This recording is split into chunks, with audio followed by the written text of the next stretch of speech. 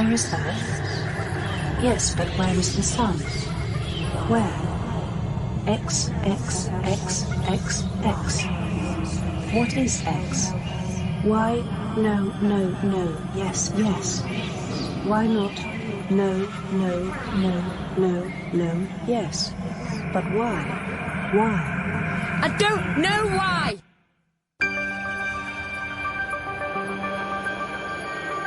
Chocky by John Wyndham.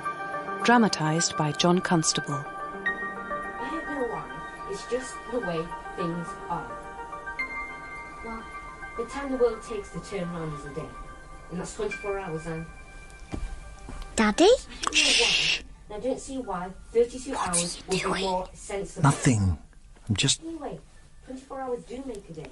Everyone knows that. He's at it again. And 7 days... What do you mean, again? He just stands there, talking to himself, and staring into space like a zombie. He's mad. Don't ever let me hear you say that again. A week just is 7 days. I expect he's on the phone to Colin. No, he's not. Look. Polly, no. You know, it's never... Thought I told you to knock before you come barging in. Oh, hi, Dad. What? Nothing. We just wondered who you were talking to, that's all. No one. Oh.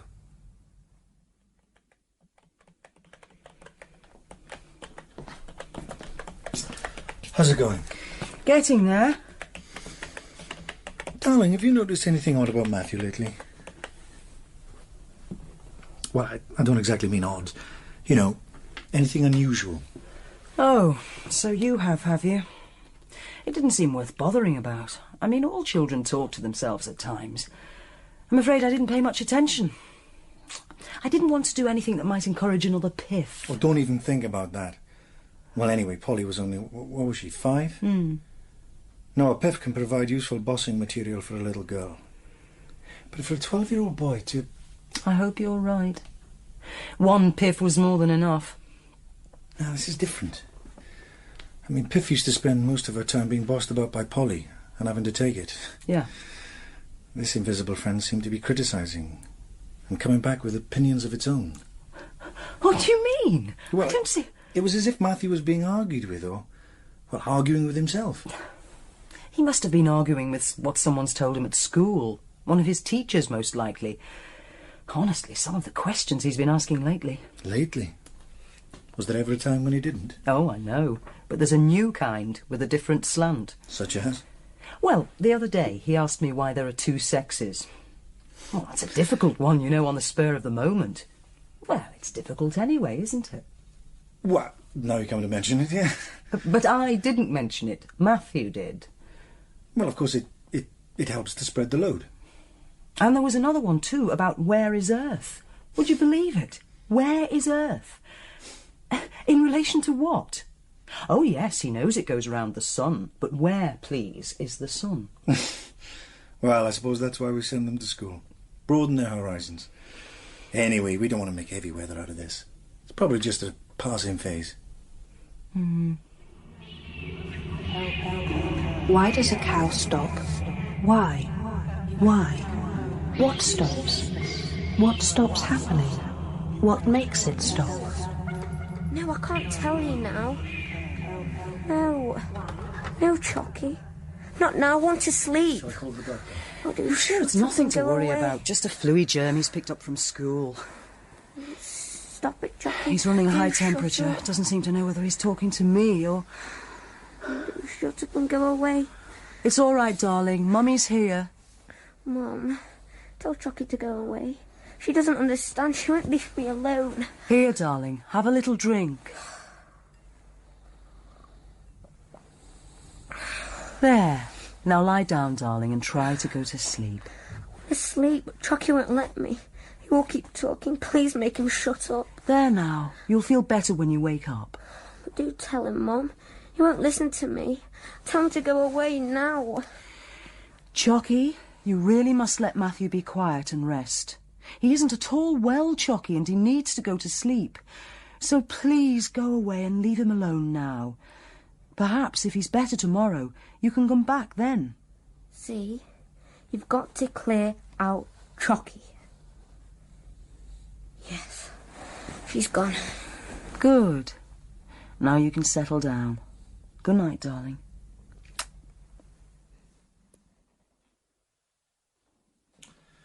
Well, what are we supposed to make of that? Aren't they astonishing? Oh, dear. It does very much look as if this family has landed with another piff. Oh, let's hope this one doesn't start occupying invisible chairs. Feeling sick in tea shops. What's odd is, did you notice? He doesn't seem clear in his own mind whether this Chocky is a him or a her. Children are usually very positive about that. They feel it's important. I wouldn't say the feeling of importance is entirely restricted to children. But you're right. It is odd. The whole thing is odd. Dad, why is it a cow stops? Why does it stop what? Well, it seems to get a bit of the way, and then it just seems to stop. I mean, it doesn't want to stay in the field, so why doesn't it just open the gate? Well, they don't know how to. What I mean is, when the farmer opens the gate, the cow knows it's time for milking and which stall to go to. And then about coming back to the field, but then... What you mean is they just stop understanding? Yeah, but why? I mean, if they've got brains enough to remember all that, why can't they remember how to open the gate? What is it that doesn't go on happening in their heads that makes them stop? Look, now you've gone and scared the poor thing. Not now, John. No, shut up. Dad, do you know what 5 X's mean? X, X, X, X, X. I can't say I do. Look, is this something to do with someone called Chocky? You know, when you were poorly, you were rambling on a bit, you know. Delirious. Sounded as if this Chocky character was pestering you with questions. It's all right, if you don't want to talk about it. It's all right, Dad. Chocky says it's all right to tell you about him. Only she doesn't want to worry Mum. Oh, I see, yes. So who exactly is this Chocky? I'm not exactly sure. I know he comes from somewhere far away, another universe. I don't even know what she looks like. She's just this voice talking and asking me questions. Look, I get a bit confused with all this he and she business. It'd be easier if I knew which Chocky is. I thought so too. But Chocky doesn't seem to know. Oh, that's a bit unusual. I mean, it's one of those things that people are generally pretty sure about. Chocky's sort of different. I explained about hims and hers, but he didn't seem to get it. Said it sounded like a pretty silly arrangement and wanted to know why it's like that. I couldn't tell her. Do you know why, Dad? Well, not exactly why, no. It's just how it is. It's one of nature's ways of managing things. Chocky keeps finding lots of things to me. She thinks animals are just a who. Sometimes she sounds like Colin's bossy sister, you know. It does sound as if Chocky inclines more to the female of the species. What do you say we call her a she? If only for the sake of grammar. Chocky's hopeless at grammar. She can't seem to get the grips with tenses and plurals.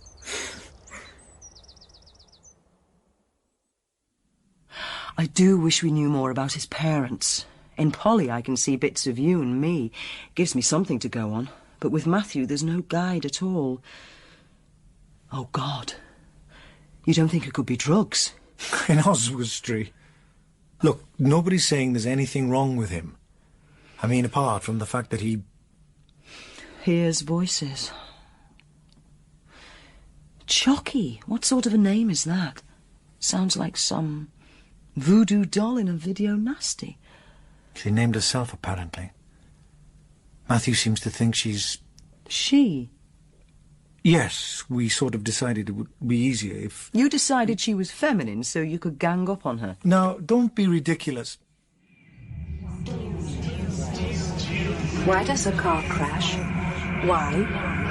Danger. Danger. Dirty. Clumsy. Ugly.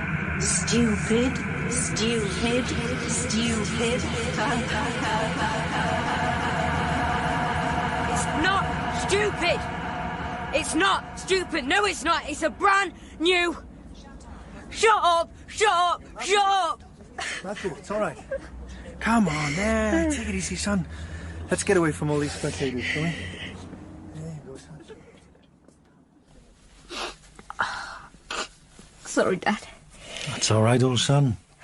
You take your time. All right now, I think. Good. But dear, oh dear, what was all that about? The car. The car?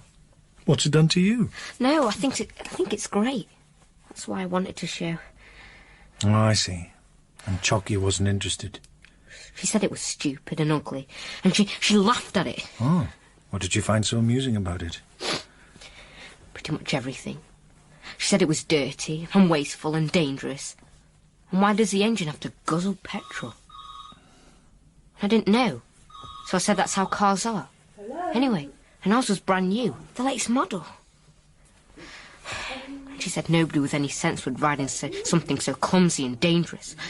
What was so great about wheels, when you can have cars that fly through the air and don't have to cough out poison and never crash into each other? There's a lot to be said for that, if you can manage it. Anyway, I don't care what she thinks. I like our new car. Tell me, Matthew, where does Chocky come from? It's one of the things we can't find out. It's too difficult. You see, if you didn't know where anything else is, how can you find out where you are? Like, no reference points? I expect that's it. But we think where Chocky lives must be a very, very long way away. Everything in her world seems so... Damn! When Janet makes her mind up, she just scatters my wits. Why on earth didn't I put her off? Oh, well. What's going on? Nothing. So when's she coming? Sunday. Matthew, come and feed the swans! Coming! You know, this Chocky affair seems to be getting more baffling by the moment. On the face of it, it's as if some sort of space invader has taken up residence in Matthew's brain. I know it sounds ridiculous, but... I can't see it's doing him much harm. Well, quite the reverse. Well, I have to admit, his interests do seem to have widened. He's even starting to take on an air of responsibility. Now, it just seems to me there's something downright screwy about a child attributing his discoveries to some sort of familiar. What does Mary make of it? Well, she frets, of course. It doesn't help that Matthew was adopted. Oh, I'm not going to blame me. Well, for advising us to adopt, good Lord, no. At the time, it was the best thing that could have happened to Mary. And then, of course, within a year, she was pregnant with Polly. I seem to recall Matthew was none too pleased. I think he was rather hoping for a baby lamb. Hey, not so pushy. Hey, careful! And one says they can break your arm with their wings. Now, the thing is, we can't help feeling we must be somehow responsible. Something in Matthew's childhood. It's only natural. Then again, all this fussing over him. That's why I was wondering if you knew of anyone who might be able to advise. You remember that chap Landis we met at the Rotary Club, do? He'd have a beardy weirdy. Of course, it's none of my business, but, well, one can't be too watchful. Doesn't it strike you as being a bit introverted? I don't think so. Ah, well, that's what I mean about the outside eye. He does to me. And my Tim says he talks to himself. A lot of children think out loud. Of course. But according to Tim, he does say some rather odd things. There is such a thing as a child having too much imagination, you know. What kind of odd things? Tim doesn't remember exactly, but they seem to him, well, distinctly odd. And let's face it, your Tim is unmistakably the healthy extrovert type. Mens tota in corpore sano and all that. Exactly. Which, of course, makes one aware of the difference between them. Oh, it's bound to. I mean, your Tim is so splendidly normal. It's hard to imagine him saying anything odd. Though I do think it's a pity that normality is scarcely achievable except at some cost to individuality. Still, there it is. That's what normal means. Average. Oh, I wouldn't call Tim average, exactly. Why, only the other day, he was asking me whether he thought... Thanks for heading her off. Though you were a bit hard on her, Tim. He's not that dull. Well, of course he's not. But your sister, my dear, is an interfering and I'm afraid not very intelligent... David! Like all parents, what she really wants is a child genius who's perfectly normal. She's right about one thing. We don't know anything about Matthew's heredity. And we certainly don't know that heredity has anything to do with it. I spoke to Dr. Icott. Well, you didn't take Matthew, did you? I decided not to. I was afraid he might see it as a breach of confidence. Well, yeah. I've nothing against Icott as a pill pusher and a measles spotter, but I don't think this is up his street. You're right, it isn't. I tried to explain to the old fool that I wasn't asking for an opinion. All I wanted was a recommendation to a suitable specialist. From which I gather that what you got was an opinion. Oh, yes. All Matthew needs is plenty of cold baths and exercise and the window open at night. Oh, please. David, we must help him somehow. What about this chap Landis? Alan mentioned. He specialises in mental disorders. And he's got a job at the Clodsley, so he must be some good at it. If he was willing to come up and take a look at Matthew, he might even be able to take it on himself. Nothing can travel faster than the speed of... Oh, here we go again. Castle Brain 5X? Well, young Gore, what do you know that Einstein didn't? Doesn't matter, sir. Oh, but it does. Any challenge to Einstein is most important. Perhaps you can tell us what travels faster. Thought, sir. Thought, Gore, is a physical process. It involves neural messages, synapses, chemical changes to the cells. You will find it is considerably slower than the speed of light. If not, a great many road accidents could be avoided. But what, Gore? Well, sir, perhaps, if you can sort of throw your mind. Sort of throw? Would project be the word? Yes, sir. If you can project your mind, space and time sort of don't count. You can go through them at once. Oh, I see. A most interesting proposition. Perhaps you yourself can perform this feat. No, sir, But you know a man who can. Well, perhaps you could bring him along sometime. I'm sure we would find it most instructive. Well, having established that nothing in the universe, with the possible exception of Matthew Gore's brain, can exceed the speed of light... Matthew, this is Mr. Landis, the friend of mine I was telling you about. Roy. Pleased to meet you, Matthew. Are you a head shrinker? Polly!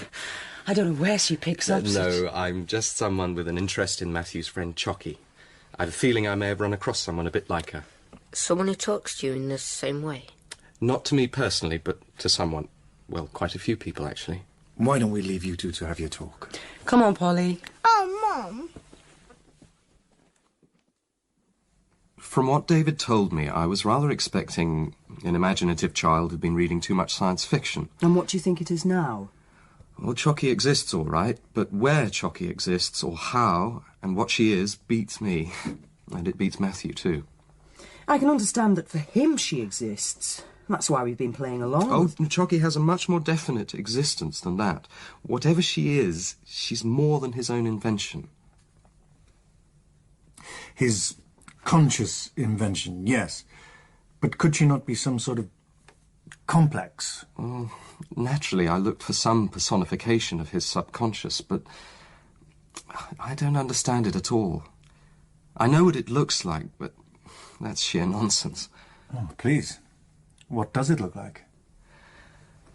More than anything I've ever come across, it looks like a case of what our unscientific ancestors used to call possession. They would have said that this Chocky is a wandering, if not wanton, spirit that has invaded Matthew. But that being, as you said, sheer nonsense.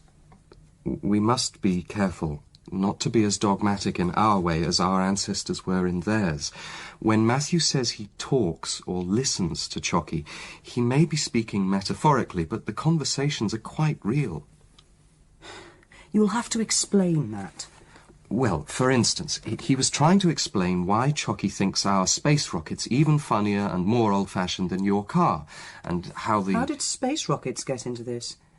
It had to do with the speed of light being too slow to allow one to cover the vast interstellar distances involved. Apparently, Chocky keeps going on about something she calls XXXXX. But there Matthew seems to lose her among ideas that are beyond his grasp. As he puts it, it won't turn into proper words. He is only 12. Well, exactly. In fact, he has an exceptionally good vocabulary for a child his age. The point is, if he were simply passing on questions he's heard, he wouldn't have that difficulty. So how do these questions get into his head without the words to formulate them? This is all rather academic. No, on the contrary, it's at the very root of the... Look, according to Chocky, our civilization is still suffering from a primitive fixation on the wheel. Now, where would a 12-year-old pick up an idea like that? Very well. Suppose we agree that subconscious promptings are to be ruled out. What's to be done about it? I don't know. I literally do not know what's got into him. I wish I did. Something has. So what it amounts to is that all you have to tell us is that you can't see any way of helping Matthew. Helping him? I'm not even sure he needs help. He doesn't particularly like this Chocky. In fact, she frequently irritates him. But she does provide him with... No, you're talking as if this Chocky really exists. Let's get this straight. Chocky is simply a name for an imaginary companion, like Polly's Piff. I'm afraid I can't have made myself clear. Piff was a child's invention. Chocky is, in some way I don't understand, objective. She comes from without, not from within. Perhaps I shouldn't have used the word possession. It isn't domination, it's more like a working arrangement. What on earth do you mean by that? Matthew has taught Chocky to only visit him at certain prearranged times when he can give her his full attention. I don't understand this. One doesn't have to be a psychologist to see the danger of a fantasy getting mixed up with reality. I agreed to David asking you because I thought you might be able to suggest how we could rid Matthew of his fantasy without harming him. Instead, you seem to have spent the day encouraging him in it, and to have become infected with it yourself.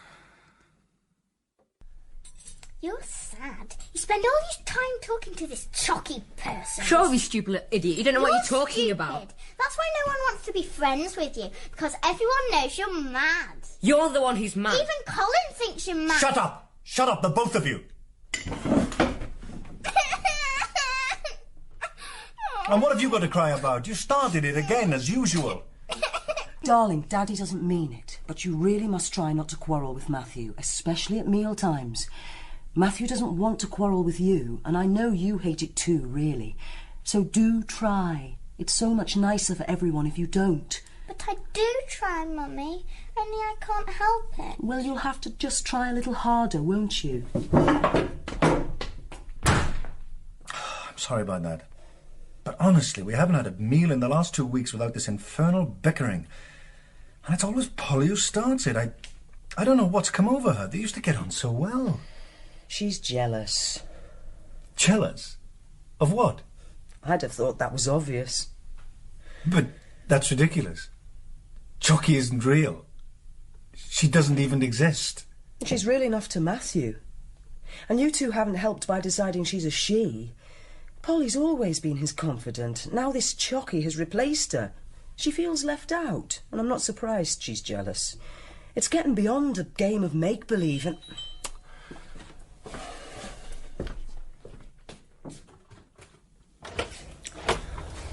Good evening, Mr. Gore. I don't expect you remember me. Stephen Caffer. I take your Matthew for maths and physics. Oh, yes. Please, come in. Here. Good evening, Mr. Caffer. Matthew's just upstairs doing his homework. Shall I call him? Oh, no, Mrs. Gore. In fact, I'd rather you didn't. It's really you I wanted to see. About Matthew, of course. Oh. Please come in. Through. Here. Yeah.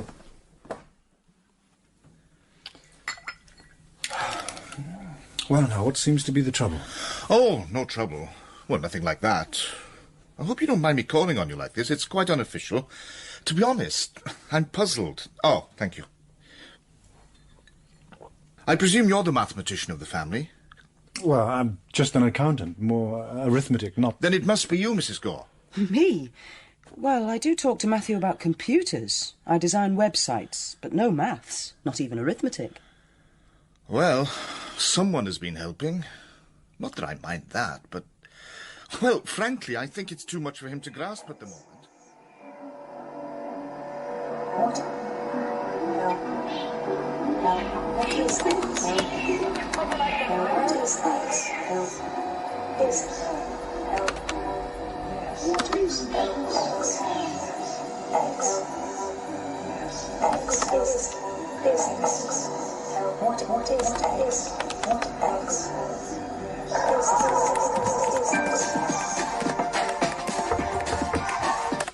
Yeah? I thought you were supposed to be doing your homework. I've done it. What? What have you been doing to poor Mr. Cathy? Nothing. He gets annoyed when I ask questions, so now I don't ask.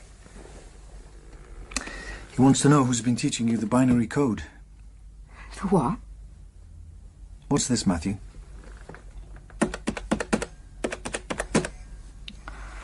Uh, 179.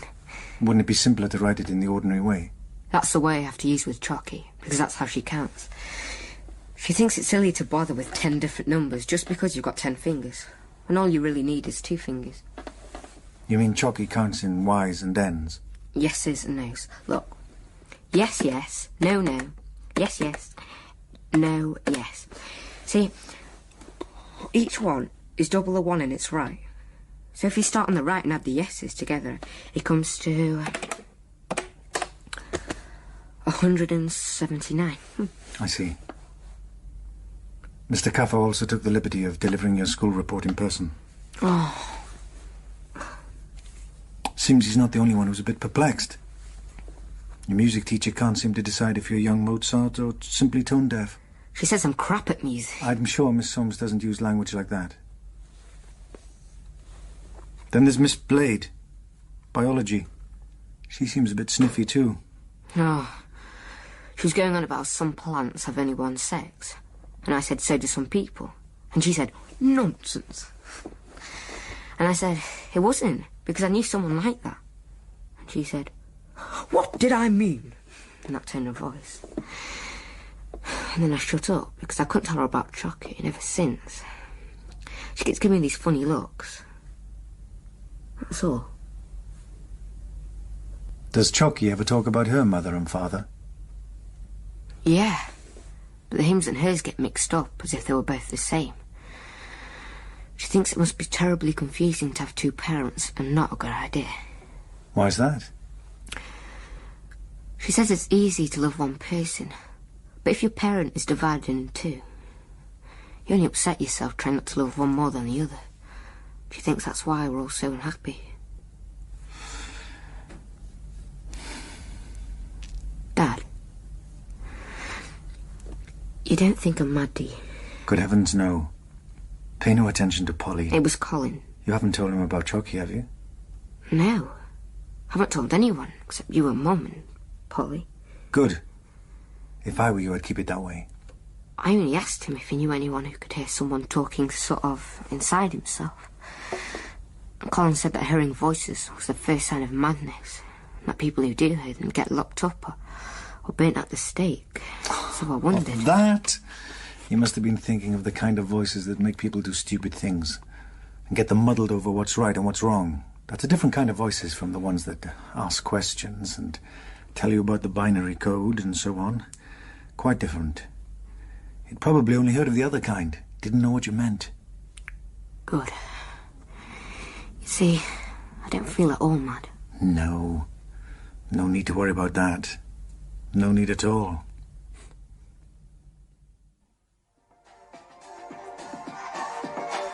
Help.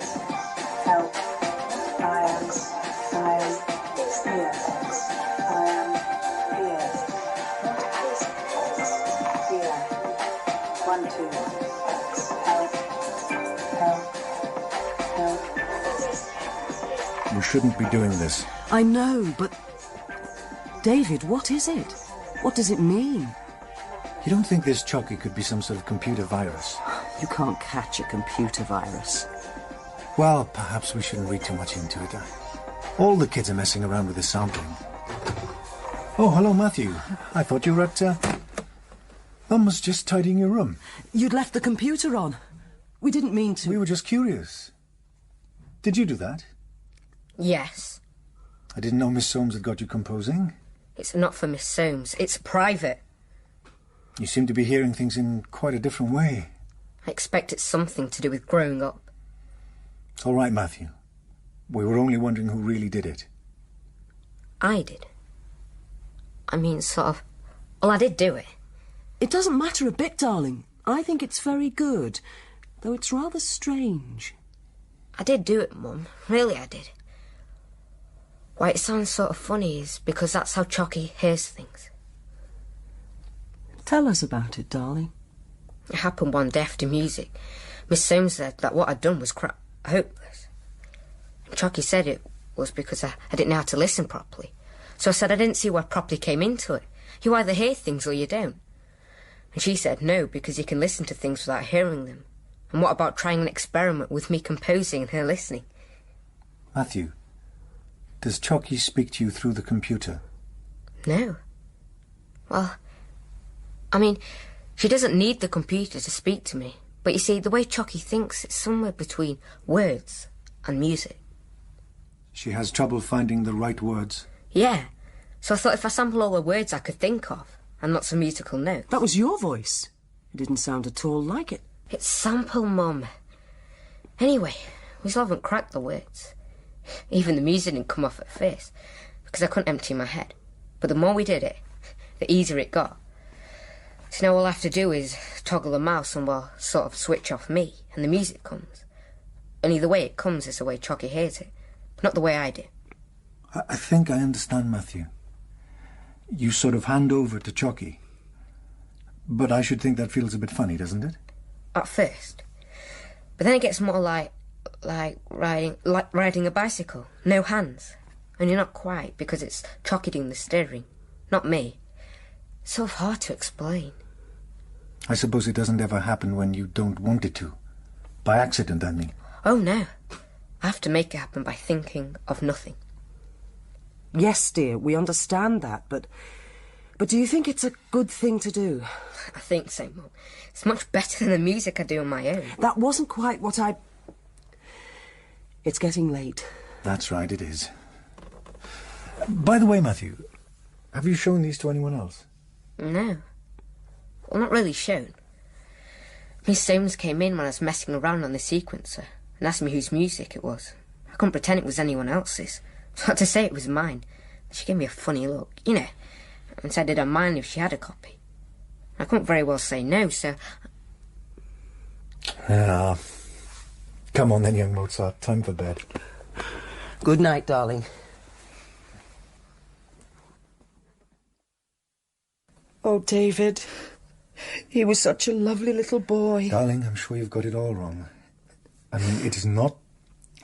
He was pretty emphatic that he's the one who decides when, and whether it happens at all. Naturally, he'd think that.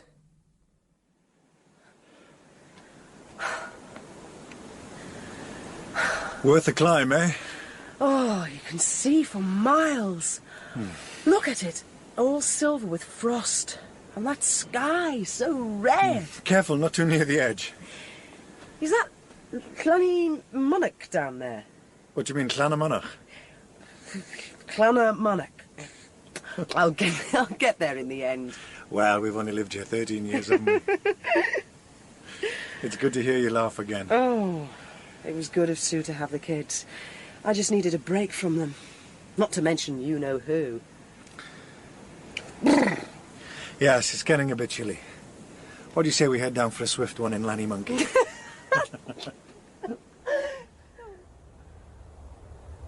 Come on, Colin. Don't be scared. It's frozen solid, look. Be careful! Auntie Sue said we weren't to go on the ice. It's all right. Must be at least a foot thick. I saw this man ride his motorbike across it, right over to the other side. Look, you can see ice in it. Is there really a swan's nest on the island? I'll show you, but we'll just have to watch out for the... Matthew!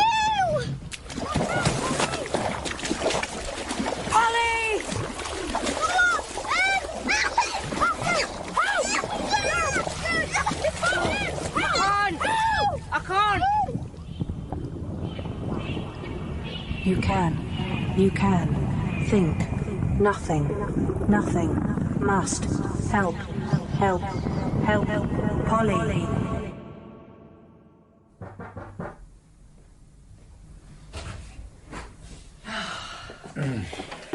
We have just seen a sunset to die for. What is it? What happened? No, not... Look, it's all right, Mary. They're safe. Matthew's upstairs in bed. Sue's taken Polly to the hospital. It's a nasty cut on her arm, but look, it's nothing serious. What happened? They fell in the mere, but they're all right. They're all right. It's a near thing, though. If it hadn't been for Matthew. Cheers. So what happened? Sue specifically told them not to go on the ice, but our Colin says Matthew decided to walk over to the island, and Polly followed him. He reckons they must have been at least 30 yards out when the ice cracked. Polly went straight into the water. Matthew tried to pull her out, but, well, you know how ice can suddenly... a huge chunk broke up just like that. You two were thrashing about in the water, and Colin thought they were done for. But then he saw Matthew striking out for Polly. Held her up for more than a minute, Colin reckons, in that freezing water. Somehow, he managed to drag her out onto the ice. Anyway, it came out all right, thank God. But if it hadn't been for Matthew...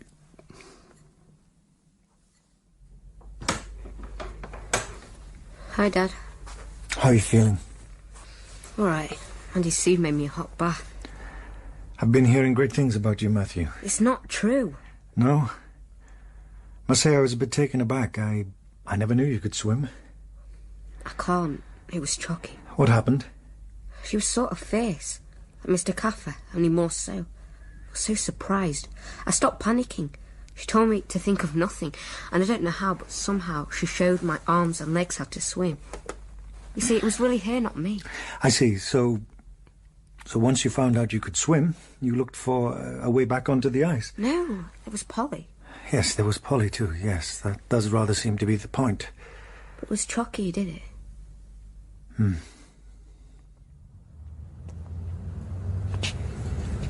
I believe that Matthew believes it. And how else can one explain it? The day before he couldn't swim a stroke. And this thing of getting out of the way and letting Chocky do it. He's been doing it to compose his music.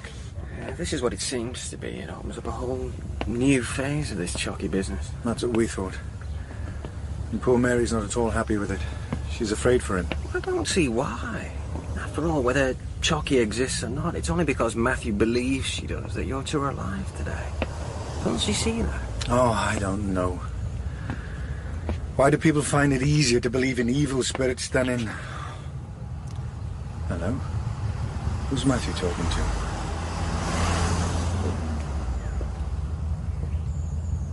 Hello, Dad. Hello. I don't think we've met. Mike Evans, sir. My dad used to run the leisure centre. I was just asking Matthew about his exploit. Quite a local hero, you know, after yesterday. Maybe, but he still has to eat. Come on, Matthew. Bye, Matthew. Bye. Who was that? Just a man. He wanted to know how Polly was. He said he's got a little girl like her, so he's interested. Most astounding of all, Matthew didn't know how to swim. The water was icy cold and I was terrified, he admitted. But then I heard a voice telling me to keep calm and how to move my arms and legs, and so I did and found that I could swim. That's Mike Evans, the man I saw talking to Matthew. He must work for the local rag. Matthew believes that the voice, which he often hears speaking to him, is the voice of his guardian angel. Shall I go and sort it out now? He'll be fast asleep by now. Besides, what's the point? What's done is done. Well, it's only a local paper. Were assimilated into medieval Christianity and have survived to this day in our folklore and seasonal rituals. This new archaeological find establishes a clear link with an Anglo-Saxon mother goddess. Now, from the influence of the ancient Angles to the incidence of a modern angel.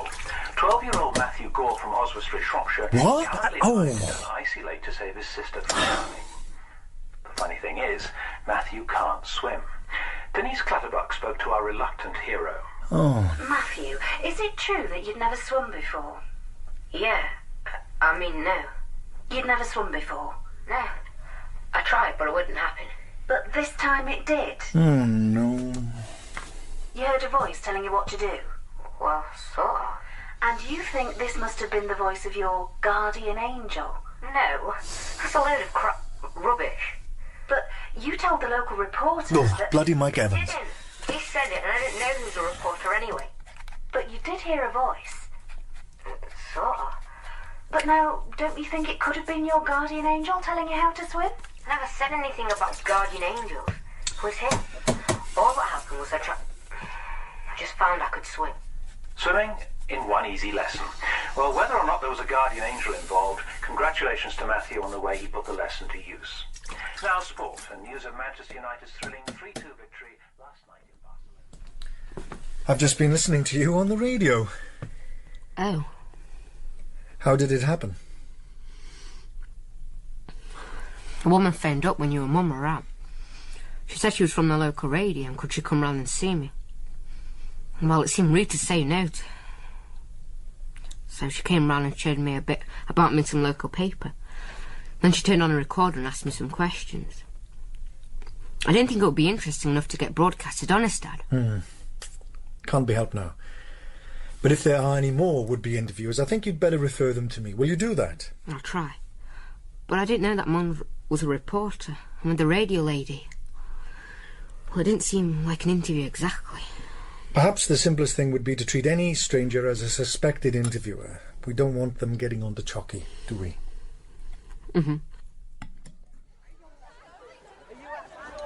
Where's your guardian angel laying now, eh? It's not true. I never said anything about guardian angels. Save you from this! Ow! Oh! Look, his eyes! His eyes!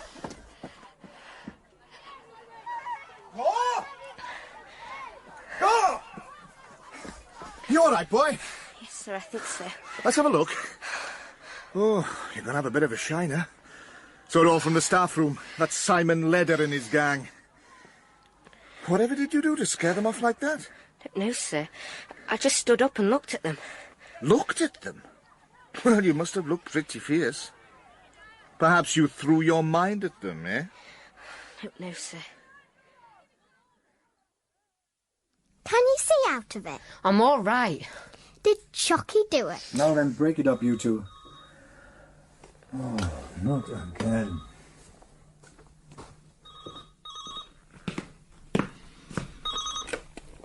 Hello? David? Oh, look. Roy, it's not a good time. Yes, I heard on the radio. Sounds like our Chocky's coming into her own. Yes, the press are onto it. Phone's been ringing all day. Well, I've been giving it a lot of thought, and I reckon Thorpe's your man, Sir William Thorpe up in Manchester. He's had some quite remarkable successes. If anyone can help, it's Thorpe. I seem to recall you were doubtful whether Matthew needed help. Well, still am. But your wife does, you know, and you yourself could do with some definite assurance, couldn't you? I could have a word with him. I'm pretty sure he'd be keen to see Matthew. I'll have to talk it through with Mary. Truancy. The Home Office was not available for comment. You're listening to Newsday. The time, 23 minutes past 8. And would you believe it? Young Matthew Gore is in the news again. I never talked to anyone. Minutes of fame on last Wednesday's Newsday. Well, get an earful of this.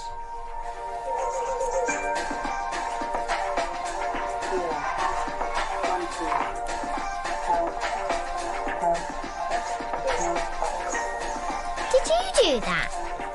Yeah. I never gave it them honest, Dad. I believe you. It's weird. 1, 2. Help.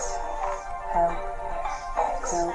What is X by 12-year-old Matthew Gore, which has just scooped first prize in the new millennial... What? Matthew! That music teacher. Well, whatever X might be, here on the Newsday programme, we don't know our bass and drums from our trip-hops. We're assured the judges were not swayed by the child prodigy's... It's outrageous. I don't know what these teachers are coming to. How they expect children to learn any manners when they're taught by people like...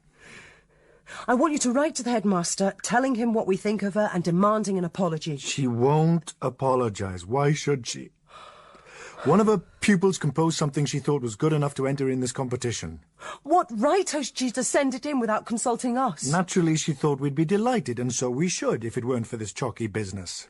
She didn't even ask Matthew. I wouldn't mind betting that right now she's expecting us to call her and say thank you.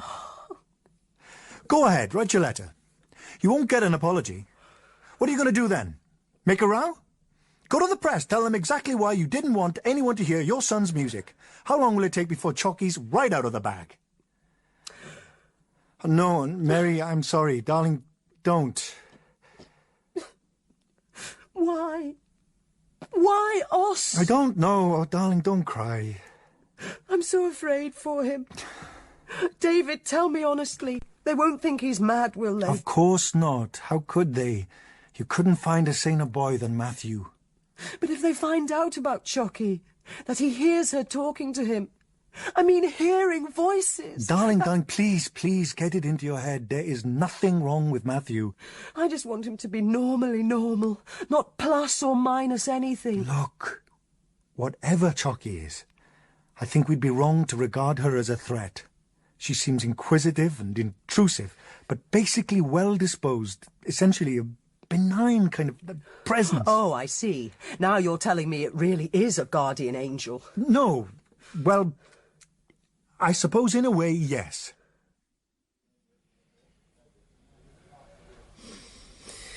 You know, David, with all this hoo-ha, Chocky's right in the wings. She'll be taking a call any moment now. What are you going to do about it? About it? What can I do except try to deal with things as they crop up? About Matthew, though, Landis has come up with a recommendation. Sir William Thorpe. Thorpe with a handle. Yeah, I know. Recently got appointed as some sort of advisory industrial psychologist on some whacking great retainer. On top of a thumping good practice. Oh, at thumping good fees? He won't be cheap. I'd have a word with Landis before you commit yourself. I don't know. It's not as if this Chocky has done him any harm. She has, in fact, saved his and Polly's lives. It's Mary I worry about. She won't be happy until Chocky has been driven out. Abolished. Exorcised. Then you'll have to pin your faith on Thorpe.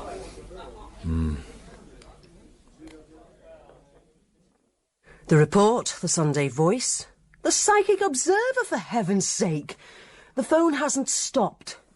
And some dotty old clergyman eager to explain that a guardian angel was a pagan concept, and asking me to show Matthew the error of his ways. Oh, and then Janet rang up. Oh, no. Oh, yes.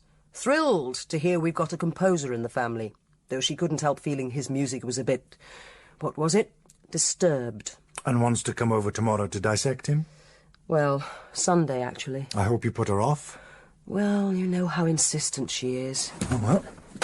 No, wait a minute. I'm damned if we're going to sit here listening to your sister taking him apart in some gloating orgy of, you know the line she'll take, gushing, inquisitive, phony commiseration for her poor sister who would have the misfortune to have a peculiar child if anyone did. I'll do it.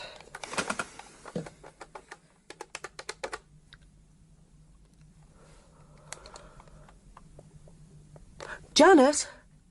Hello. Look, I'm sorry. David has already fixed up for us to spend the weekend with Alan and Sue. Yes. Sorry. I should have checked with him first. Next weekend? No. No, I'm afraid we're busy. Look, I'll give you a call when things settle down a bit.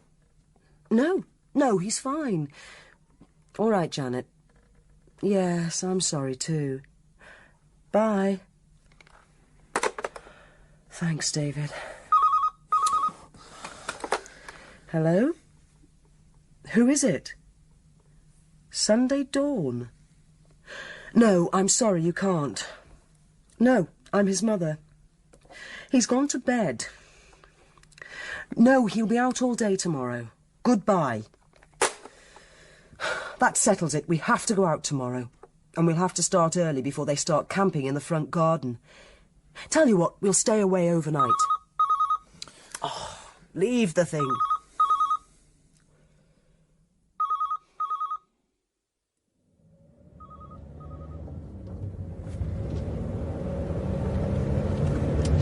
hope they don't break in while we're away. I feel like a refugee. It's all Matthew's fault. It isn't. I don't want any of it to happen. It just happened. Then it's all Chocky's fault. You ought to be grateful to Chocky. I know, but I'm not. She spoils everything. We used to have to put up with Piff. She was a bit of a nuisance. Piff was just a silly.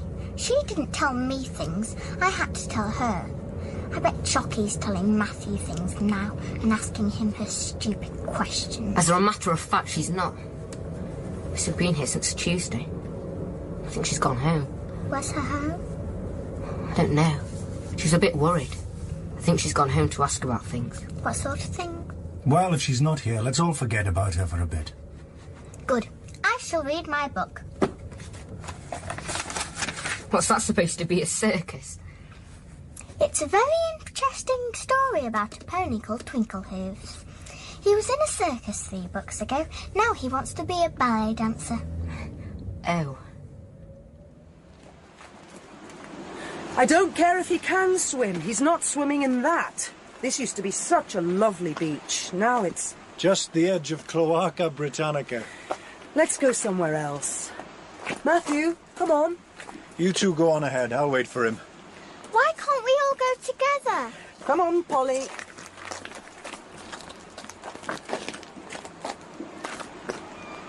Chocky's back, isn't she? How did you know? It's getting so I can read the signs. Look, do me a favour. Don't tell Mum. She'll only worry. We don't want to spoil her day any more than this place has already. Okay. Dad, I think Chocky's got a problem. How do you mean? I don't know. She keeps going on about danger and how nobody must know she's in me, and then she seems to get confused and start jabbering on about how it's all her fault, and she doesn't seem to be sure of anything anymore. I don't know what she's talking about, but it sounds really scary, like... Matthew! David! Like what? Matthew?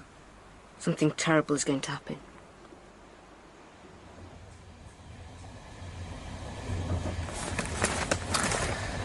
There it is in black and white. Matthew Gore, 12-year-old composer of What Is X. Not a bad photo, though I'd like to know how they got hold of it. I expect we'll arrive in Manchester to find hordes of groupies waiting to mob you. Dad! Look, I told you, I don't want to be a composer. What do you want to be? I'm going to be a physicist. Oh, are you now? So you can get your own back on poor old Mr. Cathy. I want to find out what it means. What? Life. The universe. X, X, X, X, X. Chocky says if I could just crack the X's.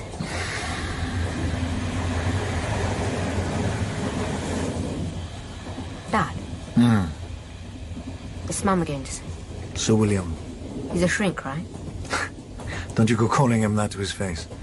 Sir William Thorpe is an eminent authority on the mysteries of the human mind. A psychiatrist. Well, that would be one way of... Now look here, Matthew.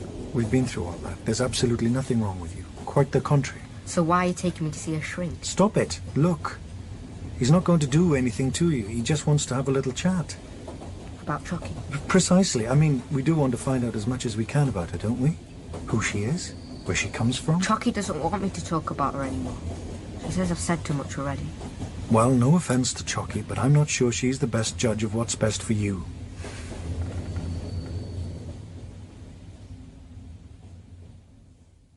So, this, Chocky character is just a figment of your imagination? Yes, sir.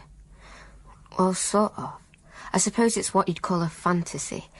I expect I was feeling a bit lonely, so I just sort of invented an imaginary friend. That must be it. And this imaginary friend has been teaching you music and quantum physics? I wouldn't know about that, sir. Oh, that's what your dad says. I've got his letter right here. They worry, you see. Parents, eh? Oh, you're a sly one, Matthew Gore, eh? I don't know what you mean, sir. Don't worry, son.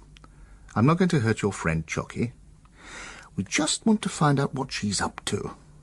What she wants from you. But I told you, she doesn't exist. Well, in that case, there's not much to talk about, eh?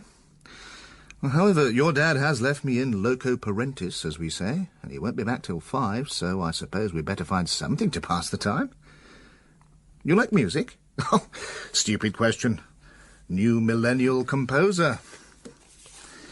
Let's see. What have we got? Ah. You'll like this.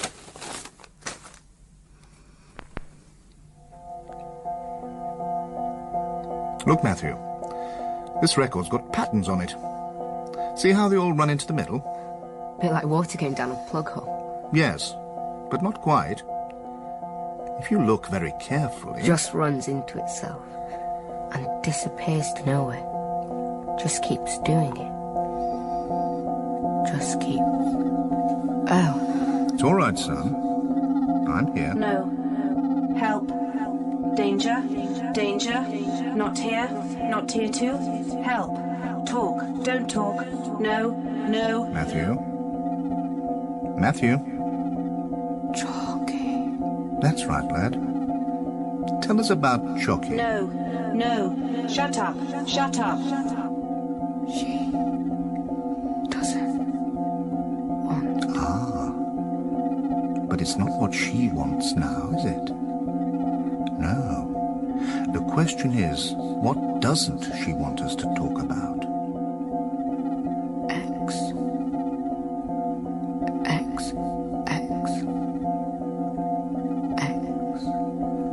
X.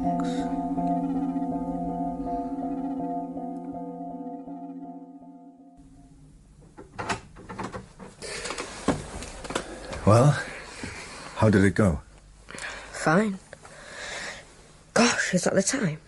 I thought I was only in there for about half an hour. What happened? Nothing much. He played me some records.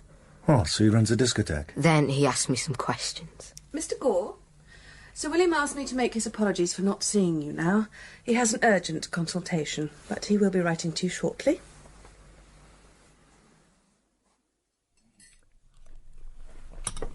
Well, aren't you going to open it? Don't speak with your mouth full. Well, Matthew. It is addressed to you, from the Royal Swimming Society, no less. Go on, darling.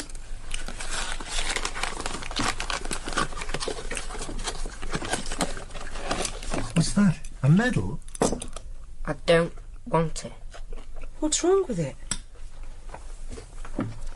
Awarded to Matthew Gore for a valorous deed. Well, that's wonderful. It's not true. It's Chocky's. She saved me and Polly. It's not fair. Aren't you feeling well, darling? I'm all right. It's not anything to do with yesterday. Did that man do something that upset you? No. I'm all right. May I be excused? But you've hardly touched your... Mary, go on then. Twinklehearst went off his food when his friend Star Eyes died. You go and brush that hair. It's disgusting. Yeah.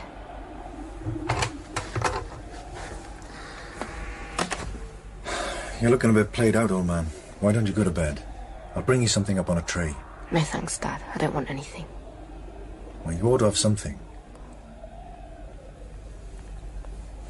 More composing. Can I hear? What on earth is that? It's where Chocky lives. It's a horrible place, isn't it? That's why she thinks our world is so beautiful. Sounds pretty grim. I suppose it must be very hot there. In the daytime. Those fuzzy bits are vapours steaming off the lake.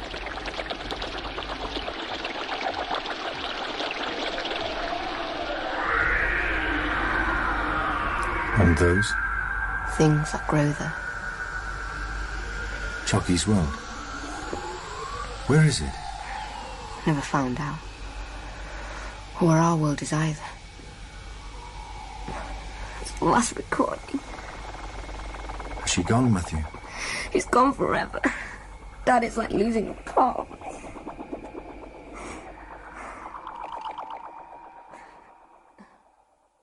Well, thank goodness for that. Maybe, but don't let him see you think that. I'd better take him up a tray. No, leave him alone. But the poor boy must eat. I think he's, well, saying goodbye to her. and finding it painful.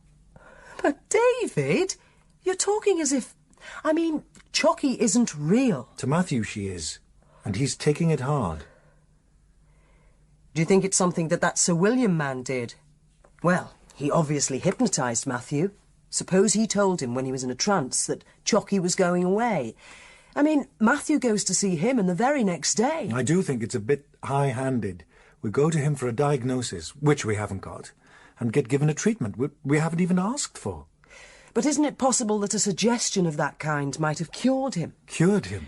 Well, I mean... Really, darling, after the swimming and the music and all the other ways he's come on, you can still think that? I can still hope that.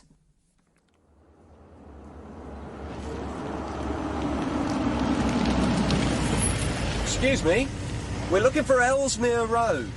Turn right at the next junction, second on the left. Thank you. Don't suppose you happen to know a house called Pointings? Mr. Gore's house? That's my house, he's my dad. Oh, it looks like we're in luck. Hop in, we'll give you a lift. Gore. G-O-R-E. Matthew. No? You're quite sure? Yes, of course, thank you. Hello, darling. Matthew's not come home. I'm ringing the hospitals. I called the school first. He left at the usual time. So then I tried the police. They promised to ring us if they had any news. I've done the hospitals. Oh, David, thank goodness you're back. I've been imagining all sorts of things. Look, drink this, it'll do you good. I thought everything would be all right once the Chocky business was over. But he's closed up. He doesn't say anything. Not to me. And now just to go off like this. David, you don't think... No, of course not. And you mustn't either. He's been keeping it all bottled up. Look, assuming your man Thorpe has somehow succeeded in driving Chocky out, well, of course, it had come as a bit of a shock to Matthew. He'd got used to having her around, but, well, I can't see him doing anything silly. You really think so? You're not just saying that. But why wouldn't he call? He knows how we worry. Yes, that's what worries me. There. That didn't hurt a bit. The injections are to make your leg better. Where am I? You're in hospital, don't you remember? You were in an accident. Accident? Does my dad know? We told him you're doing fine. He'll come and see you as soon as he can. Now, tell me some more about Chocky. Yes. No. Of course. Thank you, Inspector. Well? What? Someone saw a boy of Matthew's description talking to a man in a big car.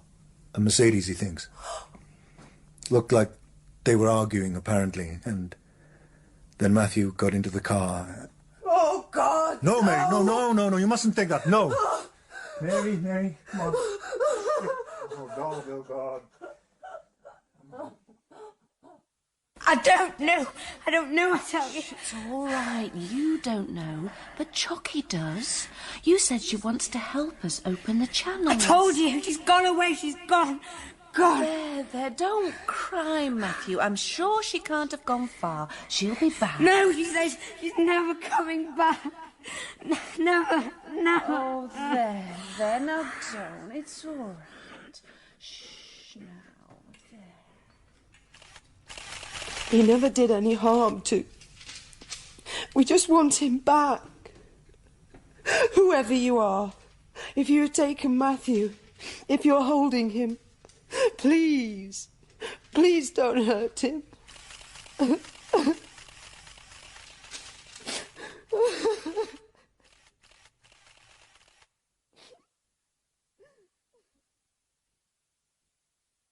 I bet he's been kidnapped. He'll probably get a note demanding an enormous ransom. We don't keep enormous ransoms around here. Or abducted by aliens. Maybe Chocky and their friends. Oh, for heaven's sake, Polly, just... When Twinklehoos was kidnapped, they tried to turn her into a pit pony. Shut up! Either shut up or go away.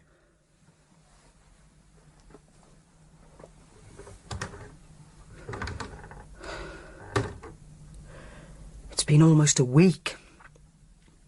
Nothing. Well, his picture's in all the papers. And it was on the news. And what with all the other publicity, well, let's just hope some good will come of it. You never think it'll happen to you. Try not to think about it. Hello? No, Janet, no news.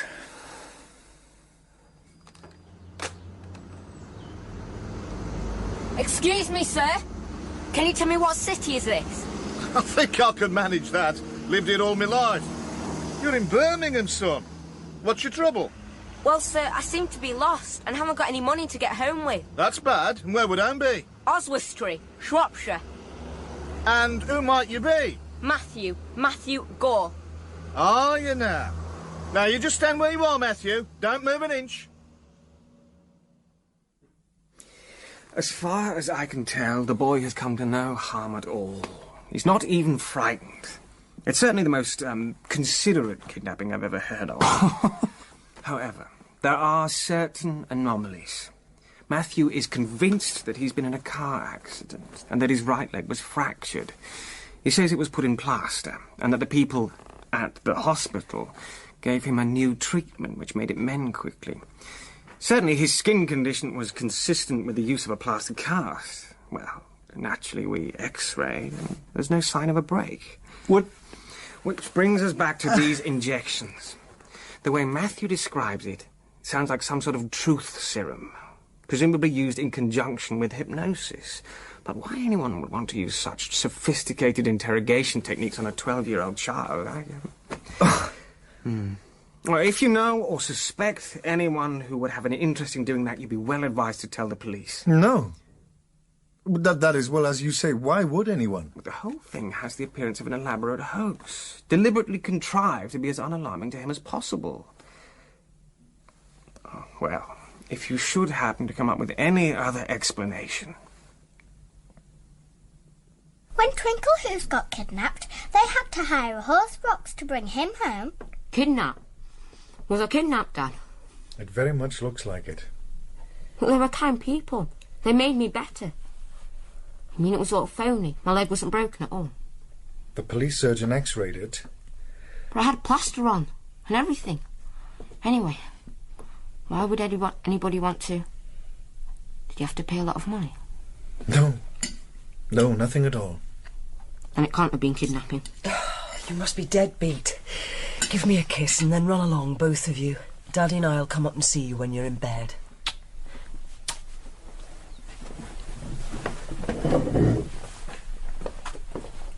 Oh, well, what are we supposed to make of... Oh, Mary. Oh, darling, it's all right now. It's all right.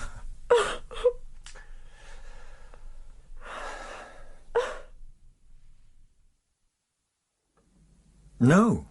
Complete mystery. Well, he seems to be none the worse for wear. Thanks, Alan. Bye. Where's Mum? In bed, where you should be. What's the matter? It's Chocky. Ah. I thought she'd gone away for good. She did. But she's come back now.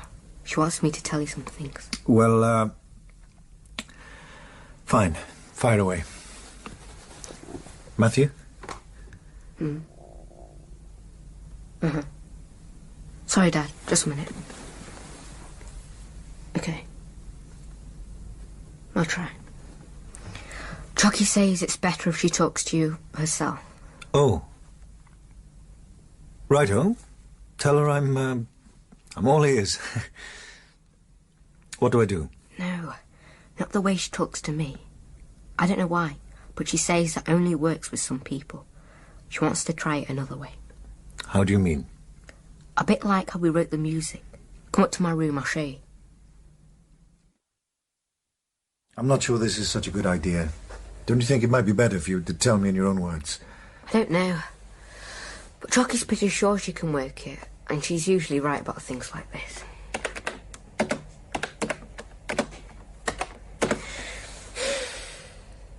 I'm going to think of nothing.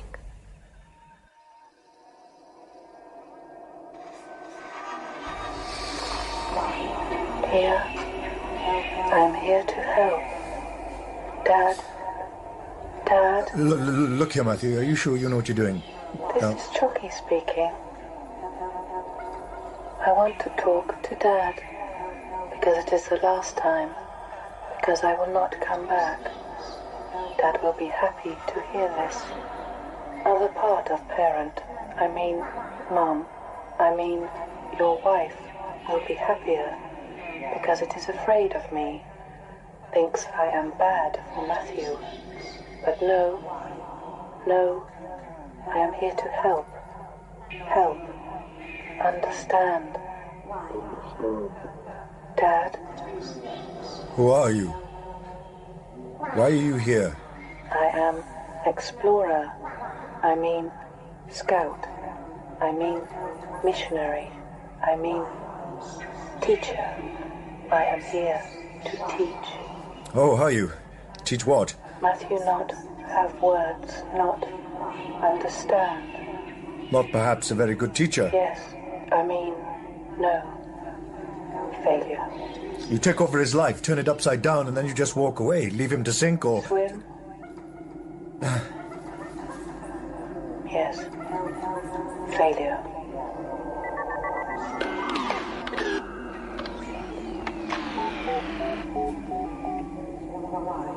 Where do you come from? Not know. Far away. Far? How far? Not know. Many, many parsecs. Oh. And why did you come here?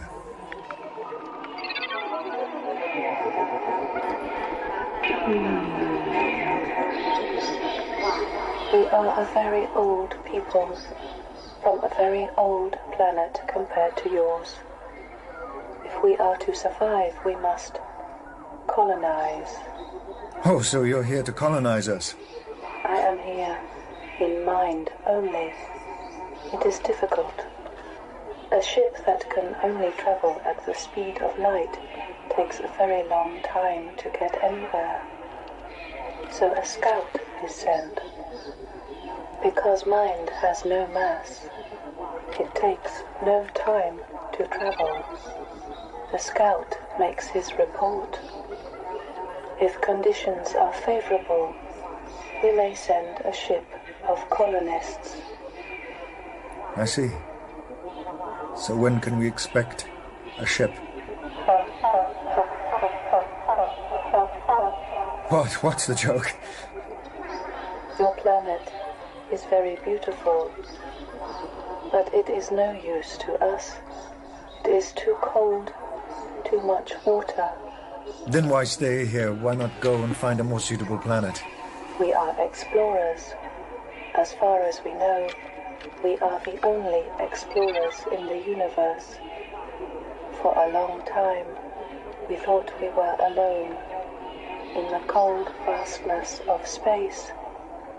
Intelligent life is so very rare, the rarest thing in creation, but the most precious. It is the only thing that gives meaning to the universe. Without it, nothing begins, nothing ends, only the mindless babble of chaos. So all intelligent life has some sort of sacred duty to nurture other intelligent life forms? Yes. Nurture. Foster. Foster? Frustrated intelligence must have its bounds broken. Why does a cow stop? Narrow-channeled. I am here to help. Open channels. So to you, were all of us just children? Or how do you see the intelligent life on this planet? Narrow-channeled. Yes, no, universe. This, that, him, her, me, you, here, there. You mean we're stuck in some sort of dualistic... Yes, stuck in primitive groove. It seems to us we've made quite a bit of progress. What? You consume more. power, yet your resources remain finite. This is not progress. Progress is an advance towards an objective. What is your objective? You do not know. So you squander your resources. When they are spent, you will be back where you were before you found them, condemned to degenerate on wasted assets. So what, in your opinion, should we be using them to do? Break out of the closed circle. Tap into a source of infinite power. I see, I think. And what is this source of infinite power? X, X, X, X, X. And what is X? Matthew has no word for it, because X cannot be thought in words. X is a concept he cannot grasp. I'm afraid he's not the only one. X is here, in the music. Listen, Dad. Listen to my music.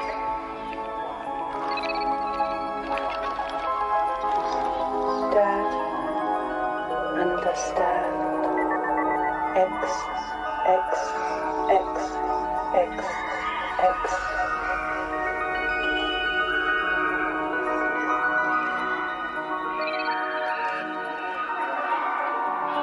I show you X, X, X, X, X.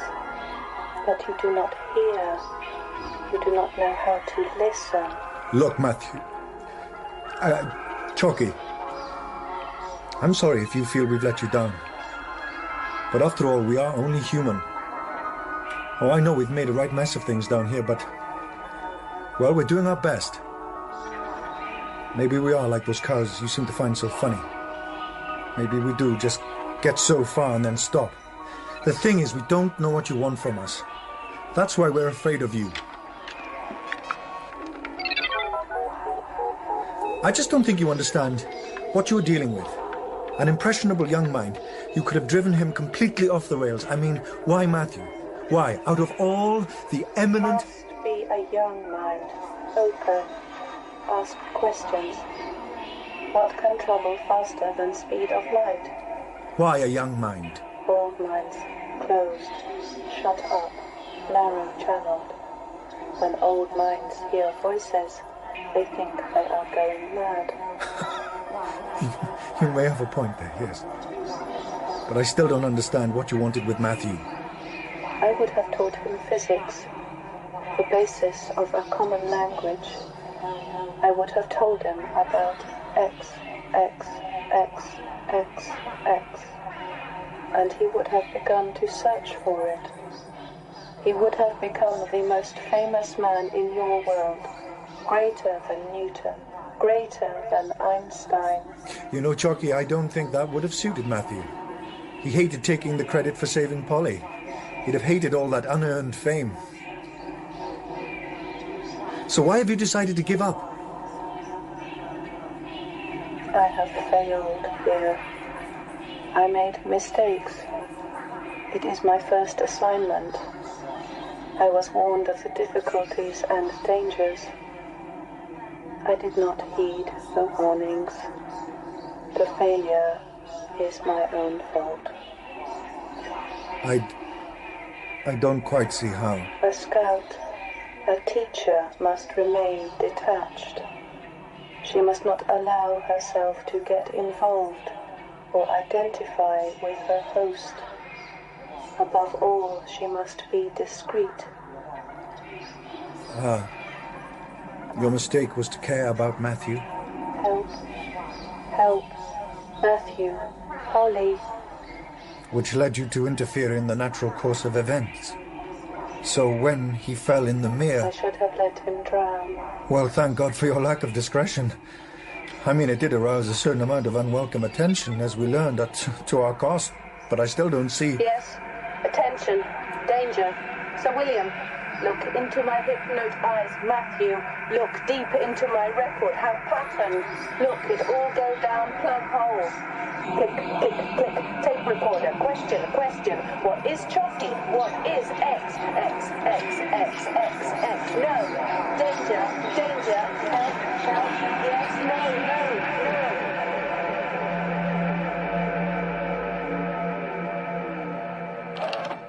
Matthew! Matthew! I'm gonna switch this thing off right now. No, leave it! For God's sakes, Chocky, if you care about Matthew, why subject him to all this? First of all, you tell him you're going away, forever. Then you're back, and then you're off again. Poor boy doesn't know whether he's coming or going. Chocky? Can you hear me? Chocky?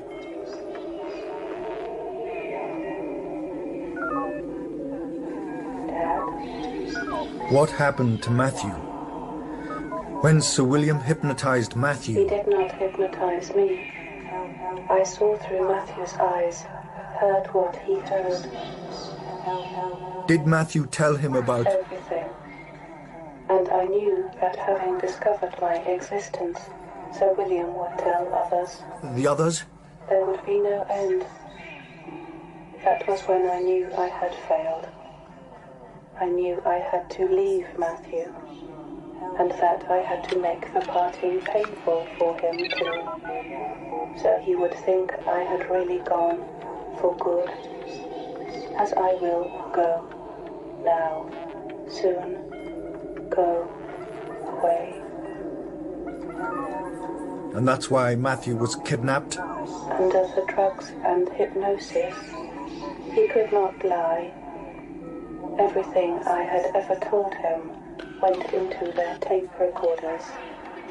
Their recordings included his pain at my leaving. His sadness convinced them it was true. But I don't understand. If, as you say, your purpose was to teach us how to tap the X's and whatnot, you had the whole thing on a plate. Whoever kidnapped Matthew wanted to know what you want to tell them. And yet, instead of seizing the opportunity, you withdraw. It doesn't make sense. You do not know your own world. There are vested interests. Oil, gas, coal, atomic, power empires. How much would they be willing to pay to protect their interests? To stop a threat to their very existence? £1 million? 100 million? How much is a little boy's life worth? I tell you this because Matthew will be watched. They may have already bugged his room. It does not matter because this time I am going away for good. If you are wise, you will discourage him from taking up physics or any science. Do nothing to feed their suspicions. He is beginning to learn how to hear things, to make music. As a musician, he will be safe. You're going back to your own world? No. I have my work to do here. But this failure makes it much more difficult. They will be watching for me now. You think you can still do it in spite of that? I must do it. It is my duty as one intelligent life form to another. But now it will have to be done differently. An idea for one man, a flash of inspiration for another. More and more little pieces, innocuous in themselves, until one day it all comes together. The puzzle will be solved, the secret out, X, X, X, X, X, revealed.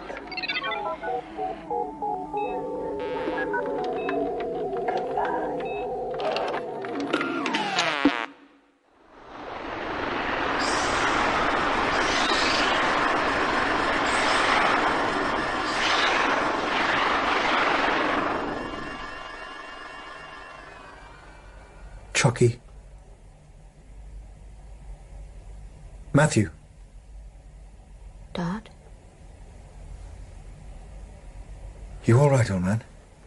Yeah. Dad, you have to go now. Chocky wants to say goodbye. I thought she'd just... To me. She wants to say goodbye to me. Oh. All right. Goodbye, Chocky.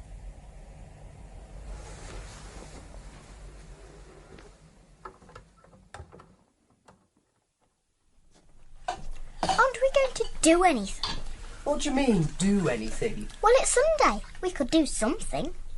When Twinklehoos got back from being kidnapped, they put on a special gymkhana for him. I bet he won all the events too. Well, of course he did. It was his party. No gymkhanas and no other jamborees. Matthew and I are going to take a quiet stroll, aren't we? It's going to be a bit dull. She made me notice things more.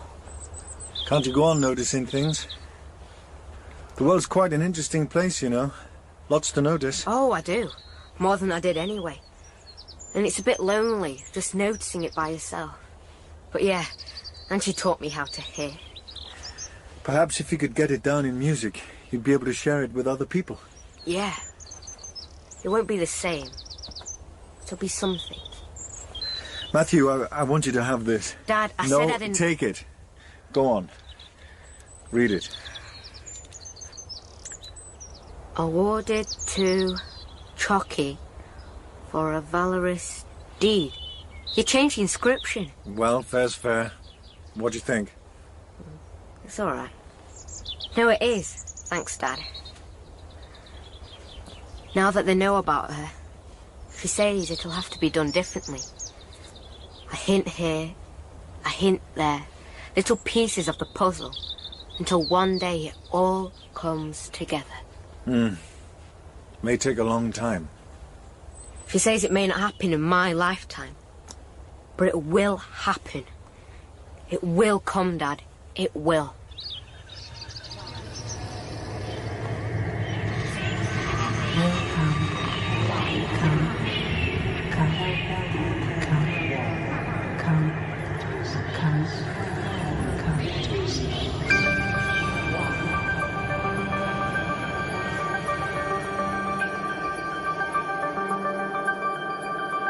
In Chocky, David Gore was played by Owen Teale.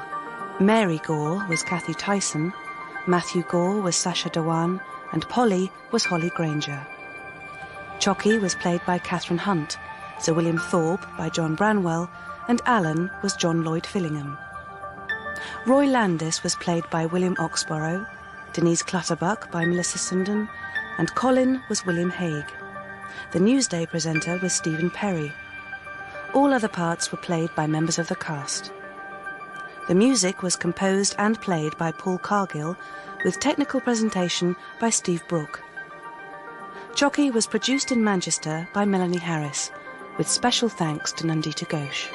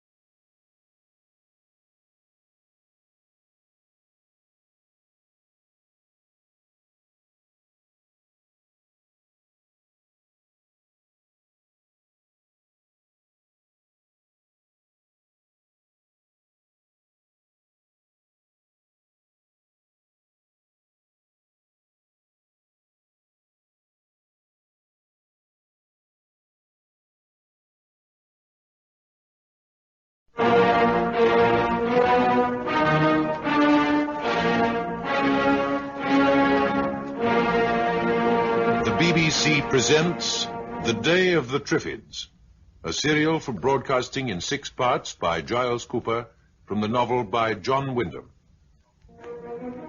Episode 1, The End Begins.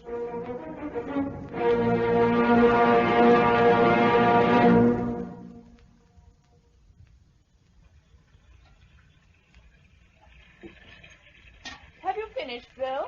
Nearly. 1 or 2 things to dry. I'll give you a hand. Cloth coming over. What's this thing? A very special retort. Be careful, it took a long time to make. Chemical glassware always looks as though you could make coffee in it. I dare say you could if there was such a thing as coffee these days. How are you getting on? Not bad. We need more coal. You had a ton the other day. Oh, I want a lot more than that. Darling, what are you going to do with it? Boil up seawater for salt. Then make metallic sodium, then sodium cyanide, I hope. Surely there's an easier way of getting salt. The nearest mine's in Worcestershire. And the nearest coal mine? In Kent. And how do you get there from the Isle of Wight in these hard times? There's a tank landing craft lying off Cowes. She's quite sound, and Michael thinks he can get the engines running. I'm going to suggest to the committee that we load her up with a bulldozer and 6 trucks, run along the coast to Dover, and see if we can't bash our way through. You may not get much of a welcome from the miners. We'll take some flour and cloth to trade with them. If there are any. There were last month. Ivan was over there in the helicopter. They're fairly well organized and quite friendly. We might start a regular trade. Far better than raiding household stocks in Portsmouth. You know, it's surprising that. How little there is in people's coal cellars. It was May. When it happened? Oh, yes. It's May now. 6 years ago. Oh, come in. Oh, good. Bill, I've caught you. And Josella. Hello, Elspeth. We were just knocking on. Oh, no, you're not. I've got this thing working, and you're going to use it. What is it? A tape recorder. Oh, we've got it geared to the voltage of the generator at long last, and you're both going to talk to it. Say what? Everything. It's for the history. Why me? Because you were in on the disaster before it even happened. From the Triffid angle, at any rate. Couldn't I just write it down? No. 2 reasons. 1, you'll never do it, and 2, the girl who will transcribe it is blind. As you very well know, seeing she's one of your wives. Sheila? Yes. Now, come on. Well, surely there's no reason to start tonight. I've got to take advantage of every minute the generator's on. Now, off you go. Well, Lord, I don't know. It's difficult to think oneself back into the middle 50s. Well, half the things we've been talking about would mean nothing to someone living then. Have a heart, Bill. We were living then. Oh, you can't have been more than 3. Go on, Bill. I was 9 when a man called Umberto Palangueth was shown into the office of the managing director of the Arctic and European Fish Oil Company. It wasn't the first time he had been there. Ah, Mr. Palangueth, do sit down. I'm afraid I was in conference last time you came. Yes. We analyzed that sample of oil which you left for us. Yes. Very interesting. I imagine that you might think so. A vegetable oil, of course. But with a far higher vitamin content than any of your fish oils. Oh, yes. Yes, I agree. As a matter of fact, to be candid, we've never seen anything quite like it. You will. It will be on the market in quantity in about 8 years from now. Oh, yes? Not if you can help it, is that what you're thinking? I wouldn't put it quite as crudely as that. No. But I am a crude fellow, so I'll say it for you. Also, I will tell you that you haven't got a hope of stopping it. The experimental station where this sample was produced is a long way off, both in geography and in ideology. What is your nationality, Mr. Palangueth? South American and quite irrelevant. I am a citizen of the world, not without friends. I heard they were experimenting with sunflower seed oil, but it isn't that. No, not sunflowers. Some kind of nut? No. I understand it is an entirely new species. Here is a picture of it.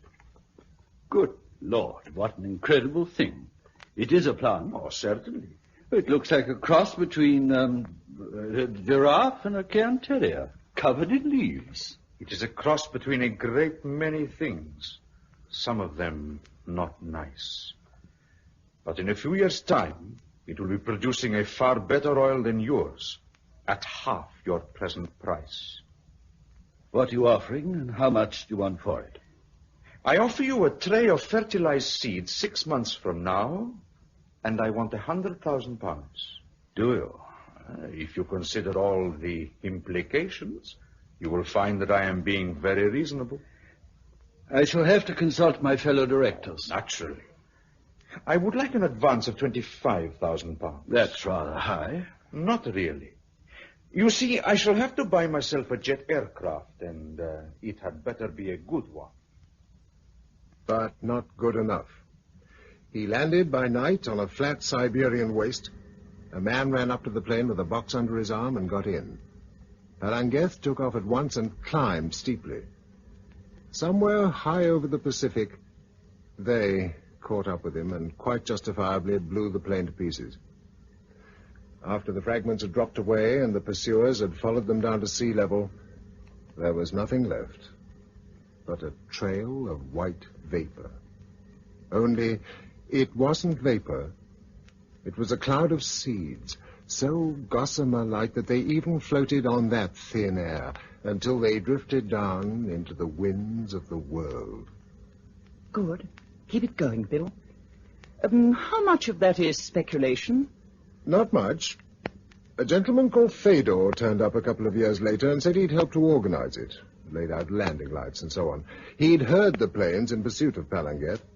Besides, there's no other way to account for the fact that Triffids suddenly appeared in half a dozen different parts of the world at once. We even had one in our back garden. I was 15 at the time. Dad, do you know there's a mystery behind the compost heap? Go on with you. Pull the other one. No, really. It's a peculiar plant. Do come and look. Between the Burberrys and the fence. There. My word, yes, Billy, you're right. It's very odd indeed. I can't find it in any of the books. Not Flowers of the Field or anything. It looks kind of foreign. There's a sort of coiled thing, like a fern shoot in that trumpet-shaped thing at the top of the stem. Look. And a lot of dead flies floating about inside. It's no beauty, whatever it is. We'll dig it up next time we're having a bonfire. Oh, no, Dad. Please not. What do you want to do with it? Oh, study it. You know, take its measurements and keep a record of its growth. All right, then. But I wish you'd spend as much time on arithmetic as you do on nature study. Oh, Dad, it's not nature study. I was standing beside it yesterday when the 4 little twigs at the base of the stem began to vibrate against it. They made a sort of pattering sound. This is new. I've applied for a job I saw in the paper. It's to be a trainee with the Arctic and European Oil Company Limited. I think it's palm oil and whales and groundnuts. It might be interesting, but I don't expect I shall get it. Do sit down, Mr. Mason. Oh, William Mason, sir. Ah, yes. My name's Lucknor. I'm in charge of research. Now, tell me something about yourself. What sort of thing, sir? Oh, what you like doing, why you want to join Arctic European. Just talk to me. Well, sir, I'm interested in plants and animals and things that live. Mm-hmm. I don't like figures much, or sitting at a desk. Now, what experience have you? Biology at school. It was my best subject. And I've done some research on my own. On what? Well, there's a plant in our garden that nobody knows about, and I've kept a sort of record of it. What does it look like? It has a circular bowl covered with leaves, which at present is 210.5 centimeters in circumference. From it springs a stem which is 82 centimeters in circumference and 120 centimeters in height from the bowl. The whole plant standing 210 centimeters from the ground. Yes, that's very thorough. Now tell me what it looks like. Oh, like a kind of shaggy, leafy giraffe with no legs. What? And a leafy calyx where the head would be. I'm sorry, it's not a very good description. Oh, yes, it is. Has it got 4 twiglets growing straight up from the base of the stem? Yes. And inside the calyx a coiled thing which might be a stamen? Yes, that's it. Indeed it is. Get me the chairman, would you? How long has it been there? 6 months since I noticed it. Oh, but it was well established then. Are you... Walter Lucknor, sir. I've a young man sitting in front of me who's been growing a Triffid in his back garden. Yes, sir, I will. We're going up to see him. He'll be free in a moment. Triffid? Is that what it's called? Yes, and in 2 years' time, it will be the reason for this company's existence. But what does it do? Produces an oil that wipes the floor with any of our present products. Some seeds were accidentally dispersed a year or two ago, and we've just had reports that specimens have been found in the tropics. I'm going out to Ecuador next week to bring some home. Yours is the first reported in a temperate country. Oh, but why Triffid? Surely that means three-pronged. Yours hasn't walked yet, I take it. Walked? Obviously not. But when it's between 18 months and 2 years old, it will lift its 3 main roots from the ground and walk on them. Hence, Triffid. But no plants walk, sir. They do now.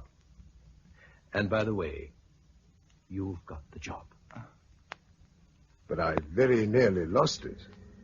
I went home hopping with excitement, and the first thing I did was to go into the garden and take a look at my Triffid.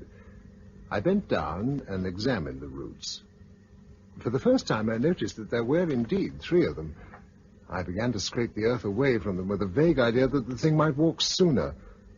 I was conscious of a slight movement above me, and then something cracked across my face like a whip. I woke up in bed with a puzzled-looking doctor standing over me. I was the first person in England to be stung by a Triffid. Yes. And how did you survive it? Simply because it wasn't fully grown. By the time I'd recovered, Walter was back from Ecuador with a dozen mature specimens, and he'd already discovered that the sting would kill a man instantly. He'd also discovered that if you cut the sting off, the Triffid was harmless. Well, I went down to Worthing with him, and we set up the first Triffid nursery together.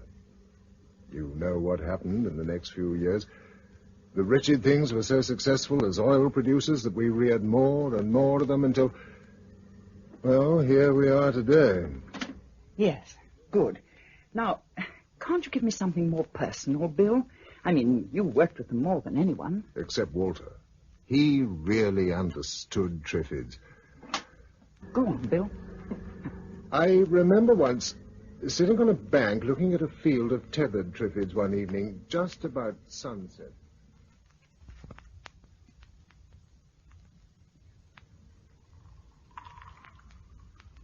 What a row they're making. Yes. They're talkative tonight, aren't they? I wonder if it's the weather. They seem to do it more when it's dry. Do you talk more when it's dry? Talk? Yes, do you? Well, you don't really think that's what they're doing? Well, why not? Well, it's absurd. Plants talking to each other. You once said they couldn't walk. Yes, but that's a mechanical thing. If they talked, it would mean they had some intelligence. Haven't you ever noticed that when they sting, they seem to go for the face of the hands? Yes. And especially for the eyes. Well, that's probably accidental. Possibly. But it could be because they want to reduce our advantage. Sight is our only advantage, you know. What, over those vegetables? Yes. Now, you just think. If you were blind and alone in a field with a Triffid, what could you do? For a start, you'd starve to death. But the Triffid wouldn't. It could exist on flies until it found you. Then it would only have to root itself beside your body and wait. That's a nice thought. And here's another one. In some parts of Africa, they've been known to surround villages at night and kill the inhabitants. But we've never found anything like a brain. They're the same as any other plant when you dissect them. All the same, if there was some catastrophe which made us weaker, it would automatically make them stronger. Especially now we've stopped docking them to improve their quality. Well, I don't see what catastrophe. Probably none. But the scientists have been playing with some pretty odd things lately. Look at all these artificial satellites. Nobody knows what's in them or how many there are, or how controllable they may be. But do you really think there's anything to worry about? I don't know. Anyhow, it's no use worrying. While there's money in Triffids, there'll be Triffids. We'll tap this lot tomorrow. Have my mask and gloves ready, will you? I've often wondered what happened to Walter. He'd have been useful to us now. It was a year afterwards that he saved my eyesight and my life. We were examining some specimens when one of them smacked out at me with its sting, and a few drops of poison came through the meshes of the mask and went into my eyes. He got me back to the lab at once and gave me the antidote, but I had to go into hospital for a week or two. They sent me to St. Mary's, right in the middle of London. I'd been there 10 days when the night of the green flashes took place. You probably remember how reports came in over the air all day long from places which were already having their night, telling of a fantastic display of lights in the upper atmosphere, and by evening, everyone who could get to a window or climb on a roof was gazing up, hoping for a free firework display.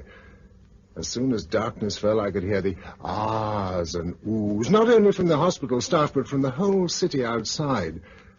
I began to feel that a gigantic party was being given to which only I had not been invited. Do shut the window, nurse. Oh, it's marvellous, Mr. Mason. Really it is. They say it's a comet, you know. Green and white flashes all over the sky. And bright red buses clashing their gears all down the street, I know. Surely you can see just as well with it shut. Aren't we just in a bad mood tonight? Oh, of course. It's a shame, really, you having your eyes still bandaged. Still, it's not for long now. What time tomorrow will they do the unbandaging? Sister said 11:30, but Mr. Palmer may be a bit late. Oh, what's happened? Oh, that was a bright one. It lit up the whole room. You could see everybody standing on the rooftops watching. Oh, there's another. It's quite dazzling. Oh, what a pity you couldn't see it. Yes, isn't it? Now, do go away. There's a good girl. Have you everything you want? Yes, I think so. Is the radio there where it should be? Yes. Then I'll leave you for some now. Music. I look in later to see you're settled down. Good night. Good night. Oh, and there's another tremendous flash right across the whole sky. I expect you can hear the crowd. They're like children at a firework display. From where I'm standing on the top of Primrose Hill, I can see hundreds of faces all turned upwards to watch this astonishing spectacle which began over the Pacific 12 hours ago and by now must have been seen by 90% of the world's population. It's believed that the Earth is passing through a belt of meteoric debris caused by the passing of a comet, and I really do urge anyone who possibly can to watch it. The whole sky is pulsating with vivid streaks and flashes of light, and the whole of London, right across to the Surrey Hills, stands out brilliantly in the hard green glare. All the usual features of a London crowd are present, from the man with a sandwich board announcing the end of the world to the man you can probably hear not far away from me. Yes, he's doing quite a good trade, too. Some of the brighter flashes really make you blink. Oh, there's a splendid one right across. Oh, shut up and let me get some sleep.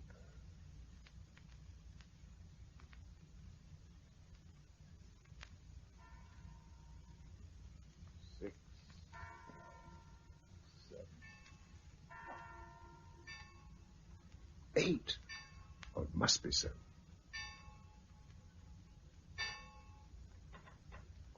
It is 8. What a damn disorganized hospital. Where's that bell? Well, come on! Nurse! Sister! Hey, come here! Incompetent fools leaving me like this. Supposing there was a fire. Nurse! Nurse! Who's that? Is someone there? Whose room's this? Mine. Aren't you the house surgeon? Yes. Mr. Mason. Oh, can't you see? No. What? I'm blind. I woke up blind. I've been trying to find someone to help me. I'm afraid I'm in the same state unless you care to help me off with these bandages. Where are you? Here. That's the end of the bed. Now, look, work your way up. It's my hand. We must look a comic couple. I'm not laughing. I won't be if the treatment hasn't worked. There's a pin at the back I can't quite manipulate. That? Thanks. It's like unwinding a maypole. Oh, you better do it yourself. Are the curtains drawn? I suppose so. Nobody's come in to undraw them. The whole staff must have a hangover or something after last night. I can see. Clearly? Perfectly. The curtains are green. I always thought they were blue. I don't know why. Well, it's lucky my clothes are here. Oh, you don't know what it's like being able to see again. I can imagine. Oh, yes, of course. I'm sorry. How can I help you? Take me along the passage to Lister Ward. There's a telephone in the sister's room. Oh, this way. Oh, hold my arm. All right? Yes? Place sounds like a madhouse. There must be someone on duty somewhere. Is the ward at the end of the passage? There are swing doors. Sister's room is on the right before you get there. Hey, you! Wait a moment. There's someone in the ward calling out. We'd better see what they want. It's all dark. Anything wrong? There'll be one. No breakfast. I pull the curtains back, mate. All right. Wait here, Doctor. We can't leave them in the dark. No, of course not. There. Oh, go on. What? Don't muck about, mate. Pull the curtains proper. We can't see a thing. Go on, pull them. But I have. He's blind too, like me. We're all blind. Quick, let's get out of here.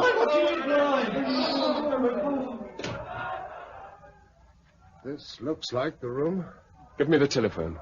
On the table. There. Dead. I thought it would be. What's happened? What is it? Everyone's blind. Finished.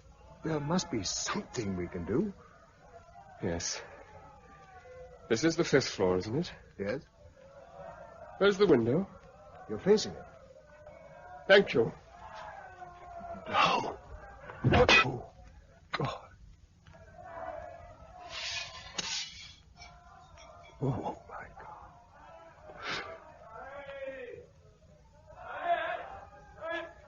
Where's anyone? Come on.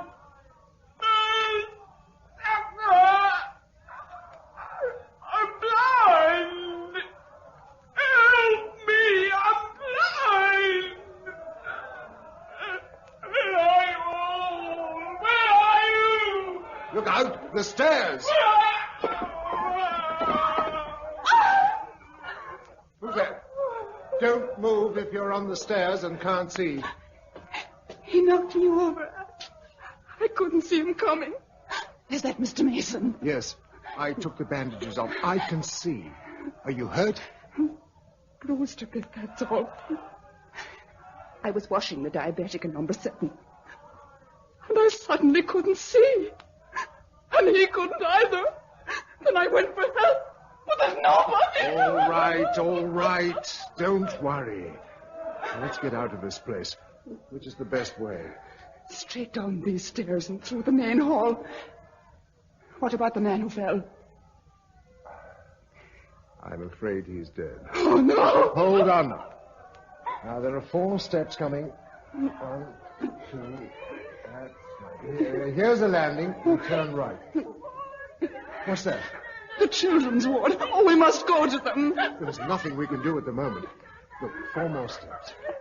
Now, turn right. Where? Here's the main hall. Across here.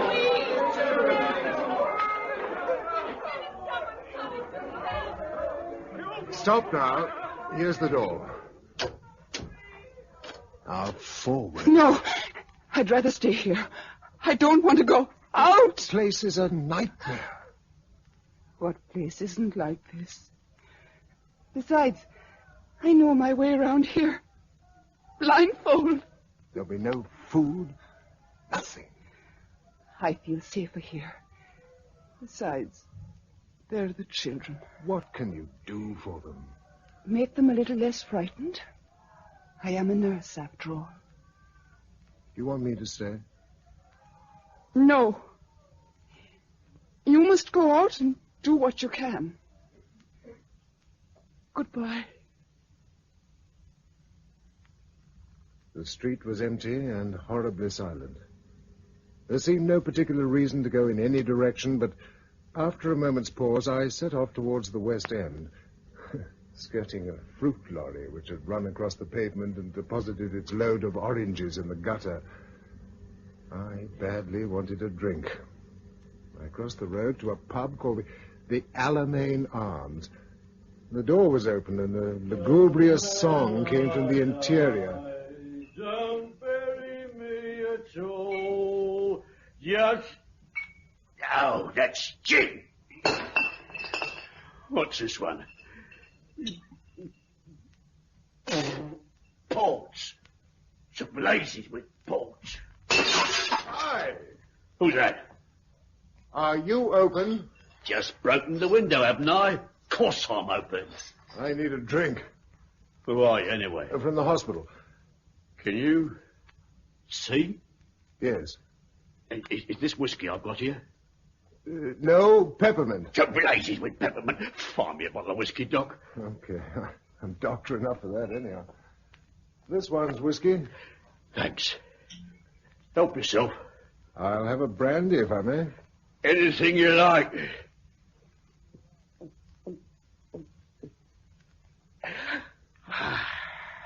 You get drunk if you take it down like that. I am drunk. And I've got to get drunker. You know what? I'm blind. That's what I am. I'm blind as a bat. Everybody's blind as a bat except you. It's that ruddy comet. Green shooting stars. Now everyone's blind. Do you see green shooting stars? No. They are then. Proves it. You didn't see them. You aren't blind. Everyone else saw them. All blind as bats. Are you sure it's everyone? Listen. You can't hear yourself talk here most days. Not with the door open. I see what you mean. It's obvious, really. Are you the landlord? What if I am? I want to pay. Now, forget it. You know why? Because money's no use to a dead man. That's what I am after a few more drinks. You look all right. What's the good of living? Blind as a bat. That's what my wife said. She was right. And she more guts than what I have. When she found out the kids were blind too, she took them into her bed with her and turned on the gas. Oh, my. That's what she did. I hadn't the guts to stick with them. But I will have soon. I'm going back up there soon when I'm drunk enough. No. Why not? Give me one reason why not. You can't. It's wrong. No. Nothing's left to be wrong. If you can't see that, you're blinder than me. Drunk enough to do it now. Here I come, girls. Here I come. I didn't stop him or try to follow him. I watched him go. Then I knocked back the last of my brandy and went out into the silent street.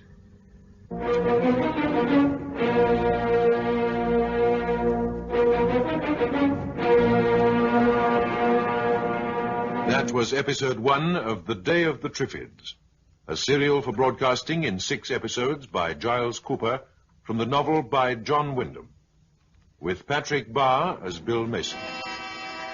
Production for the BBC is by Peter Watts.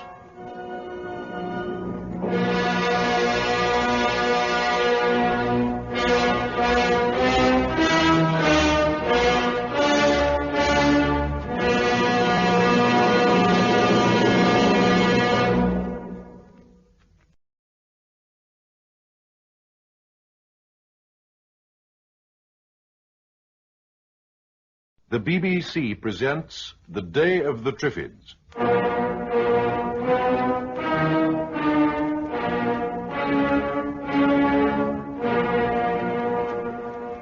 There's another tremendous flash.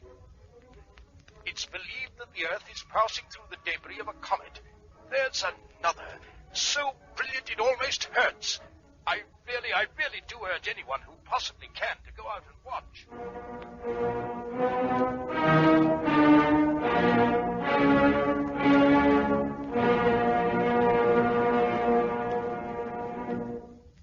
Episode 2, A Light in the Night. It took me quite a time to realize that London was a city of the blind, the capital of a blind country and a blind world.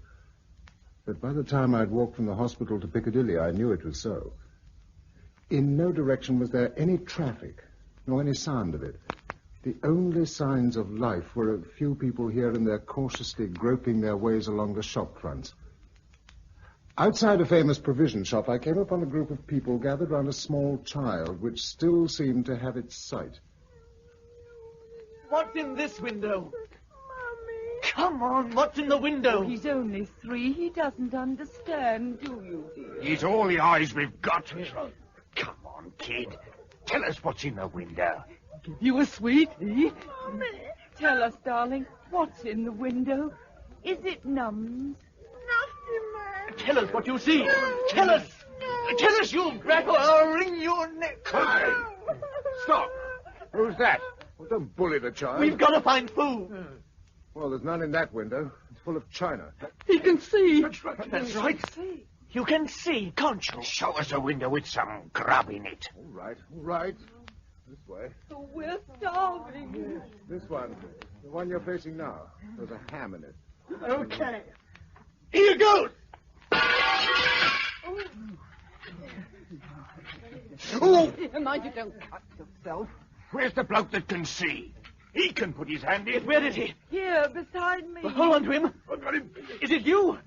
You can see, can't you? I know it's him. All right, then. Put your hand through the window and get us some food. Let me go there. Oh, no, you're staying with us. That's what you think. Stop him! Hold him!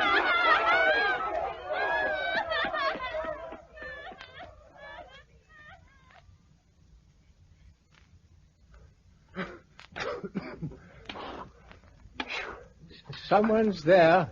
I can hear you. All right, don't answer. Just stay where you are and don't bump into me. I've had enough of that this morning. Oh, I'm sorry. You're blind. Of course I'm blind. You think I carry a white stick for fun? Then you don't know what's happened. I know everyone's jolly clumsy this morning. And no hall porter on duty. They're all blind, too, since they watched the comet last night. Oh. It was pure chance I didn't. Now they'll know what it's been like for me since 1917. Now they'll need their infernal patronage for themselves. I'm at the Regent Street end of Swallow Street, am I not? Yes. What does it all look like? There aren't very many people about, no traffic. Just a couple of buses abandoned in the circus.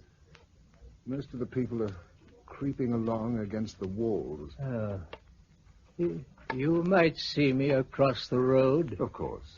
Not that there's any traffic, but one gets lost away from the curb. What's that? It sounds as though some of them have broken into a pub round the corner. The fools. It's most unpleasant being drunk when you're blind. You'll do all right for free drink, though, won't you? I keep away from groups. Once they find you can see, they won't let you go. If you're worrying about that with me, you needn't. I'm very well able to look after myself. Yes, I'm sure. Here's the curb.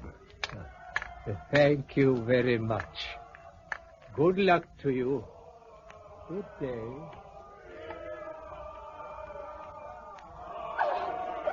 No, I won't.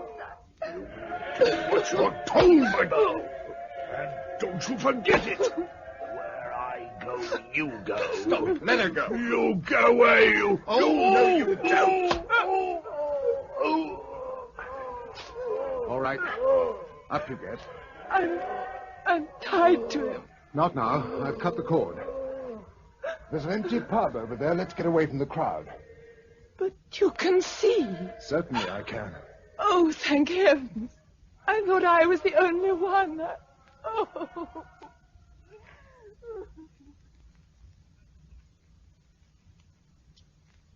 Feeling better? Yes. I must look an awful sight. Where's a mirror? Oh, my goodness, yes, I do. Will you have another drink? A small one. Then I must go. Where? Home. I was going for the doctor and... I'm sorry. I haven't told you anything about myself. My name's Bill Mason, by the way. I'm Drusilla Clayton. Oh, haven't I heard of you? I shouldn't think so. How did you escape seeing the comet?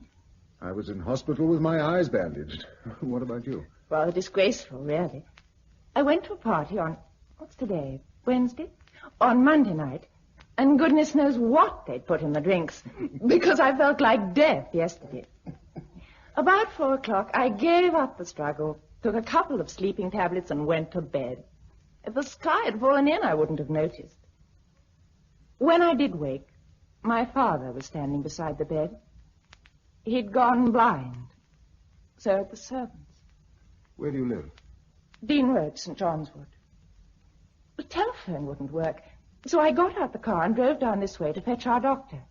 I was in such a panic, I forgot she was nearly dry of petrol, and she stopped in the middle of Regent Street. And then that man found out I could see. He knocked me down and tied my hands, then made me lead him about. From bar to bar, I imagine. Yes.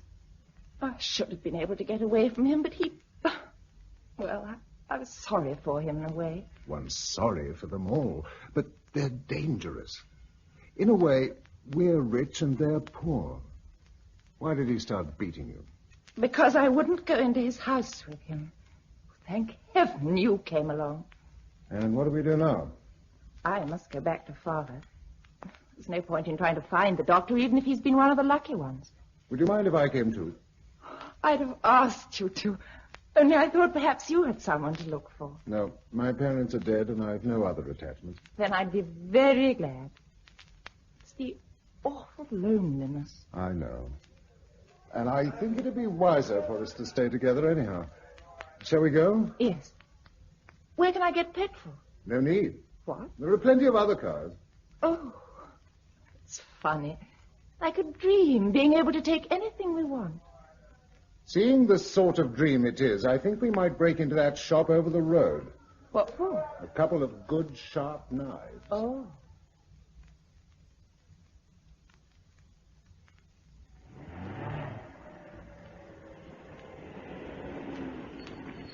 No good. The driver of that bus must have gone blind at the wheel. We'll never get round it. If you turn, there's a side street about 50 yards back. That'll lead us round into Dean Road.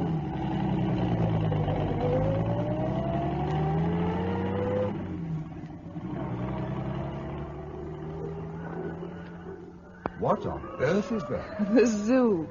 We hear the lions at night. They'll be hungry. It's past feeding time. I suppose they'll starve. Poor brutes, being locked up like that. It's just as well for us that they are. Are they blind, do you think? I don't know. Some, perhaps. Not the cats, though. They'd have avoided the light.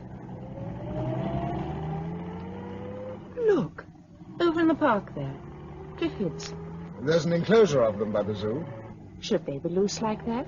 No, but if you don't keep an eye on them, they do tend to root themselves in a cluster against the fencing until it falls down. Horrid things. Still, if it wasn't for a Triffid sting, I wouldn't be here now. Here, on the left.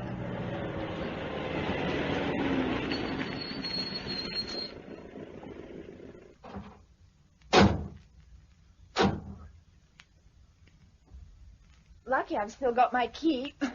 It's no use ringing the bell.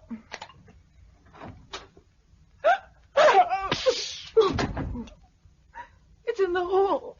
And he's there, too. Your father? Yes, I just saw him lying on the ground with a Triffid standing over him. Oh, what can we do? Nothing. I'm afraid there's nothing. I mean, he's dead. Wait. I'll just edge it open. Oh. Yes, I saw the mark on his face. Drusilla, it's a very quick death. Look out! Coming through those bushes! Run for the car! Wind up the window. Drive on! Drive on before it gets to us! No, wait, it can't hurt us now. I want to see what it'll do. It's coming right up to us. We're safe in the car. Oh, that beastly rattling.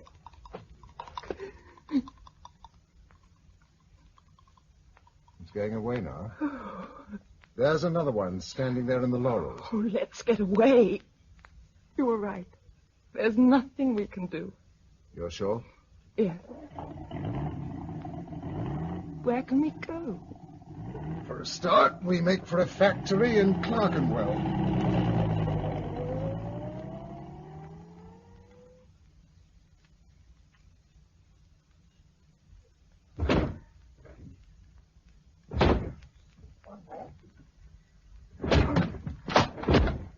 There, we're in. What is this place? Wentworth's. They make the best Triffid guns in the world. Here's the export stock all ready for packing. One for you, one for me, and one spare. I didn't know there were such things. They use them a good bit in the tropics. Look, this is how they work. Pull back the spring, so, and the bolt fits into this notch. Mm-hmm. Then shove one of these steel sliders. Look out, they're sharp. Shove it into the holder. Take aim and press the trigger. It'll cut the stem off a Triffid at 25 yards. I can't wait to use it. We won't see many as long as we stay in the centre of London. Now then, we'll have those two masks. Yes? And the gauntlets. Right. A couple of cases of ammunition. You'll never get them in the car. There's a station wagon outside. We'll take that. Where next? Back up west. Clothes first. Then somewhere to sleep before it gets dark. A flat, I should think, or two flats if you'd prefer it. One flat, please. I'd rather not be on my own. Good. I feel like company, too.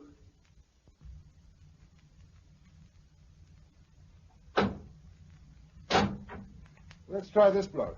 It looks pretty luxurious. There's nothing to pay. But can we really walk into somebody's flat and take it over? People who can't or won't do that sort of thing are going to have a pretty thin time from now on. Let's choose a top floor if we can. It's a long way to carry the suitcases. But what about the lift? No power. Oh, of course. All the same, I'd still prefer to be high up and away from the street. All right. Let's make for the penthouse. What about the Triffid guns? Leave them. Nobody's going to steal them. If they do, we'll get some more. Some things are simple. That's just climbing 5 floors with everything, including the kitchen stove. What? I took a paraffin cooker from the camping department. We'll need it. Come on. Up we go. Oh, what a climb. I should think it's the first time this floor's been reached on foot. 2 flats. Which do you prefer? The south-facing one. As Madame wishes. Well, let's hope this is a master key I found. The doors look solid. Yes, it is. After you. No. Let's try the other. What's wrong with it? It's not well furnished. No, what was it? Nothing much. Here we are. Was someone in there? Yes. 2 people, both dead. Suicide? Yes. There's a lot of it about. Come on. Oh, no. We can't sleep here with them across the passage. And you're making a joke of it. Listen, Gisela, if we're going to keep our sanity, you and I have got to grow a hide, and a thick one, too. People are dying all over the world, some by their own hand, some by accident. Soon a lot more people will die of starvation. Oh. And there's nothing we can do about it, nothing at all. Do you understand? Yes, I do. I'm sorry. Well, let's see what this place has to offer. My goodness. Done up regardless. And the cocktail bar. What sort of rent do they pay? About $2,000 a year. Good Lord. Is this a bedroom? I say, look. It's got a round bed. With a mirror over it. Madly glamorous. Especially when you wake up with a hangover in the morning. Oh, don't be discouraging. I'm going to sleep here anyway. I'll see if I can find something a bit more sober. There's a mirror over the bath as well. That is the end. Oh, I don't know. Anyhow, you won't be able to use it. No hot water. Oh, don't sound so pleased. Are you going to change? I'll give my shirt. It's lucky it's summer. What? Lucky it's summer. Cold weather wouldn't have helped. In some ways it would. How? Most of the fresh food will be going off tomorrow. The fridge is like an oven. Are you in the kitchen? Yeah. What's it like? A housewife's dream. I'm setting up the oil cooker. The housewife's nightmare. Can you cook? Boiled eggs, standard. There's a lipstick here I've always wanted to use and never dared to ask for. Bill? Bill? Yes? Sorry. I thought perhaps you'd gone out. You didn't answer. I couldn't think of anything to say. What you doing? Preparing a simple meal. Oh. Well, I ought to be doing that. No, I'm enjoying myself. Shall we sit at a table? Oh, yes. Let's do things properly. That's how I feel.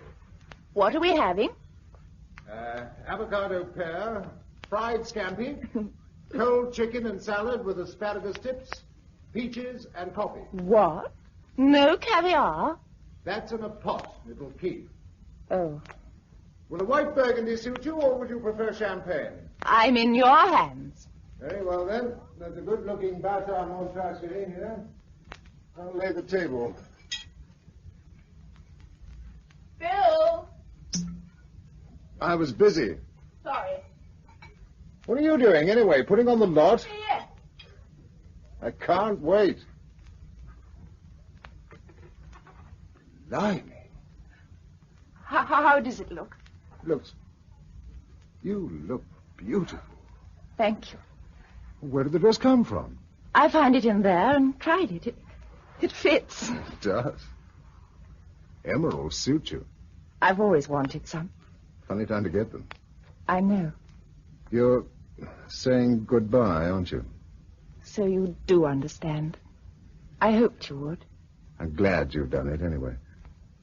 My father told me once that just before 1939, when everyone knew there was going to be a war, he used to go around London looking at everything as though it was for the last time. Now it really is.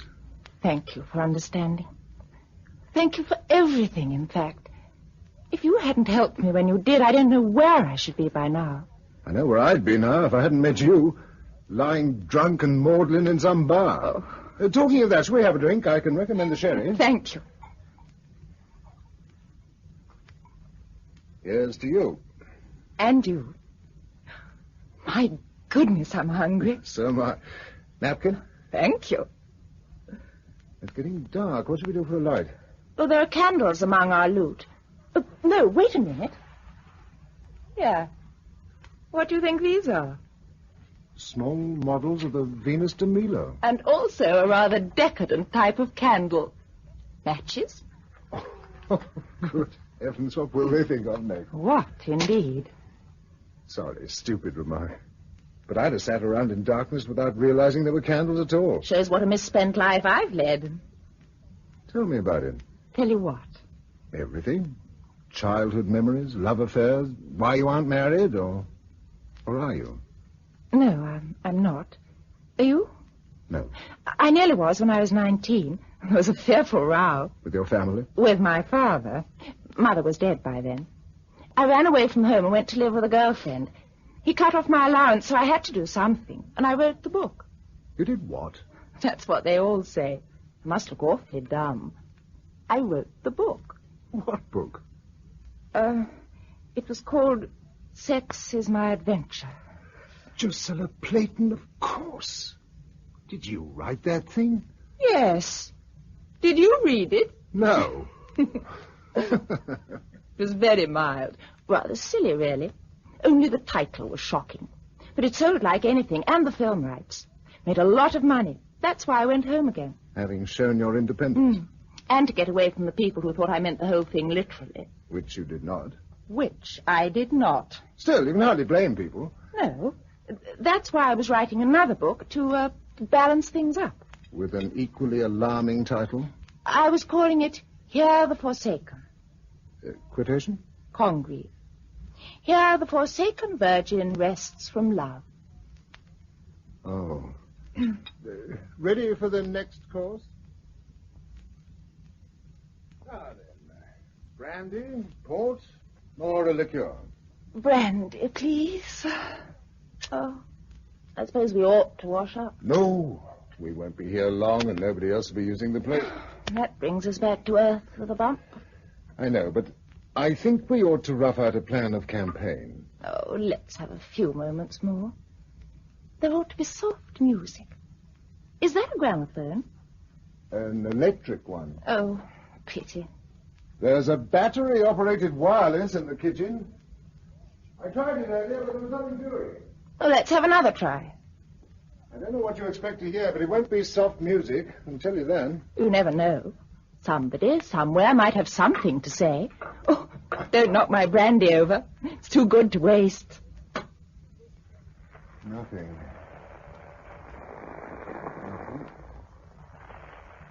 Nothing. Wait a minute. I can hear something. I can't. Yes.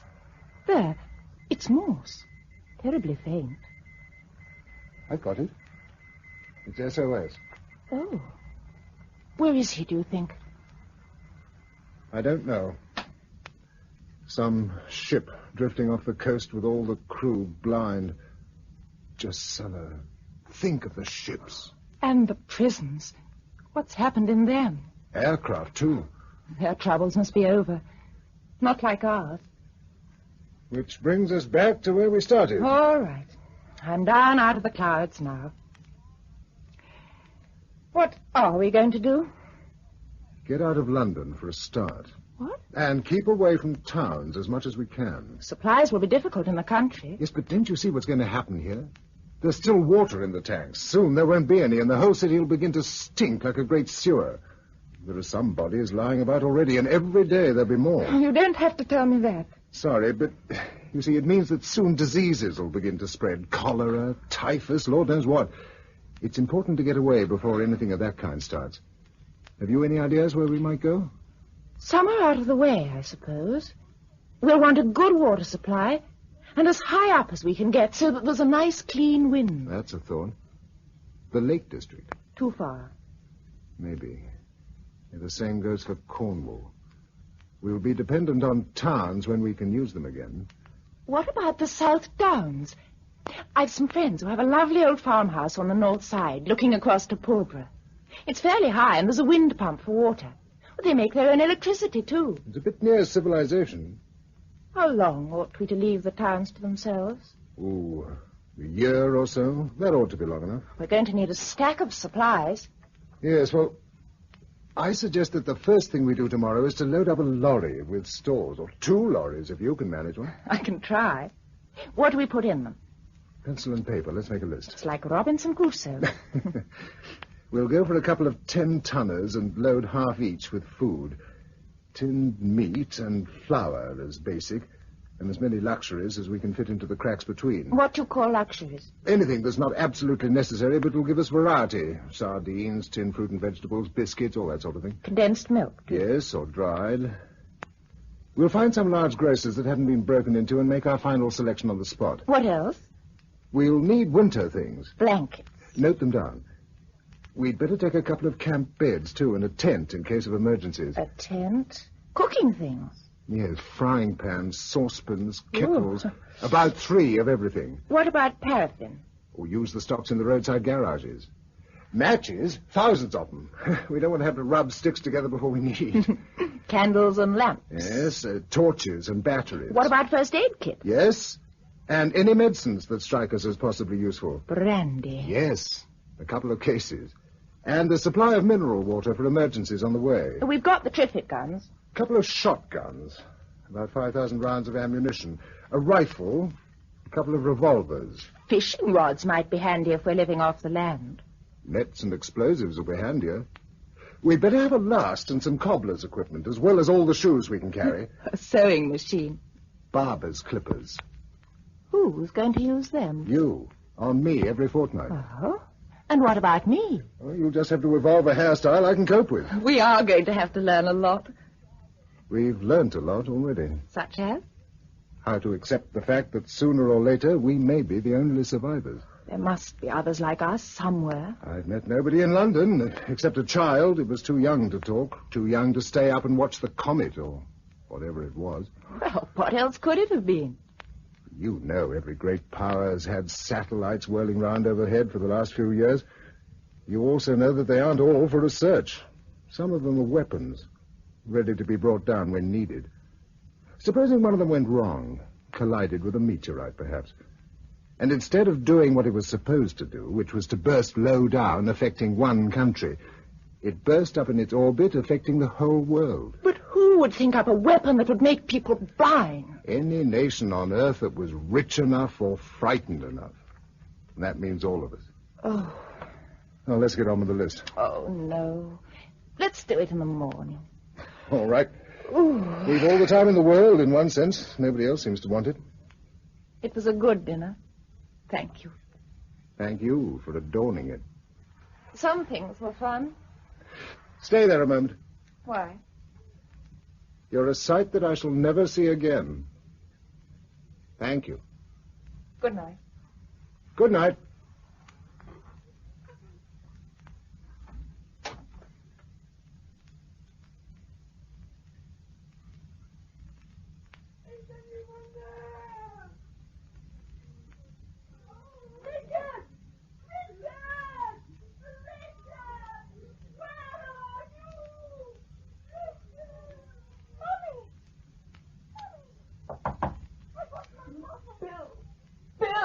Yes? Oh, Bill, do you hear from all those poor people? Drusilla, darling, don't. I tried to go to sleep. I was tired, and then I began to hear them. Calm now, darling, calm. There's nothing we can do, not yet. Oh, Bill. Oh, Bill, if you weren't here, I'd go mad. As long as we're together, we'll survive. But there's so many of them, and only two of us. Look. No, I won't look out. You must, Drusilla, there's a light. House is on fire, I've seen. No, this is different. A searchlight. What? Look, over there to the north. Oh, yes, I see. It's a signal. What does it mean? That someone is trying to get all the sighted people together. Quick, let's go there. Not yet. No, we'll wait till morning. But then there'll be no light. We must go now. Do you really want to drive through those streets now? No. But if we miss... They won't go away tonight. We'll make a mark on the window ledge. Where's something? Oh, here we are, a nail file. That'll do. If I scratch a pointer... There. We'll be able to pick out the building in the morning. You can see it's a tall one from the position of the light. All right? Yes. Oh, dear, I panicked a bit. You'd be inhuman not to. But now we know that we're not alone. We never were, Bill. Were we?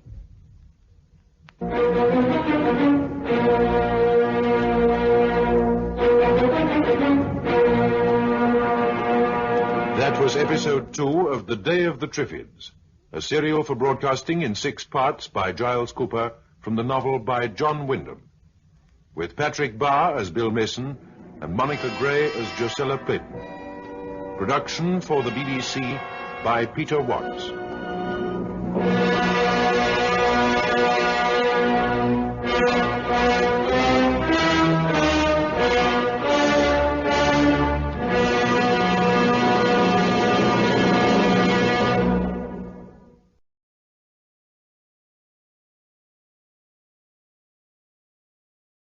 The BBC presents The Day of the Triffids.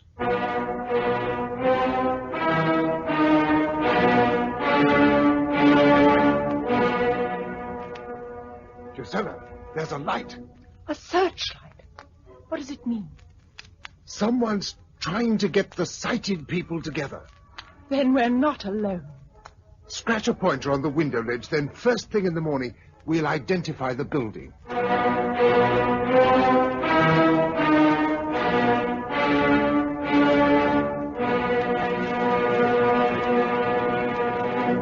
Episode 3, Conference and Confusion. I lay awake for a long time on that first night after the disaster, listening to the shuffling and tapping of the blind in the street below. When I did go to sleep, I slept heavily and late. I woke to find the sun shining and Gisela making coffee on the oil stove. She was wearing a ski suit, and jolly nice she looked at it. Hello, Bill. Ready for breakfast? I'll shave first. I feel a bit scruffy. Shall I heat some water? No, I'll manage with cold. There's one of those patent creams in the bathroom. Hang on, I'm forgetting about that light we saw. Let's take a look at the mark we made and see where it came from. I did, before you woke. It points towards London University Tower. Yes, it would be that direction. Oh, and look, they're flying 2 flags. That's it, all right. We better go straight there after we've eaten. It's funny. The streets are quite different from yesterday. Fewer people about. And look how they creep along the gutter. Yesterday they were all clinging to the house fronts. It's easier going by the curb. This is the turning we want. Steady. I think there's something happening at the gates. There's quite a crowd. Do we investigate or clear out? Investigate. I think so, but don't let's get embroiled. If we got through those houses and into one of the gardens, we could work our way quite close to the gates without being seen. If there's anyone to see us. Come on. Be reasonable. There's nothing we can do about you. And who do you think you are to shut yourselves up in there? Who do you think you are? You needn't think that I'm one of these helpless wretches and can't see you. I can see you all right. What's happening? Come up beside me. But look here. There's a sort of agitator chap trying to get in. Be reasonable. He's arguing with that chap inside the gates. Do you think all these people haven't got the same right to live as you? They have, you know. It's not their fault they're blind, is it? It's nobody's fault. But it's going to be your fault if they starve, and you know it. Yes. I've been showing them where to get food. But there's only one of me, and there's thousands of them. You could help them too, but you won't. All you think of is looking after your own lousy skins. But look here, how long do you think the supplies will last? How the blazes would I know? What I do know is that if all us blokes who've still got our eyes don't muck in and help, there aren't going to be many left alive by the time they come to clear this mess up. But who do you think's going to come? Oh, that's it, is it? You're scared. Frightened that if you give them food, there won't be enough for you. Lovely people, aren't they? Well, if you won't come out to us, we'll come into you. Let go! There's his arm. Hold him while I undo the gate. Let me go! Johnson! Edwards! Bring the stands! Coming! Don't shoot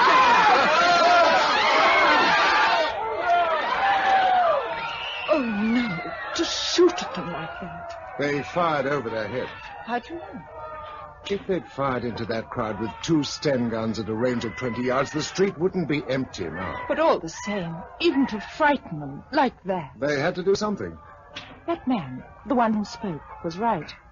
In a way. You know he was. But he was wrong as well.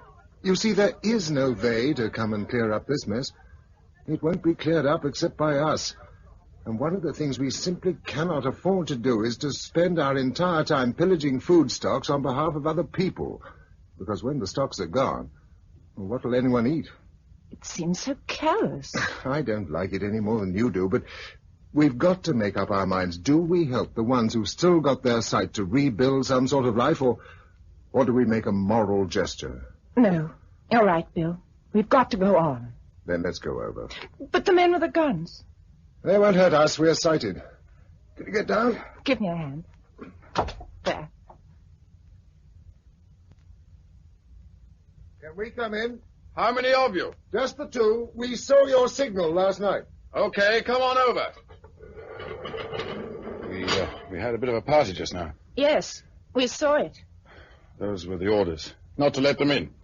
You'd better report to the colonel, just inside on the right. The door marked reception. Highly organized. Rather alarming. This seems to be it. Come in. Newcomers, glad to have you with us. I'll just take a few particulars. Your name, sir? Mason. Initials? W.J. Address? The Twitten, Panghurst, near Worthing, if it makes any difference. We must keep the record straight. I'm hoping to get a form run off as soon as we collect someone who can work a duplicator. Age? 29. Occupation? Triffid grower. Not much call for that now, I'm afraid. And you? Clayton J.V. of 42 Dean Road, NW8. Age 22, no particular occupation. Independent. Very. Miss, I presume? Yes. Well, we need good men. Nasty business this, but there's plenty to be done. Ah, Mr. Beadley. Hello? Two new arrivals, Mr. Mason and Miss Clayton. Pass to you for action. Oh, how do you do? Come across to my office. Sure you don't want references in triplicate? Oh, you're thinking of the Colonel. Yes, he's a bit of a civil servant. Still, he's right in a way. We've got to get ourselves organized. Oh, in here. What's the position at the moment? Well, so far, there are about 35 of us. And we hope some more will come in during the day. Have they all got their sight? 28 of them. The rest are relatives or children. Now, at the moment, the general idea is that we move away from here sometime tomorrow and go down to the country. We were going down this afternoon. Oh, what transport have you got? A station wagon. We haven't stocked it up yet. We've got a lot of anti-Triffid gear. Well, that's a funny thing to make your first essential. Not as funny as all that. I think they're going to be a good deal of trouble. Oh, but surely there aren't enough to cause a lot of bother. There are plenty in the nurseries. Oh, yes, but they're all fenced in. Oh, still, bring the gear by all means if you think it'll come in handy. Oh, by the way, you do want to come with us. I think so, Josella? Yes. Good. Then here's what I suggest. Dump your stuff and then drive your car off and swap it for a good big lorry. Right. Oh, do either of you know anything about doctoring? Not a thing. Nor me. Oh, pity. Otherwise, I'd have sent you off on a medical scrounge. You'd better go after the stuff on this list. Pots and pans, blankets, and food. Yes. And concentrate on bulk. Cans and packets are your best line. Do as much as you can before dark. There'll be a general meeting and discussion here about 9:30 this evening. Righto. Well, have you got a pistol? No. You better have, just in case. And you, Miss Clayton. Here. Sure. Less messy than that knife. Oh, I feel like a gangster. Well, that's better than being a gangster's mole, which is what you'll become if some of the citizens of this town get hold of you. I know. Well, see you this evening. And good scrounging.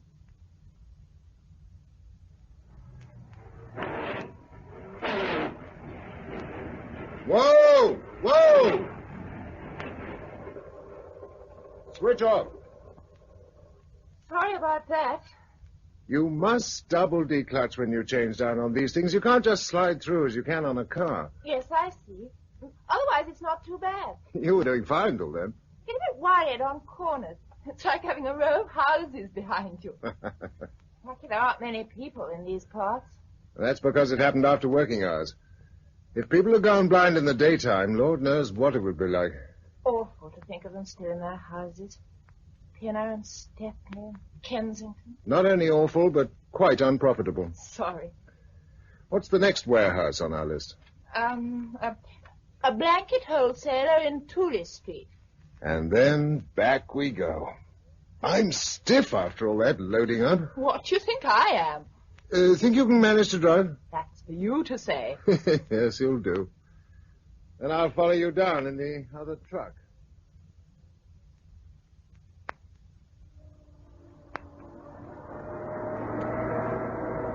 Right. Park it there. Oh, Miss Clayton, isn't it? Which list were you working from? 15. Oh, here's Bill. All right, Bill. Straighten her up.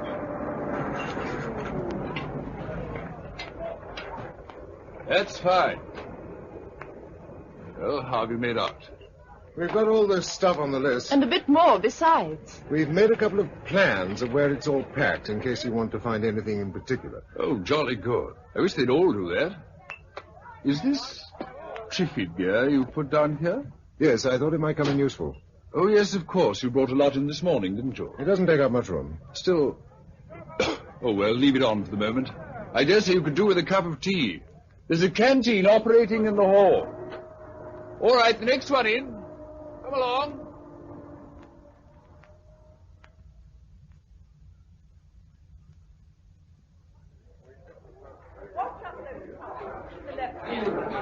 There are far more people here than there were this morning. Yes. Do you notice those girls over there, all sitting together? They're blind, aren't they? But not helpless.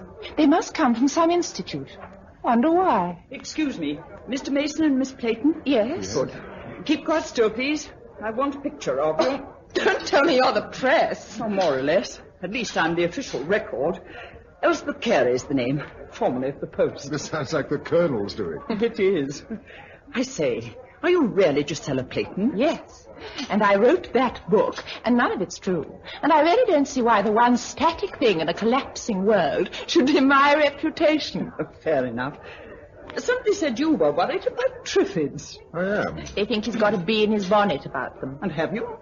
I think they're troublesome enough to be taken seriously when they get out of hand. Yes, but surely that couldn't happen in England. All sorts of things can happen in England now. Yes, but... Oh, there's Ivan. He may be able to tell us something. He's been cruising round in a helicopter all afternoon.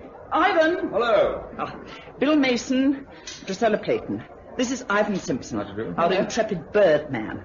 Well, did you see any Triffids wandering around outside London? Triffids? Oh, I don't think so. Not that you'd notice them much from the air, and besides, I was too busy following roads to take in much else. What are the roads like? Not too bad. Most of the drivers seem to have had time to pull up, and of course, it wasn't a busy time of day. I went as far as Reading, and they seem pretty clear. Did you see many people? Hardly a soul. They don't go out very much. Everybody in the lecture theatre, please, for a conference. Oh, yes. Everybody, please.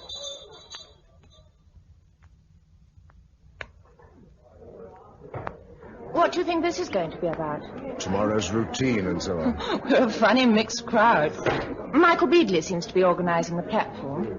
All very efficient. They've even got a gavel. Ladies and gentlemen, and it's probably the last time I shall use that phrase. The committee has appointed me as its chairman, and now I'm going to introduce them to you. But first of all, I want to say this. The world we knew has ended in a flash. And some of us may be feeling that it's the end of everything. It isn't, you know, unless we allow it to be. We've got to count our blessings, and whatever happens, avoid being sorry for ourselves. After all, if this disaster hadn't come upon us, you know, it's quite possible that something worse might have happened. And we've known that it might since the first bomb was dropped on Hiroshima in 1945. As it is, we have our health, the earth is intact, unscarred, and still fruitful. We can begin to build again, and we must start now. Very well said. Now, as we know, one of our main worries today has been that we've not come across anyone with medical knowledge. And so I'm particularly glad to welcome Miss Spur, who is not actually a doctor, but does hold high nursing qualifications. I'd like you to say a few words, Miss Spur. Oh, my goodness. Must I? Please. I can only say that I'll do everything I possibly can. We must expect a certain amount of infection to be about in the next few days, and you can help us to avoid it by reporting at once if you feel at all unwell, and by eating nothing that has been exposed to the air, and by drinking nothing unless it has been boiled or comes out of a bottle. Quiet, please. After the meeting, will everyone please line up to be inoculated against typhoid, paratyphoid, and cholera? Thank you very much, Miss Spur. Sure. Our last speaker is going to talk on a rather different subject. Here is Dr. Wallace, who is Professor of Sociology at the University of Kingston. My friends, I think I may claim to be the oldest among you, and I have spent my life studying the varied institutions of mankind.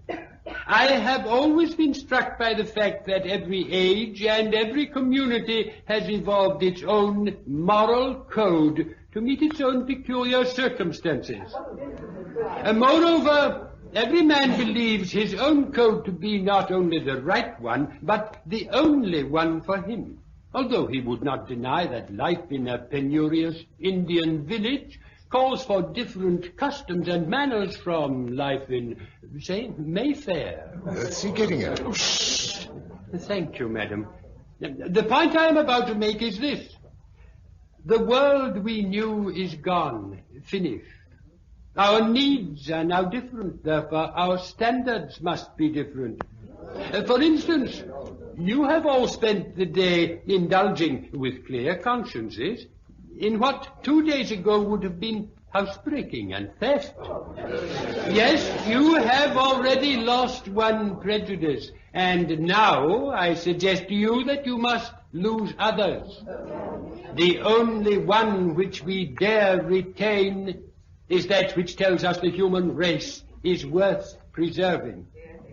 Anything that will help to preserve it is good, whether we've been brought up to believe it so or not. Anything that will not help must be abandoned. Pour me some water, please. Of course, I'm so sorry. Thank you. There is one thing to be made quite clear to you before you decide to join our community. It is that the men must work, the women must have babies. Unless you can agree to that, there can be no place for you. We can afford to support a limited number of women who cannot see because they will have babies who can see. In our new world, then, babies become very much more important than husbands. What are you grinning at? People's expressions. Michael looks a bit anxious. He should worry. If Brigham Young could bring it off in the middle of the 19th century, this ought to be a pushover. Think so? Here's someone who doesn't agree with you. Are we to understand that the last speaker is advocating free love? I think the questioner must be aware that I never mentioned love, free, bought or bartered. Will she please make the question clearer? I am asking if you suggest the abolition of the marriage law. All the laws we knew have been abolished by circumstances. There is still the law of decency. Oh, now, Miss Durrant. Miss Durrant. A Mohammedan preserves rigid respectability with 3 wives. So did Solomon with 300. These are matters of local custom. For our survival, we must develop our own customs in these matters. And those who choose to come with us must adhere to them. Those who do not wish to are perfectly free to start other communities on such lines as they think fit. Well.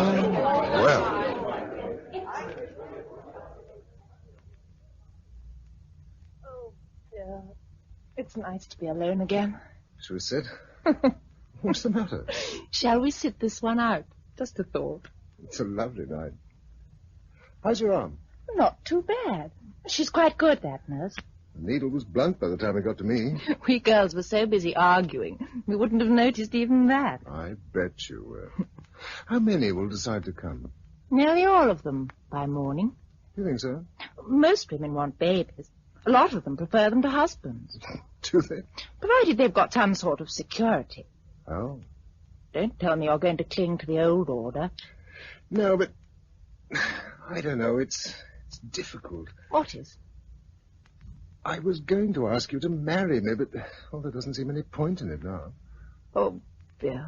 Well, is there? I don't know. But I'll accept you all the same. Oh, my darling. Drusilla.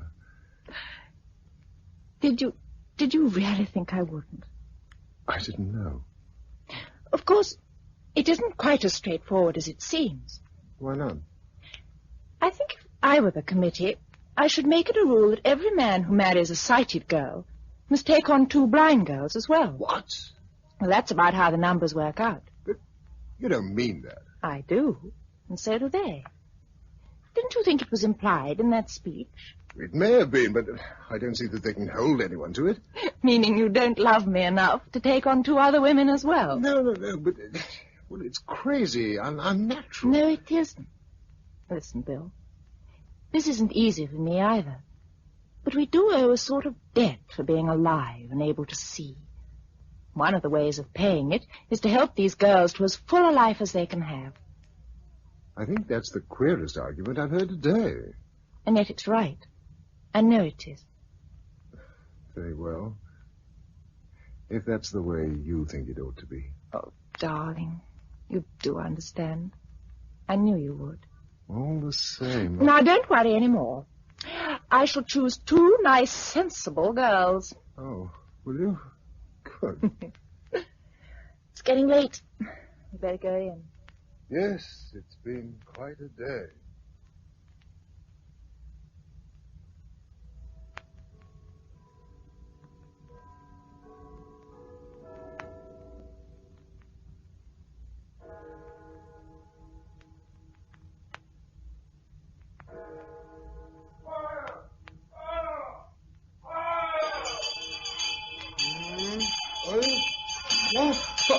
Fire! Quick! Come on! Downstairs, everyone, and help out the blind. They're on the ground floor. Now, quick as you can. Mind the stairs. You all right, Bill? Yes, I'm all right, thanks. Where's Drusilla? She's down now. Hurry up. The smoke's thickening. Here comes one, Coker. Right, tighten the tripwire. Right.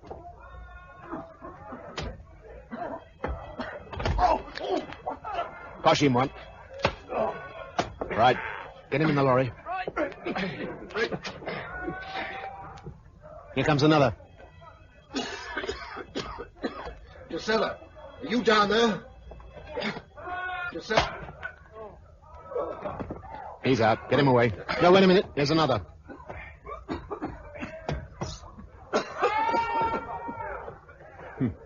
Not a bad bag. Not at all a bad bag.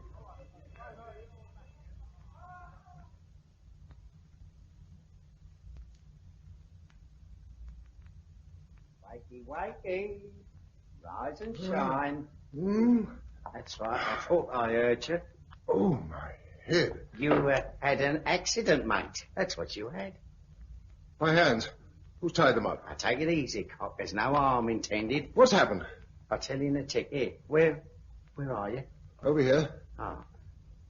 Now, I've got the mug of chow for you. Can you get it between your hands? Yeah. Got it. If it tastes a bit funny, it's the rum old Charlie put in it.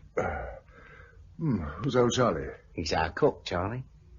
Who are you? I'm Alf. Now tell me where I am and why I'm tied up. It's a bit of a lark, really. Here, have a fag and I'll tell you. Light mine, will you?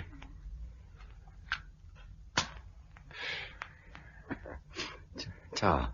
Well, you know, there was a bit of a shindy up at the university yesterday morning. I saw that. Yeah, well, after we'd scarpered, that bloke Coker that was doing all the talking, he got real nasty. And he said you'd have to take what was coming to you. Well, we met up with a couple of other fellas as could see, and they fixed it all up between them. Fixed what? The fire. He's a lad, that Coker. Can't help laughing. Do you mean that fire was faked? Well, of course it was. They rigged up a tripwire or two, lit a lot of paper and stuff in the hall, and started ding-dogging the old bell, see? As soon as you come downstairs, over you went bonk, went Coker with a cosh, and we put you on the lorry. Dead easy. Where are we? In a hotel. It's a posh one, too. Got a palm tree in the hall. Oh, I know that because I walked into it. Can't help laughing, can you? I can. Oh, you don't want to take it like that. How many of us did you get? Couple of dozen, but 6 was blind. And what are you going to do with it? Well, get organised, I suppose. Hello, is this Coker now? Yes. Hey, morning, Captain. All correct. Come on in, mate. Stand there. Now you. Name? Mason. Let's have your hands. Now, I'm going to untie them, but don't try anything on. We've some rough customers round here. What the blazes do you think you're doing? I'll tell you in a minute. You won't help other people, you've got to be made to. Yeah. Mac? Right. I'm coming. Handcuffs. Here, what? Shut up. That'll give you a bit more freedom. A bit. All you'll need. Let's have the chain, Mac. Here. I put the strap round my right wrist. Good. Then you get that side of him. The chain through his arm, so.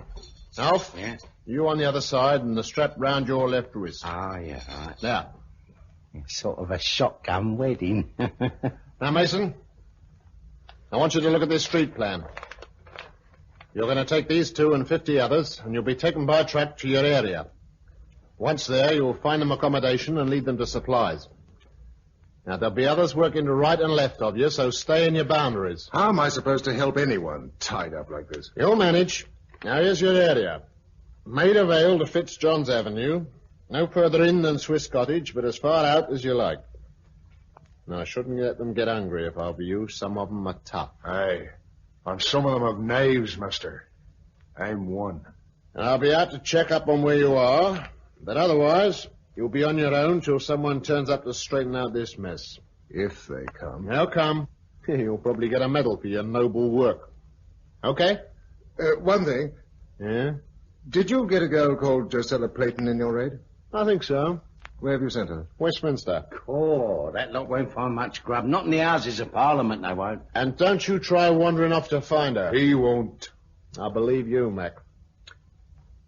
Lead them down to the street. The truck's waiting. On the best of luck to us.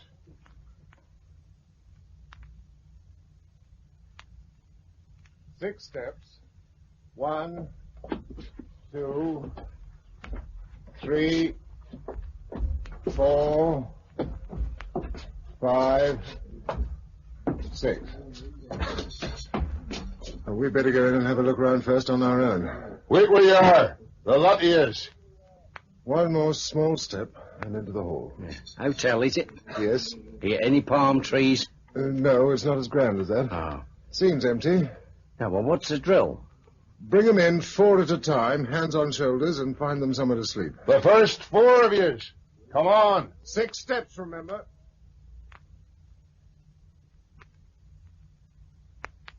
One, 2, 3.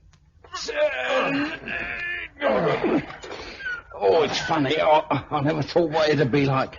Kipling down, 3 of us strung together. There's a lot of things you never thought of. Ah, shut up. No, but he's right, mate. It's going to be difficult. And how difficult will it be if your man pushes off and leaves us on our own? I never said I'd do that. But you would if you could. And I don't blame you, mate. But I'll carve you if you try. I'm no use to you dead. You won't be dead, man. Just carved. Oh, let's change the subject. Yeah, what do we do tomorrow? Forage for food. Aye, and the next day we'll eat it. No, it'd be best to get quite a stock in.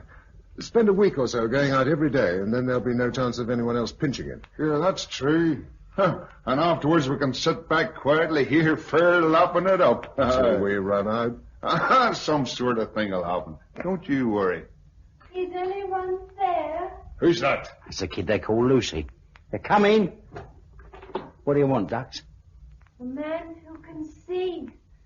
I'm here. Can you come up, please? There's something wrong. What is it? Some of the people are ill. They're very hot and they've got dreadful pains. I think they've got something bad. How come? And so will you two, by the way. Some sort of thing will happen. Don't you worry, Mac boy. It is.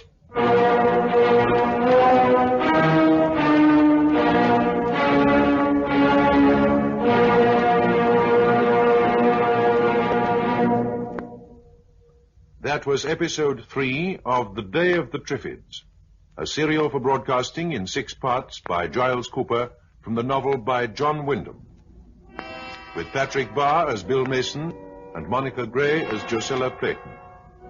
Production for the BBC by Peter Watts.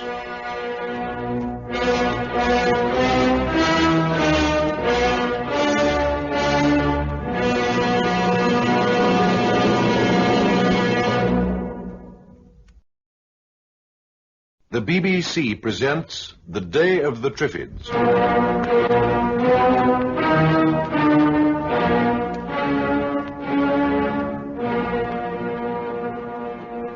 Right. Now the chain through his arms and the strap round his wrist. How am I supposed to find supplies like this? Chained to a lot of blind men. You'll manage. And here's your area, Maida Vale. I shouldn't let your lot get hungry. Some of them are tough.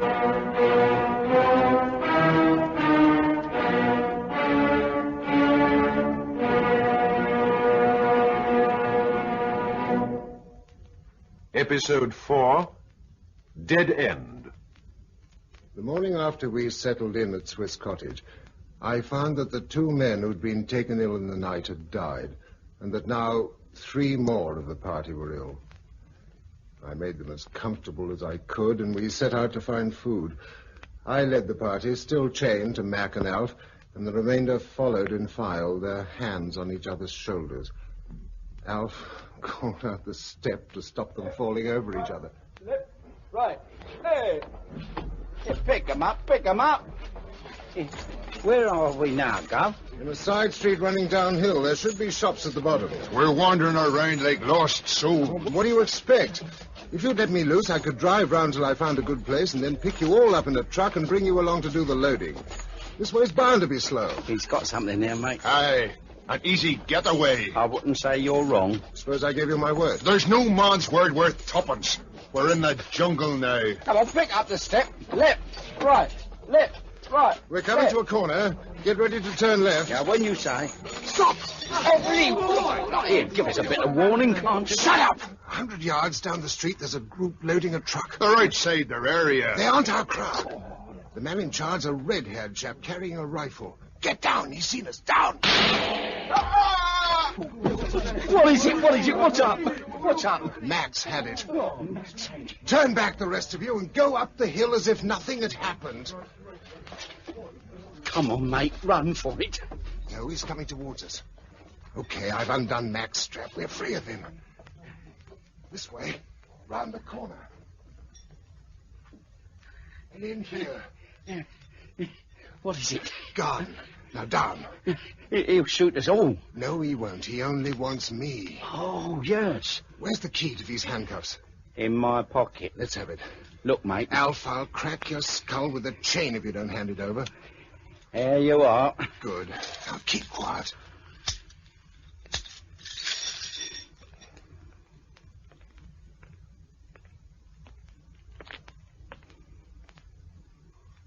What's happening, mate?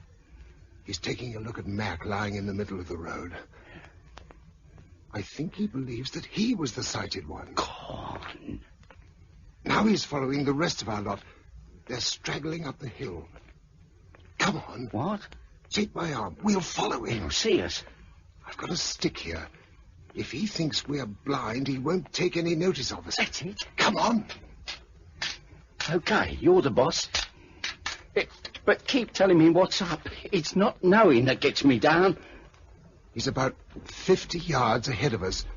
The others are about 50 yards in front of him on both sides of the road. Yeah. He's not overtaking them.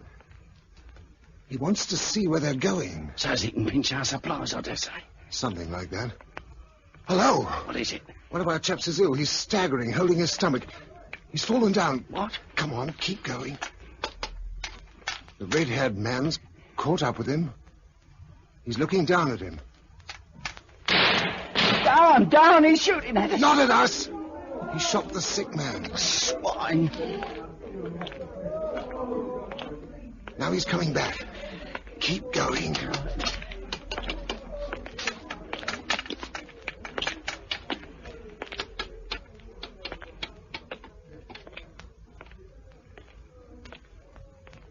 He's gone past. Come on. We've got to get a move on if we're going to get the others back to the hotel before they get too dispersed. Do you mean you're not going to leave us? Sorry to disappoint you, Alf. I thought I could when you had me chained, but now I'm free to go. I seem to have been landed with a baby I can't drop. Pity old Mac couldn't hear you say that. He'd have died of shock. All right, that's the lot of you. Now feel your way round here to the tailboard. Got the leader, Alf? Okay.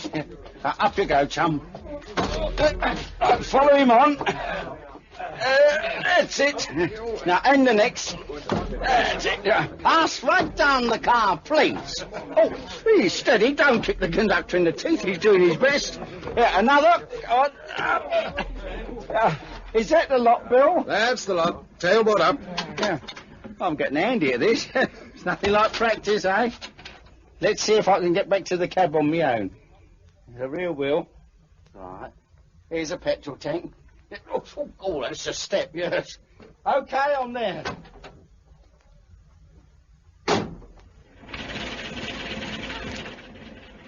How many have we got with us? 15. And 12 women back at the hotel, that's 27. 4 sick makes 31. We was 53 4 days ago. 4 days? Is that all it is? What do you reckon this is we're all getting? I don't know. It's come on too quickly for typhoid. Could be plague. Plague? I don't know. Oh, looks like solving most of our problems anyhow. That's looking on the bright side with a vengeance. Oh, well, keep cheerful. What are we going to try for today?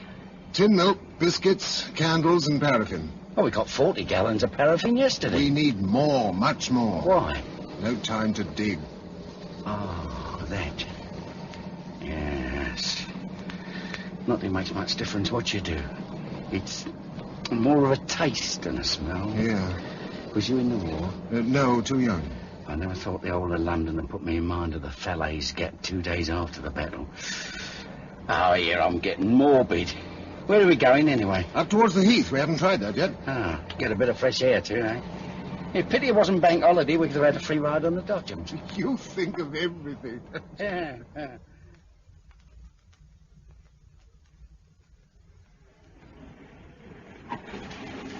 Not much improvement up here. Ooh.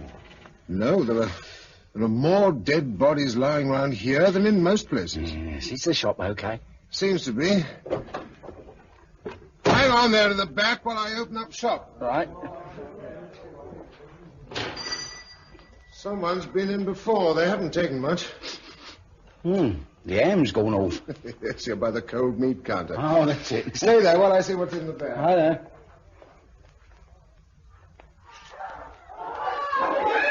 Bill! Triffids attacking the truck. Oh. Jump off and run for it. Come on, quick, towards my voice. Come on! By the window! Oh, no.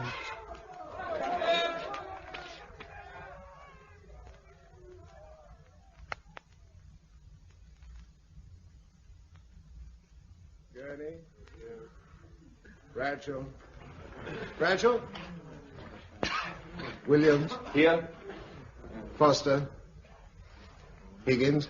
Here. Travers? Kendrick? Charlie's brought it, sir. Forbes? Smith? Here. And that's the lot. You didn't call my name. Sorry, Lucy. Are there any more women upstairs? Not now. 7 of us, all told. And all my fault. How do you make that? I ought to have known there were Triffids up in the Heath. I ought to have taken a Triffid gun up with me. You can't think of everything. Besides, the Triffids only got 8. You know what's taken the others. Yes, I know. Does anyone want anything? Otherwise, I'll go to bed. No, mate, we're okay. We don't need much. That's funny. The clocks, they still go on. Ah, them that's work by clockwork will, Lucy, until they're all run down.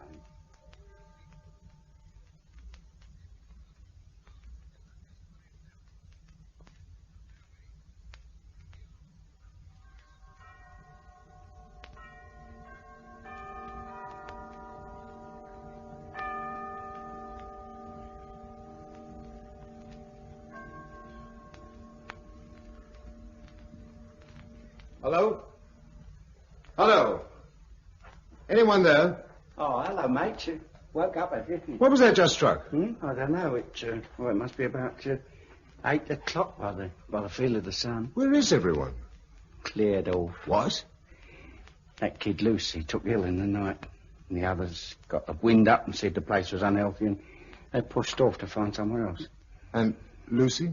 She died about 2 o'clock. Why didn't you wake me? Well, you was up for the count. See, there wasn't anything you could have done. All the same, I hate to think about being alone.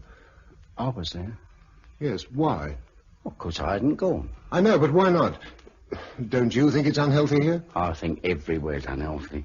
Besides, it didn't seem like to push off without saying. What do we do now?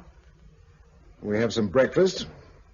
Then we make for Westminster. To find your girlfriend, right? Dead right. Yes, you've got a funny way of putting things sometimes. Hand me that tin opener, will you?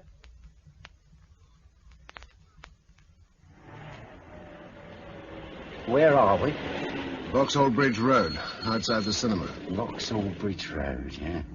They used to have trams here once. Used to have people, too. All empty, is it? One or two lying round.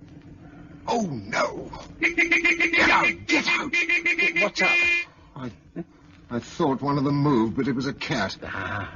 Sly things, cats. Now, I wonder what Gisela would have done. The same as us, I dare say. Found a hotel as a base. Say, there's a big one by the station. Yes, let's try that first.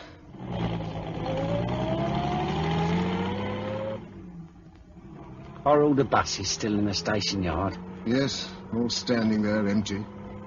Victoria Station. Trains for Paris and the continent.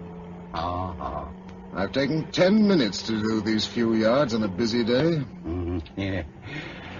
Hey, where are we now? Turning into Eccleston Street. Here's the hotel, and a woman outside it. Your girl? No, she's old, but alive. Have you... You keep away. These tins are my tins. These tins are my tins. These tins are my tins. I shouldn't bother with that one. It's coffee. Oh. Yeah, this one's baked beans. No. I'll open them for you. Give me the tin. Give it. Were you with the party? Give me the tin. Tell me, then, were you with the party? Yes. Led by a girl? Give me my tin. In a moment. Was there a girl who could see? Yes. Now give me... What happened to her? They all got ill and died, and then she went away. Oh. She wanted to take me, but I wouldn't go. Where's the point? When did this happen? Yesterday. Give me my tin. Is that all you know? Yes, my tin. Here you are. I've opened it. What's the matter? I can tell you that, mate, even without eyes. They've got it down here, too. Best come away. Oh, wait. Oh, and I was hungry now. I don't want my tin.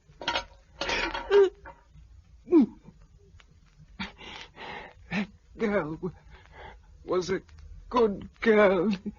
She stayed with us. Now go.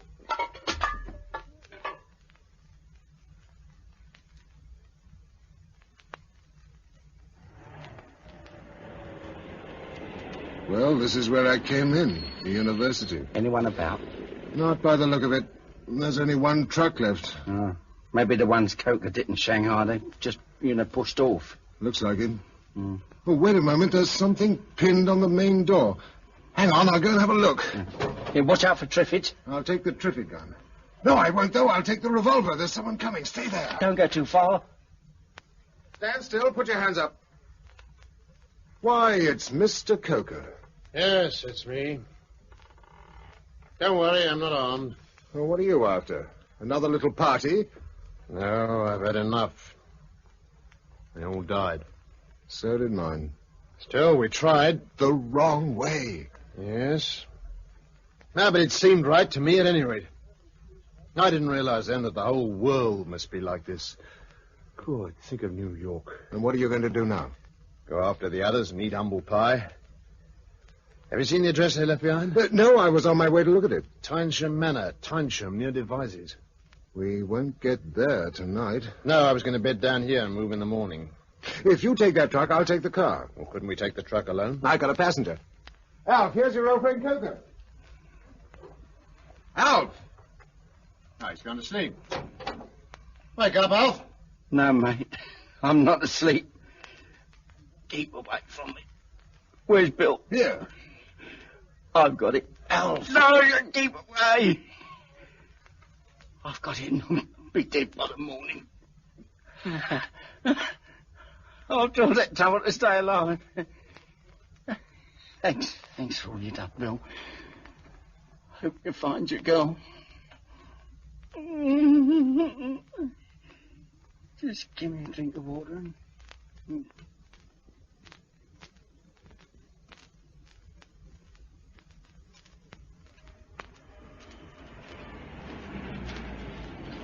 Time for food?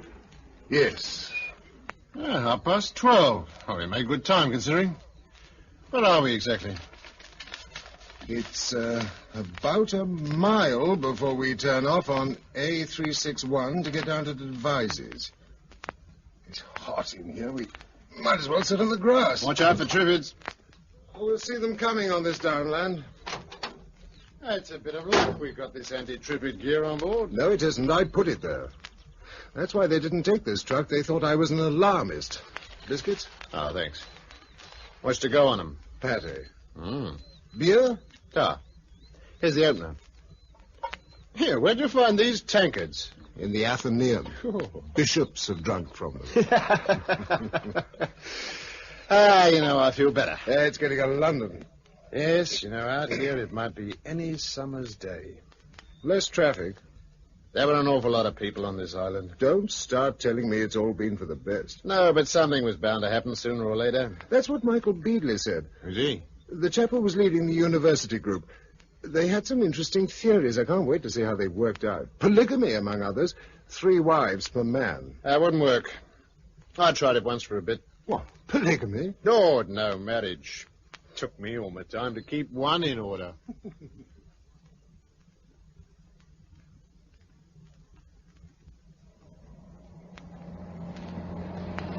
Oh, we're just about there. Should be on the other side of this wall. It's a stately home by the look of it. Well, there's the gate. Steady. What's this, a hold-up? Stay where you are. Then don't point that gun at us. Is this Tyson manner? Stay where you are. You really might take your finger off the trigger. Where do you come from? And how many of you are there? Just the 2 of us. We've come down from London to join the party. What's in the truck? Supplies. All right, pass. You'd better report to Miss Durrant. She's in the dining hall. Where's Michael Beadley? I don't know. Miss Durrant's in charge. Report to her. All right. Who's this Miss Durrant? As far as I can remember, she was the one who rebelled against polygamy. Something's wrong if she's running things. Let's find out. Pamela? Cynthia? Start serving the blancmange now. I think they've all finished their first course. Yes? What do you want? Miss Durrant? Yes? We've just arrived from London. Can we have a word with you? One moment. Pam, make the helpings larger. We don't want any left over. Yes, Miss Durrant. Now, what is it? Mr. Coker and I have just arrived. We want to know the form. Mr. Coker? Aren't you the man who led the raid on the university building? I am. Then I'd better let you know once and for all that we have no use for brutal methods in this community. Have no intention of tolerating them. What is this community? Where's Michael Beadley and all the others? They decided to move on. Why? Because we made it perfectly clear that some of us, at any rate, wish to preserve our moral standards. If you wish to stay and help us, you can. If not, please go as soon as possible. Who are all these people here? They didn't come from London, did they? They are locals. All blind? Yes. How many sighted have you? There are 7 of us. What about Miss Playton, Josella Playton? Is she here? No. There's Peggy Harcourt-Smith down at the gate, Monica, Pamela, and Cynthia on duty here, Betty and Rosemary on a Triffid patrol, and that's all the ones who could see. Nobody called Josella. And they're all girls here? All the sighted ones, yes. Meaning that all the men elected to go with the other party. Which is why they went and you stayed. Naturally. With the lorries to be driven and the loading to be done, it was obviously right that they should be the ones to go. Which is why you won't last for 3 months. I beg your pardon? If that, you haven't got a ruddy clue. Oh. How are you going to feed all these people for a start? We shall send parties into Devices to collect supplies. And the plague. What? Keep away from towns. There are plenty of village stores in the neighborhood. Enough to last you for a year? Perhaps. And a year after that, and the next year? What do you do then? How will you live in 10 years' time, even if the Triffids don't get you first? We shall trust to Providence. You'll do better to start building some sort of flour mill now. The wheat will be ready for harvesting in a few weeks. For heaven's sake, can't you see you've got to change your whole way of thinking or go under? I can assure you that we propose to think as we have always thought. If you disagree with our ideas, you're welcome to go and join Mr. Beadley and his friends. Where are they? Did you wish to go too? I want to find Miss Playton. Where did they go? I really couldn't say. Well, surely they left an address. If they did, I don't remember it. I have an idea it was in Dorset, somewhere in the Beaminster direction. Now, if you'll excuse me, there's a great deal to be done. Monica, will you set the plates, please? Then some of the train girls can get busy washing them. Well, how far is Beaminster?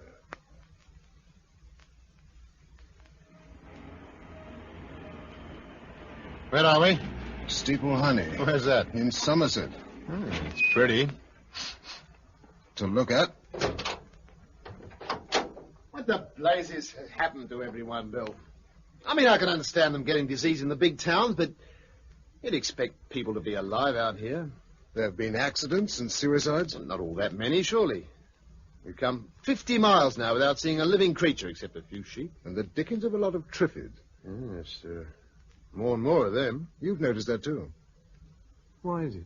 I've been wondering. I don't know. Hi! Hi! Is there someone there? Well, we've broken our duck as far as people go. Over there in the pub. Upstairs window. Oh, yes. Can you get downstairs? Coming now! He's alive. Why aren't the others? Oh, he kept his head. They lost theirs. I don't know. We may as well take a drink from him. Where are you? Coming over. Look out, Triffid! Ah! The Triffid gun. Here.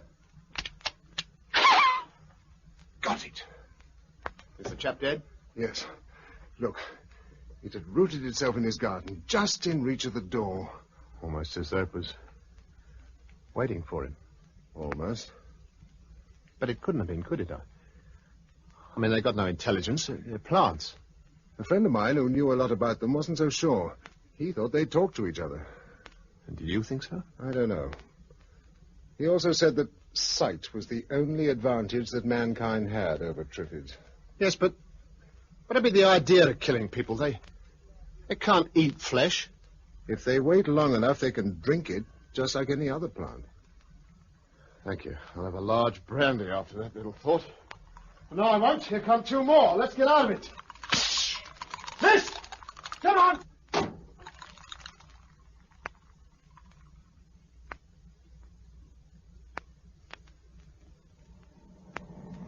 Beaminster welcomes careful drivers. Let's hope somebody else does, too.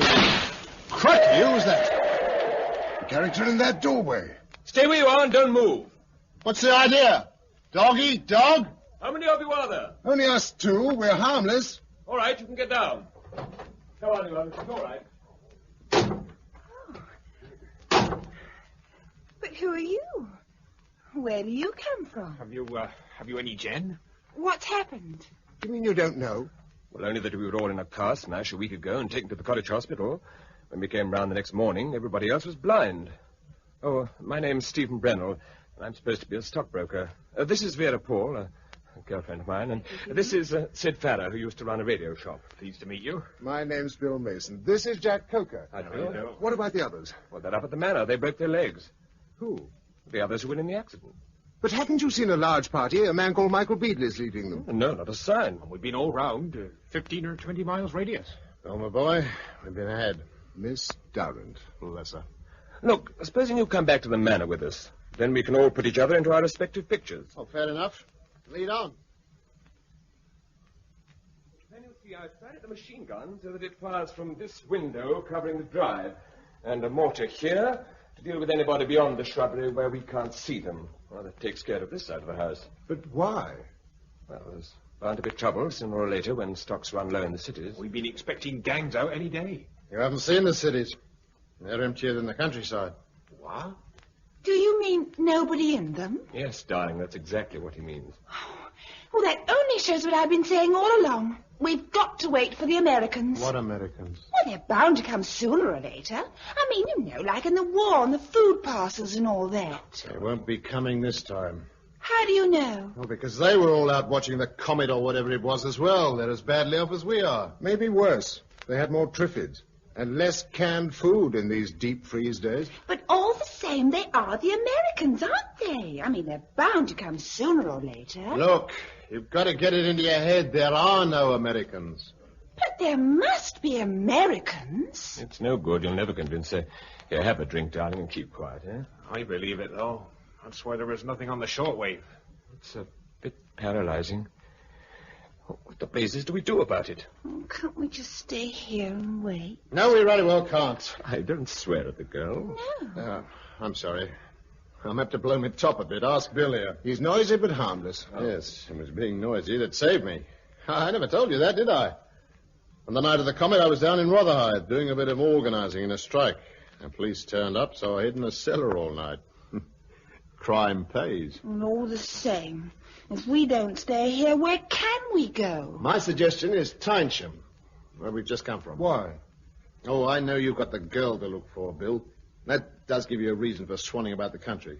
But for the rest of us, there's no point in staying here until our supplies run out. That'll take some time. Yes, but by that time, we must be self-supporting. Well, there's some good farmland round these parts. But there aren't enough of us to farm it. Well, I don't know. We might make a go. It's not good enough just to make it go. You've got to realize that this will last forever, that you've got to make entirely new lives. Oh? Look, one of the things man must have if he's to progress is leisure.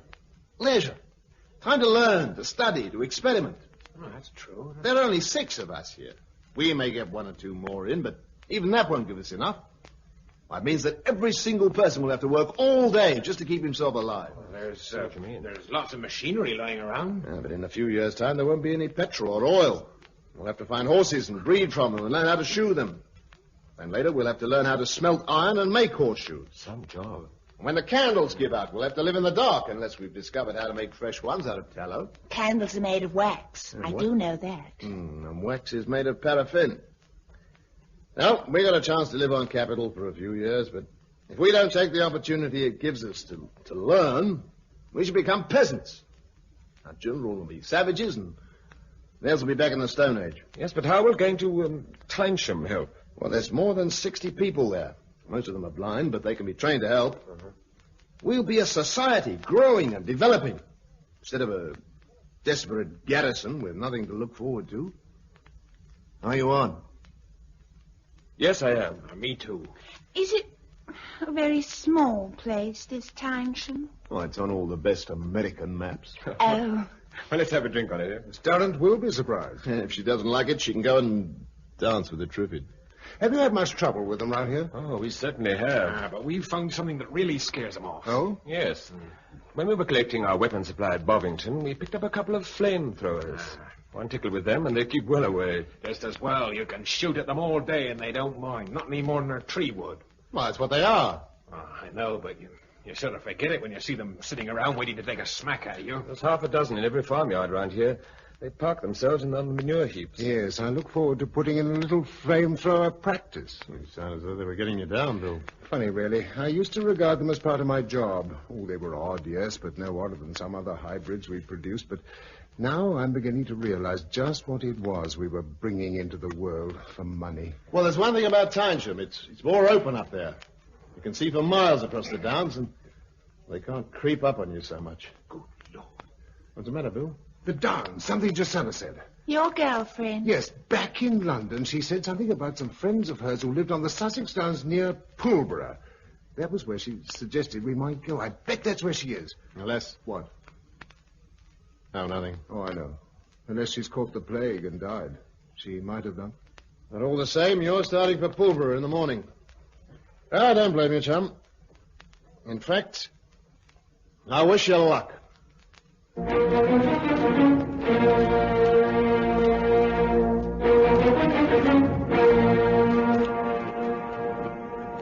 That was episode 4 of The Day of the Triffids, a serial for broadcasting in 6 episodes by Giles Cooper from the novel by John Wyndham, with Patrick Barr as Bill Mason. Production for the BBC is by Peter Watts.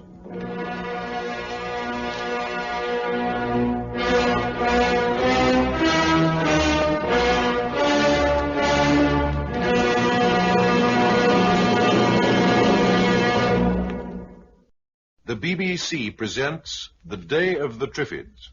The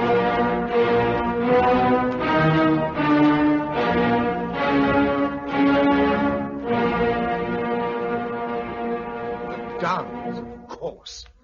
Josella said something about some friends with a farm near Pulborough. I bet that's where she's gone.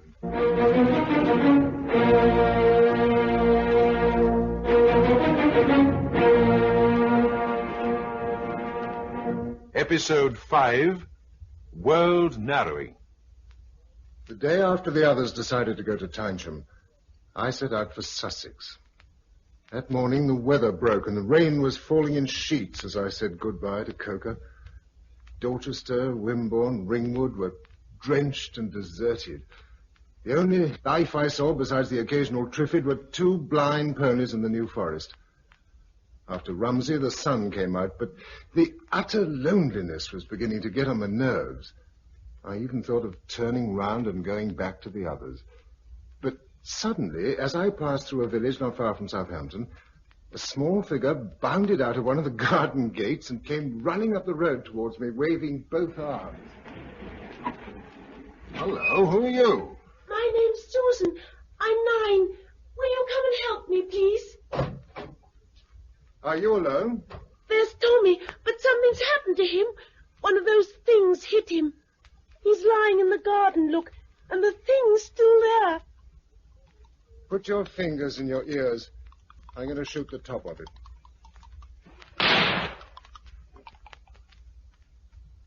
Is it dead now? Yes. Horrible thing. Was Tommy your little brother? Yes. He's only 6. He went out to play. I'm afraid he's dead. Poor Tommy. Shall we bury him? Yes. Is there a spade? Just over there in the tool shed. Oh, yes. Would you like to sit in the lorry? No, I shall be all right. I saw the puppies buried. You've been waiting long. Absolute ages. Are your mother and father anywhere? They've gone. One morning they couldn't see, and Dad went out for help. And Mummy went to find him and didn't come back, and Tommy and I waited. When did you last eat? There was lots of cheese and yet that. And then I went down to Mrs. Walton at the post office. But she wasn't there, so I took some cake and biscuits and wrote a note. One of those things tried to hit me coming back. I told Tommy not to go out, but he was too little to properly understand. And it was hot yesterday, so he ran out to play with his wheelbarrow while I was washing his other pair of trousers. Will he go in there? It isn't very big. It'll do. Oh, now, Susan, it's all right. It never hurt him, you know, and you've been so brave. I've been lonely. I thought nobody was coming, and I was frightened. I know. I've been frightened, too, and lonely. But now I'm not, and neither are you. Better? I'll go and pick some flowers for him.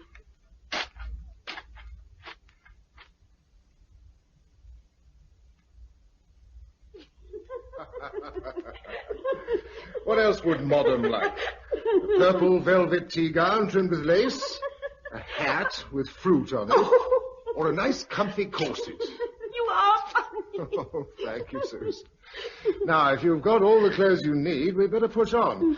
Chichester's a nice town, but we're a long way from where we're going. Where are we going? To find a farm near Pulborough. What for? I'm looking for a lady. What sort of lady? Is she pretty? Yes. Good. Come on. We don't want to wait around here. No, it smells, doesn't it? It does. I suppose it's all the dead people. Yes. There was one in that shop. I know. She hadn't been stung by one of those things, though. She'd fallen down the stairs and broken her neck. I looked. Oh, dear. You don't want to worry too much about these things. I wasn't. I said, oh, dear, because it's going to rain again.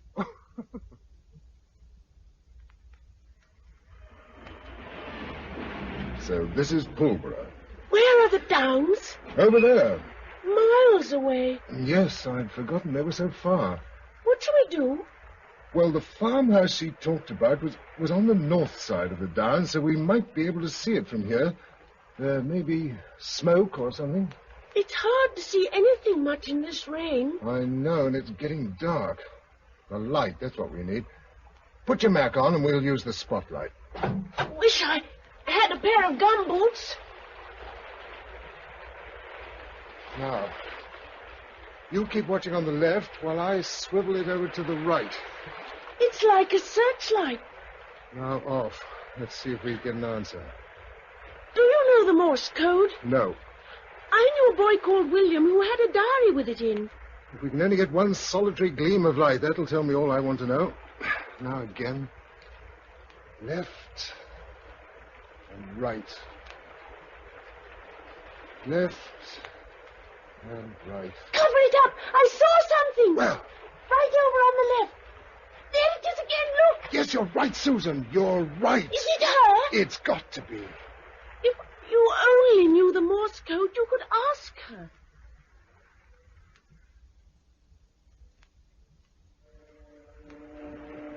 Can you still see it?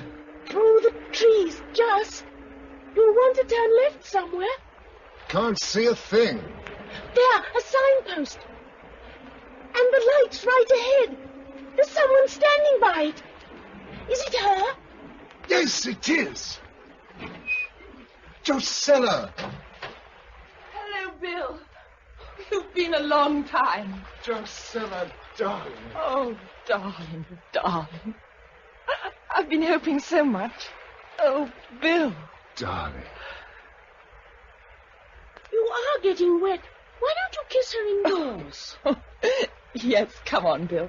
I've left them far too long. I'm the only one who can see among the four of us. Who are they? Dennis and Mary Brent. They were my friends, and it's their farm. And Joyce Taylor, who is staying with them. Come indoors.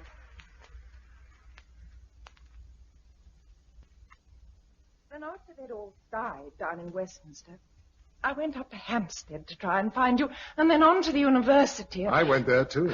I sheered off pretty quick when I saw that man Coker prowling round and came straight down here. Coker's all right. He wouldn't have harmed you. I didn't know that then. Thank goodness you didn't.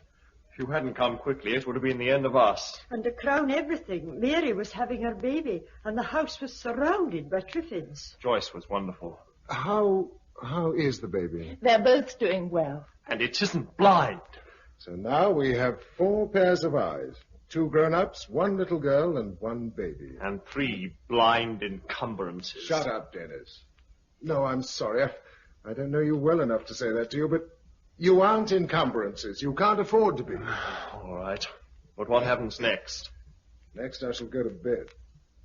Tomorrow, we'll sort out what needs doing. It's still raining. We needed it. What for? The vegetables. Ooh, this is an extremely comfortable bed. They were quite well off, Dennis and Mary. Poor things. They aren't now. Better off than some. Yes. Is it terrible everywhere?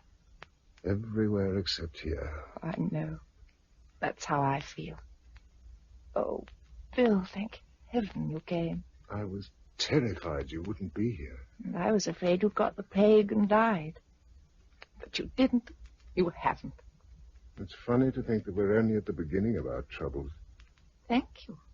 That's a charming thing for a girl to be told on her wedding night.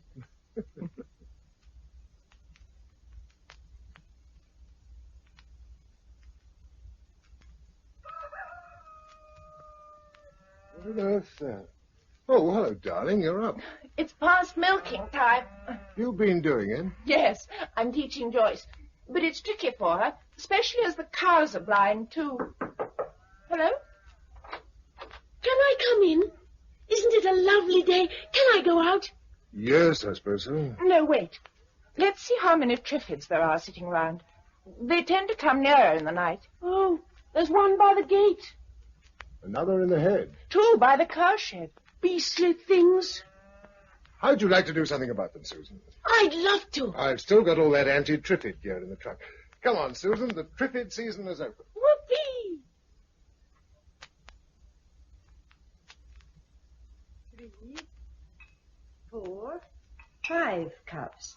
How's that, Joe? Fine, darling. Except one's right on the edge.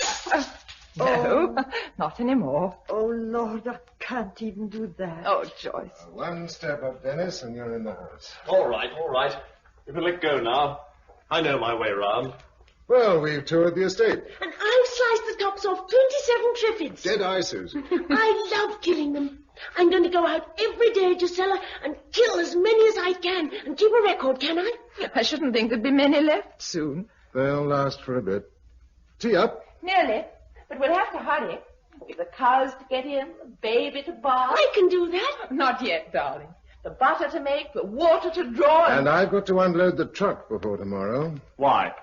Where are you going? Out on the scrounge. Farm implements, petrol, all manner of things. Can I come? No.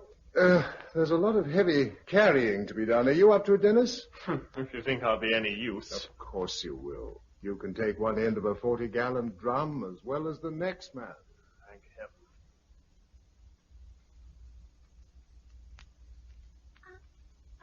You know you're 2 months old today. Yes, you are. Yes, you are. Gisela, is her hair really blonde? Actually, it's beginning to go a bit dark at the roots. He's ready. Tea. Hello. Tea. All right, don't shut the place down. I was washing. Oh, sorry. We thought you were in the fields. The tractor's bust. Oh, no. Anything serious? Fairly. Pass the bread round, Susan. Is this the new bat? Yes, I put more soda in it. It's a jolly sight nicer than what we used to have in the old days. 2 months ago. They seem like the old days. Do you know, I bagged 40 Triffids today. That makes my total 217. And still they come. What's the matter, Bill? Well, just thinking. I'll come over tomorrow if you want tractor fuel. No, I'm going on another trip tomorrow. Coal? No, I'm going over to Tyson. That place in Wiltshire? Bill, why? To fetch back 2 trucks and their drivers. You mean you want us all to go over there? Yes. I'll start early and take the sports car. I should do the round trip in a day. But I like it here. So do I. Besides, we've been making a pretty good go of it. No, Joyce, we haven't. We've all been working our guts out to keep the place clear of Triffids and producing just about 1/16 of what we eat. We're storing nothing. We've stocked no firewood for winter. We're getting nowhere fast. We shall manage better in a larger community. But... Besides, there's another reason. Joe... Well, it's a bit early to announce it. But I'm going to have a baby. Oh.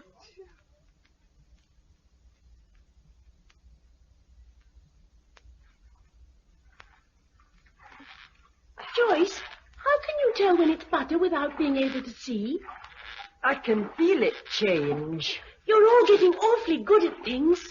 Well, the sun's set, hasn't it? Nearly. When will Bill be back?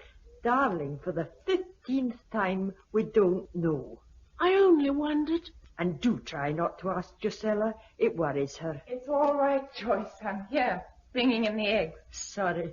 There are some things I'm not good at yet. Of course, he may easily decide to stay the night. I dare say he will. After all, it's a longish way, and he won't want to travel in the dark. Hi! What is it? Listen, I can hear a car.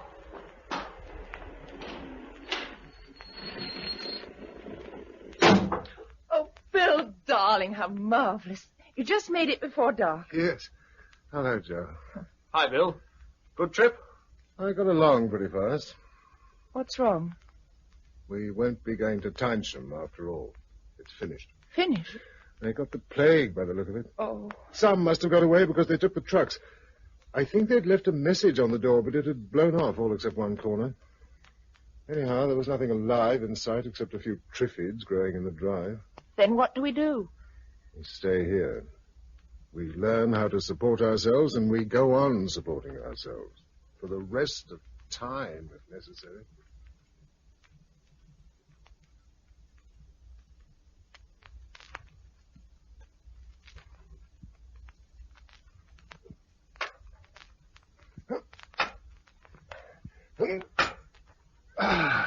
That's the 95th post you put in today.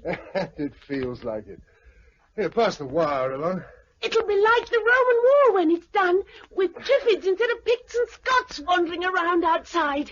So twice 5 miles of fertile ground with posts and wire were girdled round. What?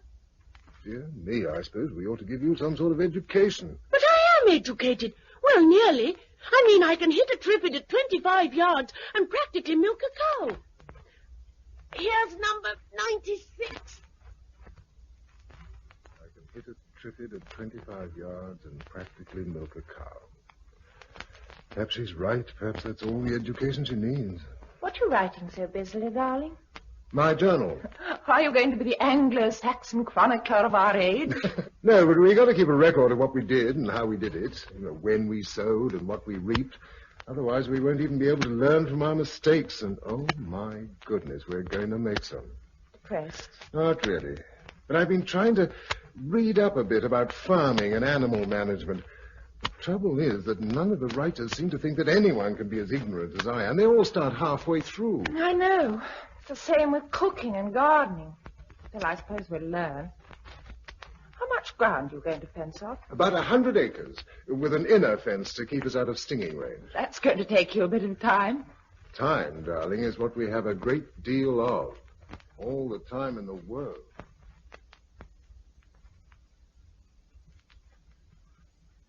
September the 24th. We've completed the fences, and all Triffids are now outside where they can stay. This means that Susan can now spend more time on farm work. She's bitterly disappointed. We've harvested 20 sacks of corn, which we winnowed in a rather primitive manner. I must now find out how to grind flour. Perhaps a windmill. I saw a covey of partridges today flying over the stubble, but had no gun. The 12th of December. I'm writing this because Bill was knocked down and trampled on by a horse he was trying to catch. He's not badly hurt, but it'll be several days before he's up and about. It's a nasty reminder of what might happen if one of us became seriously ill. We live on the edge of disaster. But I must say I feel very well, in spite of my ever-increasing size. Food stocks are full. The 2nd of March. At 2 o'clock this morning, I delivered our baby. Josella was wonderfully brave and did most of the work. None of the books were any good at all, but luckily it seemed fairly obvious what was supposed to happen at each stage. We've called him David. He weighs 6.5 pounds on the kitchen scale. 8 buckets, 12 dozen nappies, 1 pig trough. Spelled O-U-G-H, like plough. Why? I don't know why, it just is. Oh. Lord, it'll seem funny going to a town again. Oh, go on with the list, Susan. 1 gross razor blades, 20,000 vacuum-packed cigarettes, 10 pounds ditto tobacco, 10 tins ditto sweets. I didn't put that in. I did. That's fair, Bill, if we're having cigarettes. Besides, I like sweets, too. Oh, do you, Mary? All right, carry on. That's the lot. Good. Now, there should be quite a bit of space left over if we take the 10-tonner. What other things do you want if we can get them on? Braille books. Yes. Well, when we get to Brighton, I'll go through the telephone directory and see if there's anywhere where we can get them. If not, we'll have to wait till we go to London. Are you sure it wouldn't be better to go to London anyway? I don't think so. Brighton, being smaller and by the sea, is certain to be safe after a year. London's still a slight risk. Besides, it's a jolly sight nearer. Any more requests? If you could get a hand loom and some yarn. Oh, and a potter's wheel and clay. Jodhpurs. Home perm outfits. A gramophone for the long winter evenings. We might have a cine projector for the children. Oh, yes, and a film camera and take films of us all. Well, why not what the butler saw from the Palace Pier while we're about it? Why not? I can hear the Triffids outside the wire. Yes, they're a lot noisier lately. Because there are more. Hadn't you noticed? No, I've got more to do than count Triffids. Well, there are. Several hundred all round us outside the wire. As long as they stay there and let us get on with the work, that's all that matters. We'll leave for Brighton first thing, Dennis.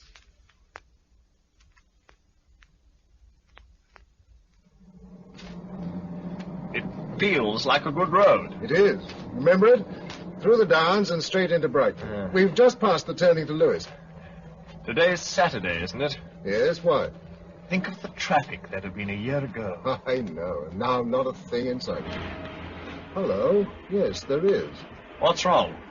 About 50 yards ahead, there's a roadblock, and somebody's painted "Keep Out" in large letters right across. They've no right to do that. Someone fired at us, didn't they? Yes. Quick, help me out. Quick. Steady, steady. They weren't trying to hit us, or they'd have succeeded. But all the same, we'll take their advice. Where shall we go? London. You said it wasn't safe. Safety's relative.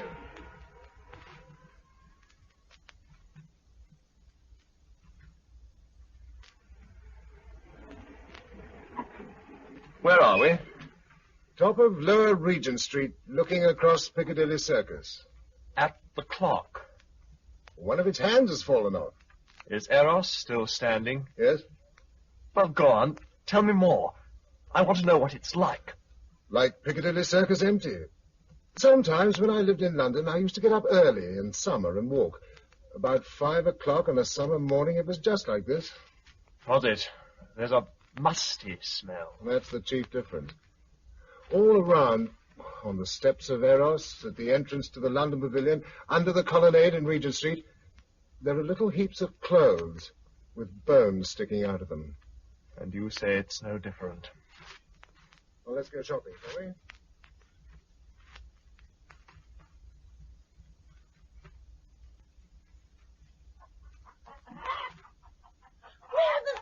Bill, where are the sweets? Buried under 50 yards of good, serviceable, moth-eaten cloth at the back. Oh, you are a beast. Is it really moth-eaten? It may be. We chose the best we could find, but moths and cockroaches are the only things left alive in the big stores. Oh, I don't know. We were glad of their company. The silence was fantastic. Is there anything else to come out tonight? The sweets. Oh, here you are. Here's an odd tin I left out. Now, run away and make yourself safe. Hand them round, darling. As we're dealing in luxuries, we may as well have this crate of bottles out. I've got it. I'll take it. Oh, I've got something else for you. What on earth is it? What the butler saw. Bill, it's the Rokeby Venus. Plus a Canaletto, a constable, and a Franz Hals. Well, nobody seemed to want them, so I pinched them from the National Gallery.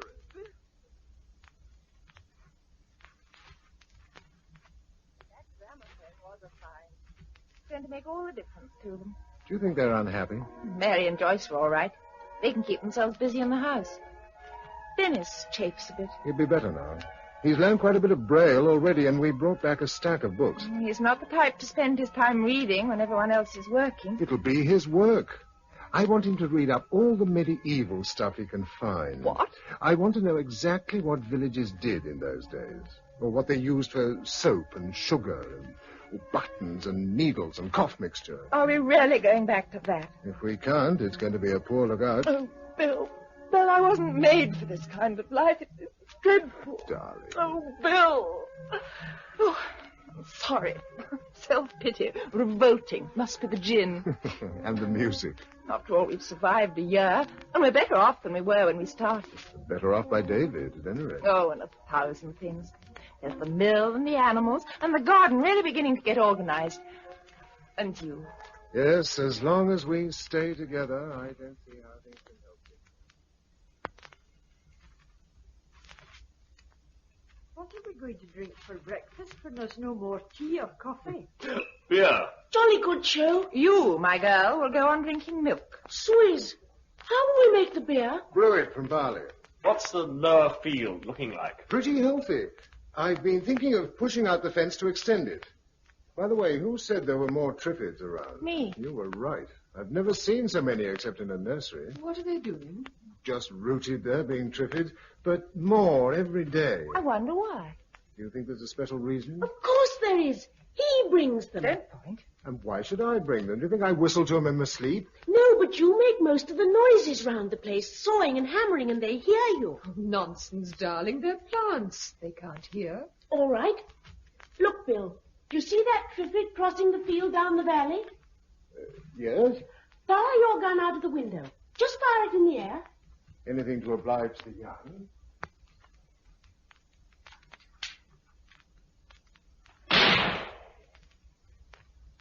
Now, tell them what you saw. The Triffid stopped moving. It's swiveling on its roots, and... Yes, now it's begun to come this way. It'll come on for about 10 minutes, then it'll stop and listen. If it can hear the others by the fence clattering, it'll keep coming on. But if it can't, it'll turn off and go wherever it was going. You've been watching them very closely. I always watch them. I hate them. She's right, you know, Bill. But they're plants. They've no ears. They can't hear. Then they do something so like it that only a biologist could tell the difference. Don't you remember, Mary, how they broke loose and began crowding round the house the moment we all went blind? They often did that in tropical countries before people went blind. But not here. Here they were always under control, and they never even tried to make trouble until things went wrong. But then they took advantage of it at once. Why? I can remember them breaking out of their enclosures before. But not altogether. How did they break out? They crowd up against a portion of their fence until the pressure breaks it down. Oh, Bill. Their fence? Or ours?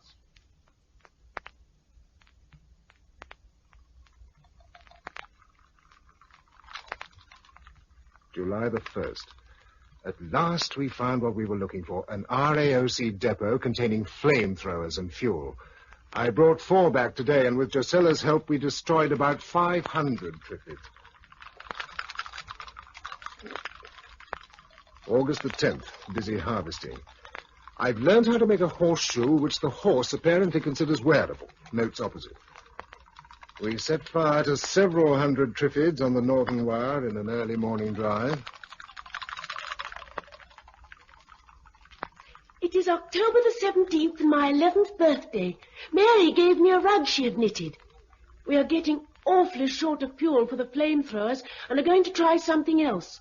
I am doing the journal because W. Mason Esquire and D. Brent Esquire have gone to London to fetch sulphuric acid from a chemical works in Romford. Watch out!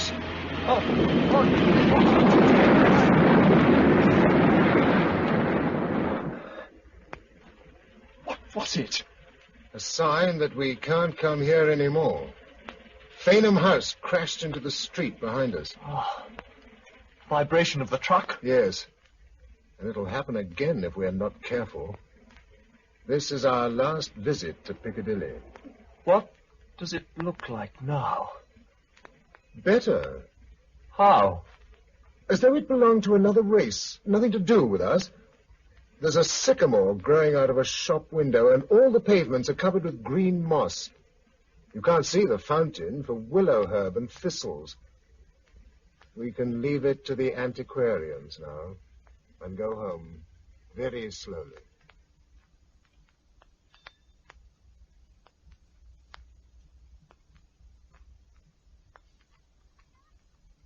Oh, no. Not morning already. Hello? It's me.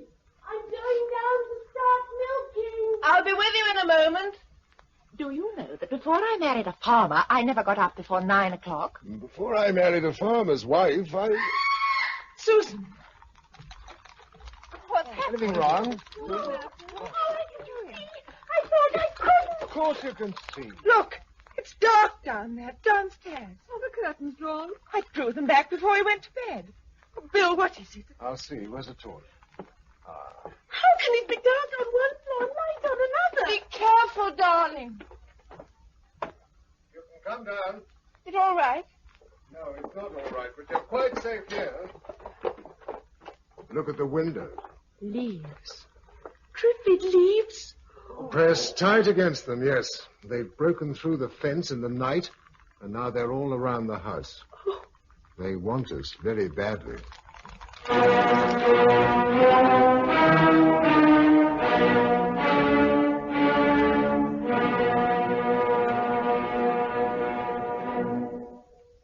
That was episode 5 of The Day of the Triffids, a serial for broadcasting in 6 parts by Giles Cooper from the novel by John Wyndham, with Patrick Barr as Bill Mason, Monica Gray as Josella, and Gabriel Blunt as Susan.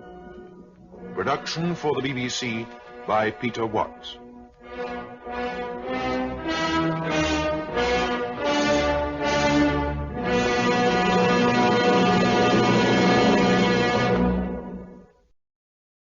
The BBC presents The Day of the Triffids.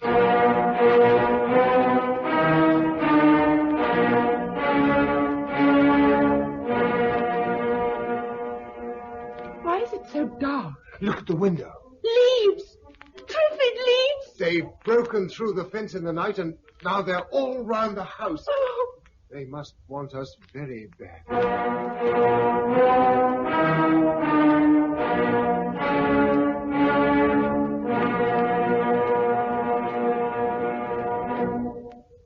The final episode, Strategic Withdrawal.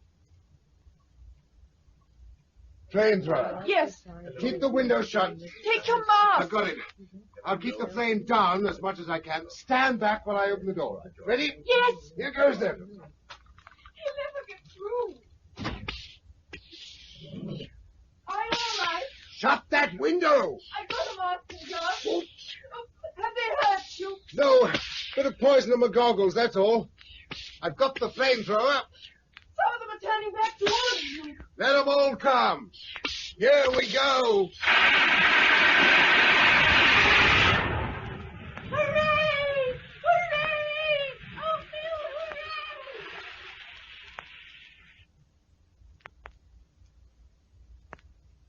May the 20th. We've been here 4 years. We now have 5 beehives and are hoping to be able to make some mead to keep our spirits up during the winter. There was a Triffid breakthrough this morning, the first since we began spraying round the wire with arsenic back in January. Either they've adapted themselves to it or heavy rains diluted it. Dennis suggests that we should try to get hold of a second generator from somewhere and electrify the fence every so often to stop them crowding against it.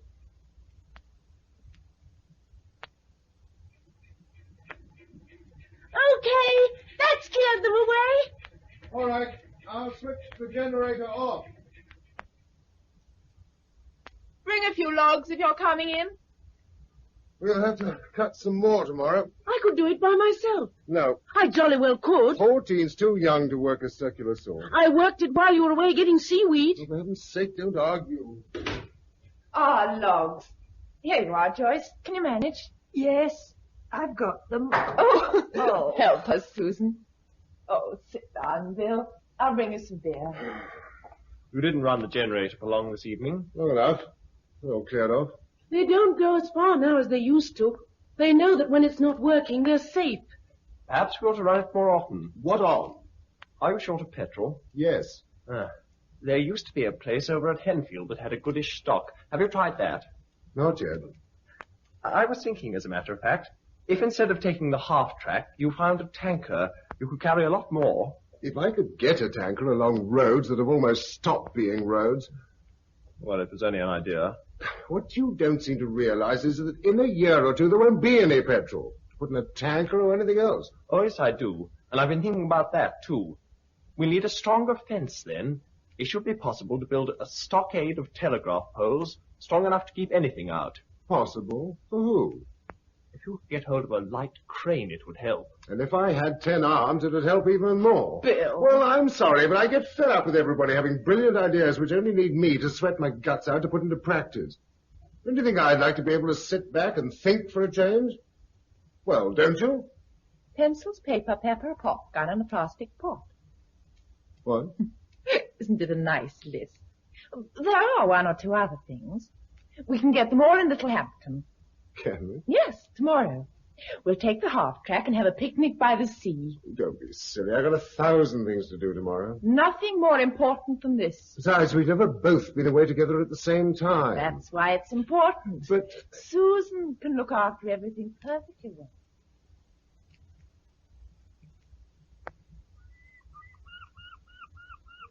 More birds this year. The sea must be crammed with fish, with nobody taking any. The South Coast in August. Think of it. I prefer it like this. Wouldn't you like to jam your deck chair in between 2 other families and contemplate the ice cream tubs and old newspapers? Would you? There were an awful lot of us before this happened. Yes. Look at those bungalows across there. Do you remember all the outcry there used to be about spoiling the countryside? It's got its own back now. They didn't look all that much different. If you look properly, they do. Do you see all the moss on the roofs? Look at the way the waters streak the walls. Think of all those 3-piece suites with nettles growing up through the artificial leather, and the veneer peeling off the television set. It was a tawdry civilization. Which was why it crashed. You can't blame civilization for the comet, unless you still think it was a satellite that went wrong. I'm sure it was. Michael Beadley once said that we'd been walking on a tightrope for years. We fell off it, that was all. The Triffids, too. Nobody's fault but everybody's. Because we went merrily ahead in our own interests without bothering about the possibilities. That's a glum train of thought.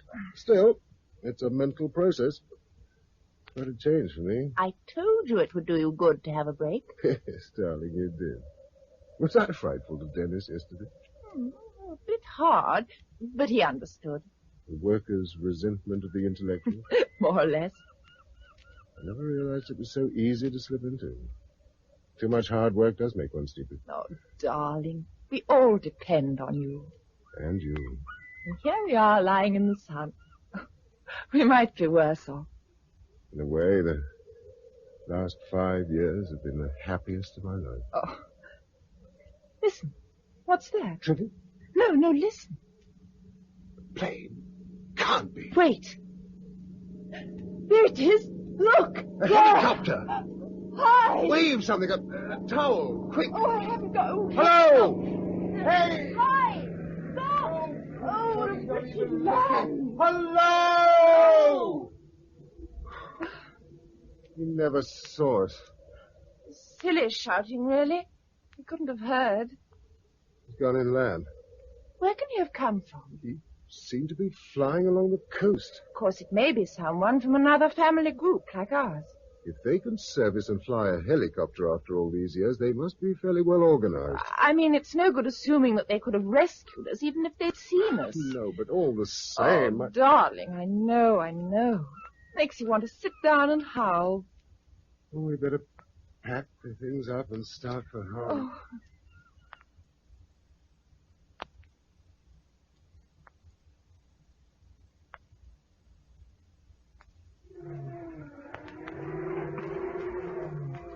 Rear wheels look clear. That's better. What made me think this might be a better road, I do not know. It's not much worse than the other. Hop up on that bank and see what it looks like ahead. If it's too bad, we'll turn around and go the other way. Well, how do you tell if it's too bad? Or if you can see a road at all, we'll use it. Bill, here, quick. What's the matter? I can see the farm and a huge, great cloud of smoke.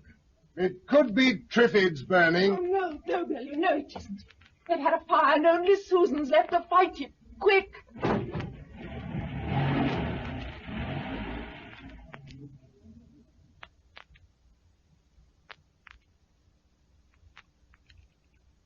The woodpile. Why should the woodpile be on fire? Oh, yes, Susan. Oh, thank heavens. Susan, what's happened? Look, over on the lawn, look. The helicopter. I lit the woodpile with a flamethrower as a signal. Where's the pilot? I'm here. Mr. and Mrs. Mason, I presume. And your name's Ivan something. Simpson. Oh, yes, of course. You brought in a helicopter that first day. But are you still with Michael Beadley's lot? Yes, I've been telling your friends about it. Well, let's go in and celebrate while you tell us, too. Thanks. And first of all, Michael told me that I was to be sure to start off with his apologies. To me? You were the only one who saw any danger in the Triffids, and he didn't believe you. But how did you know I was here? Well, we found out the rough location a few days ago from a man called Coker. Coker? Oh, I was afraid the plague had got him at Tyson. No, he got away with some survivors. Maybe down in Cornwall. But what about you? Where did you go? Oxfordshire first. We were told Dorset. Yes. That was a deliberate piece of misdirection by that woman who disliked our ideas so much. Oh, Miss Durrant. Your memory's better than mine. Anyway, we weren't in Oxfordshire for long before we found the Triffids were too much of a problem. So we upped sticks and went to the Isle of Wight. That where you come from today? Yes. You see, once we'd wiped out all the Triffids on the island, there weren't any more.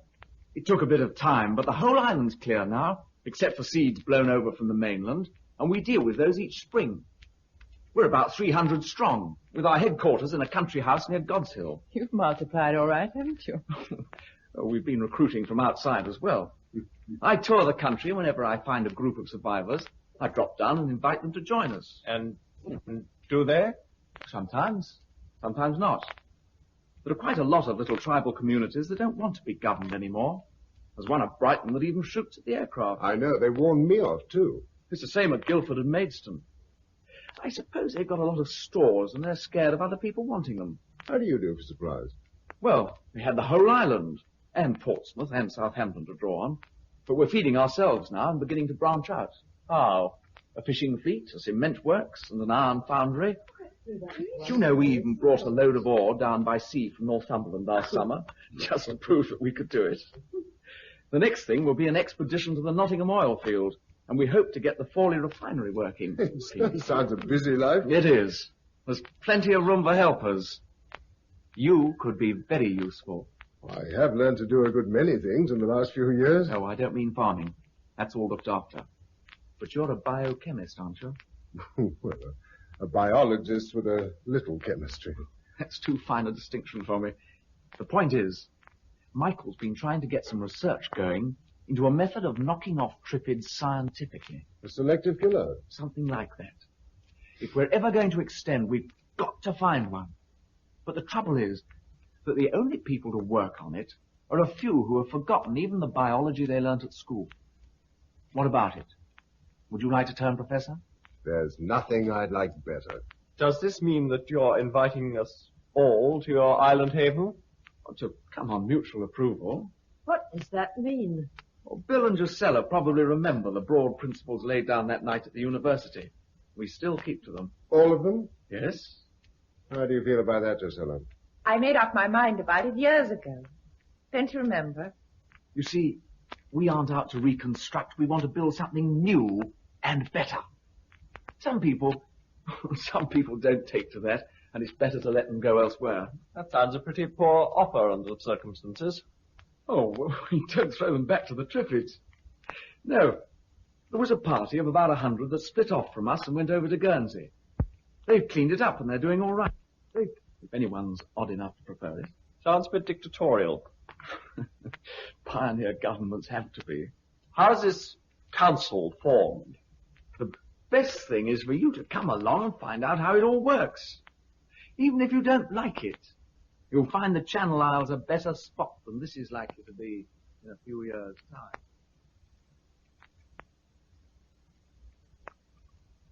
Bill, you out there? Here. What you doing? Taking the evening air, looking at the view, thinking. You've escaped quite an argument. They've been hard at it ever since Ivan left. What's the upshot? They'll come, but they don't want to. Surely they can see... No, Bill, they can't. Quite literally, I mean. They can't see the Triffids like a thick hedge all round. And beyond them, the country's sinking back to marsh and forest.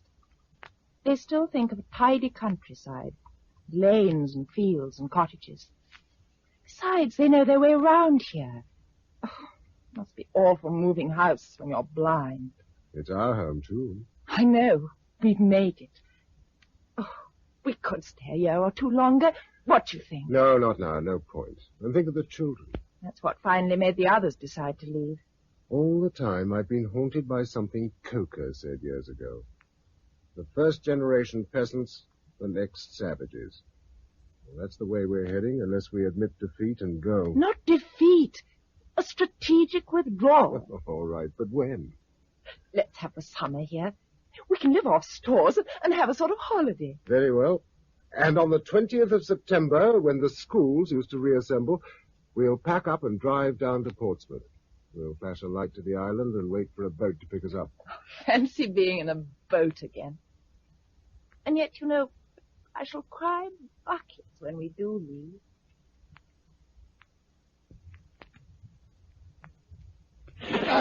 That's 20 sacks. 1 ton.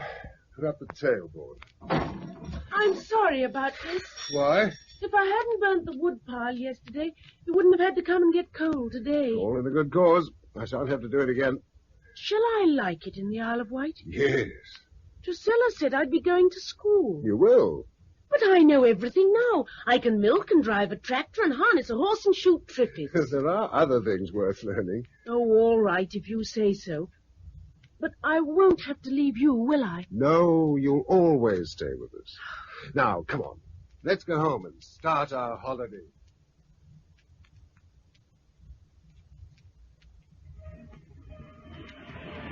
I'll open the gate. Put your mask on. Oh, it'll be marvellous never having to wear these things when we get to the Isle of Wight.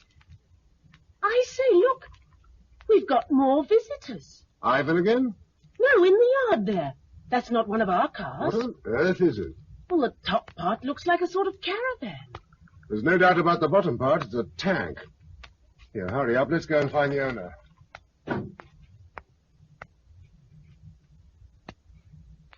This is my husband and our adopted daughter. Bill, this is a Mr. Torrance. He says he's some kind of an official from Brighton. These other men are with him. How do you do, Mr. Mason? We've met before. I don't think so. Oh, yes, we have. On the second day of the disaster, you fired at me up in Hampstead. Oh, did I? Well, those were bad days. Shoot first and ask questions afterwards, eh? As times have improved, perhaps your friends would like to park their Sten guns outside. They're all right here. It's a man's best friend, you know, as they used to say in the army. The boys get attached to them. Why did you say you want to see me? I understand you're in charge here. Well, the place belongs to Mr. Brent. Yes, but you're the organizer. I'm Commander, Southeast Region. What does that mean? It means that I am the Chief Executive Officer of the Emergency Council for Southeast Britain. Never heard of it. We didn't know about you until we saw your fire yesterday. Well, now that you do know, what about it? When a group like yours is discovered, it's my job to investigate and assess it. Why? In case adjustments have to be made. So you can take it from me that I'm here officially. On behalf of an official council? What else? Or a self-elected one? There has to be law and order. Here's my warrant, if you'd like to see it. I'm blind. Oh, yes, of course.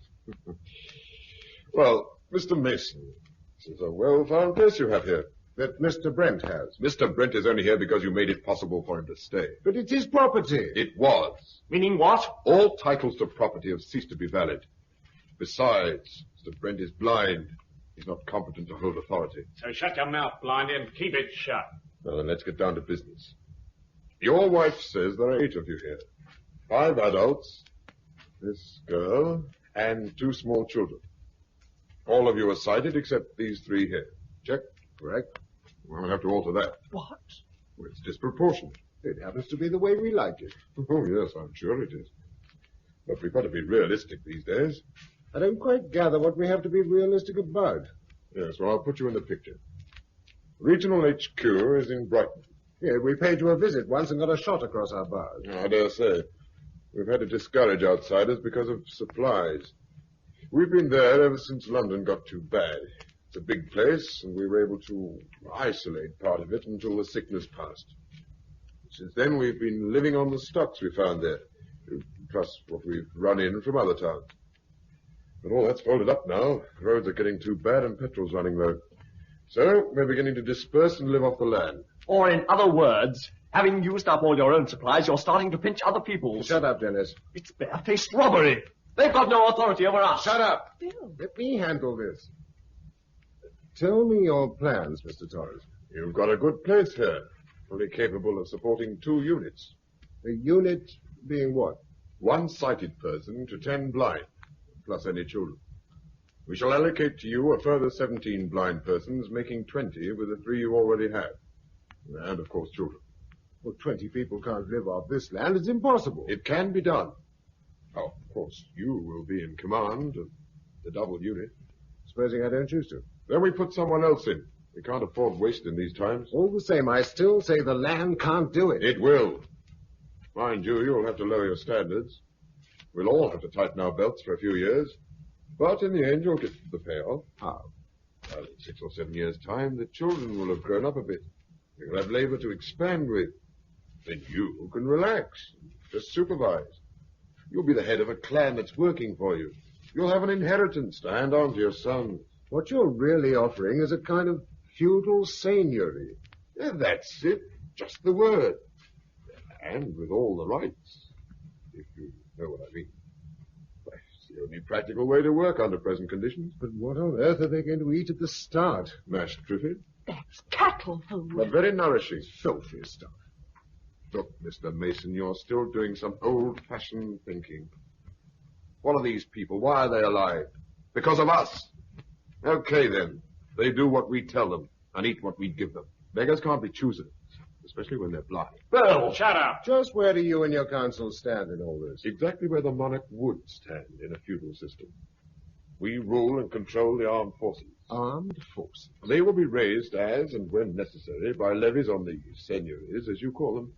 In return, you have the right to call on the council if they are attacked, or when you have trouble from your workers. I should have thought a small police force was all you needed. But you've got to think ahead. After all, every country in the world is in the same state. One of them is going to be the first to get back on its feet, and that country will dominate all the others. It's our duty to be that country. And that is why we need an army. No. What? No. We've lived through this agony all these years, and now the man proposes to start a war. We're getting a bit tired of you, mate. You talk too much, Blindy. And I never said anything about a war.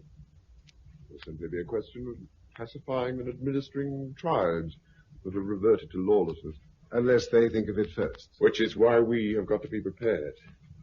Is it all clear, Mr. Mason? Yes, I think so. You expect the three of us here to be responsible for 20 blind people and a number of children. 2, not 3. Yourself and your wife. And Susan. Sorry. The allocation is 10 per unit, and we can't make exceptions. We'll find work for her at headquarters until she's old enough to run a unit on her own. Oh, with some chap. My wife and I regard her as our own daughter. We've got to stick to the regulations. Yes, of course. Bill! Sorry, Susan, but orders are orders. Besides, you'll do all right at HQ, my girl. It's in the pavilion. Of course, we would expect certain guarantees with regard to her education and so on. Oh, naturally. There's a good deal to be thought of. Such as? Some of our equipment's wearing out.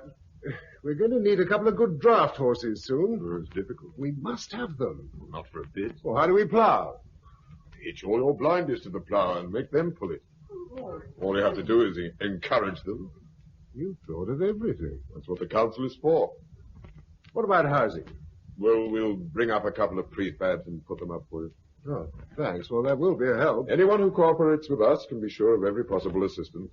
It'll be quite a relief, in a way, not to be entirely on our own. Well, now, I dare say you'd like to see round the place. We're rather proud of our anti-Triffid fence. Then we'll have a drink or two on the deal. How's that? Well, that's fine. But we can't stay too late. I'd better have a wash first. I'm covered with coal. Susan, start showing Mr. Torrance and his friends round the estate. Me? Yes. It'll give her a chance to get to know you. I'll join you in a moment. This way. Right.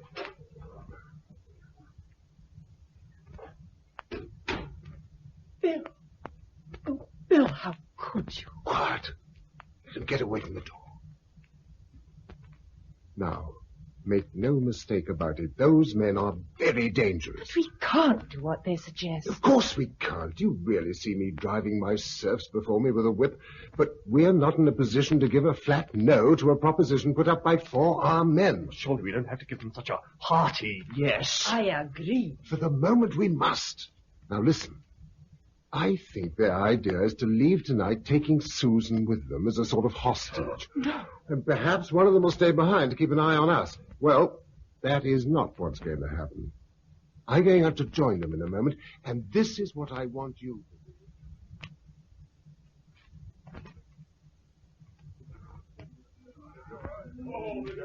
Very good, very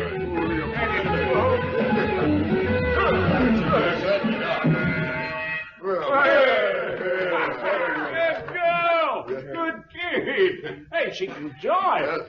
Hang on, that's what it's called. I remember now. Rock and roll. Who's got an empty glass? Mr. Torrance. Was it mead or whiskey? Give him both. Boy, steady on. Oh, you can't have too much of a good thing, can you, Commander? Well, see, I'm a jiving tonight. Cheers.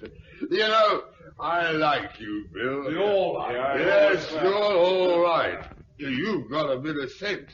You know, some of these people don't have any. Yeah, do you know what? Some places we go, they don't want us.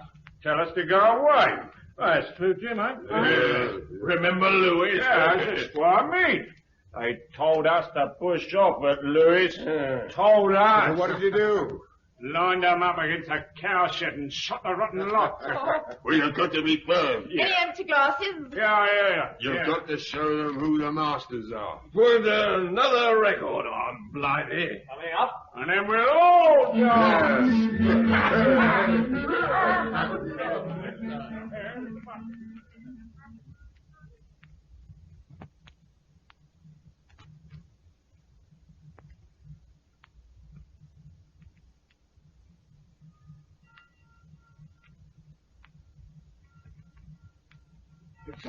All ready?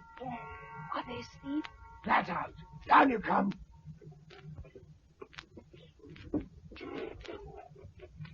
The house track's in the garage. Mary, Dennis, Joyce, and Susan get in the back. You've got Jean, haven't you? Yes, she's asleep. Keep her that way. Shall I bring David in front? Yes, go on now. I'll follow. Mummy. Lock 'em in. Quietly. Is this the food? Yes, stow it behind you. Don't shut the door. Oh, hurry, hurry. All right in the back? Yes. Then hold on tight. I'm going to have to crash the gate. Here we go. Shut the doors.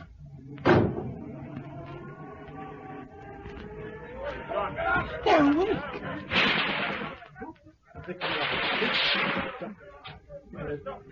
Hold tight! We're through! Mind your eyes!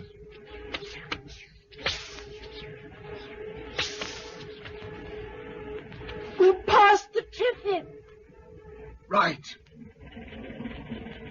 What's the matter? Why, Mr. Moore? Oh, go on, Bill. Go on. It's all right. I just want to see whether they follow us. If they do, we'll have to make a day tour before we go to Portsmouth. Of course they'll follow us. I don't think so. They're out of the house. They're climbing into their machine. Oh, Bill, let's go. No, Bill. wait. They've switched on the headlamps. Hello? For heaven's sake, let's get away. Listen.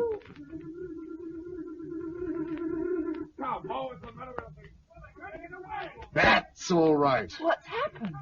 There's 10 pounds of your honey in the petrol tank. I hoped it would do the trick. Oh, look. The Triffids are swarming in. Yes, they'll be stuck there now till someone turns up to rescue them. Portsmouth, here we come.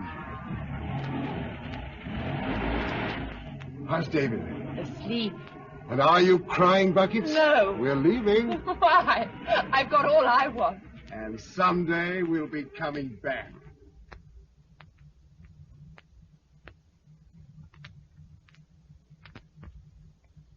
We arrived at Portsmouth at 7 o'clock in the morning, and by midday we were over here. We decided to stay, and here we are. Well, that's all from me. Drusilla? I've no more. Thank you. Well, that's a jolly good interview. Just filled it up that reel of tape, too. Thanks awfully, both of you. That's all right. But you said you would go back, Bill. When we've beaten the Triffids. Bill, there must be hundreds of thousands on the mainland by now. And more every year. Torrance's seigneuries have had it, and I don't think any of the other communities will last long. So is there any hope then, Bill? I think so, yes. Meaning you're on to something? We might be in a few years' time. As long as that. Well, it took thousands of years for us to become clever enough to make anything as foul as a Triffid. We can't expect to undo our work at once. But we're on the right road, I'm sure of that. And someday we, or our children, or their children, will go back across the straits, and the Triffids will have had their day. That was The Day of the Triffids, the final episode of the serial by Giles Cooper from the novel by John Wyndham, with Patrick Barr as Bill Mason and Monica Gray as Drusilla Clayton. Production for the BBC was by Peter Watts.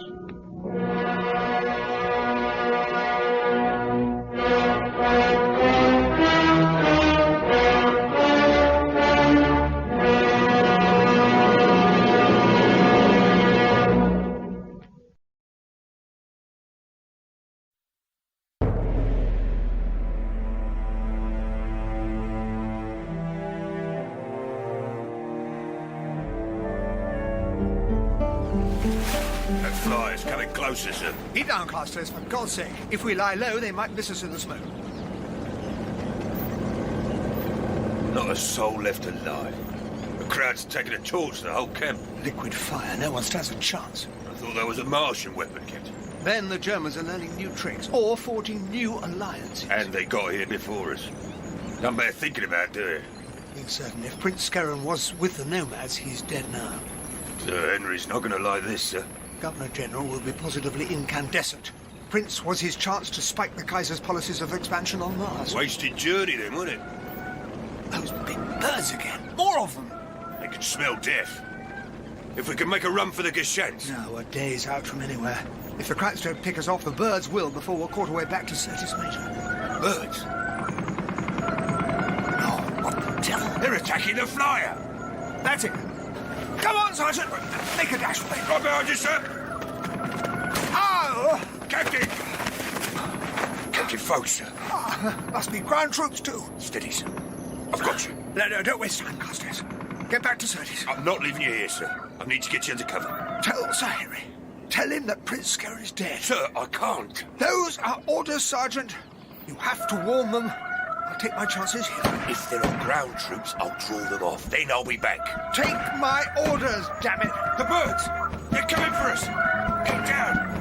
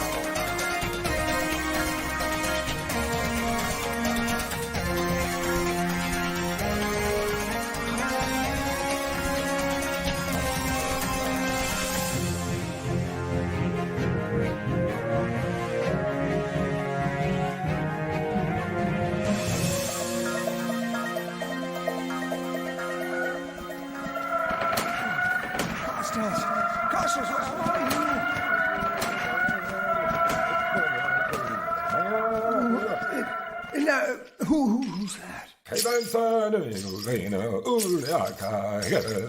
Who is it? Get off me! Foul, filthy oil. Emnalis, erota hennene.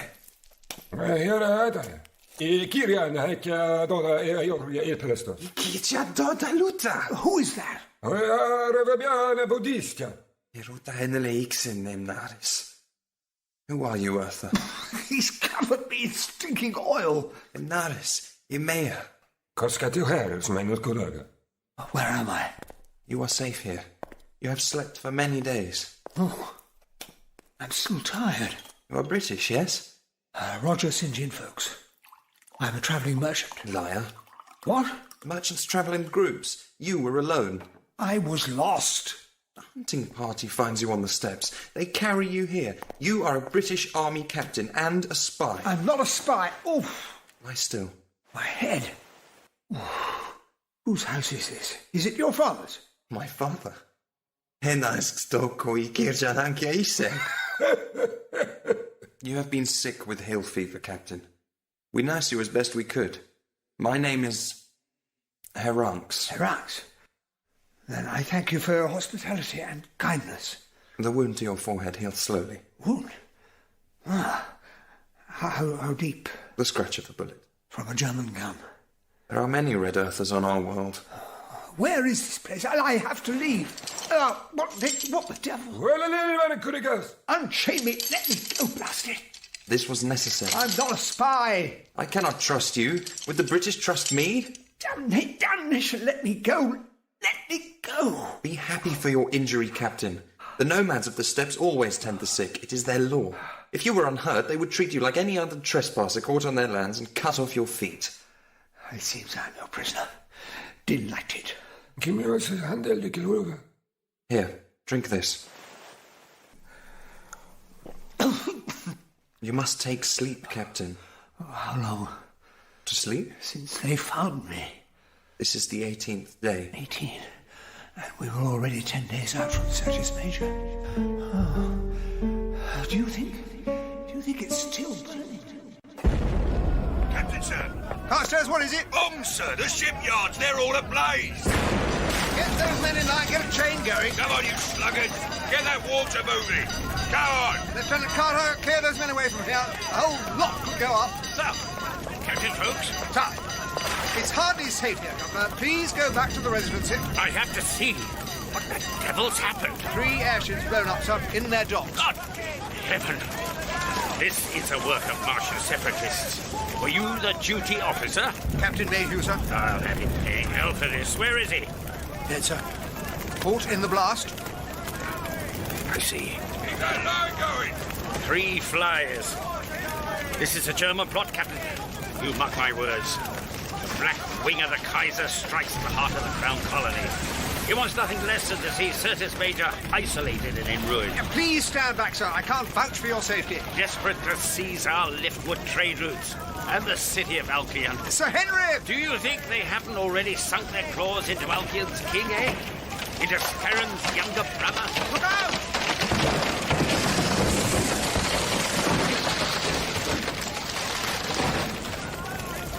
Governor? I want the bazaar searched. That place is a viper's nest. Every possible suspect to be rounded up. Yes, sir. I should have had it cleared out months ago. Well, what's the matter? Might that not stir up more trouble, sir? It could make Sergius Major ungovernable. We've trouble enough already, Captain. Martial rabble abuse every boon that the British Empire has brought them. Well, that's enough. We've been too lenient. Time to make them pay.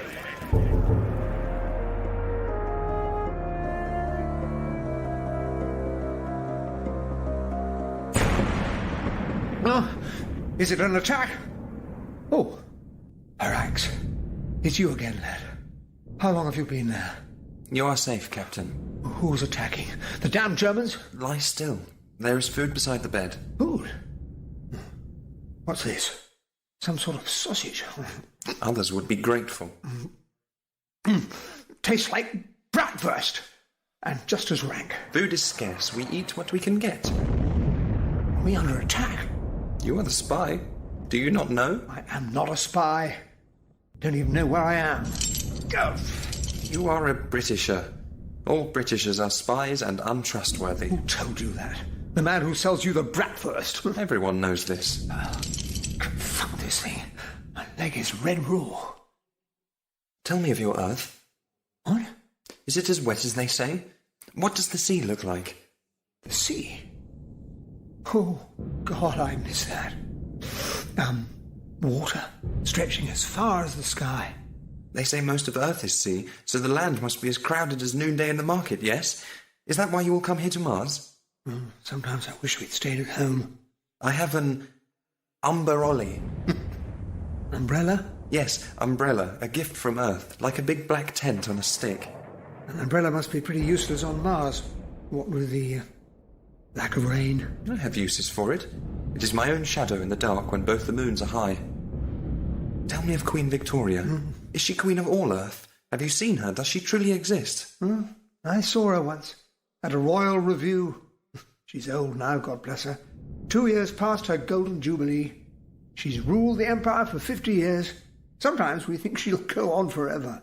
The years on Earth are much shorter than Mars, yes. And days run faster there. Do they? But hard to say. How can a woman so old, triumph in any fight to keep her crown?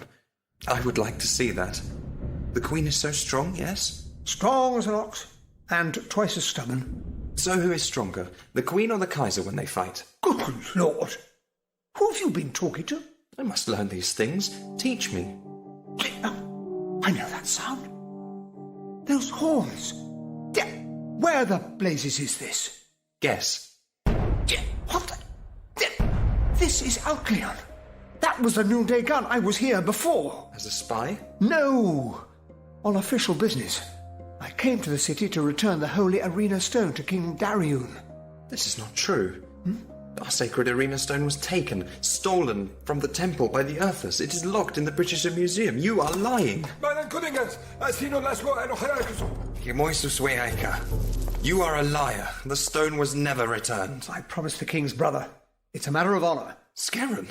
Yes. Prince Scarron on Mars. When was this? Scarron? Last flood season. Out of the steppes. I promised Scarron that I would hand the arena stone directly to his brother, to Dariun, the child king of Alcyon. To the king? Scarron entrusted the sacred stone to you? It was all arranged, but our delegation never reached the palace. We were met by the canal before the great temple with its spires and huge dome. I had to hand over the stone to some lackey minister in return for promises of new trade and peace. En zij zarina kivinen hadesta kainen. Kivinen? I was given no choice, although I do not relish the breaking of my word. You British. Would you really do this and ask for nothing in return? Absolutely we would. Indubitably. We bear Alcyon no ill will. Niet kuluvan Hagen sei cansada. Hagen. Go harangues, if that's your name. There's no such thing as hill fever. You have kept me here drugged and caged like some brute in a zoo. What does the child king say, eh? Or is he no longer ruler here? Was he ever? Oh! Emnaris! Oh.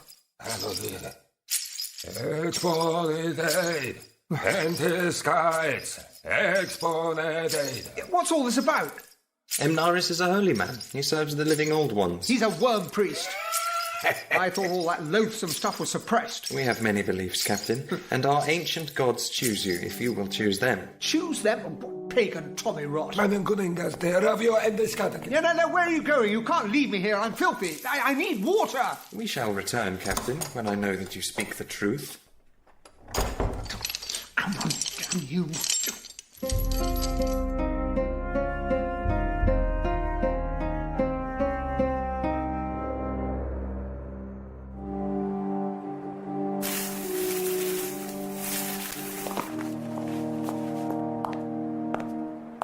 Mein König?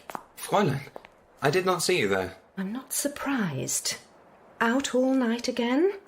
Climbing the palace wall instead of using the door like any ordinary king? It is my palace. Where can you have been? I went to see the shell damage done by our enemies. You slipped out alone. By the time he was my age, my father already had 3 wives. Don't you understand? You cannot just venture out. This is a siege. There is danger. Suppose you are recognised. But I was not. Shall I tell where I have... No, I don't want to hear. Whatever you've been up to, you have important duties here. And you'll get me into disgrace. Ah, now I know where your true loyalty lies. Come now, mein König, into your ceremonial robes. Does he know? General Hagen? He believes you are working hard at your studies. But he won't be kept waiting much longer. Now go and change.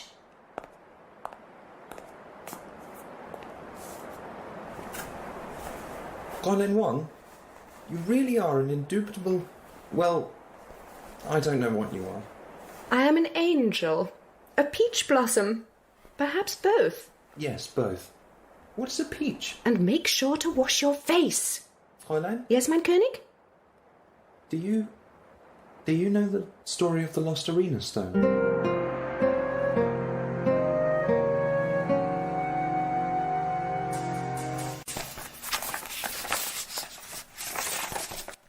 Jetzt reicht's mir. Holen Sie mal den König her. Jawohl, Herr General. Ach, nix. Kommt schon. General Hagen. My king. When are you going to stop the British bombardment? Aye, my king. Do something now. The walls of Alcyon won't last forever. As I explained yesterday, before you retire to your extensive studies, reinforcements will arrive from Dioscuria in 3 days. 4 flyers, followed by 2,000 infantry. And the people are starving. I want them fed. We cannot spread our resources more thinly. Have you read my dispatches? Well, I was going to, but Fräulein Wang gives me so much work. Does she indeed? I'm talking of reinforcements. One moment. My king? Which is stronger, the Kaiser Wilhelm or the Queen Victoria? You may also recall that the treaty giving the German fatherland full powers to defend the Martian city of Alcyon against their enemies remains as yet unsigned. Oh, that. Is that... Forgive me, my king. But the assistance we wish to extend to your majesty and to your people is limited until you give your royal assent. Just sign. Then we can wipe away the British aggressors who assail your ancient kingdom. I won't sign away my sovereignty. It is a sovereignty we can hold in trust, my king. No, Hagen. We shall only agree when all of Alcyon's sacred dues are returned to me and my people. Your majesty. Think on that. Now, I haven't been near the stables all day. One of my geschants is off his feet. There are dispatches to review. Your majesty. Ja. Abscheulicher Bengel. A feeble substitute for his brother. My general? Fräulein, your charge is at his games again. The king is young. He hardly knows what he wants. It is your task to tell him. Our hold on Alcyon is tenuous enough without his childish pranks. And your anger just encourages him. You must show more caution. Why is that? He asked me today about the arena stone. Der Teufel. Who has he been talking to? Who knows? He's been down in the city. What? I cannot follow his every move. Surely, General, that is up to you.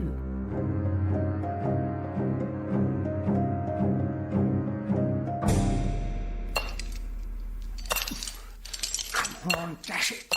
Ah! Done it.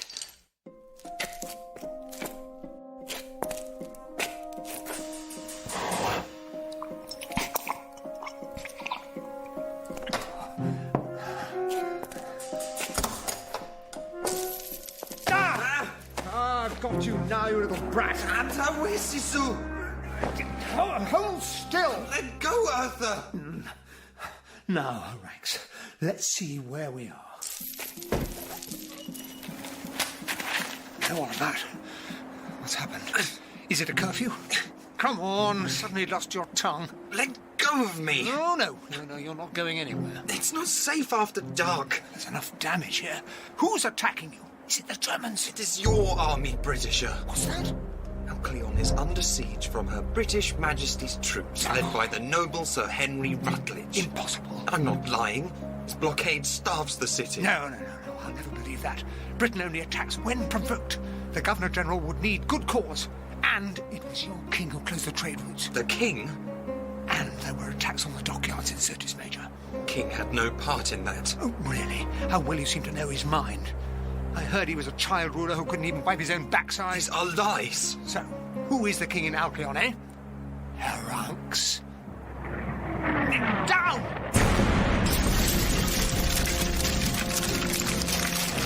Ranks! Teale and Royster! Here, take that. Let go of me! You are hurt. Oh, yes. This is how my people suffer.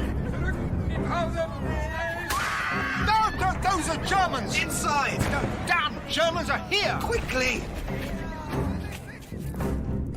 Help me. Aku! The chest? Yes, across the door. Right. Germans. There have been rumours for months.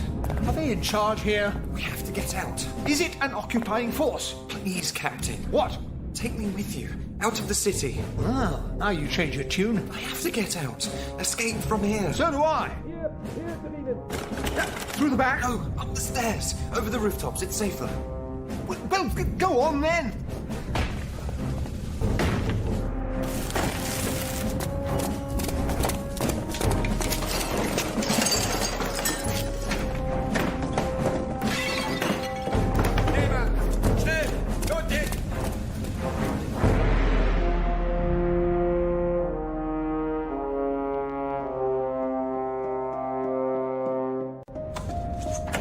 Herr General?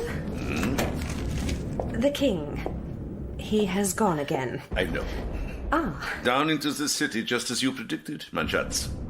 I let him go. But this time he is followed. If Darion wants to play games, then he can take the consequences. And but an hour ago, this arrived. A heliogram? Relayed from the Earth, from the Chancellor Bismarck himself. Congratulations on completion of the treaty with Alcyon. The tide is turning. You told them this? I did. But the king has yet to sign any treaty. Yes, just formality. But this moment is fragile. And the people are angry. If Darun stirs trouble before fresh troops arrive, every link that we have labored to forge may be shattered. Are they following? Hush. No noise.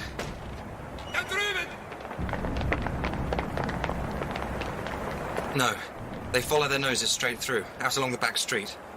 We must move. Over the roofs. Hurry after me. Ah, it's just still half dead, no thanks to you. Hey! Steady! Oh, legs like jelly. Quickly! The moon is rising. That broken moon always confounds me. Rising in the west like that.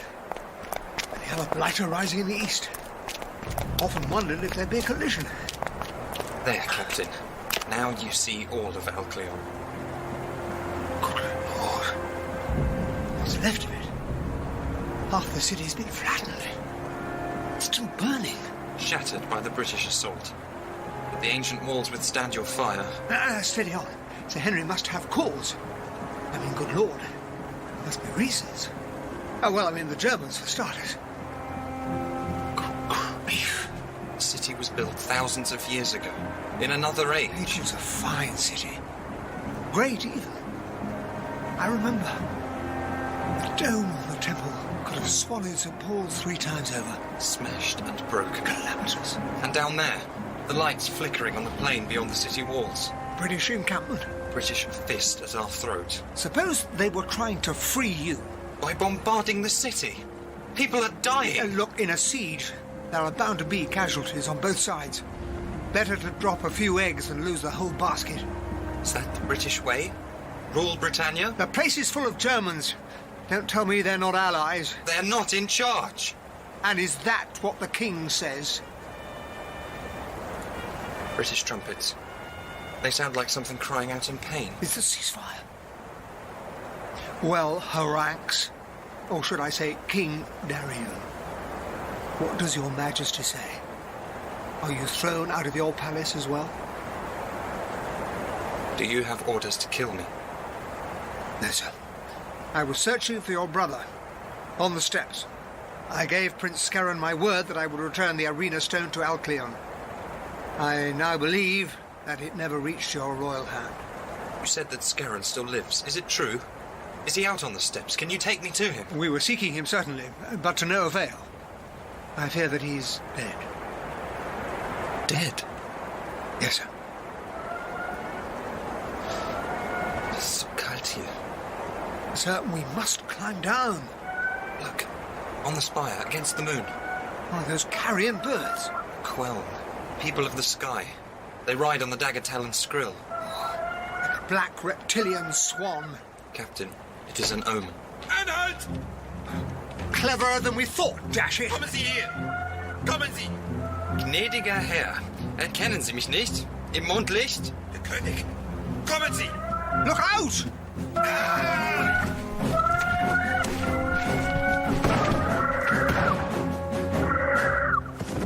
Come on, down the stairs. It's dead. Both dead. Come on!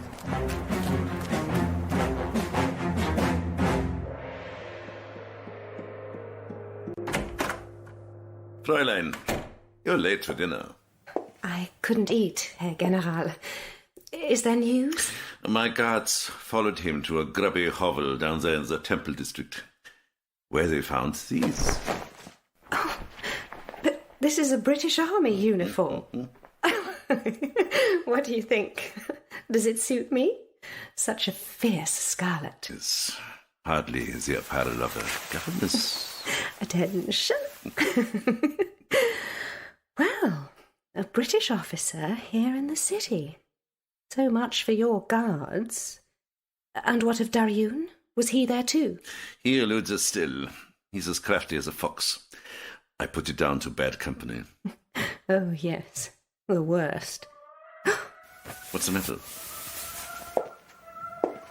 There are birds.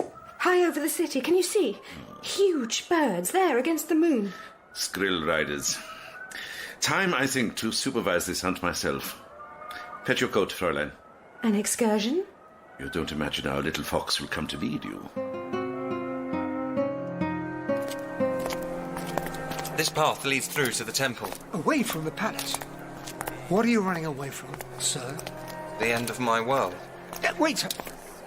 Those bird creatures. Quiet, Britisher. There are things here I want you to see. So many people.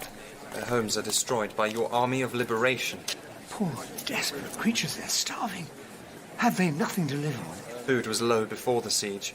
They get scraps for their work, crumbs from the German tables. Breakfast. Just a moment. These crates, they're weighted down. This is liftwood, marked for Surtees Major. What's happening here? See for yourself, out on the temple courtyard. It's a shipyard. Flyers. My God, they're building flyers to German designs, I presume. And with liftwood meant for Surtees. Comes towards Sir Henry. Or does he know? Is that why he's here?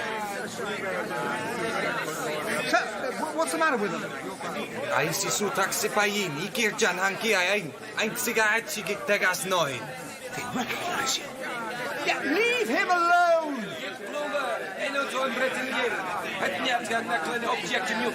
Back the other way. Ay, ikir dyan mainito, ay! I don't know what they want. You're their king. They need your help. Go back. Taxi payin. Anhalt. Kennen Sie mich? Sir, be careful. Ich bin der König. Leave him alone. Captain? You know, rumor had it you were a child, sir. And he still behaves like one. Who's that? Guten Abend, mein König. General Hagen. Get up, get up. Making a fool of yourself in public. Zerstreuen Sie die Masse. Zurück! Schnell! Schnell! We all rejoice to find your Majesty unharmed in such dubious company. Bringen Sie das Fräulein mit. Jawohl, Herr General. Captain Folks has my protection. In the state of him, he can barely stand. Tell me, Englander, did you know you were talking to the king? I had my suspicions, even though he called himself Haranx. Haranx? After his favorite Kashant. Excellent. The king loves a game. He plays with all of us. The captain was found injured on the steps. A hunting party of loyal nobles brought him to their king. Not a flock of Skrill riders? I gather they're an ill omen, General. Bad luck for someone, I'm sure. For the superstitious, perhaps. My König, this ruffian is a murderer. Sent to kill your Majesty on the orders of Queen Victoria's envoy, the Honourable Sir Henry Rutledge. He who camps his army on your lands and bombards your city. The captain is a friend of Prince Skerran. Skerran? Your brother is dead, my king. How else are you now ruler? Fräulein? But you knew that. Come now. The General was so worried when we found you had run away. As was your governess. You went out without your coat. Here we are. Fräulein Wang, we will escort His Errant Majesty back to the safety of the palace. The carriage is outside. Come, my king. Fräulein. Forgive me if we've not been introduced properly, but is your first name Charlotte? You seem to move in the highest circles. No doubt Sir Henry Rutledge of the British Residency will be delighted to hear of your fortunate escape from the Purbandesh, and of the illustrious company you now keep. He still has a photograph of his favourite niece on his desk. Oh, yes! That's enough. To the palace. I'll deal with this spy in my own time. Why was I not told? My king? Do not sulk so, Your Majesty. Piha Kivinen. He means the arena stone. Sacred to Alcyon and to my accession. The stone is kept safe until the king reaches his majority. I have consulted your ancient lawgivers. You did not tell me. My king, if you attended to your royal duties properly, you would know that I have only the best interests of Alcyon and her young ruler at heart.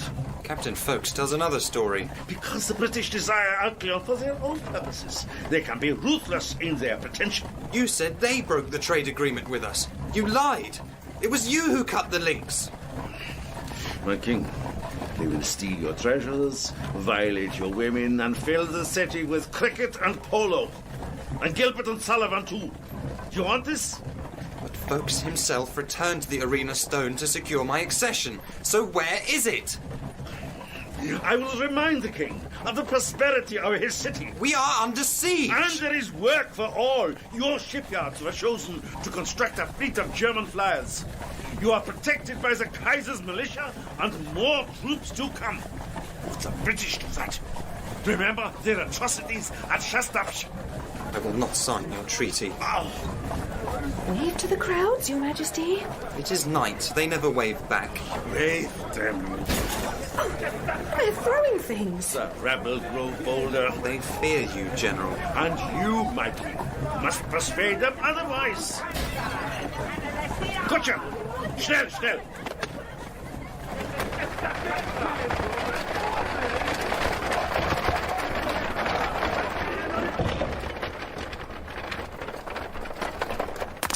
Bring the captain to my rooms. Now! Your Majesty, come back! Let him go, Charlotte. He can stay there. Herr General, are you not angry? Charlotte, this walking on the knife's edge, I find it most...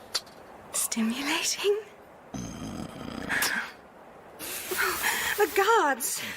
Your liaison with that old warrior Rutledge will prove useful indeed. Now, what could that possibly mean? Write him a letter, mein Schatz. To Sir Henry? And write it so that he cannot resist.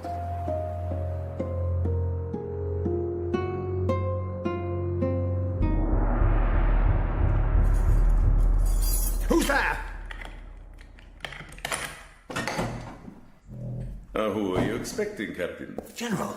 General Karl-Heinz Hagen, protector of the city of Alcyon. And her youthful king. I'm waiting, Captain. Captain Roger St. John Fawkes, Queen Victoria's own Martian rifles. Good. Introduction's over. So you're out on the steps, seeking Prince Skerrin, perhaps? Whom you saw fit to murder? Oh, Captain, such harsh accusations.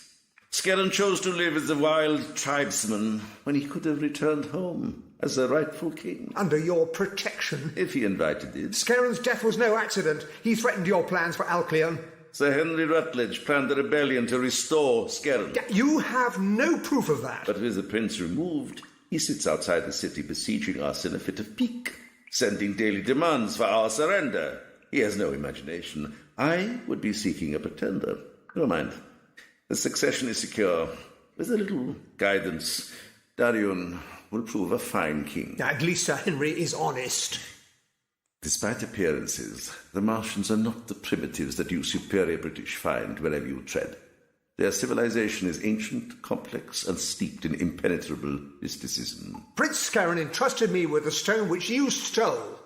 There was a prophecy that Skerrin was the reincarnation of their legendary warrior, King Seldom. Oh, you may smile, but these Martian myths have a greater potency than any tedious history lesson. And the blood-steeped worm priests would stop at nothing to clear the blessed Skerin's path to the throne. The worm priests? You seem surprised. Then the last king and his heir did not die at the brutal hands of the Germans. I ignore that insult. Skerin's untimely demise was, of course, another tragedy. Or murder. Faced with such portentous events, Germany offers advice and protection. The Holy Temple site is full of your half-built flyers. Indeed. Trade with Alcyon flourishes, despite the British intervention. But the fatherland would never attack the British Crown colony. Besides, your war with Unotria is hardly going well. So, you are selling those ships to our enemies? The Kaiser and Bismarck only dirty their hands at one remove. As for the burning of the shipyards at Syrtis Major, no doubt you are guiltless of that as well. We cannot be blamed for such atrocities. Not according to the king, or the worm priest who was with him. Worm priest? You're lying. What worm priest? Seems to me, General, that your grip on Alcyon is less vice-like than you thought. No wonder you fear losing Darion. We shall see.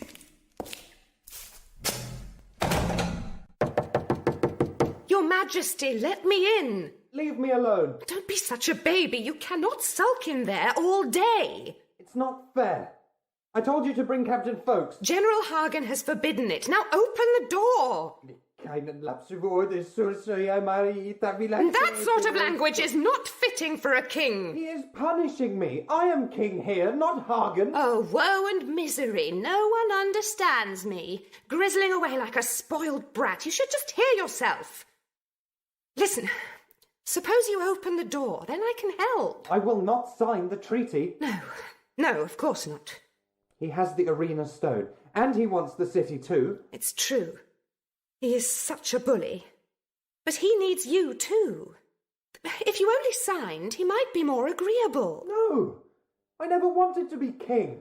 Why is it me? Why me? I am here too. Your Majesty? Come now, open the door. Fräulein, Charlotte, you could bring folks to me.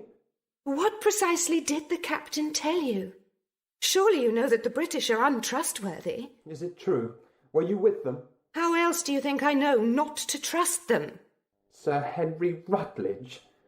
With the same favours that you now show Hagen? Why, you little vermin! Stay in your room, then. I'll waste no more time on you. I'm sorry, General. No matter, Charlotte. Let him rot there. We only need him until the reinforcements arrive. Within days, Alcyon will be ours, king or no king. Now go and write your letter. What's happening? What have you done? Let me out! Let me out! What's this? I don't want any food. Don't turn your nose up, sir. What the Carstairs? Quiet, sir. Unless you want the whole caboodle of them down on us. Carstairs? Oh, Sergeant, you are indispensable. Oh, I can't say... I thought everything was lost. Thought I'd never see another friendly face. By heaven, it's good to see you. How did you get in? Oh, a long tale, sir. Just hold still while I sort out these knots. Wunderbar, wonderful. Have I written enough, Herr General? Oh, you are mistress of the bleeding heart, Fräulein. This is exactly as I requested. I am rather proud of the passage about defending my honour. Yeah. The stones of Mars. The very stones of Mars shall weep for my sufferings at the hands of my cruel German tormentor. The gallant Sir Henry will never resist such cries of despair from so entrancing a creature. And now I secrete your letter inside my own and dispatch them to the British encampment with all haste. And then, mein Liebling, I shall return to you. Excellent, ausgezeichnet. Oh, Sir Henry. Who's there? I know someone is out there. Charlotte. Prince Scarron? It's you. None other, Fräulein. But I thought... We thought you were dead. Thought it or hoped?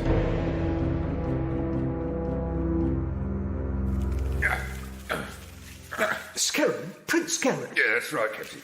With the Flying Squirrel Riders? Neither dead nor scarred, but he's taken up with the Quelm, as they like to call themselves. It's truth, these knots. No, just use your knife, Sergeant. And they brought you here, the Quelm. One of their skrill birds scooped me right up. And there's no time to rescue you before those other hunters carried you off. And they treated you decently? I thought they were raiders. Well, they're a rum lot, they are. The clan have their own laws and honour. All feasts and singing. But Scarron saw me all right. Still got your feet, then? You lost me, sir. No, you lost me, old chap. Well, so Scarron's alive, and not all is lost.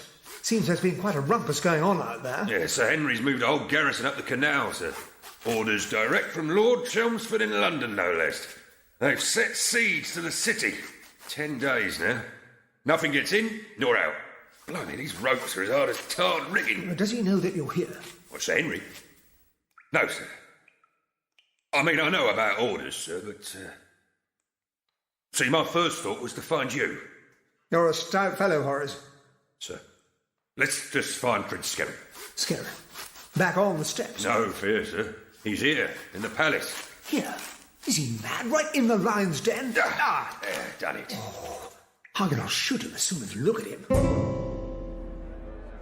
So many people down there. Charlotte, are you listening to me? They must be very angry. Are you surprised? The Germans tyrannized them within the city, and the British assailed them from without. And they must have seen the squirrel riders overhead. As long as the palace walls keep them out.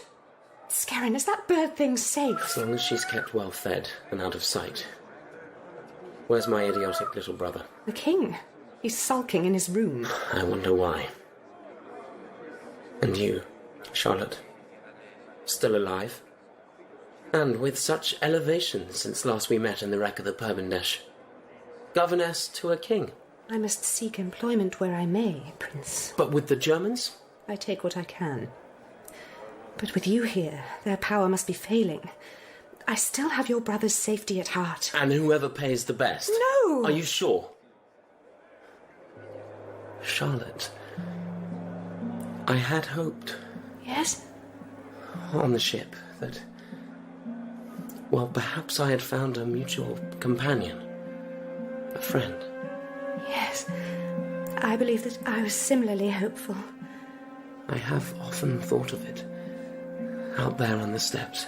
And I of you, my prince. But then fate had its own tricks to play. I had to choose. I was never bred to be a king. Your brother says the same. What chance does Darien have with a German knife at his throat? And it could well have been me. So you've come to reclaim your throne? The Germans attacked the camp of my friends. They want me dead. Do you think the British would be better? At least I understand them.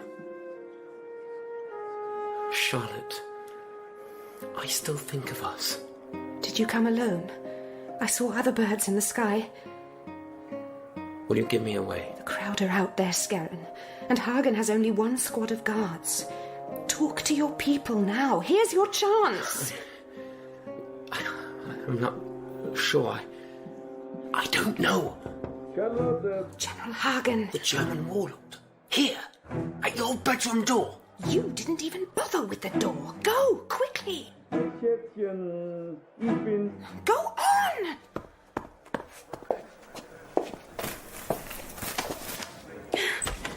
General, I was waiting for you. I heard voices. Someone else in here, perhaps? It was the crowd. I was watching them. Oh. Karl-Heinz, I am honored to be so trusted. Hmm? I had hoped to find a mutual... What are you doing? There's no one on the balcony. I have to be sure. You bought your life with information about the British. Oh, you're hurting me. Don't you like being caressed like this? Perhaps you have double allegiances. Hmm? No. Who were you talking to? Better to tell me now, my liebling. I was... the window! Ein Skrill! Horrible creature! This horrible world! What did the monster want? You know nothing of it. Swear it. No! I swear. Thank heaven you are here. Fetch the king. If he resists, have my guards drag him from his room. He can speak to the rabble down there. Someone must calm them. It is the middle of the night. You wouldn't harm him. Just prepare him. Make him ready for when Sir Henry rides in triumph into our trap.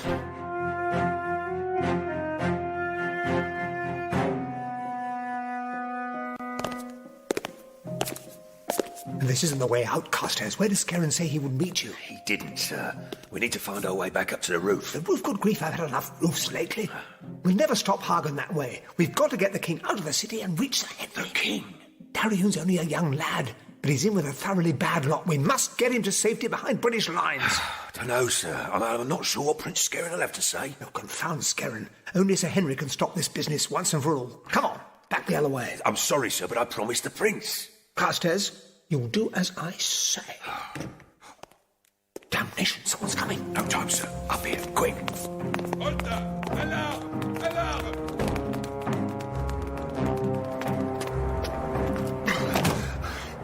Now what? No way down from here. Trust me, sir. Trouble! Come on, you perishes. Good grief. Look, Alien, answer me, sir.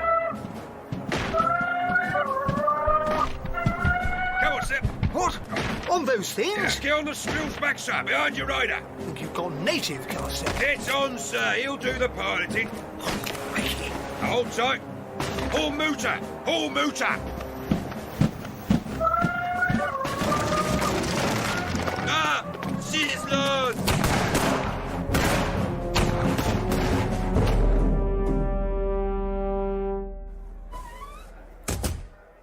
Darian, are you here? Little fool. Darian? Is it you? Scaran? They said you were dead. They all said it. So sorry to disappoint you. Brother, you've come back. Little idiot. Why are you hiding under there? You've come back. I've been praying to the Old Ones, but I never believed it would happen. I should have come far earlier. That doesn't matter. You're here now, and alive. How did you get past the guards? A few German guards who don't know every secret in the palace. But you've come to take over, haven't you?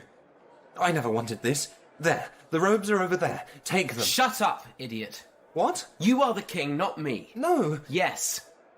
Then why did you come home? To sort out the mess you've been making. Me? You just ran off and left me. I'm their puppet, kept in a stable, dragged out on royal occasions like a prize gashant. By the Germans you invited in. And what would you have done? King Scaran the Mighty, Selden the Conqueror reborn. That's enough. Foretold by the Worm Priest, educated on Earth. Ugh. Never ever say that again. The auguries are a lie. Ah! Only because they don't suit you, brother. Ugh. Have you seen the city? Let me go. Father City, come and look. It wasn't my fault. It's in ruins. Look, brother. The people are enslaved by the Germans. And besieged by the British. You ran away, coward. And what would our father say? What would he say? Look out. His statue. Father! He always hated that. Said it looked nothing like him. He went blue in the face when he saw it. Huffing and puffing with rage. Like a stranded fish. Poor old father. What would he say now? You're lucky. You missed his ritual burning. All that bathing in the smoke. There's a mercy. Poor father. They got him. But he never gave in, did he? No, never gave in. Poor beloved father. He'd be so angry. He'd be so proud. Come, my brother. I believe you'll make a fine king. You were born to it. No. Yes. Don't know how. Oh, shut up. Charlotte. The pair of you. Dariun was never meant to be king. What? Couldn't cut it. Whereas you, Prince Scaran... Charlotte, will you help us? Don't trust her. She belongs to Hagen. How long do you think Hagen will use you? Either of you? None of us is safe. As soon as reinforcements arrive, our lives are forfeit. Where is the German general? What are you doing?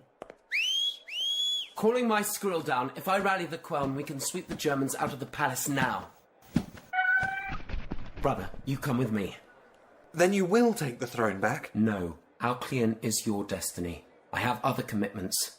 Charlotte, you must find a place of safety. No. Charlotte, don't be foolish. Move away from the balcony. Put away the gun, Charlotte. Guards, help me! Hilfe! Zu mir! Hilfe! Give me the gun! Let me go! Oh, Hilfe! Dariun! Come back! Dariun!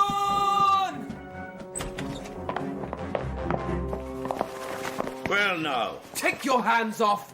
General, this is Prince Scaran. Positively indestructible. Despite your best endeavours, German. Yes, I see the family likeness. And where is our king? He escaped. I'm sorry. On the prince's flying steed. Brotherly love. Never mind. We lose our king, but we gain a Kaiser. A greater prize by far. Blooming cold up here, sir. Why are we just circling? I don't know. Come on, matey. We go, eh? I think we're waiting on Scaran, sir. Good. You all right, sir? Yeah, opens your eyes being up here, seeing the city below us. Remember those anthills in the Punjab? I do, sir. Big as a town. Trampled down to build a road. Look at the grandeur of the city down there. Stuff from another age. What are we doing on Mars, Carstairs? German ships fouling the broken temple, ancient buildings burned and turned to rubble. It's another Jericho, all smashed down in a couple of days. And what the devil for, eh? They're putting the Krauts in their place, sir. Someone's got to do it. No, it's not the Krauts' place either. How long will our own empire endure before someone comes and does the same to us, huh? Well, no one would dare, would they? Carstairs, look! Where, sir? Beyond the city walls. Blimey! That's a British delegation from the encampment. And the gates are wide open. Well, that's it then, sir. The city's caved in, no more siege. After only 10 days? That's not a surrender. That's a trap. The siege means food is scarce, Your Majesty. Soon we must plunder the stables, I fear. Is Gashant good to eat, you know? My brother is king here, General. Of course, Prince. Wherever he is. So why return to Alcyon now, if not for the throne? I have no desire for that. Yeah, that is interesting. And you chose Oxford, when you could have been educated at Heidelberg or Wittenberg. Or Paris or Harvard. I do not believe in the superiority of one nation over another. Britain against Germany against France. There's no end of it. And now the petty squabbles of your world are spilling into ours. But German beer is better, nicht wahr? Oh, Scarron, you still have a destiny to fulfill. The priests certainly believe you can. That foolish prophecy has plagued me since childhood. It is nonsense. But you believe in order, Prince. Order for your crumbling, war-torn world. We could create it here, out of the chaos. We? You wanted me dead. Circumstances change. My nation can give you the power. King Scarron, the peacemaker. I think you'd like that. And you would like Hagen, the kingmaker. Sir Henry Rutledge is on his way here now, in triumph. Or so he believes. You have set a trap. I offer you a treaty, my prince. All the military support the fatherland can muster. And trade, too. And the British in the dust at your feet. You have only to sign. Your people are waiting. The delegation's almost reached the palace. Tell your rider to take us down. Won't do it, sir. He says he needs Scarron's orders. We can't just sit up here. Listen, you blighter. Sir, down below. It's the Prince's Skrill headed up here. That's not Scarron, that's Dariun, the king. Captain, you escaped. More games, your majesty. You must help me. To save the city. Where's your brother? Hagen has him. Scarron non kotana heta. Urmuta heta chota kota korkeale. What's happening? Steady, sir. He's taking us down. Well, I guessed that. The ships, Captain. In the dockyard. We have to destroy them. Fräulein, the British party are approaching the palace yard. Trust me, General. Will I pass muster? Oh, indeed you will. A most flattering dress. Your hair is an alluring tangle. Quite a reunion for you and Sir Henry. And what of Prince Scarron? He's the clever one, more dangerous than his brother. But he'll be obedient. A gun at his head or not. And the captain? Has he been recaptured? It seems he fled on one of the birds. Then he is a coward too, and a deserter for good measure. You see, your fears just evaporate when I'm here. The British, they're here. Good. And I'm ready to receive our honourable guests. No, we wait here, Captain Archer. Outside the gates. Crowd are uneasy. Don't like this silent staring. It's all too simple. Dispatch promised full, unconditional surrender. No sign of the Germans, sir. No one in the palace yard at all. Well, as far as we can see from here. But, I want Alcyon and her king under British control by sundown. Yes, sir. The men are ready. Do we go in? Sir? Devil! Who's this? They're sending a lone woman out to meet us. She's from Earth. Stand ready, men! No, hold your fire! It is Charlotte. Clear view of the courtyard up here, sir. No sign of Sir Henry yet. I don't see why they dropped us down atop the palace tower. No guards, Captain. There is the temple down in the city, yes? The blasted German shipyard inside. And here is the gun. Fancy cannon.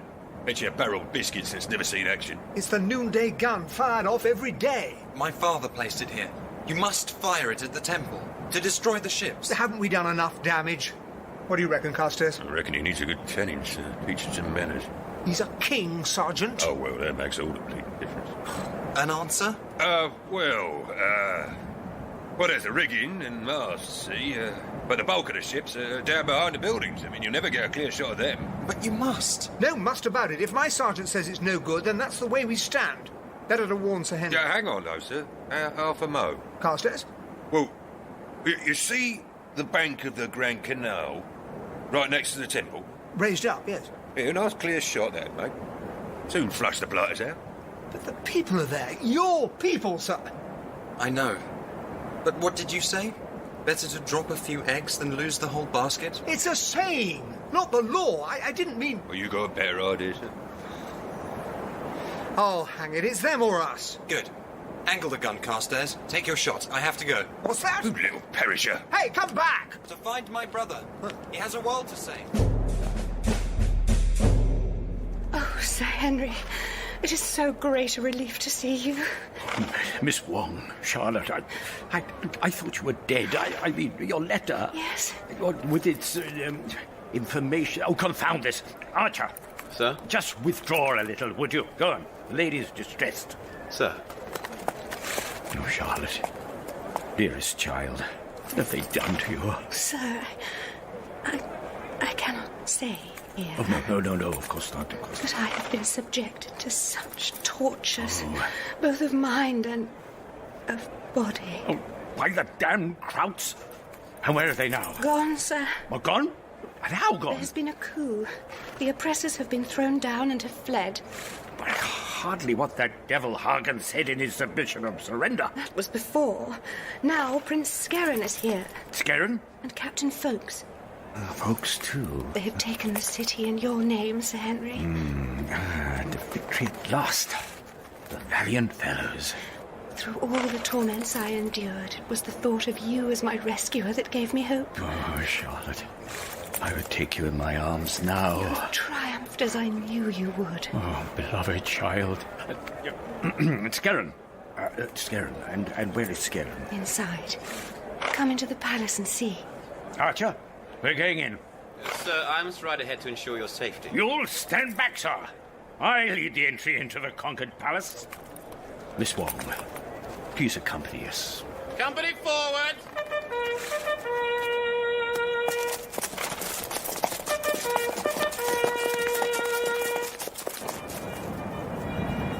Sir, they're riding into the courtyard. Is he mad? What's he doing?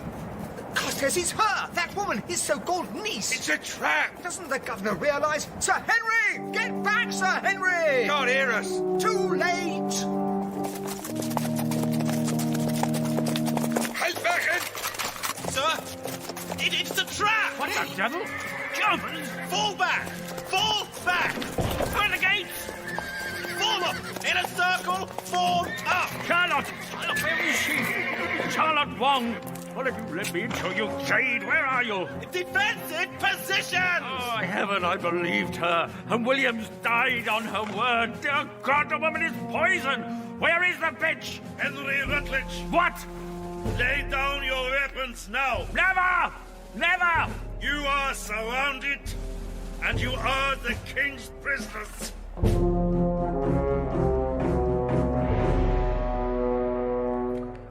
What now? Great Prince Skerrin. Amnaris. Frozen one. Are you really returning? Get up, old priest.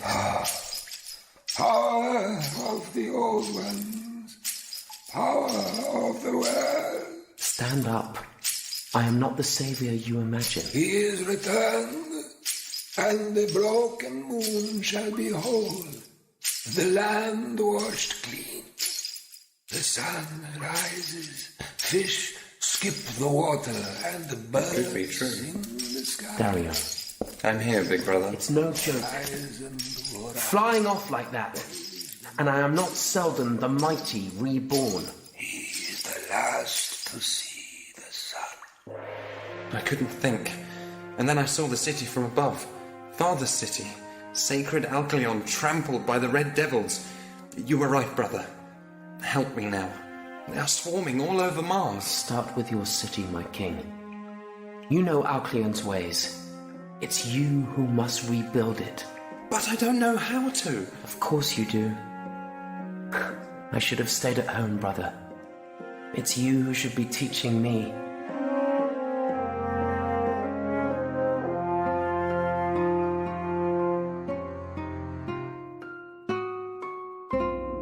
All lined up and loaded, sir. One direct hit on the canal bank and the whole lot comes down on the temple. Like Noah's bleeding ark, it'll be. Oh, just pray the resulting deluge finds its target. Yeah, and tips the nod to Sir Henry. Amen to that. Sir, I had this notion that we ought to stake a claim on the palace while we had the chance. Now, where did I put it? Oh, get a move on, Sergeant. Here we are. Oh, capital thinking. Being the patriot that I am, I always carry this for national emergencies, as you might say. The red, white and blue. Yeah, that'll spit in their sauerkraut. All right, I'll run this up the flagpole, and you, Carstairs, you take your shot. Right, sir. General, where is King Dalion? The king has duties to perform. Lay down your arms now. I demand that you surrender. Sir Henry, I have demands of my own. This is an outrage. When Her Majesty's government learns of this, there will be the devil to pay. Yes, yes. Your orders came from London, but their employment is shaded by an ill-advised liaison with the governors of a Martian king. How dare you? Such indiscretion. Enough to make the Queen spill her Darjeeling. You destroyed British flyers in their docks at Curtis Major. And the Purbendash, too. And in retaliation for that false charge, you inflict immeasurable damage and suffering on the innocent city of Alcyon. A city you seek to control through Dalion. We have a treaty with the city. And would the British not have tried the same if your arrival had been previous to ours? Release us now. Only when the king I serve receives reparation for your attacks. Clever. Alcyon belongs to her people. Not to the likes of you. We shall see. Sir? What's that, Captain? Above the palace. Where? Ha! And even the palace is not in your hands, it seems. What are you saying? Her Majesty's flag flies from the tower. I got the honor. The Union Jack over German Alcyon. I'll send you back. If it's only your head. Was ist? Down! What in heaven? Bullseye! Good shot, Carstairs. Oh, it's going. The whole bank's going. Noah's bleeding ark, eh, sir? Yes. Off and straight into the temple! There go the ships, like bleeding little toys, aren't they? The people. Huzzah! Hey, that's put their crouching plans up the Khyber, isn't it? Oh, dear God, what have we done? Sir? The people. A lot of Martians in the temple taking refuge. You said it, sir. Them or us. If your blood's not up, they'll get you for certain. The blood was up. I didn't think. It's for the Empire, sir. The Empire.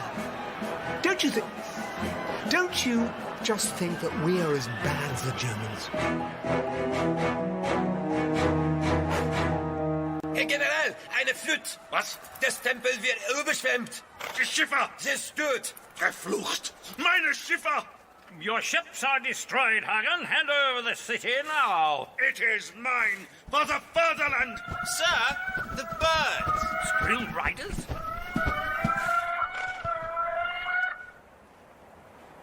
What are they waiting for? They await the king. Prince Scarron? Lower your arms, all of you. Alcyon is now purged of machines of war. The city is not yours, Scarron. You are not king. I choose who is king. Someone stop him. Allow me. Charlotte. Fräulein. You never know when to stop. Do you, General? Du Lunar. Hauptmann, order your men to stand down. I said order your men to stand down. The Capitulien. Governor! Folks, good God, man, look at the state of you. Sir, I must speak to you. But not now, Captain. Prince Scarron, this palace and the city of Alcyon are now under British protection. I think not, Sir Henry. Has gone mad. Steady, sir. Governor, we've done enough damage. There's too much Martian blood on our hands. What's the fool say? The arena stone. Why did we return it? Now, why? For Britain and the Queen, of course, and the best interests of the Empire. No. The city must go back to its Martian rulers. Do you hear me? Go, Captain. You dare threaten me? Arrest this man now. Get off me, Casters. Scarron, this is your city. Hold him. You go, damn it. Mutiny! It's a firing squad for you, sir. Hold still, Captain. Casters. Just trust me. The captain is correct, Sir Henry. Me? Alcyon is a Martian city. We have a treaty with neither Germany nor Britain. These are your true colours at last, eh, Scarron? On the contrary, sir.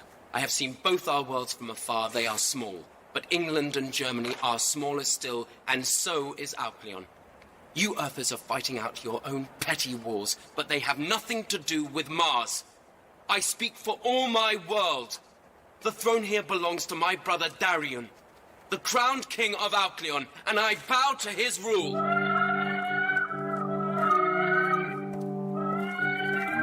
Struth, it's the lad. All got up like a Martian dog's dinner. Looks proper dapper, doesn't he? King Darion, brother, it is for you to decide the fate of the Earthers. I thank you for your counsel, brother. Sir Henry, it falls to me, as ruler of Alcyon, to command the return of the sacred arena stone. The stone? That object was returned to the city on the orders of Her Majesty Queen Victoria herself. By the Honourable Captain Fawkes, a good and trusted friend. Oh, really? Don't get carried away, brother. Who is king here, brother? But the stone fell into the hands of those who seek power. At great cost to the city and her people. It was stolen by General Hagen. It'll be far away by now. Locked in the Kaiser's vaults on Earth. So, no stability for you, my king. Not without British help. No. Alcyon will never accept that. Oh, indeed, sir. I have an army at your gates. Brother, there are flights of squirrel riders ready for your call. A few birds. Captain Archer, bring up your men. Company! Wait! Here is the stone, my king. I took it from the hidden safe in Hagen's office. Charlotte. Darion. So be it. But you trust this woman at your peril. She is as venomous and as twisting as a snake. I thank you, Fräulein. The sacred stone is returned to Alcyon. The balance is resumed. From henceforth, Alcyon governs her own future. Only Earthers worthy of our friendship shall be welcome. All others are banished. Your Majesty, we will, of course... I am showing clemency, Britisher. Fight your battles with the Germans elsewhere. Now go. Oh, the shame of it. Come on, Captain. Casters? Well, they're all busy. There's a steed waiting for you, sir. And I don't mean a gashant. Majesty? And you, Fräulein. No more Earthers in Alcyon. After all I have done, and all you have learned, am I not worthy? No? Oh, go back to your priests, then, and your royal decrees and duties. Enjoy them. But think of me, sometimes. Rule wisely, your Majesty. I shall survive. I do not doubt that. Where is Scarron? Where is he? Where has my brother gone?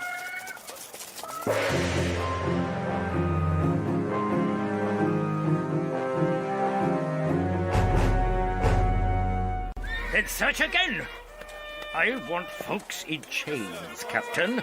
And that confounded sergeant of his. They are still searching, sir. Folks and Carstairs have not been seen since we left the palace. Well, they cannot show their faces here again. Or in the stews of Certes Major. No sign of the woman either, sir. Was that harlot? Mention her not. She blows whichever way her ambition takes her. One day she'll fly straight into the flame. Yes, sir. And folks, he won't last long out there. Branded as a deserter, outcast, with no home or family. Like everything else on this confounded planet, it all goes to dust.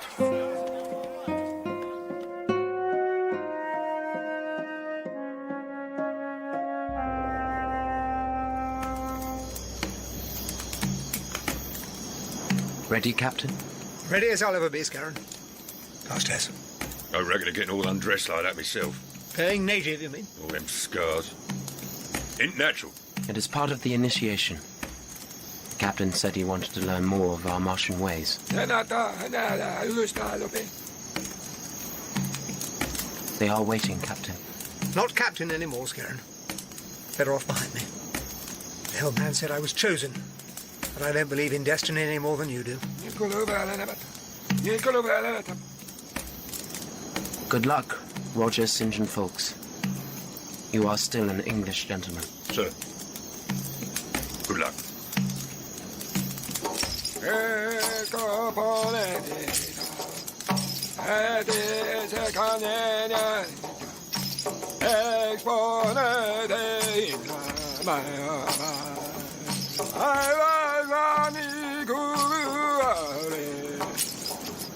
I can taste blood.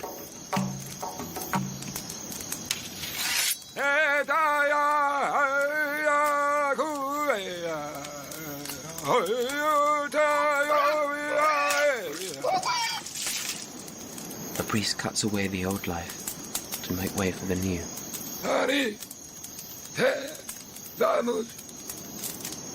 The living old ones are waiting for you. I'm ready.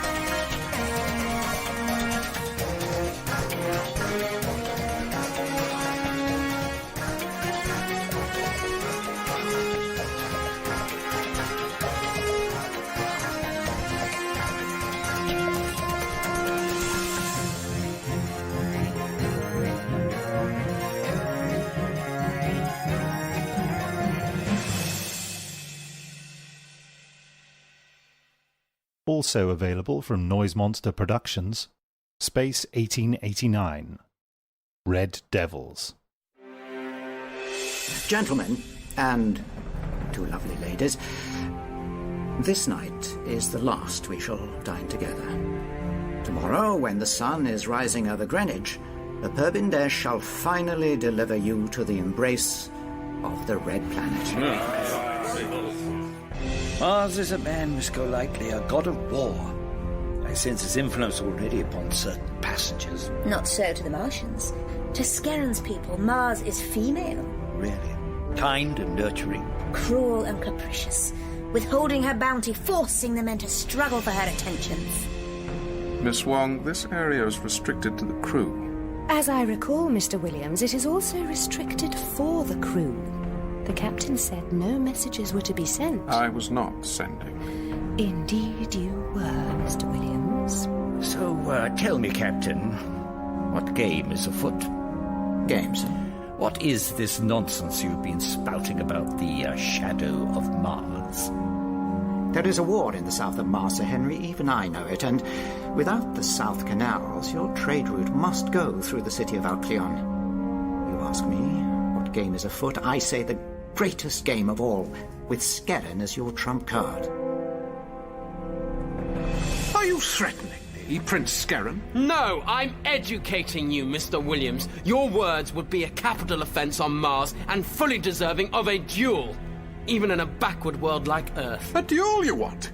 Why, Prince Scarron? I earnestly accept. The engines. The captain has ordered full steam ahead. Well, because of your birthday? He is running for Mars. We are being pursued. Well, if we were not before, Miss Golightly, we are now. Gunners, prepare to fire on my word. You are turning. We are turning! The enemy is in range. The enemy is in our sights. How does this work again? Pull the lever. Now? Yes, now!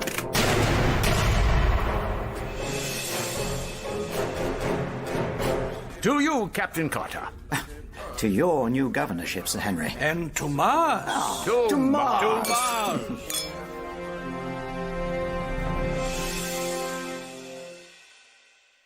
Space 1889. The Steps of Thoth. My, what a magnificent night. Tranquil, isn't it? One can't truly know the real Mars until you venture outside the city. I'm sorry, but I will not risk my life for that charlatan again. I thought the liner was destroyed. Mars will be the death of you. What is this, a biblical flood? Surge tide. It's meltwater coming down from the ice caps. Waves like a goddamn mountain. We'll be smashed to matchwood. You're sky cut. Falls and all that. Perhaps we kill you all and take it. Nein! Der Zeppelin!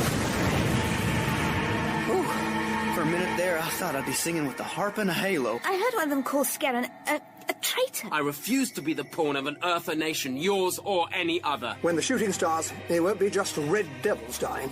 It'll be your people. Man against man, city against city. And in the end, what'll be left?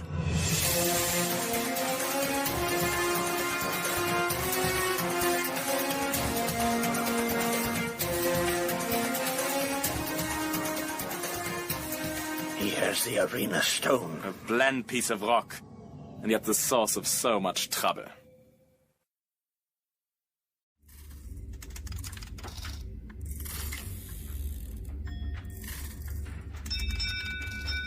Lower lunar orbit achieved, Captain Blake, sir. We'll be coming up on the far side in a few minutes. Very good, Matheson. Keep your eyes peeled for anything untoward. Space lightning, sir? Captain, we have arrived? Indeed, Mr. Brooker. Come, take your first look at the moon in all her glory.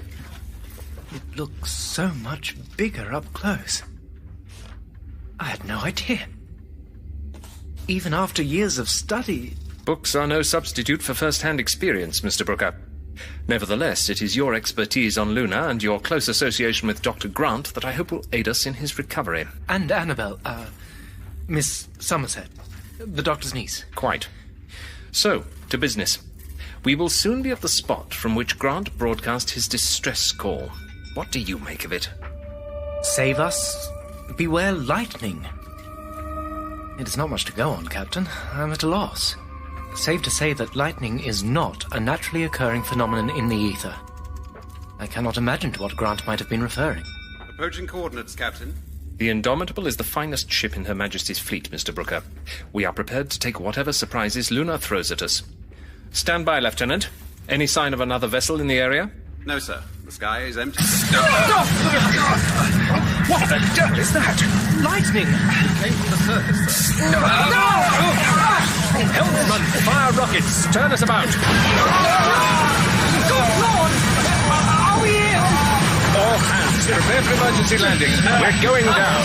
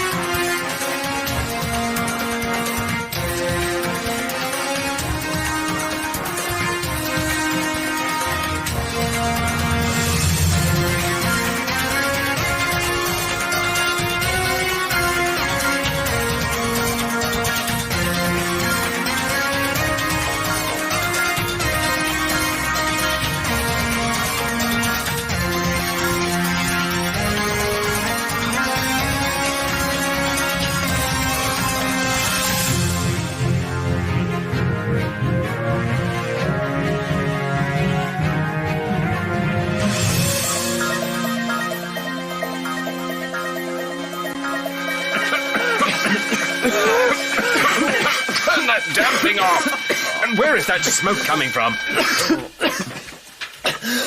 No, that was quite a bump. Indeed. Fortunate that we are equipped with landing rockets. Mr. Matheson, damage report, if you please. Ether propeller incapacitated, sir. Number 1 solar boiler leaking. No sign of hull breach. Some crewmen injured. The ship's doctor says he'll have a full report shortly, sir. Well, we should be thankful for small mercies. Well done, bosun, quartermaster. I think it's safe to say that you have managed to save the ship. Not forgetting us. Thank you. Estimated time for repairs, Mr. Matheson. At least 24 hours, sir. Perhaps longer. And our position? About half a mile from Mr. Brooker's Great Canyon. I can hardly claim... Very well. Mr. Brooker, would you join me in my cabin?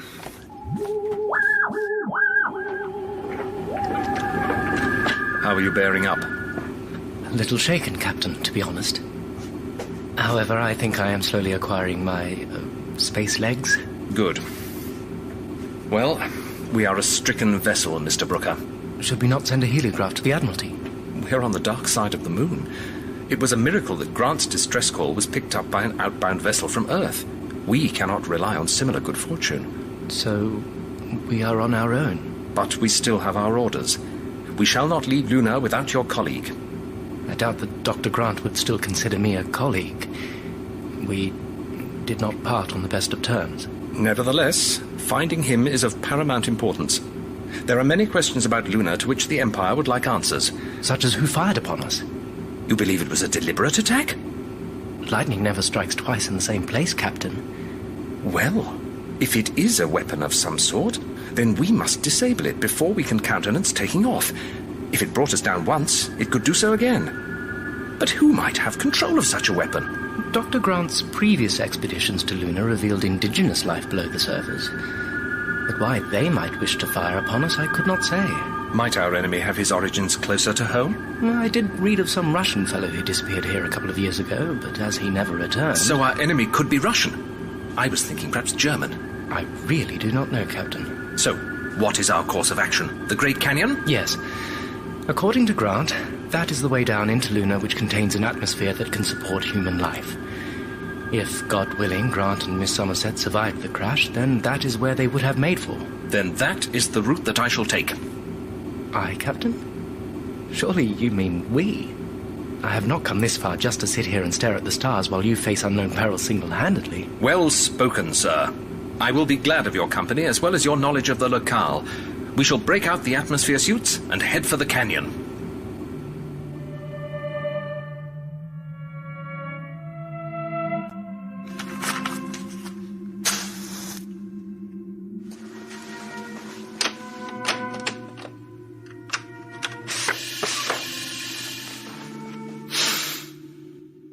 Amazing.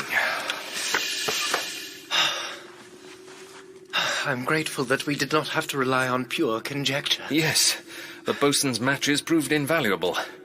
I only hope he will survive without his pipe. Of course, your idea was a strike of genius. Thank you, Captain. It seemed the only way of ascertaining that there was oxygen present, other than becoming the equivalent of human coal mine canaries. May we rest a while before we continue our search? Walking in such low gravity is strangely tiring. Of course. And while we do, perhaps you can tell me a bit more of Dr. Grant. Gladly. He is a great man, Lunar his passion. It became mine also. Others dismissed Lunar as a dead, lifeless world and turned their attentions further afield, to Mars, Venus, and beyond. But Cyrus was convinced that Lunar had secrets to reveal, and we set out to unearth them. Together, we perfected and built an ether propeller governor that would allow a flyer to make a safe landing on the airless lunar surface. But you did not accompany him on his expedition here? No. By the time Cyrus was ready to depart on his voyage, we had parted company. Clearly, though, your interest in Lunar remained. Indeed. I continued to follow Cyrus' work from afar with interest, and I have to admit, not a little envy. Didn't he do something of a vanishing act at one point? Yes. Almost as soon as he returned from his second expedition to Lunar, he disappeared. I had heard he made a journey out to the asteroids. What would a lunar expert be doing all the way out there? I have no idea, but according to my sources, he raced back to Earth and then straight to Lunar. Might there be a connection with... Take cover! Unlike any projectile I have ever encountered. Natives? Let me see if I can... I think I can see... Oh, good grief. Now what? It is the Russians. And it appears they have wheeled out the heavy artillery. No, over there! That cave looks promising. Agreed. We will have to make a dash for it.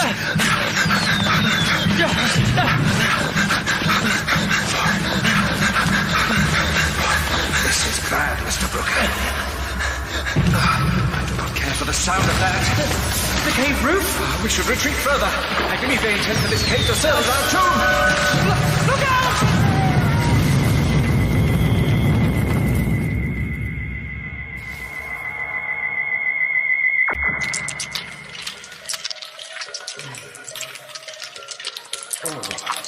Those Tsarists. We need to... Good gad, away from me! Must have been some knock on the head. No, unhand me! What the devil are you? Selenite is what you name us. Custodian Scout helps you to get better. They harm you not. What the deuce? Kachuk is me. You is Blake. What? How do you know who I am? Where is Mr. Brooker?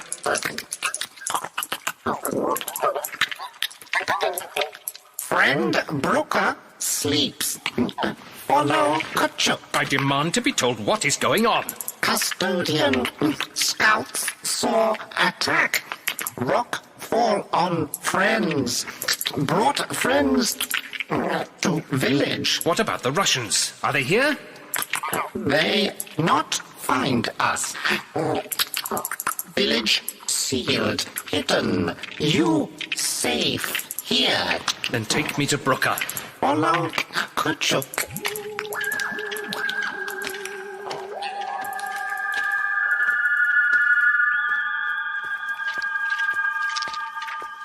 I do not lie, friend Blake.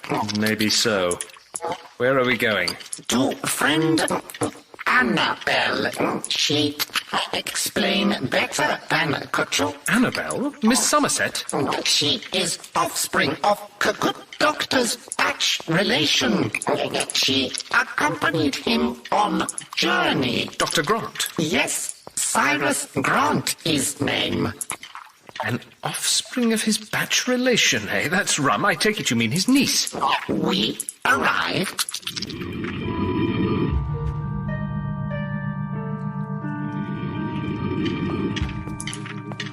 Ah, you must be Captain Blake. I presume Kachuk has apprised you of the situation? A little. It is good to see you alive, Miss Somerset. Thank you, Captain.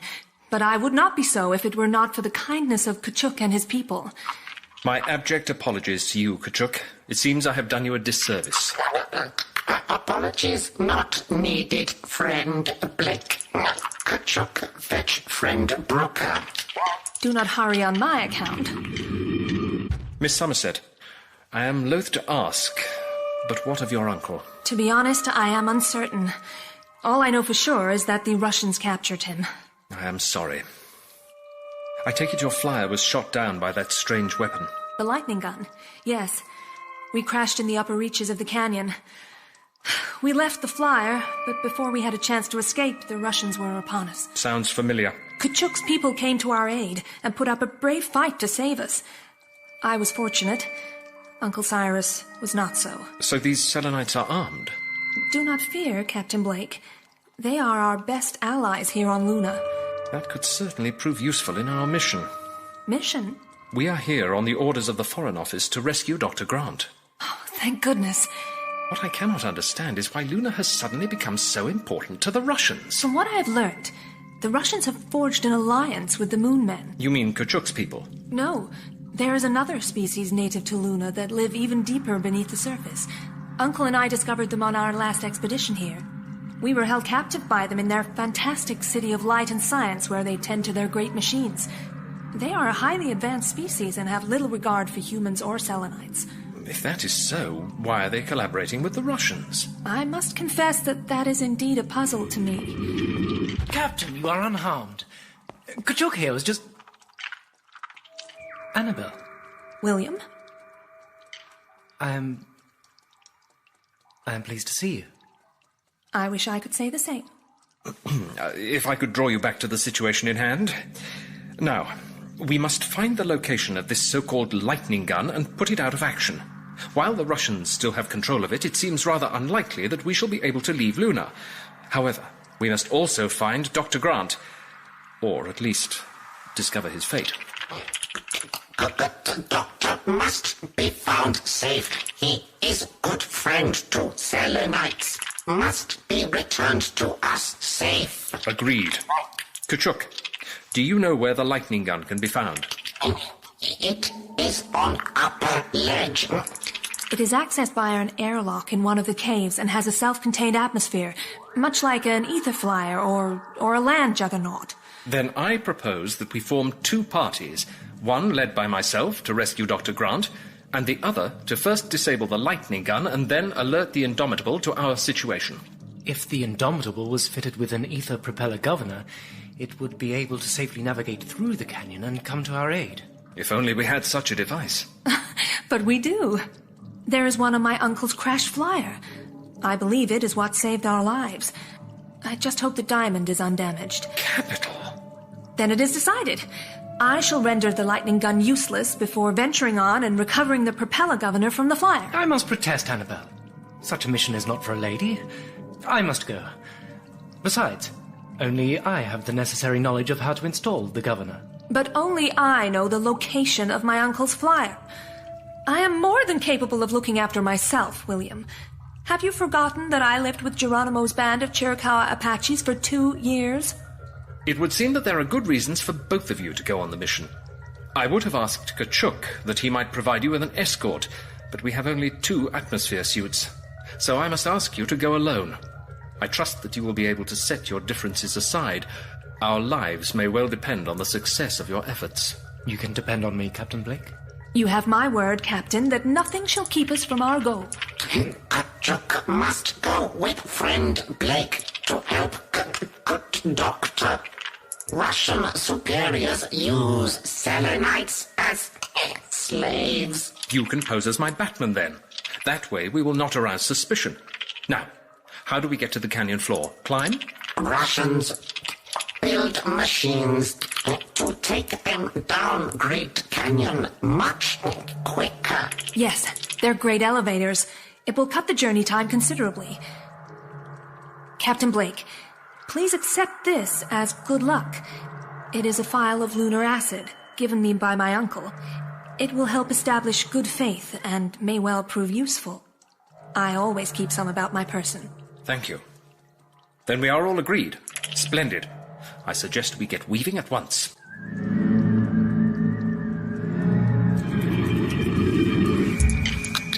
Is as far as we go. A very opportune tunnel, Kachuk, and the door is almost invisible. It used to lead to surface. Russians block it further up. And now it forms part of their tunnel network. How very industrious of them. Russians use chamber to right as eating area for superiors. Officer's mess, eh? I could do with a stiffener myself. Someone approaches. Oh well, their cellar was unlikely to be well stocked anyway. Good day! Marquis of Queensberry rules. Would you be so kind, Chuck? This chap seems to have dined a little too well. Splendid. A captain. I just hope his boots fit me.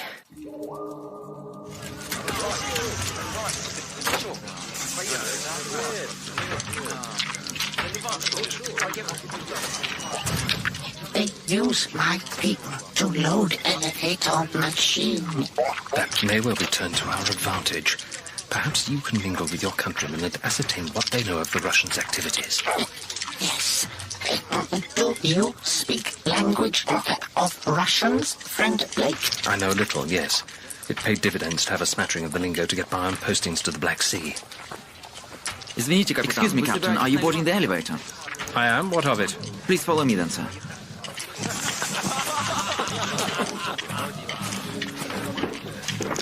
You will find an officer's table to the rear, sir. Very good. Dismissed.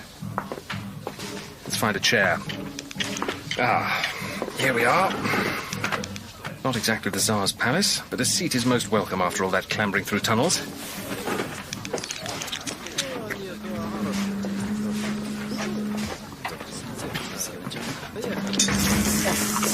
I think machine is ready.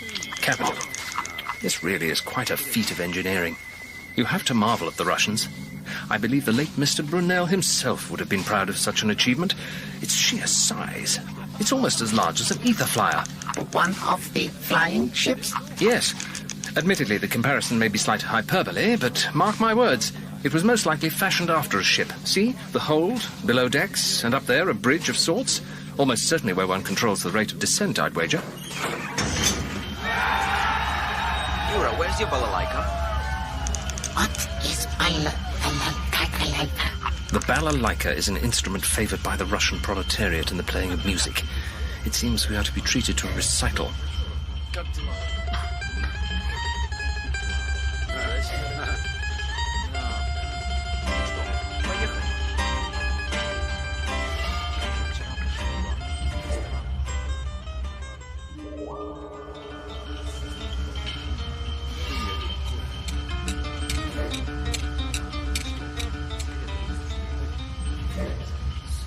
Kachuk, did you learn anything of import from your people?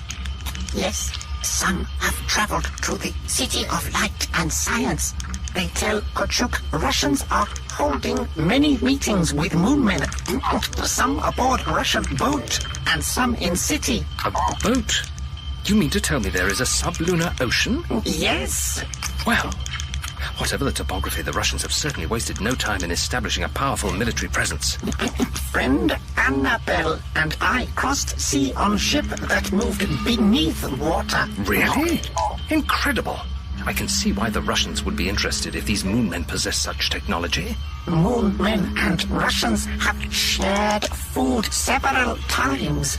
At other times they meet more formally. The wily Tsarists. So they are attempting to broker a diplomatic agreement. This has become far more than a simple rescue mission. We are abandoning search for good doctor? Not at all. We merely have an additional objective. When we reach the floor of the canyon, we must broker passage to the Moonmen City by any means possible.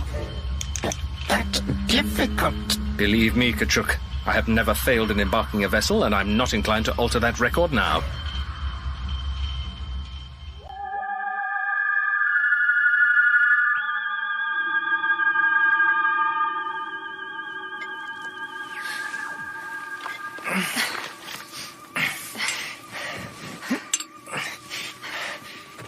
Are you certain we shall not be spotted, Annabelle? Not certain, no. Fortunately, these outcroppings provide some cover. The gun emplacement is not far now. Still, climbing the inside of a canyon like this is a trifle precipitous, even if we are a suitable distance from the elevators themselves. Everything we do carries an element of risk, William. You should know that. Even abandonment. I did not willingly abandon you, as you very well know. William, this is hardly the time to... What's that? Lunar bats. What? The name given to them by my uncle. Filthy creatures! Away with you! My revolver will soon put pay to you. No! I beg your pardon? The Russians may hear the gunshot. And they will not hear this racket? The bats screeching is a common occurrence. Gunshots are not. Yes, I see. Yes, you're quite right. Quickly! Tear this fungus from the rocks. Throw it at them. It will disperse the swarm.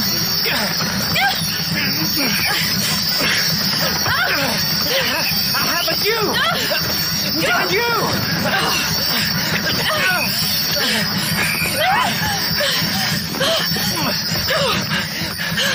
Hurrah!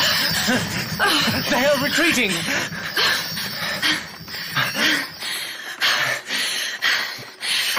Amazing. William Brooker remains at his post. Annabelle, please. What? You are well aware of the reasons why I left your uncle's employ. The situation had become unbearable. Well, Uncle Cyrus was quite clear as to his feelings for you when you left. And did you ever tell him why I left? And your part in it? No, I thought not. The air is thinning, and it is becoming difficult to breathe. We will need to don our atmosphere suits shortly. We will be unable to communicate once we put them on. How convenient.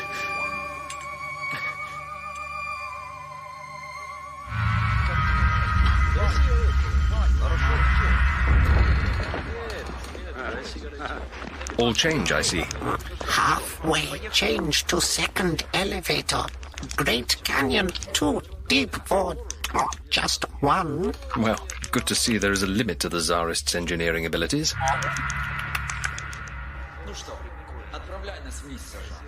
Someone of importance? Russian knowledge retainer. Their commanding officer. A colonel, no less. August company indeed. Best to keep a low profile. Come on, Kuchuk. Let's move somewhere a little quieter.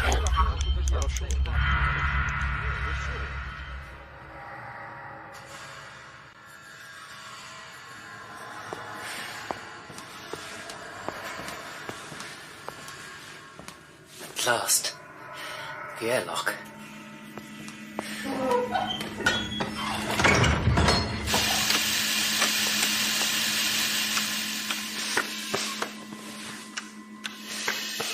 No guard? I gather that most of the soldiers have been moved down to the canyon floor. Wonder why? Who knows? But there will be guards on the other side of the inner airlock door. Undoubtedly. Very well, I propose we... I'm sorry, William, but I don't think your expertise in the field of military stratagems is too great. I suggest you get your pistol out. I'm ready. Let's open the inner door, then. Annabelle, get down!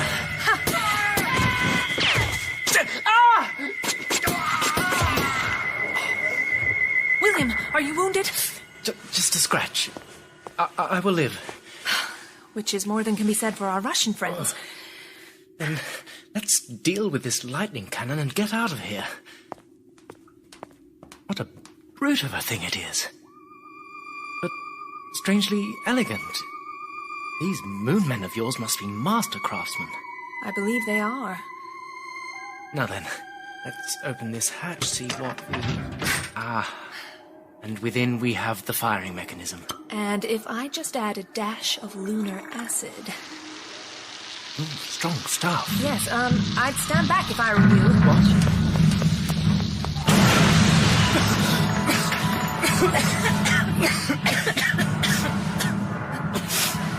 Yes. Well... Thank you, Annabelle. Oh, it's been some time since we conducted an experiment together. And I see things are still as volatile. Yes. We did have some times, didn't we? Yes, So, mission accomplished. Indeed. Now, onto the crash site, and let us hope our luck holds.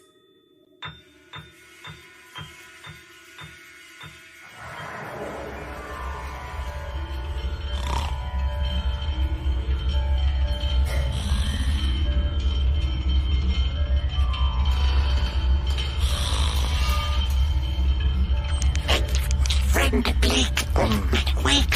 Friend Blake! Russian officer comes. What? Oh, my word. Ну что, второй майор? As US second major. The elevator journey is almost over. But we don't want to stand on ceremony. Thank you, Colonel. Please, be seated. I'm Polkovnik Molokov. I don't believe I had the pleasure. Are you a new arrival? Yes, sir. Arrived on the last flyer. Ah, yes. The final piece of the jigsaw. Sir? Forgive my colorful description. Your platoon represents the final consignment of troops to make my command up to battalion strength. Between you and me, I doubt we need it, but It does no harm to show these moonmen who's in command, huh? No, sir. If we do need to make an assault on their city, you may rest assured, Second Major, that you serve under a commanding officer who himself served under General Gurkha at Philippopolis. That must have been a magnificent honor, sir. Indeed. I don't believe you've given me your name, Second Major, and I make it a point to know all my officers. Alexander Petrovich, sir. So, this will be your first time in our great elevators, Second Major Petrovich. Yes, sir. I was remarking on the ingenuity of our engineers to my batman. Alas, he could not respond in kind. These insects have proven excellent surf stock. Did you know they don't require sleep? A very useful trait in a surf, to be sure. Yes. Tell me, Second Major, where were you stationed before, Lunar? I have only recently re-entered service, sir. Really? That is interesting. Most officers who re-enter service wear a ribbon to mark their noble gesture. I see no such decoration on your uniform, Second Major. This is my reserve uniform, sir, and alas, this insect has little understanding of the correct preparation of its minutiae. You are very good, my friend. I must applaud your quick thinking. But, unfortunately, I have been toying with you. I do not understand. And that is your downfall. You see, only non-commissioned officers wear the ribbon of which I spoke. If you truly were an officer in the Imperial Russian Army, you would know this. Men, we have an imposter! You appear to have me at a disadvantage, Colonel. Your name, sir? Captain Nathaniel Blake, Royal Navy. Royal Navy. And tell me, Captain Blake, what are you doing aboard my great elevator?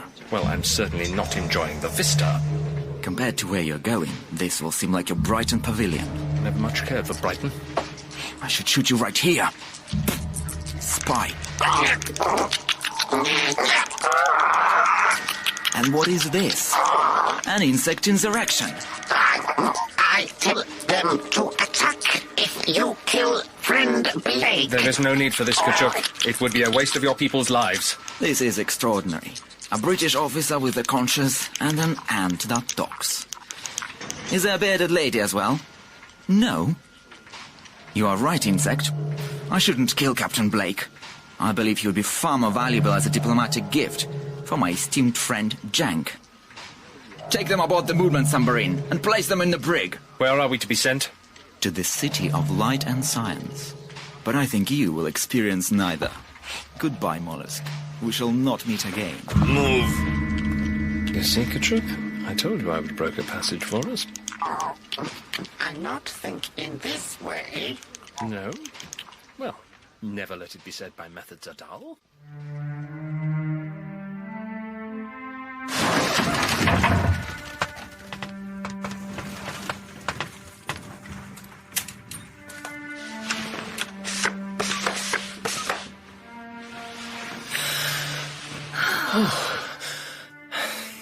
Must say, I really do not care for these atmosphere suits.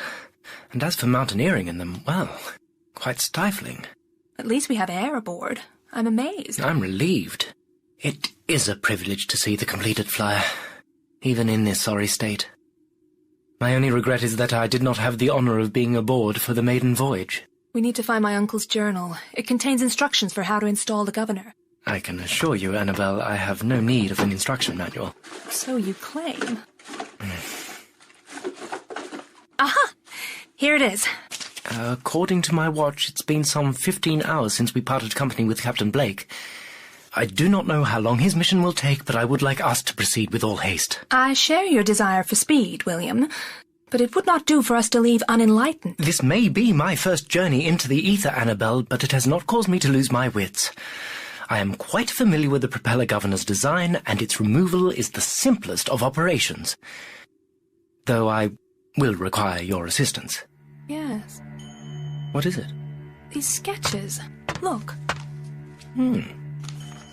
Certainly not technical drawings. They look like some sort of foreign language to me, akin to Egyptian hieroglyphics. They are very similar to those I have seen in the Moonmen City. I see nothing unusual in that. After all, Cyrus is engaged in an examination of their culture, is he not? He is.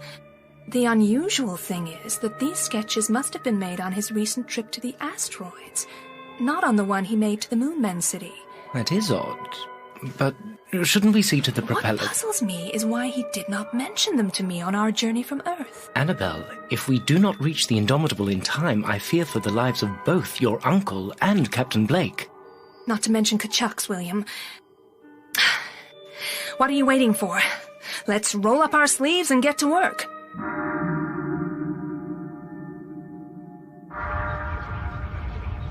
This submarine is dashed impressive. More so than the elevators. But then it's not even of Earth origin, is it? Kachuk, do you have any idea as to where this... Kachuk! Good Lord, man, are you feeling all right? Here, let me help you. Oh, there you go. How are you feeling? It's strange, friend Blake. As we near Moonmen City, Kachuk feels more strange. Felt it before. When I last went there, something inside me... A sickness of some kind, perhaps? Yes, friend Blake. I'm much stronger. As if sickness has come back again to kill Chock.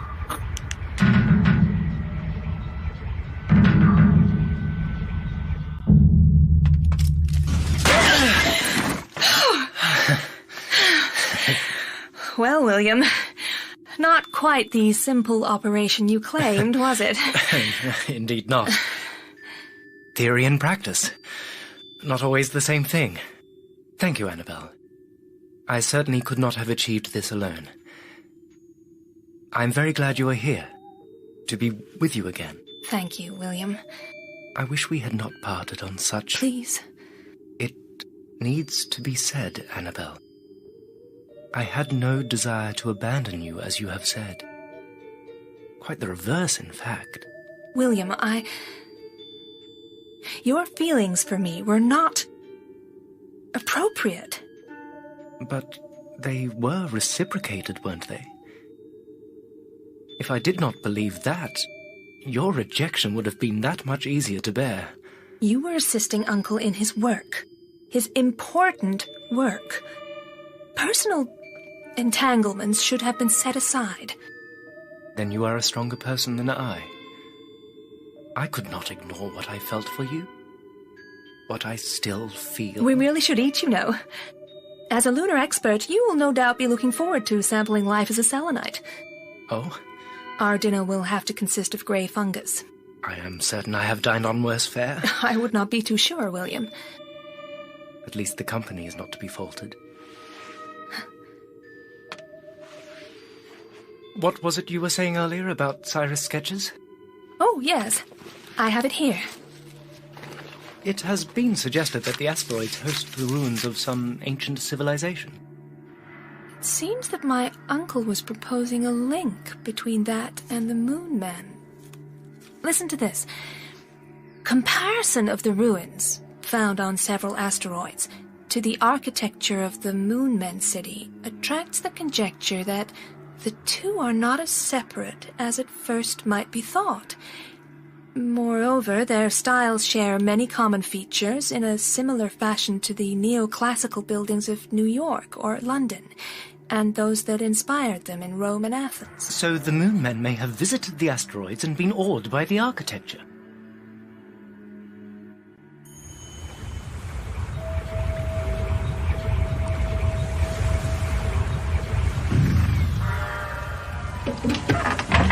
You two, out! Good gracious! A city of light and science. Beautiful. Quite beautiful. I had no idea these Moonmen would be such architects. And the machinery. Are those cranes working unmanned? Many machines, much power, all feels bad. Is it the noise? Inside Kachuk's head. Well, they must have advanced medicine here. Although I doubt they would administer any to a prisoner. They not like selenites. Nor Englishmen, apparently. Good Lord, that looks like a carriage, but there's no source of power, or none that I can see. You'll board the transport. A grand tour? How splendid. Straight to the cell, no tour.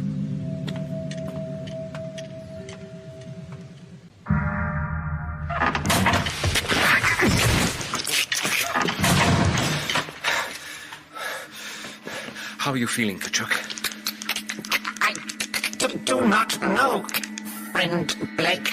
Sickness still in me, but feels like it belongs now.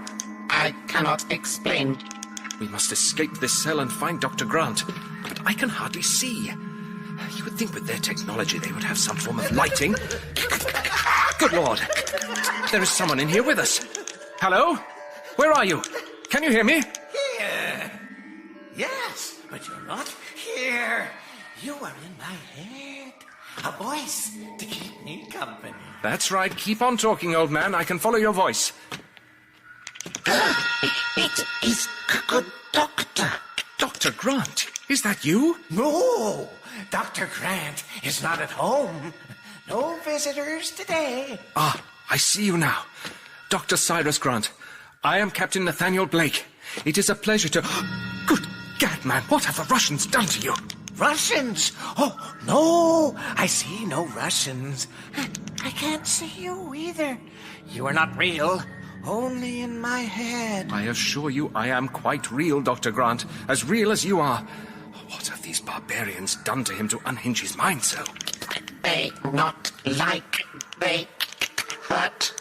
Good Doctor. Kachuk? You are real? Yes, good Doctor. Oh, Kachuk, you're here. Something to tell you. Something I could not tell the Russians. Something to do with the asteroids. A mystery. A mystery.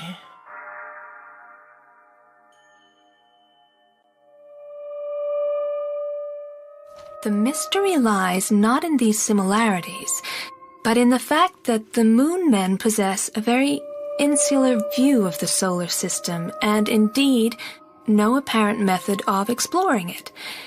From my own first-hand experience, I would say I was the first person not of their ilk that the species has ever encountered. How, then, can they have seen the ruins amongst the asteroids? How indeed? As Cyrus says, it is certainly a mystery.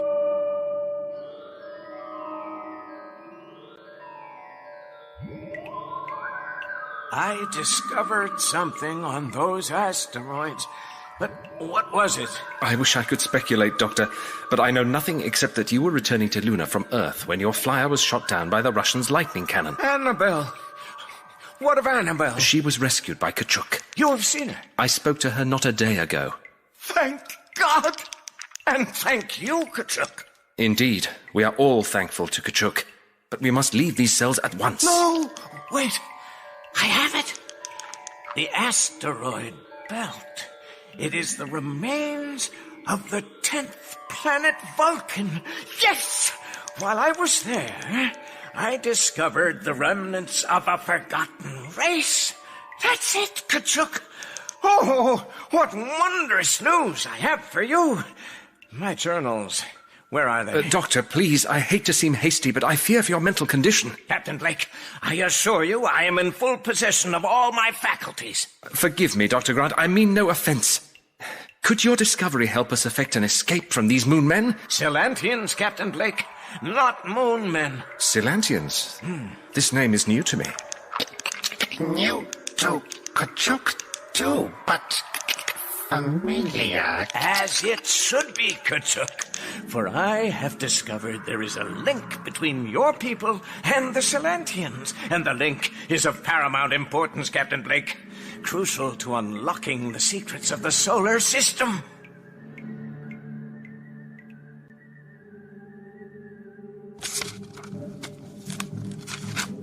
Good Lord. What is it? Listen, William. My theory runs deeper still, for I postulate that the Moon Men and the race that built the cities we find several million miles away from Luna are, in fact, one and the same. Astounding. It is merely a theory. My uncle is possessed of a brilliant mind, but as you know, his imagination sometimes does him a disservice. Does he write any more on the matter? Oh, yes. Reams of notes. See? And more sketches. Some of the architecture, some of the language we saw before. The hieroglyphics? Yes. According to the mathematical principles of code-breaking employed throughout the ages, I have managed to produce a key to the remnants of language found on the asteroids.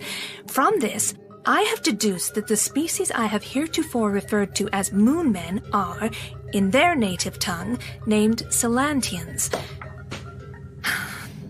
He goes on to say that he intended to use this trip to verify his recollection of the Scilantians' written language and compare it to the hieroglyphics. Forgive the interruption, Annabelle. It is not a lack of interest in the subject matter, but time is short. Indeed. We should take our meal, such as it is, before continuing on to the Indomitable. Agreed.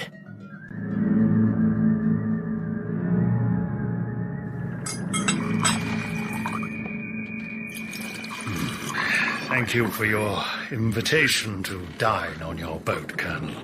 Your people certainly have an interesting cuisine. The greatest on Earth. Here. And this liquid has the semblance of water. Looks can be deceptive, Councillor Jank. The finest vodka money can buy. I see. In my country, it is customary to celebrate on such occasions. There is very little here for any Scilantian to celebrate. Come now. I thought we had overcome our previous difficulties. Overcome, yes, with threats and intimidation. You are an ungrateful people. We have so much to offer each other. You will take the miracles of our science, but what do we receive in return? Our protection. There are others from Earth who wouldn't be so generous as the Tsar. So, a toast. A toast? A wish for good fortune sealed by the imbibing of alcohol. To the Russian Scilantian Accord.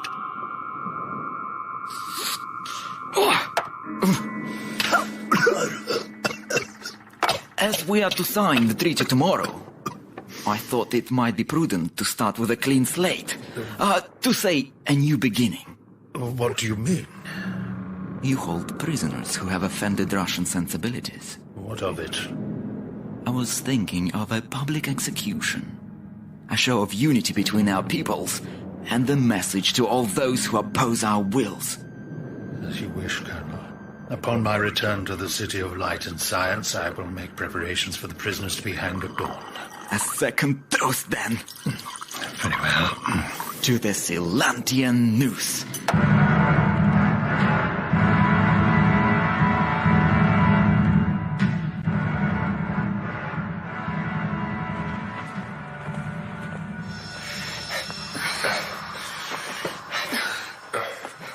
If we had these speaking tubes already, why did we not use them prior to our assault on the lightning gun? At that point, I had no desire to speak with you, William. I see. And now you do? I concede that it is possible that, in the past, I may have been a little harsh. But you have always behaved as a true gentleman should, William. Well, that is, we do our best, don't we? I mean, in harsh situations. And they don't come harsher than the lunar surface. How far did you say the Indomitable was? Half a mile. But in this cumbersome attire and carrying the propeller governor, it'll take us a while to traverse the distance. Oh no.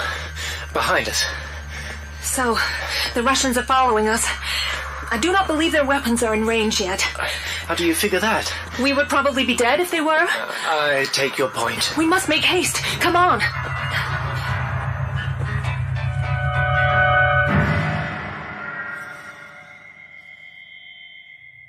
Now we are all better rested, and given everything we have heard, I think it is imperative we attempt to leave here.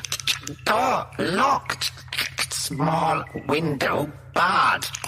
Escape not. Good. Not even a file to help us with the bars. File?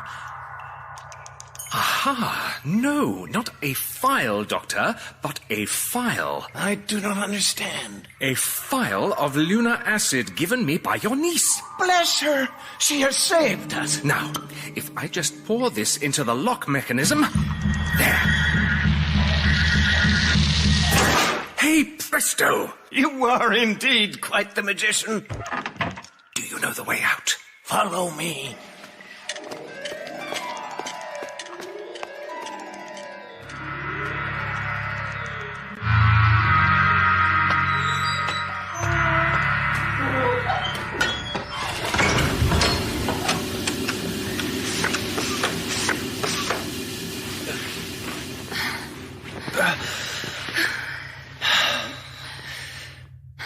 The Indomitable.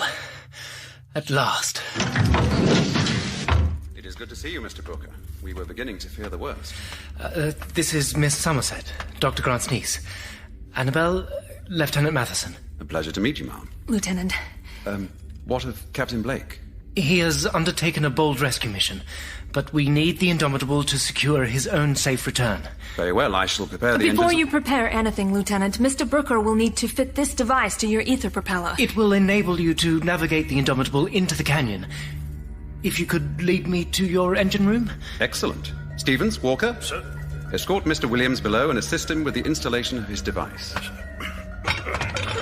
Lieutenant, you will find a band of Russian soldiers tracking us across the lunar surface. We should deal with them immediately. Did you say Russians, Miss Somerset?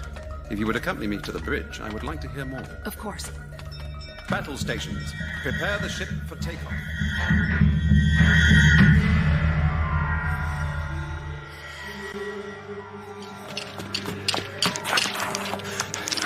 Where have you led us, Kachuk? This place looks darker and more dangerous than the cells. It is the west side, a rough area of the city between the prison and the temples. Take to port. Find submarine. This is not the way to the port. Kachuk, what is this subterfuge? Find voice. Cure sickness. Voice? What sickness? Kachuk, go. Find... Kachuk, come back! Now, what is this sickness, Captain Blake? Tell me, it could be important. Kachuk complained of feeling ill as we traveled here in the Celantian submarine. He said he felt that it belonged in him. Why did you not tell me this before? We must help him. He has deserted us, Doctor. Not of his own volition, I'll wager. If my suspicions are correct, he could be as dangerous as the most virulent plague or well-drilled army. He could spell destruction or salvation for Luna. He's heading for that building. Come on. Kachuk, stop. Damn it, Doctor, he will not listen. It is like he is possessed. You may not be that far wrong, Captain. That building he's making for is the temple. He's going in. Then so must we, Captain Blake. But we have no idea what or who might be inside. It is imperative that we follow Kachuk. We're on the verge of one of the most important discoveries in the history of mankind. We must go in there. Very well.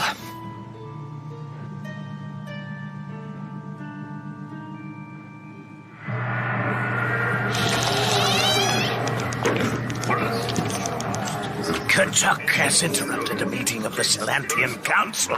He seems to be mesmerized. By what? Could it be all this mechanical apparatus? Yes, I believe you are onto something. What is going on, Doctor? More intruders? Oh dear, we seem to have been spotted. What is the meaning of this outrage? First, that walks in here, and now escaped prisoners. Delighted to see you again, Councillor Jank. Grant? What is wrong with this creature?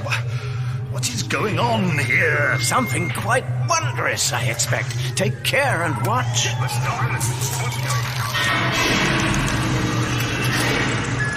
Good Lord! Is that sound what I think it is? Yes, the Selenite language. The extra-mechanical apparatus speaks Selenite. Kachuk is conversing with the Celantian machines. But how? Kachuk!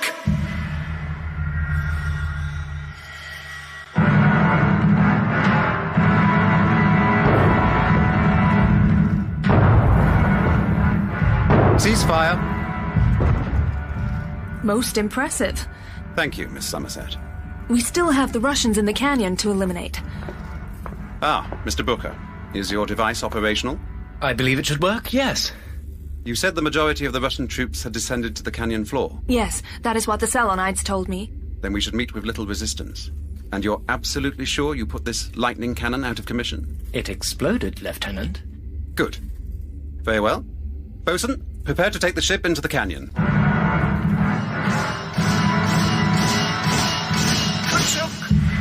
Help me, Blake! We are surrounded, Doctor. Your execution was scheduled for this morning. I see no reason for further delay. No, wait! You must listen. You have been unable to repair your mechanical apparatus for a long time now, haven't you? You are an infidel and know nothing of The reason you cannot repair your machines is that their workings are encased in some form of crystal. Kachuk, old fellow, take it easy. You've had quite a shock. I am well enough, thank you, Captain Blake. Remarkable! To hear his speech patterns, they have been enhanced. What of it? The Selenites are actually the Celantians linked to their extra mechanical apparatus. How do you purport to know this? Kachuk can speak to your machines, Counselor. You heard it yourself. The impute. That is impossible. Impute? Yes, I see. That would make sense. Oh, if only Babbage were here, I'm sure he could explain much better than I. You will have to suffice, Doctor. I do not believe we have very much time. For once, you are correct, Blake. Colonel Molotov. What are these two doing here? I thought they'd be dead by now. Listen, Counselor. What I have to impart is of far greater importance than any dealings you may have with this reprobate. How very well put, Doctor. Kachuk here is an example of a specialist whose task it is to be a retainer of knowledge.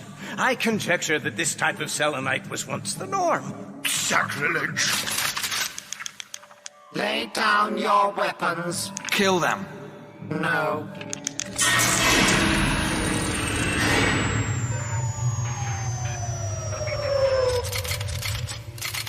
He has disarmed the Celantian weaponry.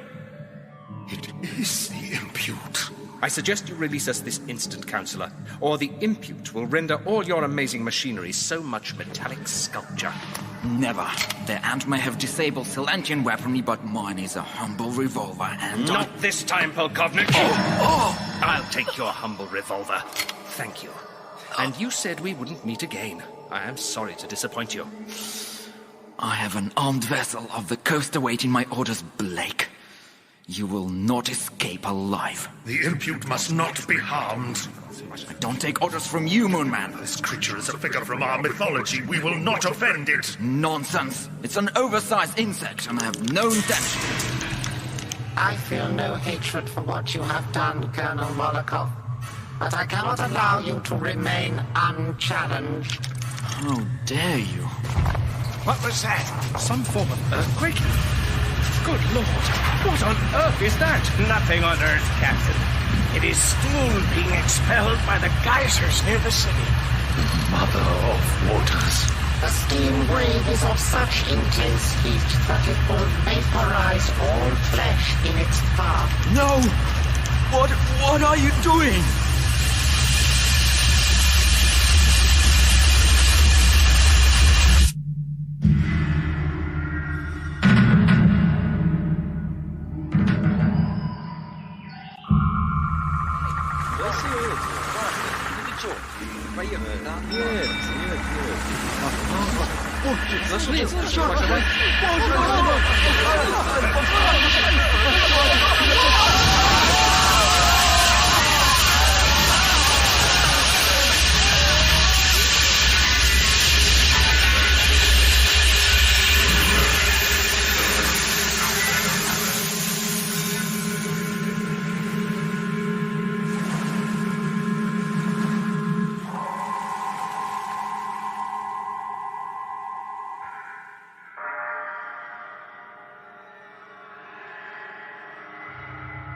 What have you done?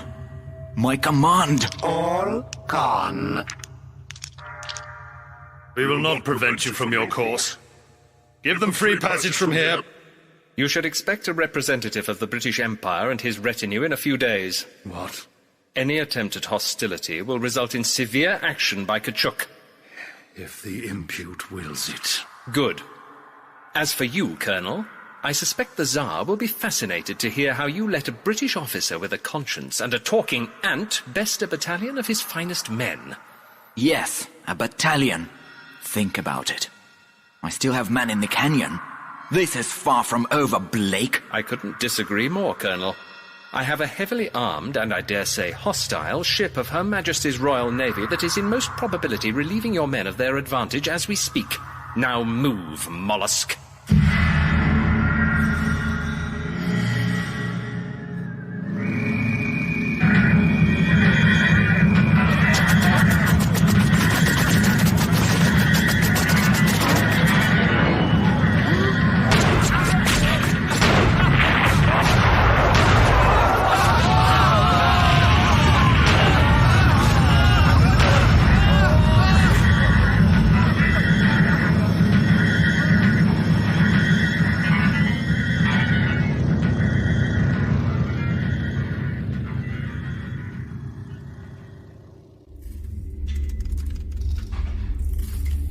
Well, that's put paid to the Russians. Those we can see, I suspect some poltroons will have fled into the caverns. Where they will most probably fall foul of the Selenite custodians.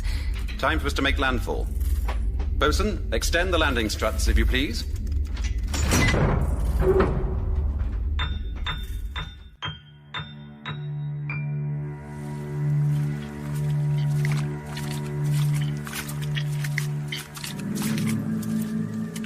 My God. Yes. I suppose for someone unused to the battlefield, this must be most distressing. There is nothing left of them but skeletons. My men. The jetty and the boats still remain. Yes, the spoils of war. We will have to operate the elevator ourselves.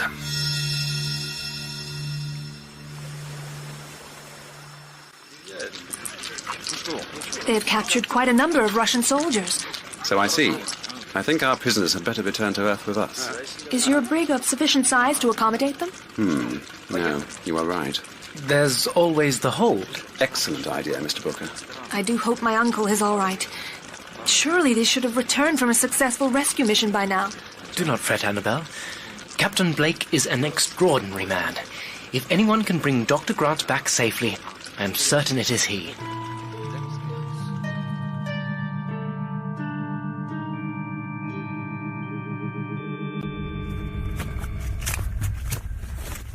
You've not won, Blake. The Imperial Russian... I think we've heard enough from you for the moment, Molokov. Sorry, I can't quite hear you. I was suddenly in communication with what appeared to be other Selenites, and for a few seconds, I was part of the mechanical apparatus. I could feel every single piece of it. I postulate that deep down in your race memory, Selenites know not only how to repair, but also to operate, even build the machinery of the Slantians. It is a fascinating theory, good doctor. I wonder if there are others like you, other impute out there in the subterranean world of the Selenites. I feel certain there must be. And I feel certain there must be a way we can harness the natural steam production from those geysers. The free power for manufacturing. Why, it could change the face of the British Empire.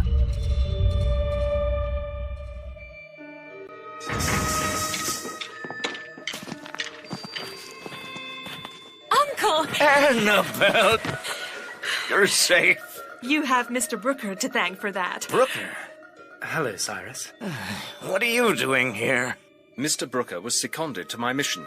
If it were not for him and his insight, we may well not all have survived. Then I thank you, William. Do not be angry with William, Uncle. There are things I must tell you. Things I should have told you long ago. Have you rounded up the Russian troops? They came out like meek little lambs. Well, I have their errant shepherd here. Let me remove that for you, Colonel. Any last words? Are my men been looked after? They are in the hold. Perhaps you would care to join them. Farewell, Molokov. I trust our paths shall not cross again. If they do, I fear our swords will do likewise. Thank you for liberating my people. All in the line of duty. Now you can say, Selenites never, never shall be slaves. Another British vessel should be here in days with a complement of Royal Marines and, I dare say, a further representative of the Foreign Office. I will remain here to greet them. You're staying, Doctor? After all that has happened to you? The study of Lunar has become my life's work, Captain. I would be a fool to abandon it now. I have so much more to uncover. Then I wish you well. I, for one, am keen to see Earth once more. I will also remain here. And perhaps William might join us, Uncle? It would be an honor, if you will have me, Cyrus. Trust me, Uncle, it would be for the best. Oh, very well. Excellent. All's well that ends well. Except, Kachuk, may I ask a favour of you before I take my leave? Simply name it, friend Blake. Could you send my own uniform aboard? These borrowed Russian boots are killing me.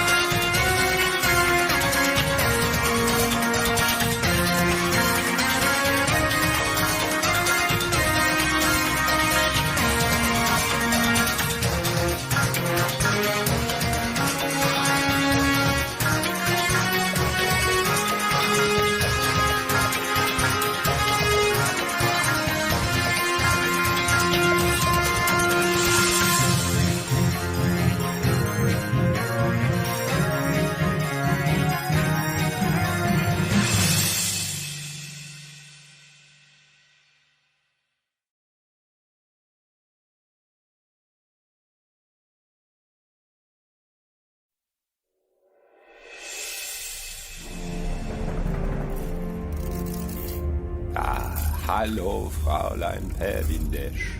Ich sehe Sie. Herr Kapitän, ist das die Pervindesch? Ja, die Pervindesch ist 2 Grad Steuerbord. Enden Sie unseren Kurs. 2 Grad Steuerbord. 2 Grad Steuerbord, jawohl. Senden Sie Ihnen eine Nachricht mit dem Heliograph auf Englisch. Bitte, Herr Kapitän. Message begins. Stop. Friend Alberich. Confirm your position with agreed signal. Stop. Make ready.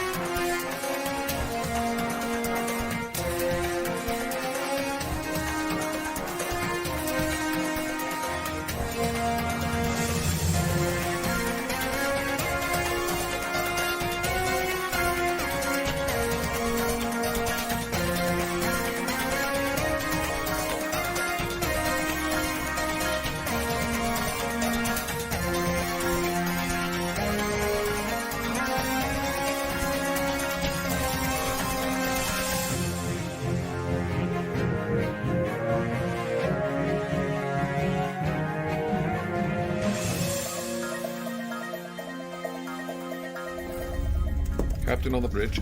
That's quite all right. As you were, gentlemen. As you were. Trim 1 point sunward, number 2. Very good, sir. Trim 1 point sunward. 1 to sun. Aye, How is she sailing, Mr. Williams? A momentary loss of sunlight on the gain mirror. We reorientated to keep the turbines on the boil. It's in the log, sir. Marvellous, Williams. You are a credit to the service. Thank you, sir. Sir?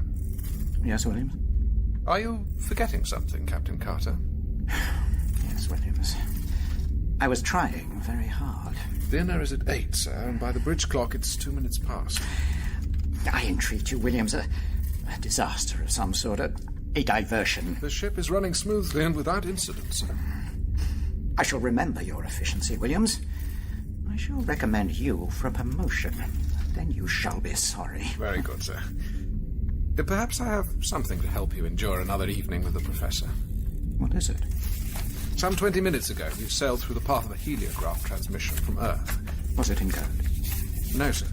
But it's clearly intended for tomorrow's edition of the Martian Mail. Ah, here. Oh. My word, Williams. Capital. I shall save it till after Golightly's speech. Crowd will need cheering up. Conclusion, therefore, in its position at the heart of Aryan life, in its place in the minds of the Sertian race, the Arena Stone, that simple, humble effigy of the Martian hearth, may truly be said to be, dare I say it, the jewel in the crown of Martian identity. Gentlemen, that concludes my speech this evening. I thank you again for your kind attention in an address which circumstances force me to unleash upon Saints preserve us, I thought he was finished. Patience, Charlotte. He is reaching the end. Any more, and I shall have to arrange a fainting spell, I swear it. Keep smiling, my dear. Gratification that you have afforded me tonight. Thank you, Professor Golightly, for another effusive and infectious introduction to the Red Planet. Oh, it was nothing, really. Oh, you do yourself a disservice, Professor. We are enlightened by your lectures on Mars. Though I was certain that tonight's subject was to be love songs of the Sertian harem. Oh, sorry, I seem to have mislaid my notes for that one. Ah, no matter. I submit that your substitute topic on geology and the Arena Stones was just as interesting. Gentlemen, and two lovely ladies, this night is the last we shall dine together. Tomorrow, when the sun is rising over Greenwich, the Perbindesh shall finally deliver you to the embrace of the Red Planet. And so, ere we retire for port and cigars, a small bounty snatched from the ether. We are still in the shadow of Mars, and no transmission from this vessel is possible, but that does not preclude the receiving of messages from Earth, such as this, which our heliograph operator noted down a short while ago. We did not acquire it all, merely its final pages. Newlands, Cape Town, England. It's the cricket. Indeed it is. And I have here in my hand an account of the last 2 hours of the match, including the final score. Henry, I think I shall retire. Of course, Charlotte. Captain Carter. Yes, Sir Henry. I'm sure that the majority of our company are immensely keen to hear of our team's sporting performance, but perhaps not all. I forgot myself. Miss Wong, Miss Golightly, I am sure you ladies would much rather find diversions of your own while the gentlemen indulge their peccadillos. No, really, I would rather... Ladies, your company has brought great charm and delight to this voyage. Good night, Captain. Professor, Sir Henry, gentlemen. Good night. Good night. Really, I would much rather stay. Good night, Georgina. Gentlemen, I leave you to your games. And with no further ado, dear guests, I shall set the scene of the Newlands cricket match. Suffice it to say that by the end of the innings, England was still ahead by 24 runs. At 4 o'clock, cheers erupted from the pavilion as England's...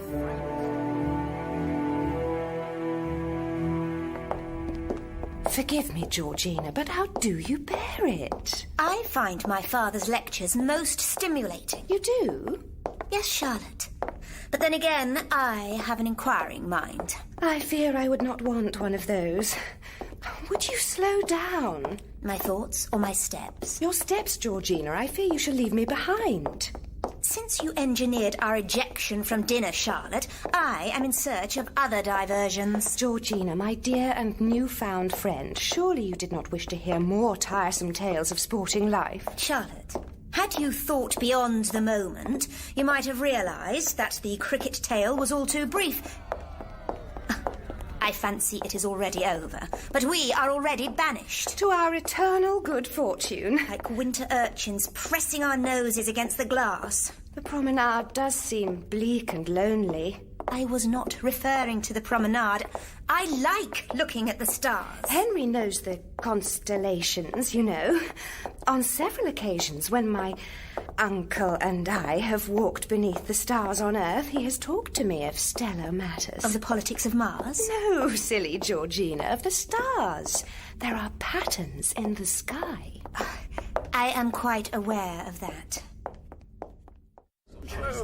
My dear Georgina, yes, she is quite the firebrand. Indispensable in my researches. I shall be disconsolate when some young gentleman asks me for a hand. Well, is that likely, Professor? But of course it is. She's a beautiful girl and as smart as a whip. And with a tongue to match. She does not suffer fools, that much is true. Fool be the man who tries to rein in her excesses. Sir Henry, Georgina is able to look after herself. She is practically a suffragette. You've a different nature of trouble with your niece, Sir Henry. Really? What mean you by that? Oh, Charlotte's such a pretty thing, so graceful and compliant. Professor... Why, I expect you have gentlemen callers falling over themselves. Though she may be of an off-white hue, her colour is not unbeguiling. Why, in the right light, she could pass for a real woman of European stock. Well, And so attached to her beloved uncle. Why, Georgina tells me that Charlotte even insists on a room adjoining yours. No, she is, she's not really my niece. She's my, Professor, your lectures have been a great boon on this trip. Oh, quite so.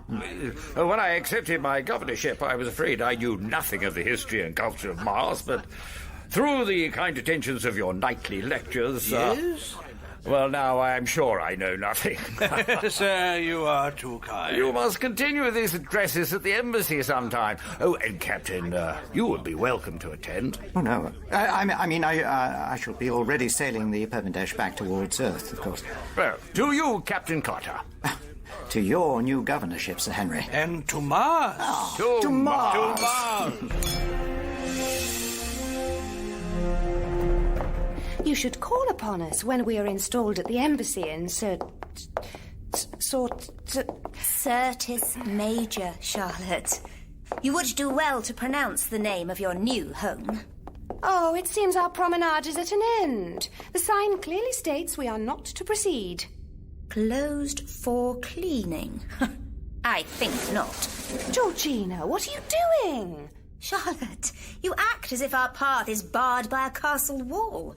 I will not be impeded by a ribbon across the walkway. But the promenade is closed. It says so. There is no danger, Charlotte.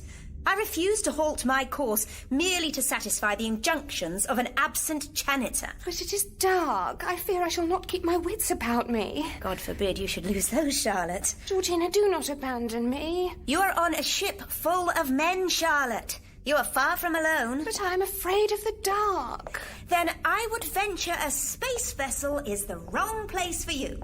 Good night.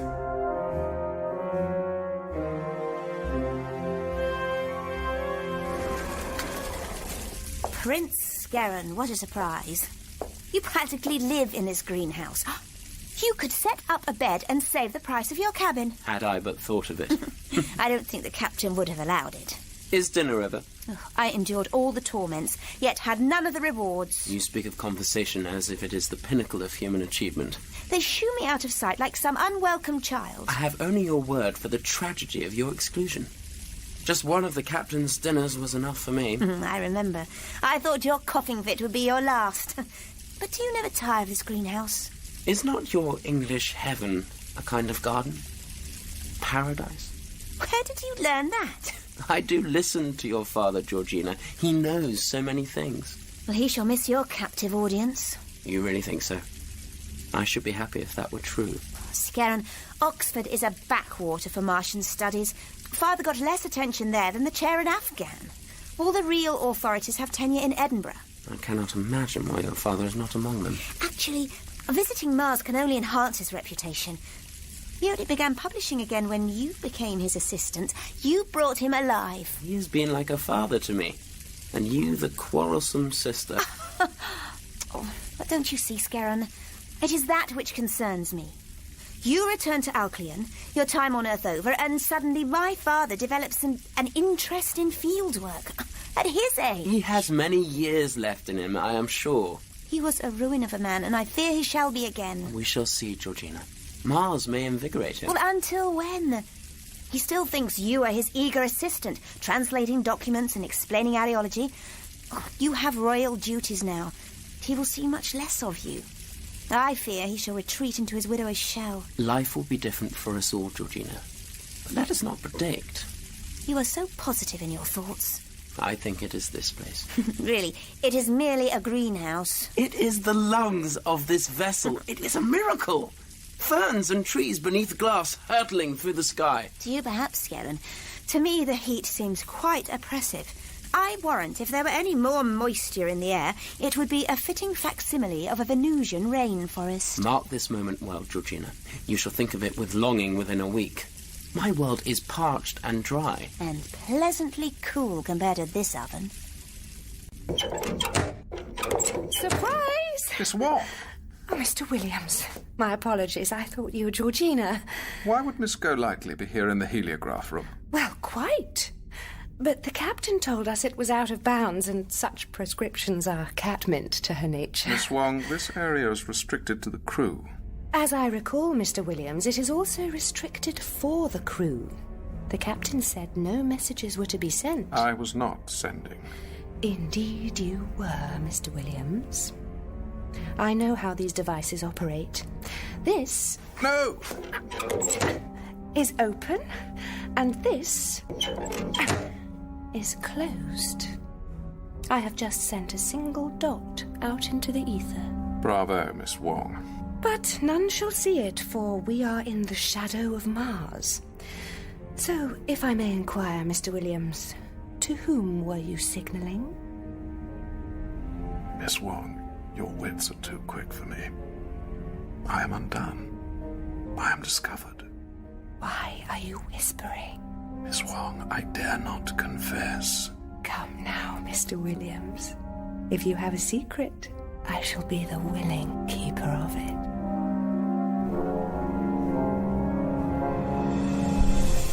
I expect, Scaran, that you shall be preoccupied when we arrive. None of my family came to see me off. It would not surprise me if none came to welcome me. Come now. Truly, Georgina, my father and his wives have more children than your Queen Victoria. 3 surviving males, of which I am merely the second. I expect the palace was glad of my departure for Earth, and will look unkindly on my return. But, Scaran, Great Britain is returning your city's arena stone. Surely this will make you fated among your people? Because I happen to live on Earth for a while? Yes. You know what we are like. You know the truth. Britain is great. That Earth has much to offer Mars. That we are 2 ancient cultures that can learn from one another. I thought we were a dying world, grateful for imperial attentions. Are you teasing me again? I am. That's it. What are you doing? You thought this was a cane to hold up ferns. I know what it is. You are mistaken. Oh, not this again. Defend yourself. Honestly, it's like dealing with a child. You insult my maturity, Martian dog. I shall insult a whole lot more than that. On guard. You cannot behave like this on Mars. I am a prince. Give up. I was taught to fence by the best. Georgina, you were taught by me. Surrender. You shall not defeat me, Red Devil! Let me try. The Charlotte Cavalry is here. Da-da-da-da-da-da! Here to save my friend Georgina. That won't be necessary. I came around the long way, Georgina. Now let me fight with you. On guard yourselves. I shall take you both. No, Miss Wong. Call me Charlotte. Anyway, it's late, and I think I shall retire. But Georgina, I've only just arrived. Tomorrow, then. Good night to you both. Captain, my thanks for rescuing me from the Professor. It was the least I could do for the new governor of Certis Major. Perhaps there is something else you can do for me. If we might talk in the privacy of the observation lounge. Of course. After you. And I am a former Navy man, as you know. Indeed I do. And fully aware that the captain is the master of his vessel. For as long as the vessel is at sea or, in space? Quite so. The captain outranks his passengers, however illustrious. I would never presume, sir. No, Captain, as I would not presume to lecture you on your duties. I am not sure I follow you, Sir Henry. It is I who do not follow you, Captain Carter. I beg your pardon. I am curious as to why you have been lying to the passengers.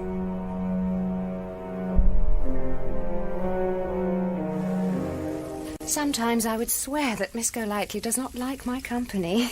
I am sure that is not the case, Miss Wong. And you too, Prince Skerrin. Why, you so rarely dine with us. Miss Wong, the smoke hurts my eyes. And frankly, sometimes the questions hurt my pride. Prince Skerrin, I know so well what you mean. So many long and difficult words. The Professor pontificates so about my culture. Well, I must sit beside him and smile like a manservant. Oh, he has been kind to me, but I have not relished my role as an alien curio for him to lecture on. Prince Skerrin, Georgina makes you out to be such friends. We are, but my patience with the Professor is at an end. I, too, live on the margins. I am never regarded as anything more than Sir Henry's ward, some pretty thing to wear on his arm. I was most glad to escape the stultifying conversation in there, and the Professor was by far the worst offender. I hope I do not bore you too. Oh, no, Prince Skerrin. I find your company most stimulating. Forgive me. Sometimes it is difficult to tell. People of Earth excel at saying the opposite of that which they mean. And how I know it, Prince Skerrin. I know that behind my back they regard me as an idle creature, an ugly, half-caste, distaff child of empire. I'm sorry. A what? My skin, Prince Skerrin. It marks me forever as someone unclean. Someone who is not white. But your skin is golden, Miss Wong. It is golden. Really? And beautiful. Like that of a Martian princess. You are not a red devil. Isn't that what you Martians call us? It unnerves me to hear you use the term in English. In the Martian tongue, it is a most vicious word. This is so much more fun than dining with the captain. More talk of this cricket. The British are quite inscrutable. My feelings exactly. Charlotte? Miss Wong, is that you? Saints above. What is it? Charlotte? Are you hiding from me? I quite forgot my reason for coming here. You must leave. Why? It's Williams. He isn't expecting to find you here, of all people. Miss Wong, Mr. Williams. My apologies. I hadn't realised I was interrupting. So, tell me, Captain, what game is afoot? Game, sir? What is this nonsense you've been spouting about the shadow of Mars? Well, I'm aware there is no such thing. Why the deception? The light of a heliograph transmission can be seen for thousands of miles. Yes, of course. Why, we were able to receive that missive from the Times this evening. Yes, a happy accident. We wandered briefly into the path of the message, and so for a moment were privy to it. Like overhearing a conversation in a restaurant. Precisely. My problem, Sir Henry, is that as we may see others, others may see us. But the heliograph alone is but one light. That is correct.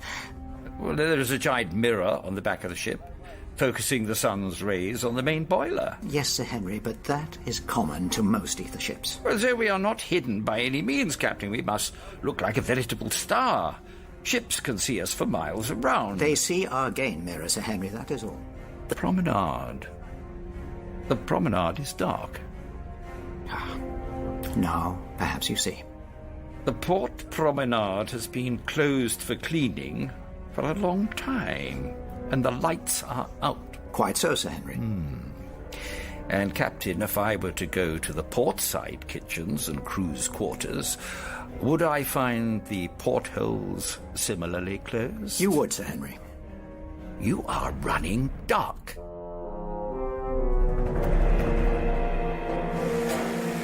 Prince Scarron of Alcyon. You know Mr. Williams, of course. During the voyage, I have seen him at a distance, yes. I suppose one as lofty as your highness need not pay too much attention to mere servants. Come now. Even when one such as I finds such as you with such as she. Perhaps simpler English is in order, Mr. Williams. You have me at a disadvantage. Mr. Williams, you go too far. Do I, Miss Wong? I am not the one unchaperoned in an alcove with an inhuman. You mean someone not from Earth, I hope. Mr. Williams? Miss Wong, I have done the deed you asked of me. What does he mean? I asked a favour of Mr. Williams. And promised a favour in return. Not now. And yet I see your favours much bestowed elsewhere. Sir, your rhetoric is too much for my unearthly mind. Canoodling in the shadows. What is this canoodle of which he speaks? In the shadows? Why, Mr. Williams, the game mirror is directly above the glass roof. The light herein is bright as day. In broad daylight, then? With the promenade closed and our lights dimmed, this vessel is conveniently anonymous. With only our mirror gleaming in the sun, we present a single light to Marsward observers. You are hiding your ship's identity? Sir Henry, I am doing everything in my power to make us look as much like a military vessel as possible. For some months now, Queen Victoria's navy has been busy elsewhere, and where there is a vacuum of deterrent, the space soon fills. You are afraid of pirates? I am wary of them, Sir Henry. I am ready for them. I am not afraid of them. Freebooters, German privateers, why, even Fenians, surely from your days in the navy, you will recall the risks inherent in unguarded waters. I have heard the rumours, and I thought it better to err on the side of prudence. The Shadow of Mars business was a strange excuse. Better an excuse than the true reason. I'd rather not have a panic on my hands. We have safely traversed the vast distance from Earth without incident. Thus far? Indeed, and until such time as I may enjoy the protection of a cruiser out of Phobos docks, I shall continue to imitate one, and prevent my passengers from broadcasting dinner party invitations, idle gossip, Lord knows recipes, through the ether, announcing our civilian and unguarded state to an entire world. Forgive me, Captain, I see now that you are the epitome of your profession. Oh, my subterfuge was well intended, sir. As I hope was yours. What do you mean by that? Sir Henry, even if I did not read the newspapers, I would still know of your appointment and of the event that surrounds it. The restoration of this stone to Prince Scarron City. You're the arena stone. It's just a rock. A rock that hundreds of Martians died to defend. Kept under lock and key for 3 long years at the tower. It is a sentimental value only. A superstition for the Martians. And yet you see fit to engineer its return at a time near to your appointment as Her Majesty's governor. A coincidence. I imagine Alcyon is important now to the British. All our Martian allies are important to us. There is a war in the south of Mars, Sir Henry, even I know it, and without the South Canals, your trade route must go through the city of Alcyon. You ask me what game is afoot, I say the greatest game of all, with Scarron as your trump card. Captain, I am very tired. I think I should go to bed. Then, good night, Sir Henry. Sleep well. Sleep safe in the knowledge that your precious Arena stone is millions of miles away with a naval convoy, shortly to leave the orbit of the moon. Yes, that's right. God forbid my suspicions are well-founded, that you might have brought it along on a civilian vessel unguarded, making us a target for every pirate in the neighborhood. That is enough, Captain.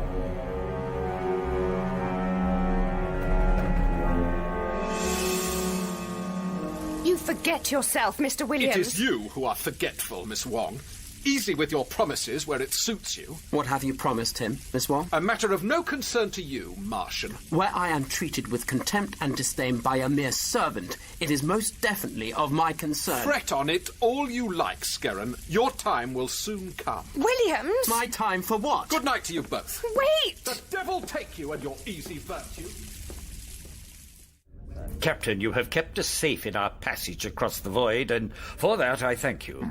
But diplomacy is no less delicate than tacking into the wind through treacherous waters. I did not mean to I'm imply... sure you did not, my good captain, but remember that Her Majesty's civil service requires secrets for a reason.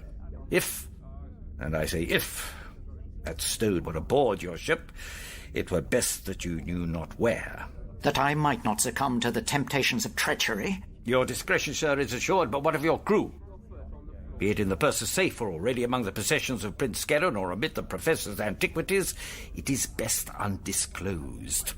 Until Mars is not that red globe through the portals, but a sure land stretching away to a scarlet horizon. I understand, Sir Henry. My candour was ill-judged. Ill-judged? What is ill-judged? Only my capacity for your ship's wine, Captain Carter. Good night, gentlemen. Good night, Professor. I fear that with no time left in our journey, I will not be able to speak with you on the fauna of Mars. I shall wait to read an article, perhaps. Such as the Martian Roogie beast. The Roogie. Its characteristic dawn cry. A roo, roaring on the Martian plain. Tell me one thing, Sir Henry. And what is that, Captain? Please assure me that if this arena stone is on board my ship, you have not left it in the care of that buffoon. Let us speak of this no more, Captain. As you wish. I should be getting back to the bridge anyway. Mr. Williams is on duty keeping a lookout. For pirates? Yes, Sir Henry. Perhaps this experience shall impress upon you the urgency of the situation. I hope that your tenure shall see more of Her Majesty's warships in the Martian area until such time as the skies are safe. I pray that we are not undone by our false colours. What do you mean, Sir Henry? Perhaps I concede your deception has been expedient, but the trouble with keeping one's nature secret from enemies... I see. ...is that one also keeps it secret from any good Samaritans that might otherwise intercede in the event of an accident. That I concede. And the Perpindesh has no lifeboats. The wonder of travelling the ether is fast losing its lustre. I cannot wait to be back on dry land. With Mars as your destination, Sir Henry, you shall find no land drier.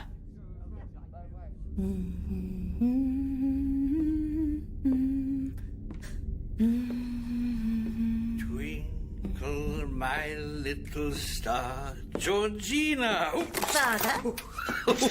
Daisy. Father. The promenade is a veritable obstacle course. To the feeble-minded, perhaps. There is a sign. Which I cannot read. What possesses the captain to keep this area in perpetual darkness? Just sit for a moment here. Very good, Georgina. Let us admire the view. I cannot reach my cabin without stumbling like a blind man. I venture, dear father, that were we fast against the sun within the arc of Mercury and several ships' mirrors shining their gaze upon us, you would still be so in your condition. Oh, do I detect a rebuke? An observation. George.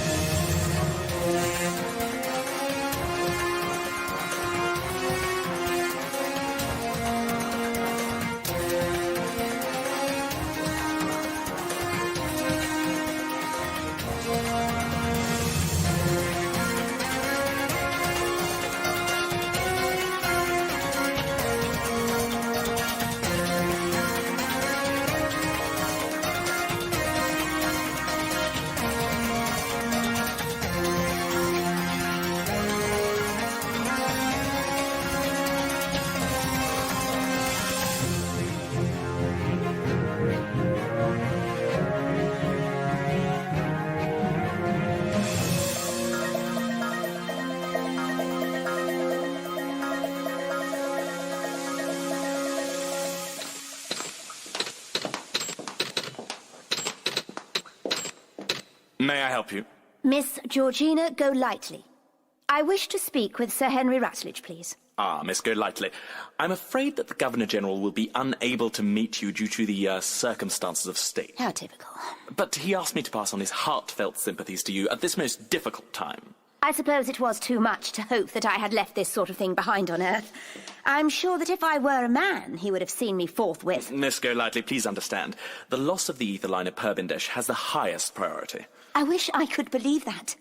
There are people my father lost out there. What is going to be done? I'm afraid I can't comment further, young lady. My advice to you is to return to your hotel. I understand they have a lovely bridge club. Captain St. Jean, folks, to see Sir Henry Rutledge. Good morning, Captain. Follow me, I'll take you through. Who's the girl? Nobody important. Well, really?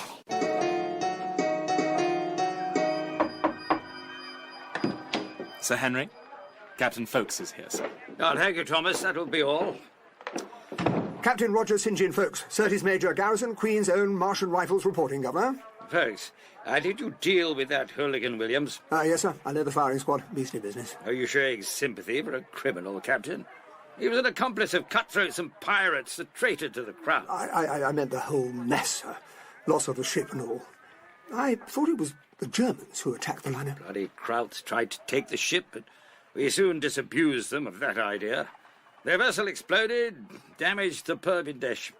She broke apart and fell to Mars in flames. Ah, dear Lord, I can still see her. The Times said there were a few who didn't escape. Dashed down way to go. Yes. That buffoon Golightly and my niece. I wasn't aware you were travelling with a relative, Sir Henry. Please accept my sincere condolences. I could still see her. The ship?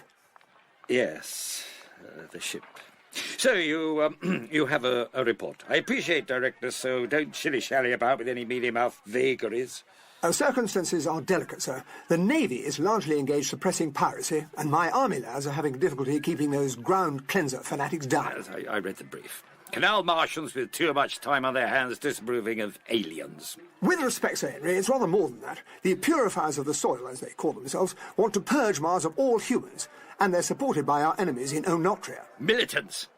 They sit on this decaying ball of rock and oppose us, refusing to understand the advancements British rule offers them. It's just like India, you know. Yes, sir, I was there. And I won't make the same mistakes in Surtees Major. This city will not go the way of our neighbours in Alcyon, if I have anything to say about it. What with the Germans putting their oar in, the place has become a hotbed of dissent since the king and first heir were assassinated. Bloody fools crowning that lad Dariun. Dariun's elder brother Skerran, wasn't he on the Purbindesh as well? Frankly, I would pay it no mind if Alcyon wasn't vital for our commerce. We need their goodwill, and they want their bloody stone back from the British Museum. Stone, sir? Oh, for heaven's sake, folks. You've been up here longer than I have. Don't you know about these things? The arena stones, sacred pebbles, or some such. Oh. They have significance to the Martians. When Endeavour arrives next week, they're having a ritual reconsecration of the thing. Feasts, fireworks, and a lot of fuss over a dull piece of granite. I never pretended to understand Martian mysticism, sir. Let me ask you something. What would the Alcyonites do if their stone wasn't returned? If it wasn't aboard Endeavour after all? Well, why on earth would anyone want to keep it from them? As you said, sir, it's just a bit of rock. Answer the question. Well, if the Alcyonites are not appeased, they'll go to the Bosch for support. The Germans already have a foothold in the city as it is.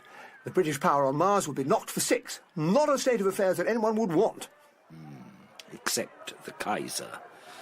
Do you know why you are here, Captain? Well, Mars wasn't my first choice of posting, admittedly. I meant in my office. You're here because I selected you. Sir? I have a task for you. I'm going to take a pipe on the balcony. Come, I'll explain.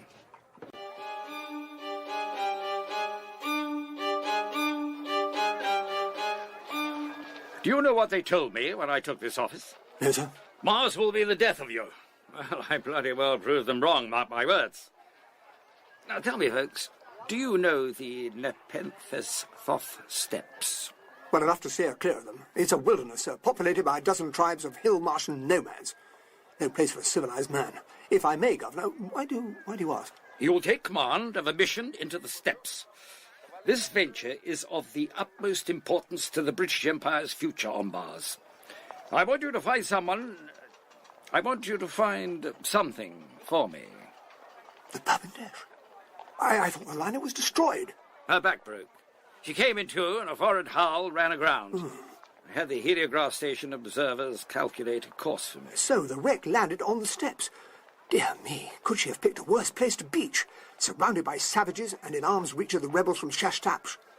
I would doubt that any person would survive there for long, even if they were spared a quick death in the crash. It will be a matter of record that you are searching for survivors, but I have an ulterior directive for you. There was an item aboard Perpindesh, a very valuable item. And here I was thinking this was about Prince Skerrin. But it's more serious than that, isn't it, sir? The Alcyons think their sacred arena stone is halfway to Mars, inside Endeavour's strongbox.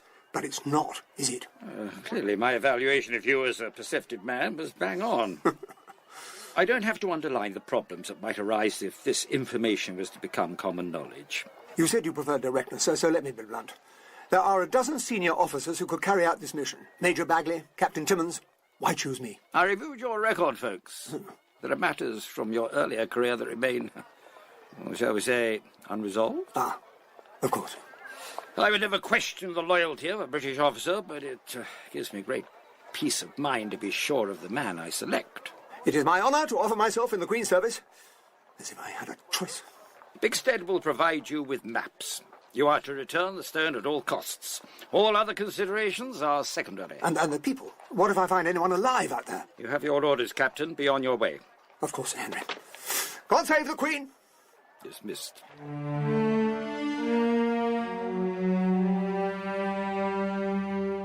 Are you sure you wouldn't like to sit down, Sergeant? No, sir. I'm quite comfortable standing up, sir. Oh, very well, then. Ah, Sergeant Carstairs, there you are, if you will. Yes, sir. You have something for me, Bixford? Yes, Captain. Here you are. You'll find all the relevant paperwork inside. I'm sure I will. What's the new governor like then, sir? Honestly, Sergeant, I don't have a measure of the fellow yet. Tricky blighter, though. Tricky, sir? Oh, yes. Barely been in there within 5 minutes, and already he's got me jumping through hoops. I don't follow, sir. You will, Sergeant. You'll be following me all the way to the steps of Thoth. We're off hunting for a shipwreck, old boy. Oh, well, if we're bound for the wilds, we'll have to find ourselves a flyer, sir. At the Aphid's in dry dock, but she won't be airborne for a couple of weeks. This can't wait. Ticking clock and all that. What about Reynolds and his tub? Oh, no, sir. Firefly's in Sardonia. Hornet's busy with pirates. We might be able to rope in the Shrike. The trouble is, she's docked in Morris Lakers. It's a day away up the canal. Needs must when the devil drives, Sergeant. Sir. We'll have to appropriate a barge to get us to Lakers. What about a guide? I told Rutledge I knew the place, but I'm damned if I ever dealt with those nomad Johnnies. I know of one bloke, sir. A young fella, a bit of a lip on him. He was in with them prospectors who went looking for gold. Yes, I remember. And most of them ended up dead. Poor show. Only problem is, sir, he's a civilian. And, worse, he's a Yank.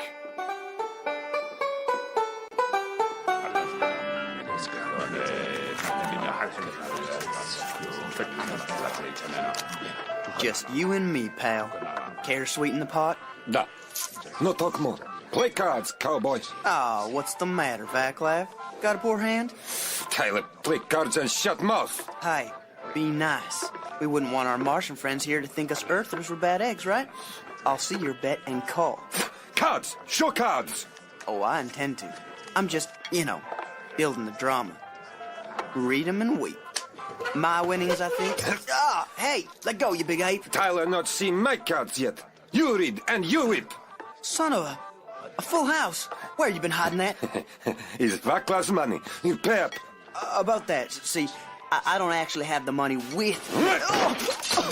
You pay, Tyler. You give Vaclav money or Vaclav will hurt you much. The thing is, I ain't got 2 dimes to rub together. I know this is embarrassing for both of us, so maybe we could work something out like gentlemen. Excuse me. I'm sorry to interrupt, but I was wondering if either of you knew a Mr. Lucas Tyler. Me, that's me. Go away. This is man talk, not for winning. I think not. Unhands that fellow. You hit Vaclav with umbrella. Thanks, miss. I could have dealt with the situation if I'd have a moment or two more. Quite. I'm so sorry to strike you, sir, but I require Mr. Tyler in working order. Tyler loose. Tyler or money. We can't have that.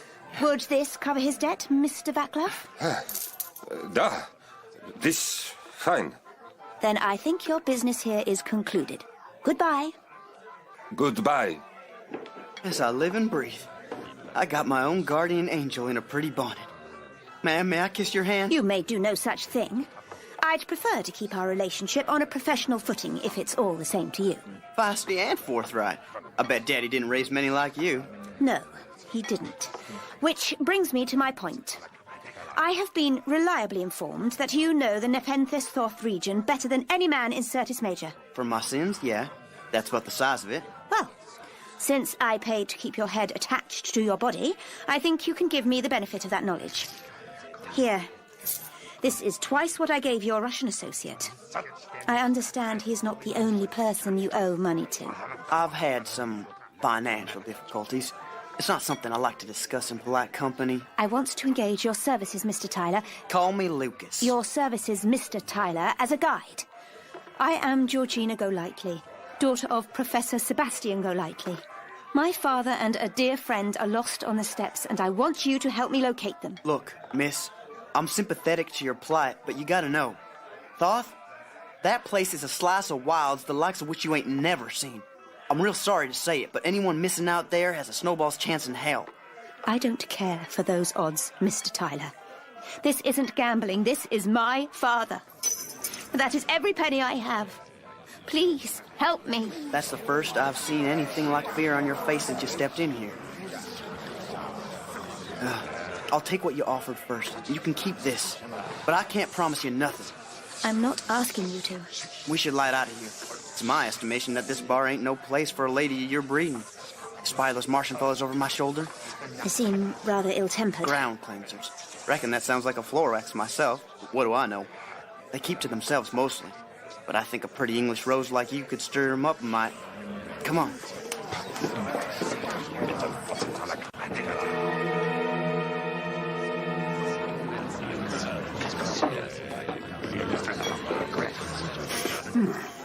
What an interesting talent. A generous critic might even call it rustic. Not exactly the explorer's club, is it, sir? There's the Yankee over there with the hat. Oh, who's the filly with him? She looks familiar. Oh, it's that girl from the liner. The prof's young lass. What the devil is she doing here? Who ordered the ham? Have a care, lad. That's the Queen's uniform you're addressing. Yeah? You might want to think about letting her have it back, Captain. You and your pals stand out like sore thumbs in this place. Bright red ain't exactly a quiet color. That, my American friend, is the entire point. Captain Folks, isn't it? Yeah. Clearly Sir Henry couldn't just leave things at a brush-off. Did he send you to corral me back into that garish cage of an hotel? Well, to be honest, miss, Sergeant Carstairs and I are here for Mr. Tyler. You are? Listen, that thing with that fake fire jewels was nothing to do with me. We got a job for you, matey. Her Majesty's government would like to employ your skills to guide an expedition to the Nepenthes Thoth steppes for a considerable remuneration. No Brits for a week, and 3 come along at once? Listen, you can thank Queen Vicky for her offer, but I'm already in the pay of a lady. Namely, this one. Georgina Golightly, of the Hampstead Golightleys. Charmed, I'm sure. You can't be serious. I know you fellows were reckless, but you don't actually intend to take her into the desert. She paid up front. I'm a man of my word. The steppes are certainly not suitable for some slip of a girl who's never been outside a Covent Garden salon. How dare you presume so, Captain? Perhaps the women of your experience might accept such dictatorial treatment, but you will find that I differ greatly. I really have your best welfare at heart, Miss Golightly. Can we take this outside? The governor waves me away as if I were some adult schoolgirl, while he sends you off to find the perpendicular. Miss, your voice is carrying. I see things quite clearly now. Sir Henry doesn't care one whit about my father, or Charlotte, or even Scarron. His only concern is for his career, and finding that ridiculous stone. That's Tornix. We gotta get out of here. I heartily agree. What? The Martians? I think Mr. Tyler was correct about drawing too much attention to him. Oh, no, you don't, Charlie. No, I'm sorry. Thank you kindly. Get your paws off me, you filthy urchin! I say, that was brand new. Let that be a lesson to you. Captain, look out! The lantern! Oh, they're going to kill us all! Watch it, lad, behind you! sir! Oh! Come on. Oh, drop my money. No time for that now. Come on!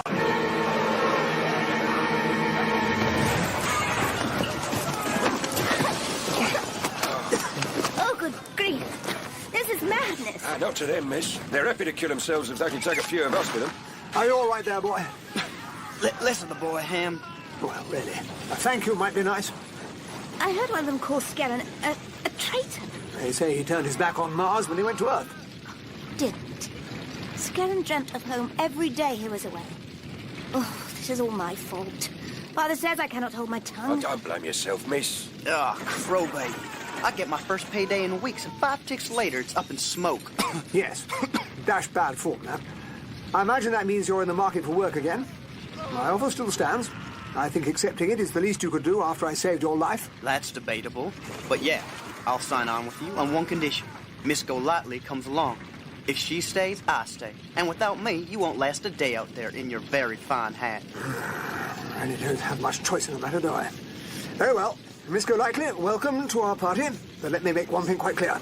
This is not some Sunday school picnic outing. If you can't keep up with us, you'll be left behind. I've always found picnics deplorably boring.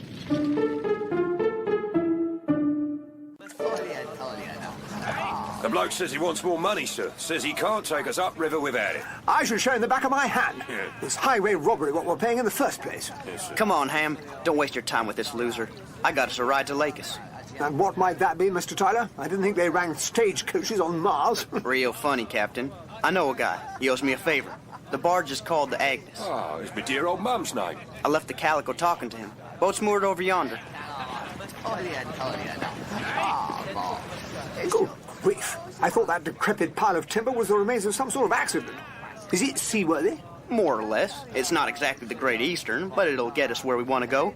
We travel through the night, we'll reach the city by morning. Look at the bright side, sir. At least it won't draw attention. Frankly, Carstairs, I'm more concerned about it drawing water. The provisions are loaded, Mr. Tyler. We should get on board. Yes, before it sinks. Hey, what do you want for nothing?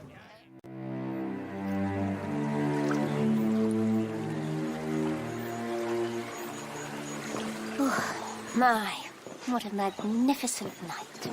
This is rather late to be on deck. I keep my own hours, Captain. Tranquil, isn't it? One can't truly know the real Mars until you venture outside the city. I'm surprised you would say such a thing. I thought military men abhorred the quiet. On the contrary, a soldier who doesn't pray for peace is a fool. Mars has a peace uniquely her own. That was almost inspiring, Captain. Are you one of those war poets I've read about in my Covent Garden salons? Is that so hard a thing to consider? I'm a soldier, but also an Englishman, with all the heart and soul that entails. There are many who think England has brought too much of its heart and soul and its soldiers to Mars. We can't undiscover this planet, Miss Golightly. For better or worse, England and Earthmen are here now. We're going to make the best of it. My father would agree. He says it's up to us to lead the Martians out of their dark age. I understand the Professor is a very learned man. But we are only forcing our dark age upon them. This is typical of men in power, flexing their muscles regardless to those they consider beneath them. Miss Golightly, Georgina, I feel we got off on the wrong foot today. I hope we might rectify that. Oh, say a few poetic words and hope I simper like some naive country maid. I think not, Captain. You may go back to Sir Henry and tell him that. You misunderstand me. 4 bells. It'll be dawn soon. Perhaps you ought to retire to your cabin. I don't need a chaperone to tuck me in. I'm a grown woman. I was not suggesting otherwise. I'm attempting to see to your well-being. As an officer in the Queen's service, it's my duty to protect a British citizen, and certainly to ensure the safety of a lady. You men are all the same.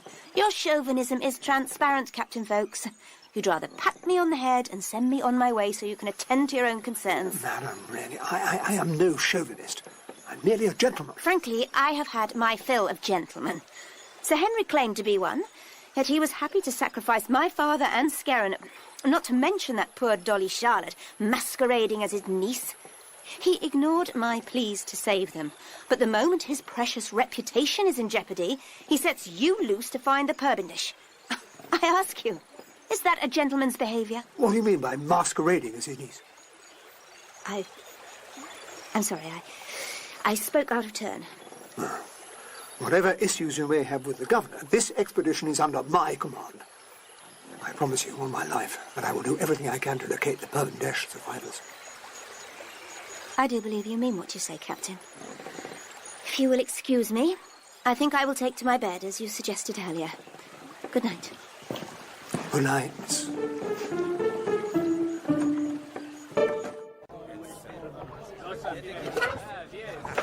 Right, I'll see your bet and raise you. Big spender, eh, Sarge? I'll match that. How about the rest of you? Your luck's gonna run out sometime, lad. Tonight's the night. Think so? Listen, today I had my life saved by a beautiful pale-skinned missy. Got paid, lost it, got saved again by your not-so-beautiful boss, and got paid again. Not to mention taking a haul from these roughnecks. So, by my lights, that makes me the luckiest son of a bitch this side of Utopia Planitia. You really reckon Lady Luck's gonna part ways with me now? You cowboys all the same. You talk a good game, but you ain't got the belly to back it up. Now stop nursing your cards and let's see what you got. My pleasure. Well, bugger me. If it's all the same, I'll just take the money. Tyler, you're all right. For a yank. You getting all misty on me, Carstairs? Hey, I can't keep calling you Sarge all night. What's your name? Horace. Sergeant Horace Carstairs, Queen's Own Martian Rifles at your service. Now, deal the cards, son. Give us a chance to win me money back. Glutton for punishment, huh? Well, Horace, it's a pleasure to make your acquaintance. I'm Lucas H. Tyler, late of the New West, currently cooling my heels in Sirtis City. What's the H stand for? Handsome. Well, if you don't mind me asking, handsome, what are you doing here?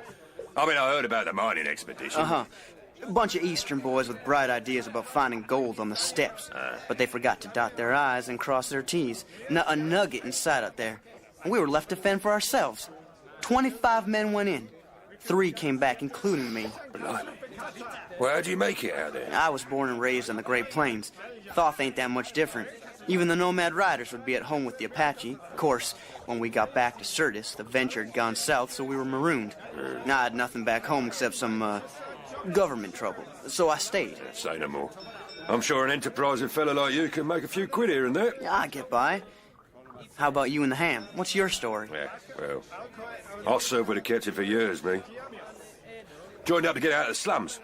Always loved the uniforms with the brass buttons and all. You're an odd couple of fish. Me and Captain folks, well, we was in India and Afghanistan, see? A lot of blokes bled for that turf. Bad business. He saved my life back then, more than once. And me, I did the same for him. He's a stiff suitor, but underneath he's a good lad. Honourable. You ever miss it? Earth, I mean. Every day, son. Every day. Back home we knew who the villains were, but here, Belgians and Bosch, frogs and Ruskies all biting at the pie. Yeah, I had my run-ins with the Germans. Russians, too. These Martian boyos, though. I mean, there's something else. Why do they stare at you with them queer-looking people? God help us if they pally up with a Hun. Alcyon will go first, then mark my words, they'll all be in the Kaiser's back pocket. I hear you. But where does that put us Yanks and Limeys? I'll tell you where, no paddling up. Here, do you hear that? It's the canal. What the hell's going on up there?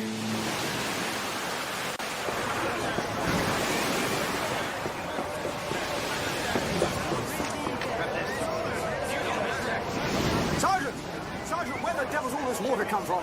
I thought Mars was supposed to be arid. A few more like that and we'll be flooded. Captain, are you all right? Never mind about me. Where's the girl? I've not seen her, sir. Tyler's gone aft to lend a hand. Good idea. Go and help him. Christ! Hold this top together with spit and prayers if you have to, Sergeant, but keep us afloat. Sir! Let's go lightly. Georgina!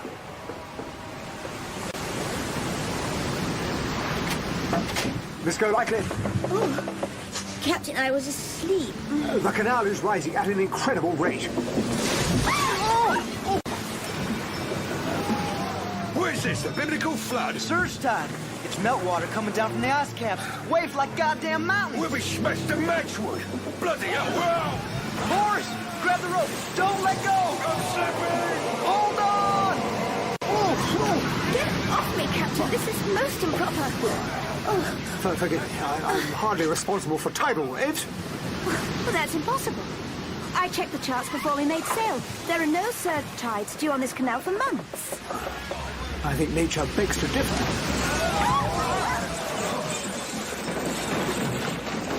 Are you injured? Oh, no, I'm... Captain, the mast! Quickly! You're hurt. Let me see. Just a splinter. A big one to be sure, though. Oh, that's got the glider. We must turn into the waves. What are you talking about, woman? You are clearly a captain of army and not navy origin. Trust me, I won several medals at the regatta for my sailing skills. We have to ride out the swell. Quickly, this way. Blast. Let me go. You pull yourself with me. You're not going overboard, Horace. I ain't looking after the ham on my own. Besides, you owe me money. You silly bugger. Help, Tyler. I'll take the helm. Steady, Sergeant. We'll have you out of the drink in a jiffy. Another wave. That's it. Heave. Less of a meat pie for you in future Carstairs. Get him on his feet, Tyler. Aye, aye, Captain. You get the lady on an even keel.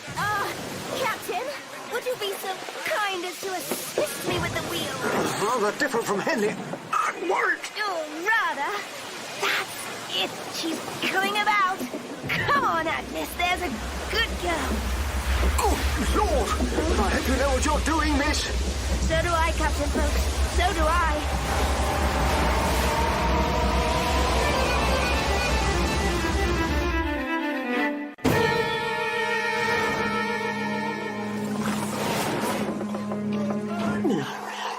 Where's the elephant that stepped on me? Easy, sir. You took a nasty spill. Bit of wood smacked you right in the buns. Ow!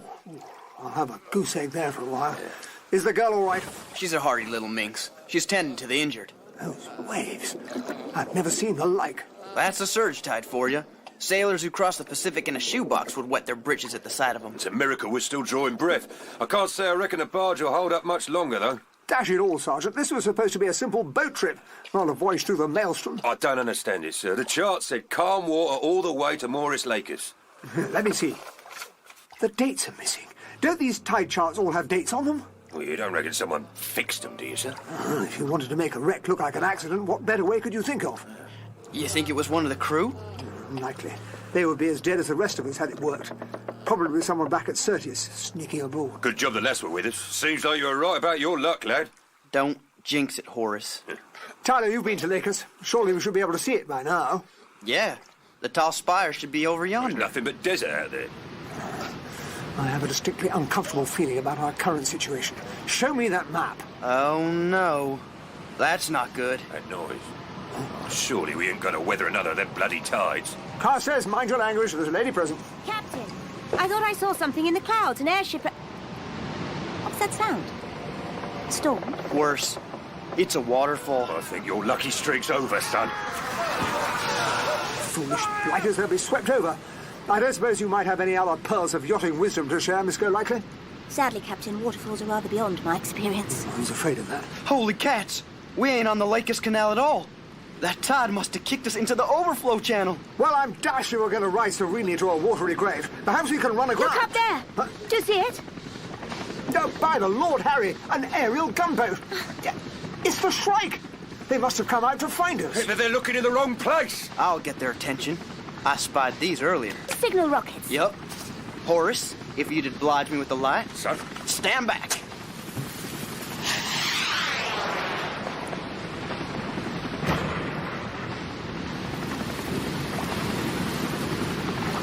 They saw it. They're turning.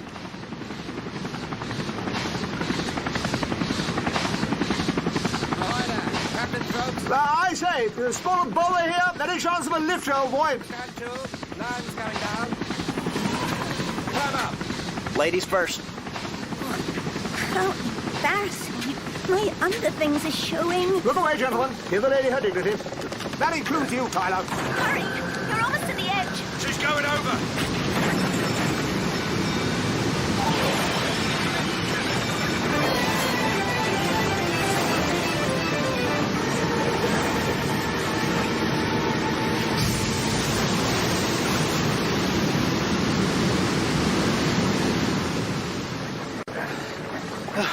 So long, Agnes.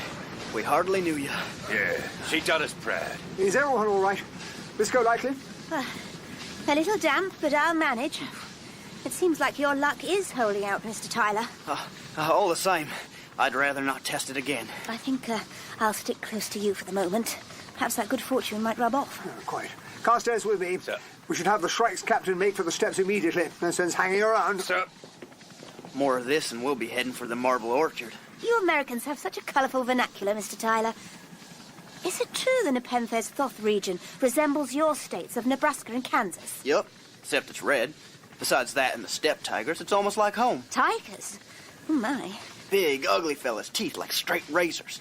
The nomads hunt them. Damn, got water in my gums. What are the nomads like? Are they good people? Some are, some not. There's a dozen tribes, all pretty peaceable if you respect their ways. My father is not the most adept at dealing with different cultures. I thought he was some big-shot egghead. Well, book learning and experience are very different things, Mr. Tyler. Can't argue with that. Look, miss, I'm sure he'll be okay. We'll find him. Thank you, Lucas. What do you make of that telegraph thing, sir? About what the governor said? Well, German agents arrested just after we left Syrtis. Could be a coincidence, but given our record, I sincerely doubt it. You reckon the crowd's fiddled with the charge? If the cap fits, Sergeant. Subterfuge is in their underhanded nature. Sure. After all, they've already used a sabotage ploy with a Perbendash. Well, I thought that was the Irish, sir. Well, in parts, Carstairs. Truth be told, there's been talk in the officers' mess that a Hun spy was on the liner, as well as the pirate's man. Ah, so Williams weren't lying when he said he was innocent. Heavens, no. Williams was as guilty as sin. He got what he deserved. Yeah. But that doesn't mean he was wrong when he said that someone else was playing both sides. All this cloak-and-dagger stuff turns my stomach, it does. Yeah, I'll take a stand-up fight any day. I couldn't agree more, Sergeant. Let's be vigilant, shall we?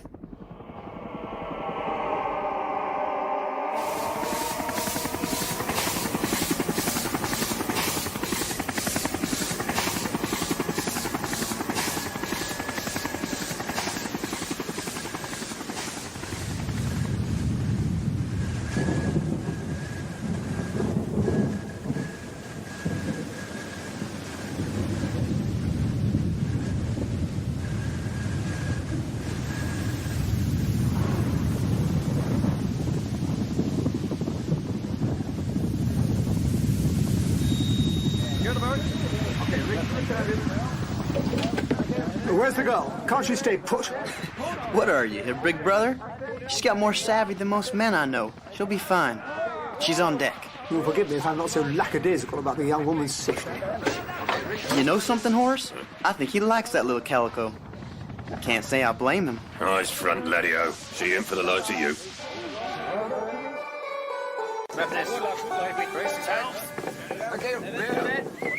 Miss Golightly, I must insist you come below immediately. We are approaching a sandstorm. Captain, I am perfectly capable of looking after myself. Must you interpret every gesture as some sort of condescension on my part? If I may be so bold to say, I have never encountered a woman as intractable as yourself. Then you should venture out of the barracks more often, Captain. I was surveying the horizon. I'm sure I saw another airship earlier. With all due respect, this storm will stop you seeing anything, phantom blimps or otherwise. Please come below, or so help me, I will pick you up and carry you. Phantom?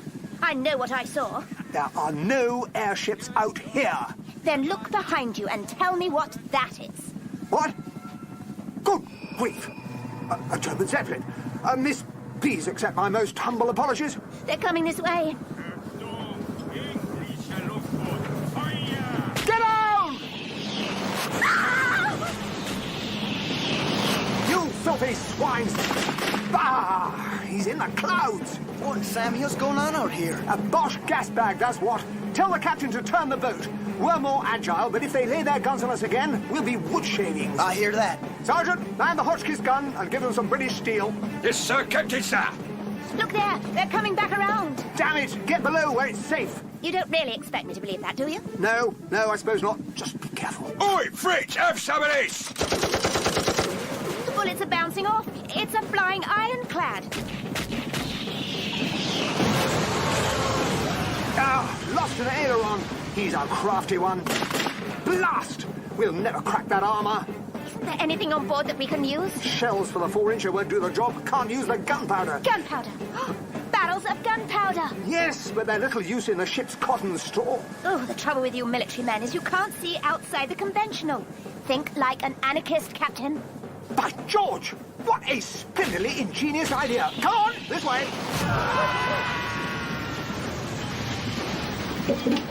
Now, here we are. I hope this works. My petticoat will suffice as a makeshift fuse. Are you blushing, Captain? It's not seen me for a gentleman to handle a woman's undergarments. You really don't get out much, do you? There. 2 improvised bombs. This will be dangerous. If the wind doesn't catch them just right, we're done for. Fortune favours the bold, Captain. And the foolish. Here we go! Brace yourselves. Oh, he didn't like that. Incoming fire! The blimp's moving off. He's had enough. So have we, by the looks of it. Oh, they struck the liftwood veins. We're losing height. Sergeant, see if you would help the Yank keep us airborne. Sir. Captain, you're injured. Again. It's just a scratch. Really, you are far too stoic for your own good. Let me bandage that.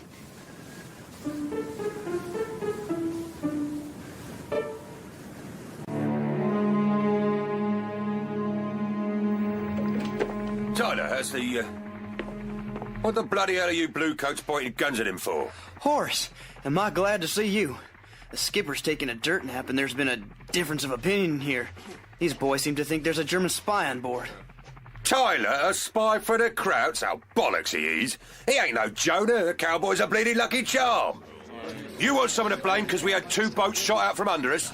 We're British, we are. We don't turn on our mates just because we got a bloody nose. Yankee boy is one of us, just like the captain and the skirt, so don't you forget it. Any man disagrees with me, I will give him a hiding, all of you, or one at a time. Right, you horrible little shag, get to it and mind your posts. Ooh, for a minute there, I thought I'd be singing with the harp and a halo. Yeah, you make a liar of me and I'll knock 7 bells out of you. Yeah, don't worry, lad, I'm just pulling your leg. Right. No, something wrong, Costas? No, sir. All shipshape and Bristol fashion, as they say, aside from the fact that the skipper's popped his clogs and the boat's in a right 2 and 8. Can we land? Reckon so. Once we're down, though, this crate won't be able to get airborne again without some serious repairs. All right, ladies and gentlemen, brace yourselves. This is going to be a trifle bumpy.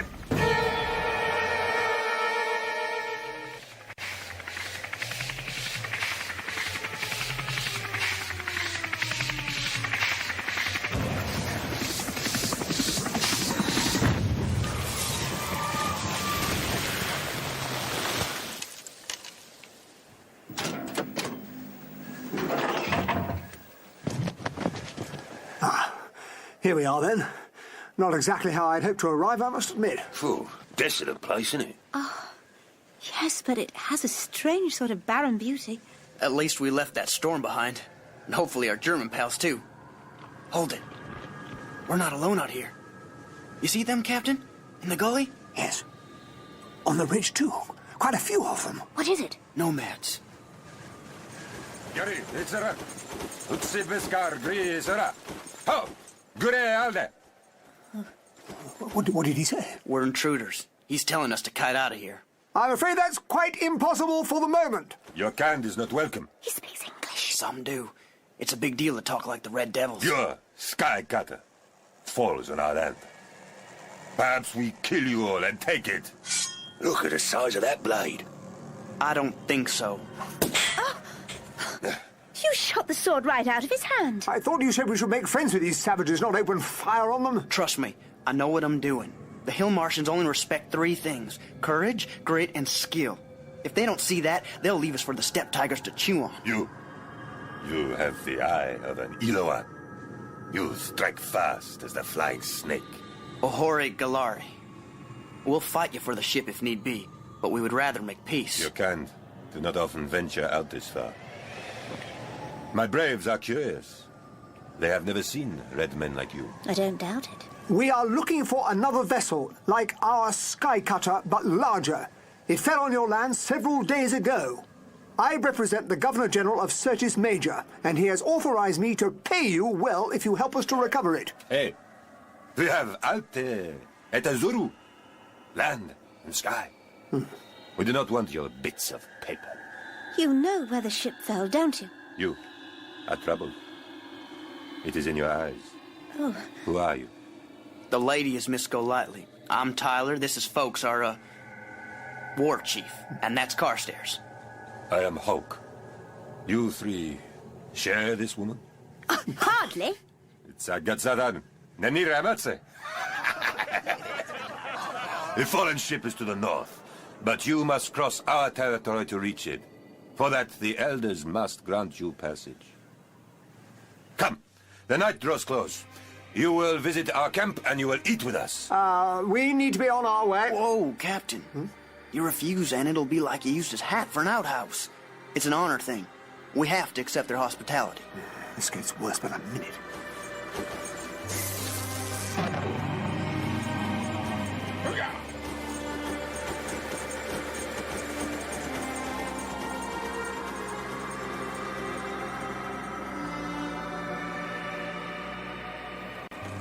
They ain't gonna scalp us, are they? It's not like I got a lot on me napper as it is. I think only the American Indians do that, Sergeant. What on earth is Tyler doing over there? He's giving Hauk his hat.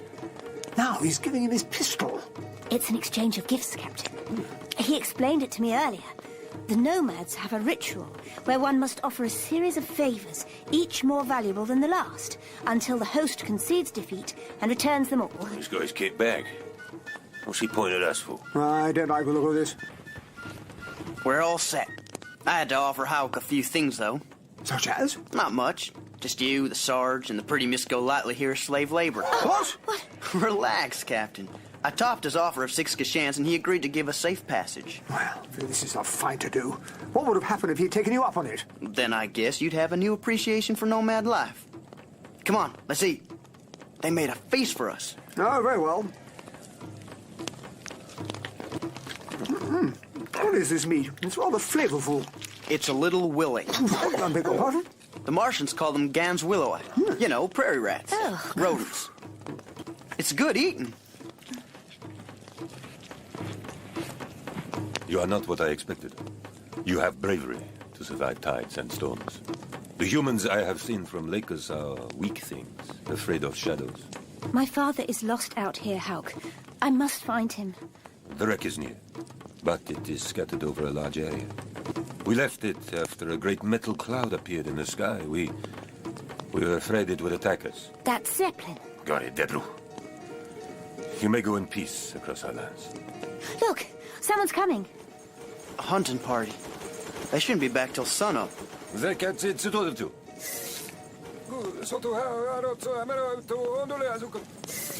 The warriors are saying they found someone on the steps. A half-dead stranger. Look, it's a canal martian, not one of these blokes. Oh, my God. It's Skerrin. Careful, lad. Have a sip of water and take your time. Georgina, I saw your face. For a moment, I thought you were an angel. Oh, Skerrin. That's a canal prince, huh? Not much to look at. Would you be any better after days out in the desert? Who? Captain Roger at St. John Folks, Your Highness. The governor sent us to find survivors from the Bourbon Dash. Did he? I wonder what he was really looking for. Skerrin, I'm so relieved. But my father and Miss Wong? Alive, I think. Oh. I jerry-rigged the lift with slats to slow our descent. We all survived the landing. But Charlotte... When the professor and I came to, she was gone. She simply vanished. I can't explain it. Your father's leg was broken, so I fashioned a splint for him. We scavenged supplies from the wreckage, and I built a simple shelter. Where is Professor Golightly now? He's still there. You left him behind? Don't judge me. I had no choice. We spotted a party of human soldiers surveying the debris. Golightly could not walk, so I went to find help. Germans? Yes. The Krauts won't dare harm him. He's too valuable, what with his knowledge of the arena. They won't kill him out of hand, Georgina. Captain, we must act now. Every moment we spend here, my father is in jeopardy. We don't know the lay of the land. To go there in the dead of night would be utterly foolhardy. Skerrin can give us more information, and we'll raid the wreck site at dawn. That's hours from now. Skerrin, perhaps if you came along... No. What? Georgina, this will be hard for you to hear, but your father and I are no longer friends. We had a disagreement. Certain things were said. Certain truths came to light. I will tell Captain Folks all I know, but no more. How could you say such a beastly thing? He was a mentor to you. You would have nothing if not for him. He brought you to Oxford. And in turn, he took the credit for every piece of my work. There isn't a single monograph he's written that didn't pass off my own research as his. I'm sorry, but I will not risk my life for that charlatan again. That's a lie. I thought you were my friend, Scarron. But instead I see that you are a selfish, ungrateful wretch. Please excuse me. The smell in here is making me ill. Georgina, wait! Nice work, Your Highness. Georgina! Let him go, Carstairs. Sir. Shall we cut to the heart of the matter, Prince Scarron? The arena stone. Yes. I don't know where it is. We didn't have time to search for it before the other Earthmen arrived. Are you quite sure? You should know that the political situation in Alcyon has become rather inflamed in recent days. What do you mean? It is my sad duty to inform you that a bomb was detonated in the royal palace before your arrival on Mars. The King of Alcyon and the First Heir were killed in the blast. Kaiser.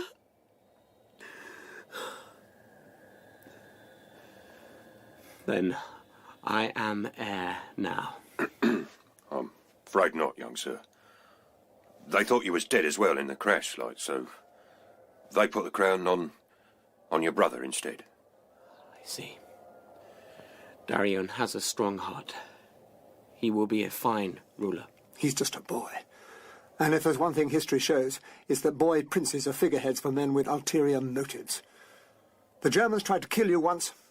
Are you really willing to let them dictate your city's policies? Of course, Her Majesty Queen Victoria would like nothing more than to place a different puppet on the Alcyon throne. I'm sorry, Captain, but I want nothing to do with these games of empire. I refuse to be the pawn of an Earther nation, yours or any other.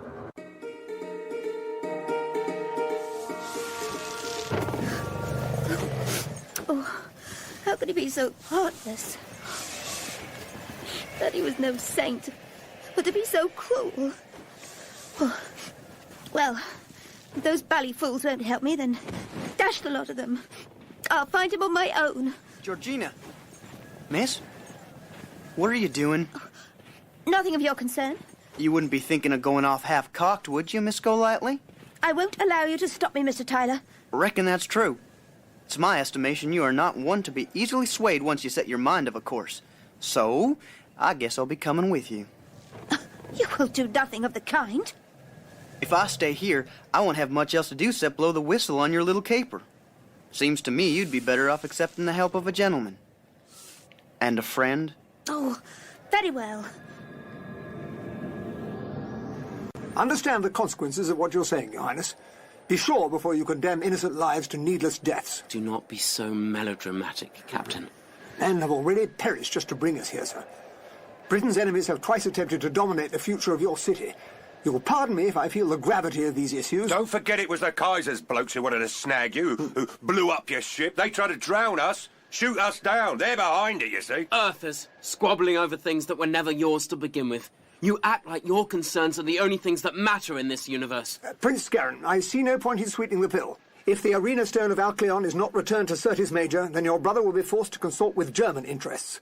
The region will become a flashpoint for armed conflict, and war will follow, on both our worlds. And what has brought this to pass? Earther interference in the affairs of Mars! Yes, it has. I wish it were otherwise. You agree? But that makes no difference, does it? Sir, I regret this state of affairs, but I still believe that Britain presents the best hope for the future for Mars. We are a better friend than the Kaiser will ever be. So you say. I won't browbeat you, Your Highness. You know the situation, the choice is yours. But I will say this. When the shooting starts, they won't be just red devils dying. It'll be your people. Man against man, city against city. And in the end, what'll be left?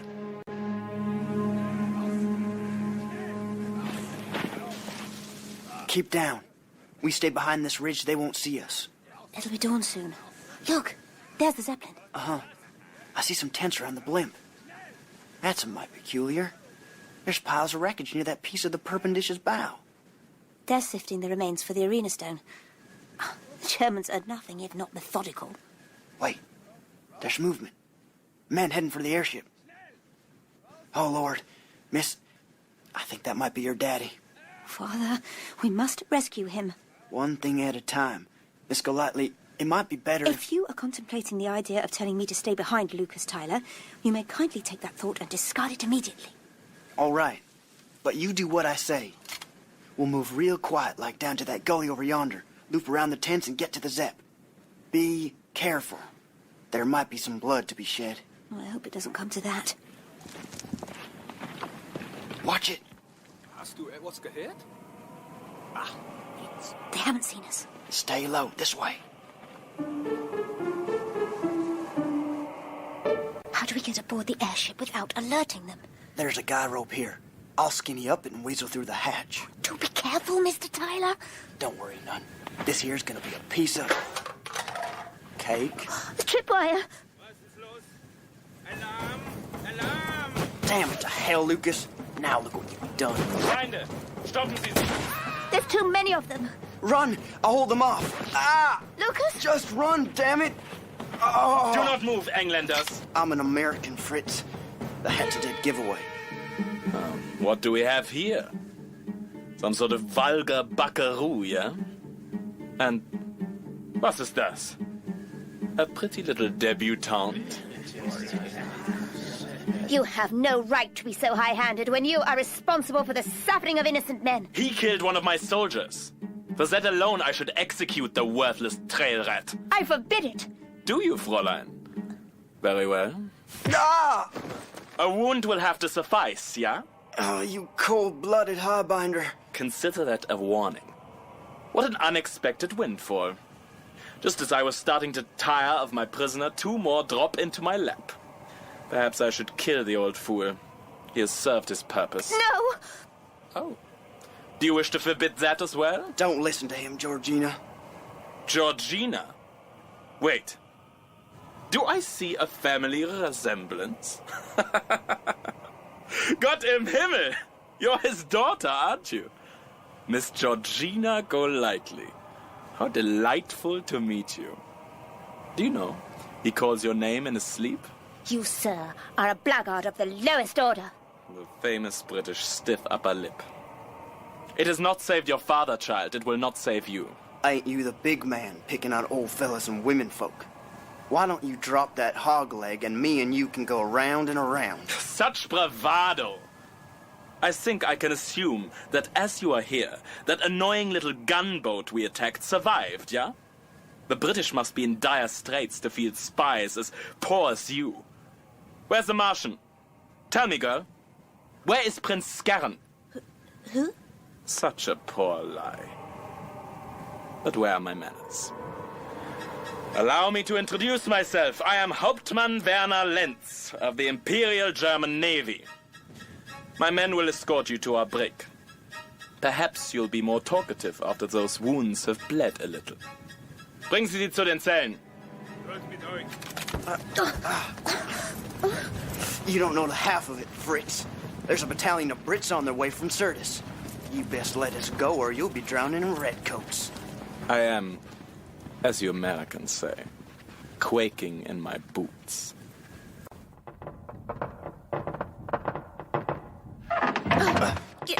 Hey, Rein mit dir! Oh, there's no need to push, you ruffian. Nice digs. Georgina? Is that you? Oh, Daddy! What have they done to you? I'm afraid I was not as talkative as Hauptmann Lenz would have liked. He's quite an uncharitable fellow when he doesn't get what he wants. My wound's clean. The bullet passed right through. Looks like your old man has an infection, though. Yes. I must confess I feel quite poorly. Let me dress those cuts. I was afraid I would never see you again. Don't chin up, dear girl. Be brave. I'm blessed that I can tell you how proud I am of you. I only wish it were not under such terrible circumstances. Oh, Father, Don't talk that way. We'll escape this odious place soon enough. Lentz has the stone, Georgina. He doesn't need me anymore. No one does. I'm a failure, my darling girl. A liar and a fraud. Father, no. Oh, yes, Georgina, yes. Scaring me. He said such horrid things, I wouldn't believe it. He was right. Everything he said about me was true. The papers, the lectures, all of it. I never once gave him the credit he was due. But I'm glad to hear. I wanted you to hear it from my lips. Why? You're a respected man. Oh, once I was the authority on Mars. They came from across the globe for my opinions. But then others began to surpass me. They outstripped my knowledge and left me behind. Oh, academia is so fickle. One lives and dies on one's skills. God forgive me, but I was too weak, too venial to go gracefully. I saw Skerrin and took the opportunity that he represented. Now I'm paying for it. But everything? The Tharsis Tomb's monograph? The Mensae Sidonia? The mythology of the triad mollusks? All Wyeth's work, not yours? Yes. Oh, how peculiar. I feel as if a weight has been lifted from me. Don't rest on your laurels yet, Prof. We're not about to sit back and let Lenz have his way. Promise me, Georgina. When you get back to civilization, set things right. Tell the world what I said. You will tell them yourself, Father. When all of us return home, we will live through this ordeal. I know it.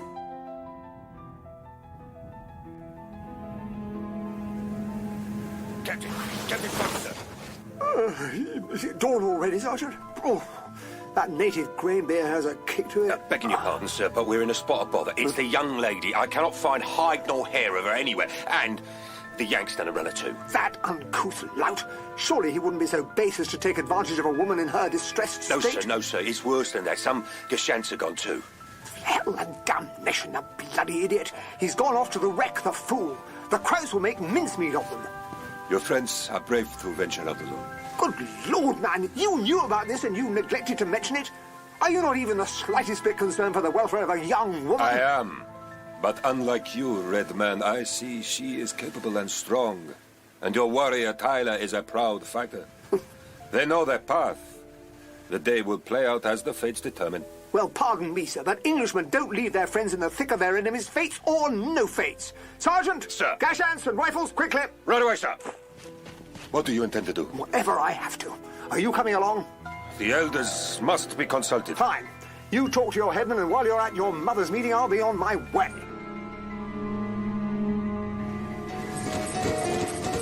Yeah! Faster, you lazy lizard! Sir, I don't think it understands English. I don't give a bloody hoot what it understands as long as it gets me there.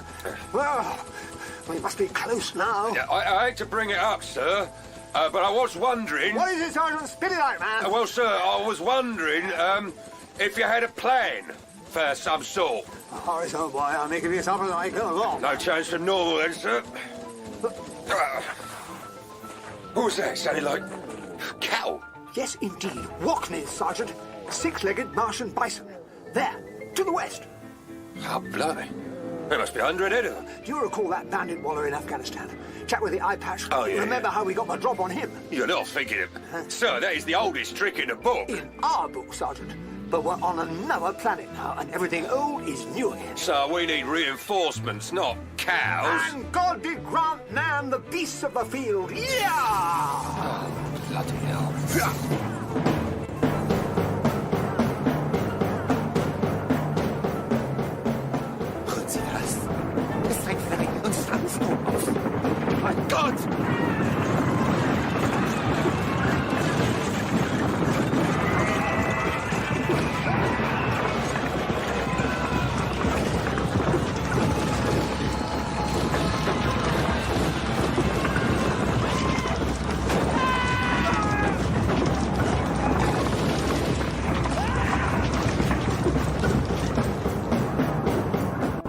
That infernal racket? A walknet stampede. Father, quickly. This may be our chance to escape. Can't see a thing out there. Just dust, horns, and hooves. Someone's coming. We'll get one shot of this. I'll grab him. Miss, you clock him with that there chamber pump. Right. Oh, blood in me head. Horace? Would you mind not trying to bash my Batman's skull in? Captain Folks. Lady and gentlemen, while I would like to address the complete lack of respect shown by certain persons towards my orders, I'm afraid that other matters take precedence. So, with alacrity, please. Captain, I can explain. Later! Just like her mother. This way before those crowd laddies wake up. I got you, Prof. Lean on me. Thank you, Mr. Tyler. Englander, I know you are aboard my ship. Surrender now or you will be shot. Lance, still alive, more's the pity. What the devil does that Hun fool think he's doing? There's a lot of rifles out there. Your little ploy with the animals was quite inspired. I salute your ingenuity, but I will not warn you again. I can see right through your bluff, sir. There's 6 inches of armored hull between us. Your bullets will never be able to penetrate it. But I know my vessel better than you, Englander. My sharpshooters are not aiming at the hull. They're aiming at the gas regulator directly over your heads. A single round in the right place will set the hydrogen envelope alight. If you do not throw your weapons, I will burn you alive. I see it. Right above us. A single weak spot in the gas bag. Good Lord. You wouldn't dare. Your own men are still aboard. They will be considered heroic sacrifices. Certainly, without the ship, our journey home will be longer. But I'm sure I can convince the savages to assist us. Perhaps after I've killed some of their women and children. Ham, I've played cards all my life, and I gotta tell you, that man ain't bluffing. Give yourself up to the forces of the Imperial Kaiser or die. I will count to 3. Eins. Captain, you can't do it! Zwei. That man is heartless. He will kill us all. Drei. All right, we surrender! We surrender!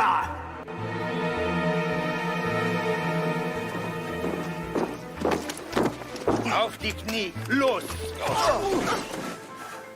My apologies for bringing you to this, Horace, Lucas. I'm afraid the pay I promised you will go unspent. I'd only gamble it away anyhow. It's been an honor to serve with you, sir. The honor has been mine, Sergeant Custis. Fate smiles on me today. I have you. I have this. What better way to start the morning? Here's the arena stone. A bland piece of rock, and yet the source of so much trouble.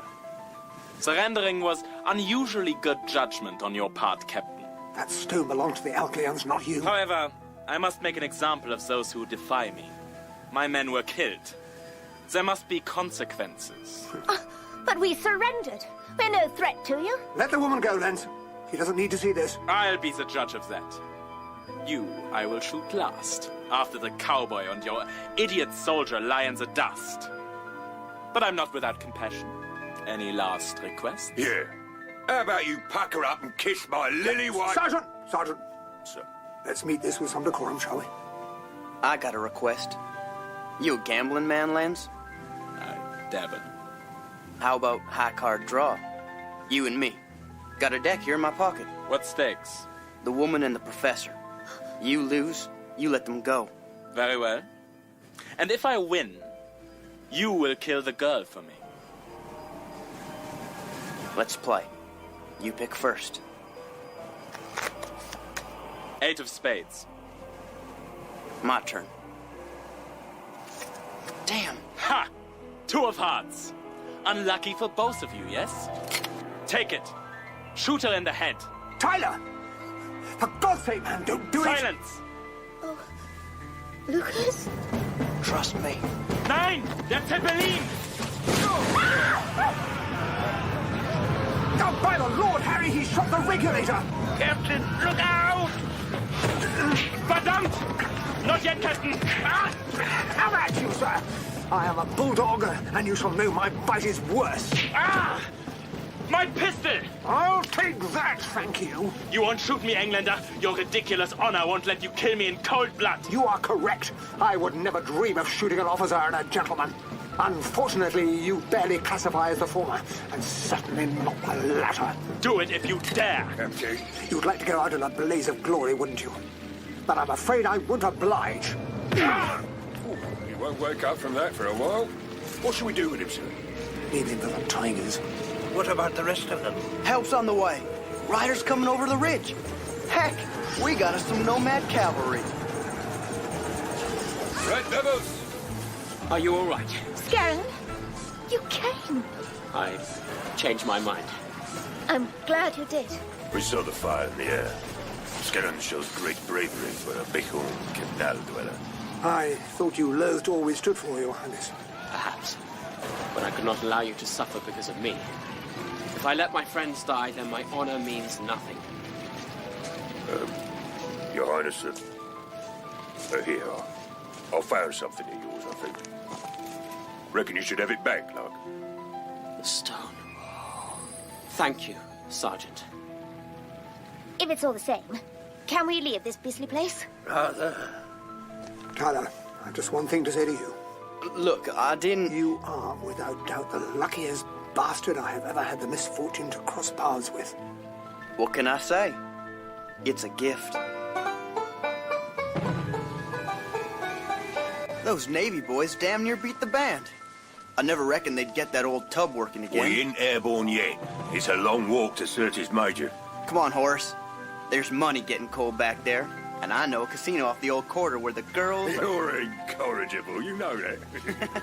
Mr. Houck, it's been my privilege to share your hospitality and comradeship on this escapade. Wherever the Union Jack flies, your people will be welcome. You have been more than generous to us. Good hunting to you and your tribe. Prince Scaran, if you will. The Shrike will be lifting momentarily. I will not be returning with you. But why? The elders were impressed with my survival on the steppes. They have decreed me to be a respected cousin. A very rare honor for a canal Martian. Your Highness, there are matters of your city to consider. I said I would not be a pawn, Captain. I meant it. Here with these people, I have time to think about my future. And the future of Mars. As you wish. Ah, good. I wonder if I might have a moment. Scaran, I wanted to thank you for getting word to the captain here. I could have done nothing less for my mentor. No. I won't further those lies anymore. Scaran, let me set things straight. In front of my daughter and the captain, I want to apologize to you. I abused your good nature and your intellect. From the bottom of my heart, I am sorry. When I reach Surtees, I will personally send a letter to the Royal Institute, clearing the air once and for all. I'll see to it that your contributions receive the credit they deserve, and the devil take any man who objects. You will be ejected from the rolls, Professor, disgraced. Yes, I'm sure those lackwits will line up to castigate me. But no man's reputation should smother the truth. Thank you, Professor. I regret this came between us. Scaran, I must also beg your forgiveness. I called you a liar, and it was wrong of me. You've been such a good friend. I'm sorry I lost sight of that. Georgina, there is nothing to forgive. Must you stay here? Come back, if not for us, then for your people in Alcyon.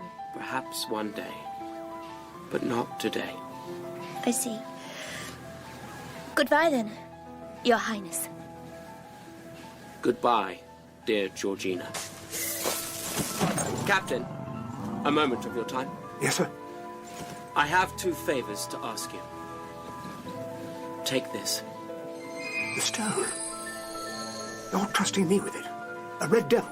We may not see eye to eye on all things, but neither of us wish conflict on Mars. I want your word that you will ensure the Arena Stone is returned to its rightful place. You have it, sir. On my honor as an Englishman. I will personally see this artifact safely to your brother in Alcyon. You said 2 favors. Yes. Miss Golightly. I will guard her with my life. Captain, we part here on good terms, but I must speak my mind before we go our separate ways.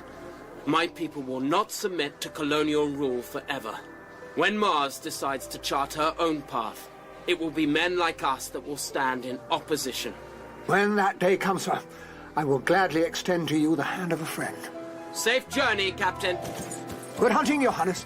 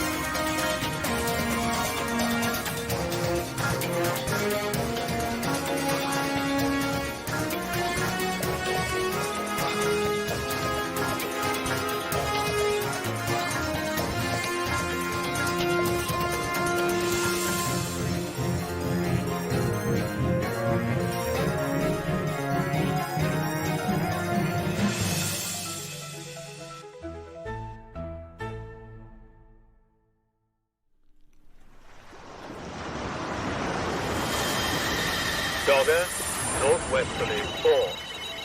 Fisher, German bite, northwesterly 3, backing southwesterly 4.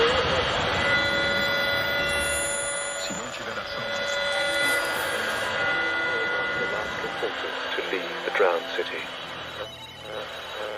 Now, at last, the truth can be told, in the hope that there's someone out there receiving. We look at our world and ask ourselves what happened. How did we lose so much in, 5 years? Was it really only 5 years ago? The night the sky lit up with the red fireballs.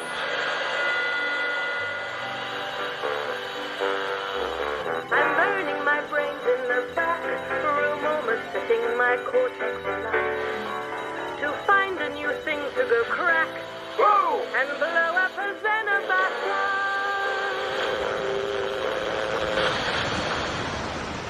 The Kraken Wakes by John Wyndham.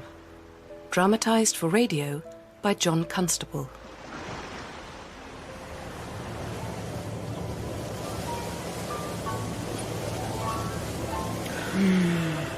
Thank God for that breeze.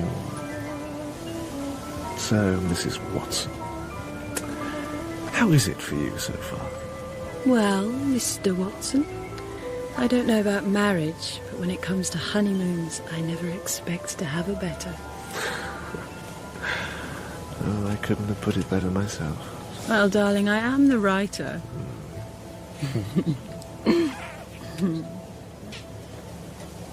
Mars is looking a bit angry tonight, isn't he? I hope it isn't an omen.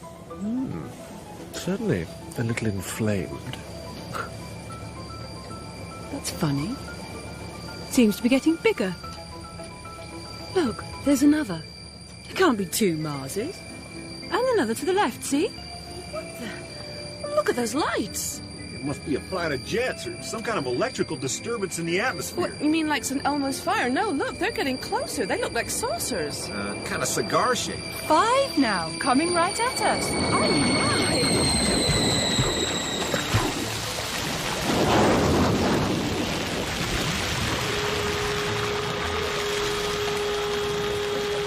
Hey, Captain, what the hell's going on? No false alarm, sir. We're changing course to search for survivors. Survivors? Captain, those things were red hot when they hit the water. Captain, Mike Watson, EBC News. You mean BBC? No, Captain, with the commercial rifle. Stand by to man lifeboats. I'd like to radio a report. We all heard the hissing and steaming as the fireballs plunged into the sea, yet no 2 witnesses seem able to agree exactly what it was they saw. Some inevitably saw flying saucers, others say they look more like flying cigars. The captain of the Guinevere refused to comment. This is Mike Watson, EBC News, south of the Azores. tracking station in the north of Finland picked up 13 unidentified craft flying southwest at approximately A white, 1,000 large miles an hour. craft passing directly overhead, just visible to the naked eye, a small red dot traveling due west. The US Navy carrier Tuskegee opened fire on 8 so-called fireballs, flying north towards Puerto Rico. 4 of the unidentified craft were reportedly hit and exploded on impact.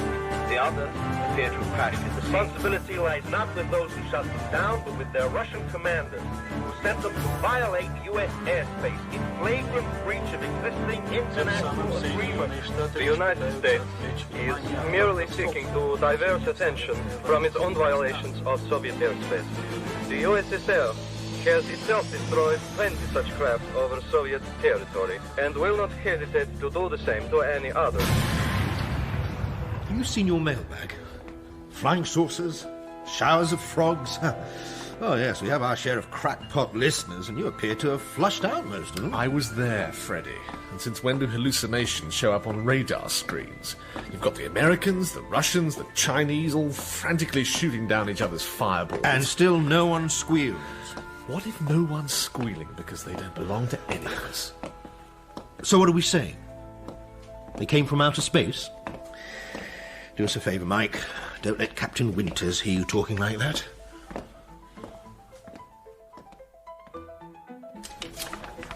These charts are not exactly official secrets.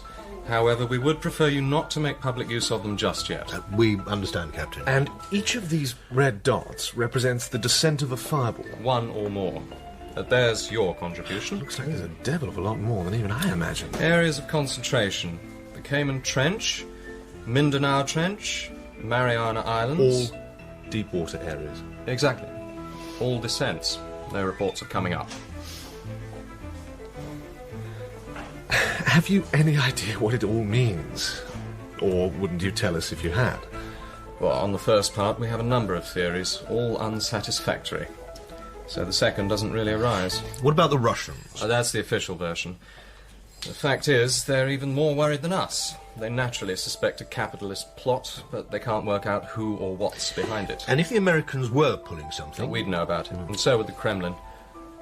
No, I'm afraid it's not that simple. These fireballs, UFOs, whatever they are not terrestrial in origin.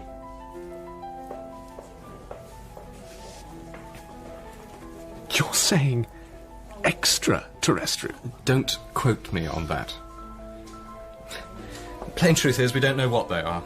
They come out of the sky, blow up if we hit them, and if we don't, well, they just seem to splash down and sink to the bottom. Could be thousands of them littering the seabed. The question is, what are they doing down there? God knows. They come, maybe they go, but mainly they come. That's about all. Are you doing anything about it? Or shouldn't I ask? Oh, that's why you're here. We're planning an expedition to the Cayman Trench, and, well, there ought to be a record. Not for broadcast just at the moment, mind, but if Freddie were prepared to send you along with some gear... The Cayman Trench between Jamaica and Cuba? One of our hotspots. It looks like you've had hundreds of fireballs splashing down around there. 237 confirmed sightings. My wife has a passionate devotion to tropical sunshine. The West Indian kind in particular. Well, I seem to recall your wife has written some pretty good documentary scripts. This instrument we call the bathoscope. It has been constructed You're not going to send them down in that. tons per square Sooner than inch, me. giving it a theoretical floor of 1,500 fathoms. In practice, we do not propose to use it at a greater depth than 1,200 fathoms. I can't think of this fathoms. What is it in God's feet? They're going down to about 7,000. That's my girl. Where would I be without you? Captain, how deep is it around here? Parts of the Cayman Trench go below 5,000. But that's... Fathoms, dear. 30,000 feet. Oh. The instrument dangling beneath the bathoscope is equipped with underwater microphones and cameras. Now this here instrument we call the telebath. The comedian, eh, Wiseman? Very well. The telebath it is. Now, if you and Mr. Trant would be so good as to climb in the hatch. Aye, sir. Aye, aye, sir.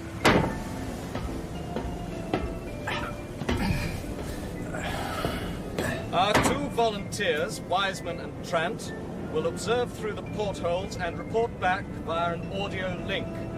They'll be keeping an eye out for any traces of fireballs. We're all set in there. Bit of a tight squeeze, sir. Close the hatch.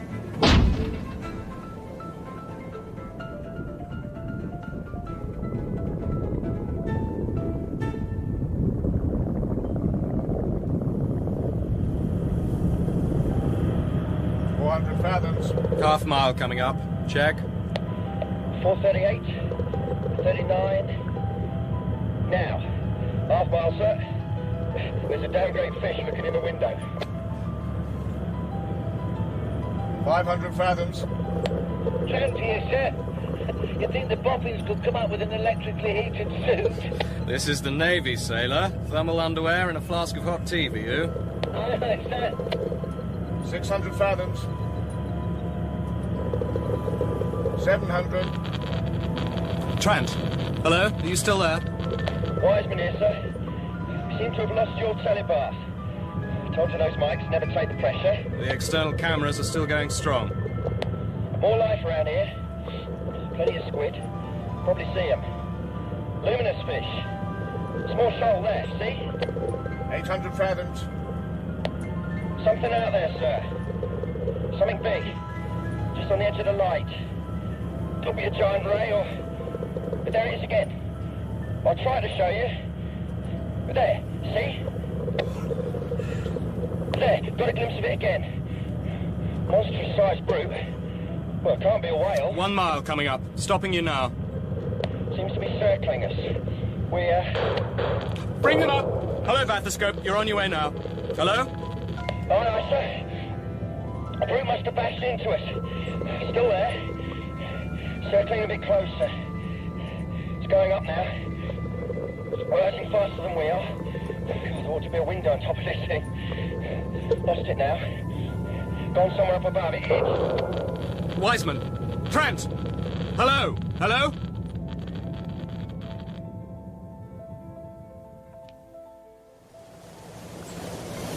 Them that are tossed in tempests, and the haven of them that sail.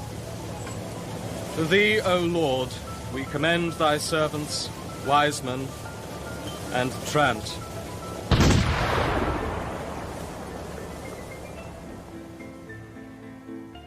We all expected to see the end of the wire rope unraveled, with the strands splayed out, brush-like. They were not. They were melted together. Both cables ended in blobs of fused metal. I'm sorry, but I did warn your husband it wouldn't be for immediate release. Captain, 2 of your men gave their lives trying to find out what's lurking down there. We may not know what it is, but we can't simply ignore it. It's a great script, Phil, but you can see the captain's position. The crux of the thing is those fused cables. Imagination staggers at the thought of a sea creature capable of snapping through steel hawsers. Let alone cutting through them like an oxyacetylene torch. At that it recoils. It recoils and definitely rejects. We want to know just what sort of a hazard we're dealing with before we give a release. Honestly, Captain Winters, and off the record if you like, have you any idea what can have done it? To be perfectly honest, Mrs. Watson, on or off the record, I haven't the foggiest.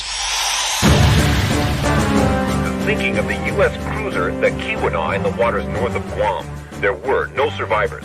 Announcing an official inquiry, a U.S. The United States regards any attack upon the U.S. fleet by any hostile power as an act of war, and stands ready. The Soviet Union categorically denies any responsibility for the sinking of the U.S. cruiser. The Russian Navy has itself recently lost 5 ships in the Pacific. The U.S. decision to conduct a series of atomic bomb tests to the east of the Philippines can only be seen as a flagrant provocation. The water around Bikini is too shallow for the proposed series of deep water tests. The test site has therefore been Bikini too shifted shallow. to west of the How Marianas. ingenuous. Hollywood film stuff. Marianas. Now, where's my atlas? Oh, forget it, Phil. It's just another bloody atomic bomb test. It's nothing to do with those things under the sea. Marianas Maria, Mariana Islands, page 47. Cold War posturing. The Americans lose a cruiser and proceed to move their test site 1,000 miles closer to the prime suspect's backyard. And the Russians, of course, deny all knowledge. Mariana, Marie... Aha! In the Pacific, due east of the Philippines. Look! Marianas. Come to think of it, yes. That was one of the main areas of fireball activity on Captain Winter's chart. Good Lord, and there's Guam. The waters north of Guam. Where the Keweenaw went down. The Keweenaw report wasn't handled quite the regular way. The whisper is that they were testing some new deep-sea probe using ultra-watsits. Sonics, dear. Ultrasonics. All very hush-hush. Then there's this stuff about the ship being somehow electrified, that it was crackling with lightning dancing over it before it... Something sank that ship, Mike. And whatever it was, looks like the Americans have decided to have a crack at it. Got to give it to you, darling. When it comes to reading the runes... Elementary, my dear Watson. But we'd better move fast. When this gets out, the World and his wife will be scrabbling for places on board the support ship. Support ship? Oh, wake up, Mike! NBC Radio reporting live from aboard the support vessel. From here on deck, I can see the U.S. frigate Redwood sailing less than 100 yards Meanwhile, away. we're condemned to witness history in the making from the comfort of a beach bar more than 30 miles away. What do they mean, no seats on the support The ship? Redwood, carrying the second atomic bomb, primed to detonate by pressure and explode at 5 miles And, depth. to add insult to injury, we're forced to listen to their reporter, along with all our listeners. The bomb, due for release in 30 minutes, will soon be changing course to sail clear of the So test site. NBC gets exclusive coverage. Look on the bright side, we're getting paid to cheer from the sidelines. The first bomb was successfully detonated 2 days ago. Relax, darling. Try to think of it as a second honeymoon. As you remember. Very romantic. With 3 tons of radioactive fish rotting on the beach. Smell it from here. Who fancy another? Better make it a double. If I can fight my way through this scrum. Excuse me. Excuse me. Sorry. Hello, chap. Almost spilled... My. Fireball Watson. Might have guessed you'd been on this junket. Hello, Malaby. Bloody Yanks, eh? Couldn't get on that support ship for lovely. And who is this charming... This is my wife. Phil. The feature writer. Brains and beauty, eh? Well, congratulations, Watson.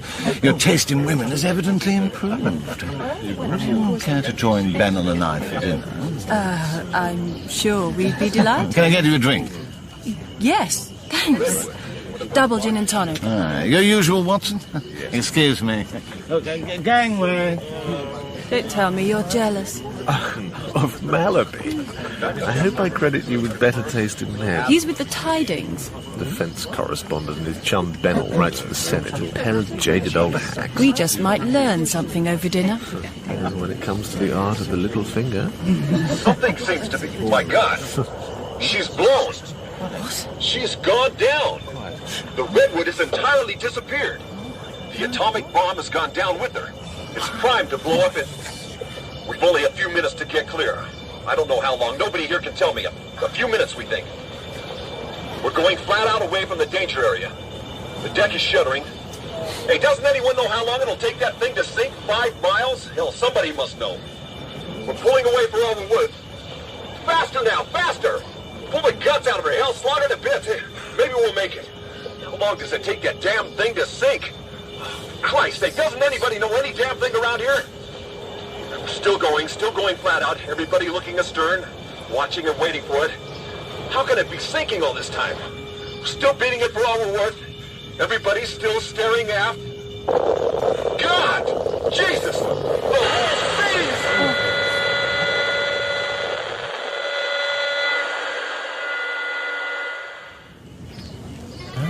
thing! Here's to surviving the bomb. And to those that didn't. Well said, Phil. The crew of the Redwood. Not forgetting our NBC reporter. Our reporter. A reporter. I wonder he survived. A touch radioactive, but otherwise none the worse for wear. Gets a reprimand for over-colloquial language. Which could offend listeners by its neglect of the third commandment.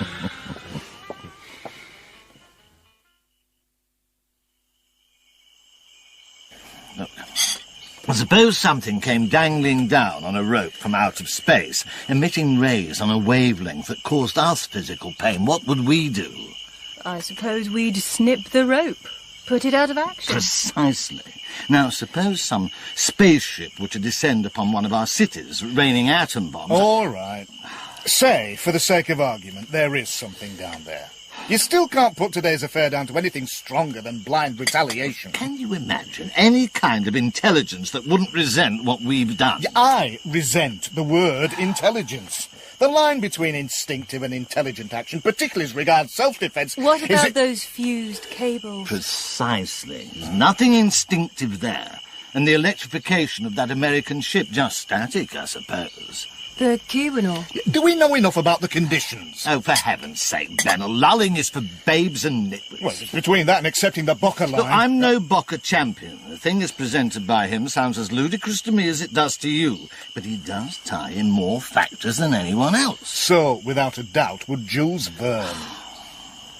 Surely the Bocker line can't be entirely dismissed. An alien invasion? Come off it, Phil. You're far too intelligent to be living little green men from Mars. Bocker's mistake was to concentrate on the fireballs. It allowed cynics like Bennell here to stress the comic strip aspect. Oh, no, not me, old boy. Your own editor. Quote, "This newspaper has managed to exist for more than 100 years without a comic strip, and I see no reason to break that tradition." Unquote. The US Navy certainly assumes there's something intelligent down there. You don't design a special bomb like that in 5 minutes. Not, incidentally, the sympathetic approach advocated by Dr. Alistair Bocker. Is it really too late for the sort of approach Bocker wants? There've only been 2 bombs. It was always too late, my dear. And can you imagine us tolerating a rival intelligence on Earth when we can't even tolerate the narrowest difference of views within our own race? Bocker's ideas of fraternization stand as much chance as, well, a flea in a furnace. Dr. Bocker,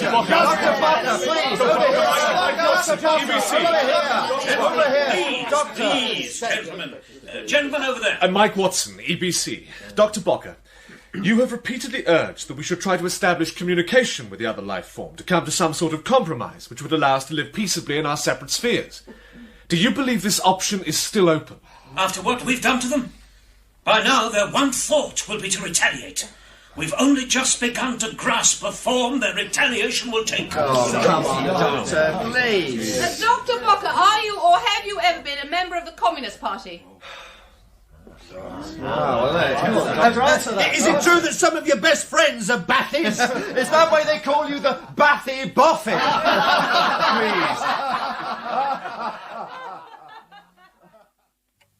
We fell down badly somehow, not hearing about the Bocker business until it's practically stale.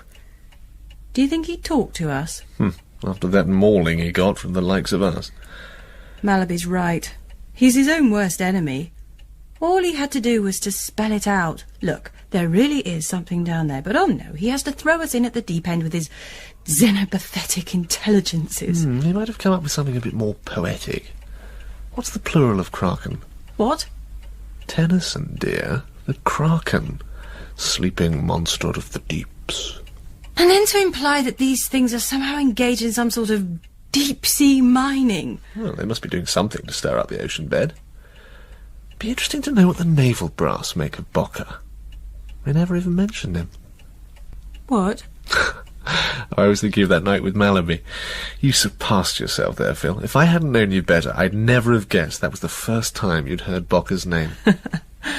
I seem to remember you went very quiet that night. Well, it was your show. I could only watch and admire.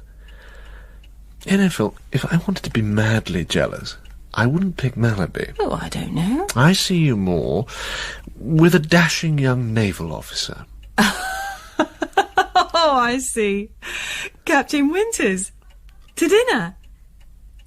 I'm sure there's a name for this sort of thing. So, there I am. We've just about come to terms with the notion that there is some sort of intelligent life down there. Then he comes up with all this stuff about discoloration of ocean currents. You see, it only muddies the water. Oh, yes, very good. In Zanzibar.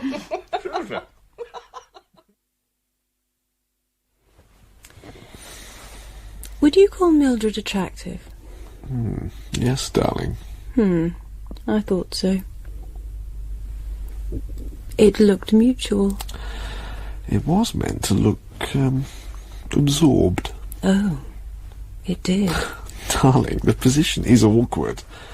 If I were to tell you that one of your best friends is unattractive... I'm not at all sure that she is one of my best friends. But she's not unattractive. But then, you and I know Mildred was only the decoy.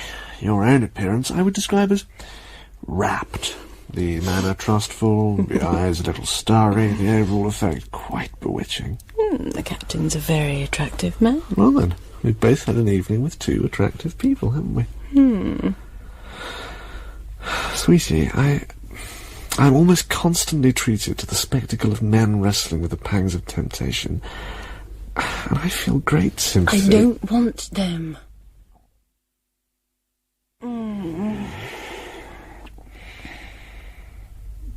Which reminds me, if you aren't too sleepy, what did the captain have to say? Lots of nice things. Irish blood there, I think. But passing from the really important to matters of mere worldwide interest. He wouldn't let go of much, but... well, they've all lost a lot more ships than they're prepared to own up to. What else? Bocca's concerned that the atomic bombs have upset the ecology, whatever that is. Something to do with the ocean currents. They seem to regard him as a bit of an embarrassment. And, oh yes, they are testing a secret ultrasonic device, but they daren't let it down on a steel cable because of what happened to that American cruiser and some other research ships we don't even know about. They've insulated the gear, but are still picking up charges that jump fuses and melt half their instruments. There's the stuff, darling, the real Mata Hari touch. Have you got the drawings? Goof. It's only not in the papers because they don't want to start a flap. The newspapers agree. The advertisers don't like it. There's no need for ordinary security measures. No one's going to dangle a telephone line down into the Mindanao Trench and ask if anyone down there would like to buy some interesting information. I suppose not. Anyway, the good news is he's promised to introduce me to Dr. Bocca. Bocca? And when can we see him? I hope to see him in a few days' time, darling. Oh, well, don't you think I should come? No, but it's sweet of you not to trust me still. Well, darling, And now, it's time we went to sleep.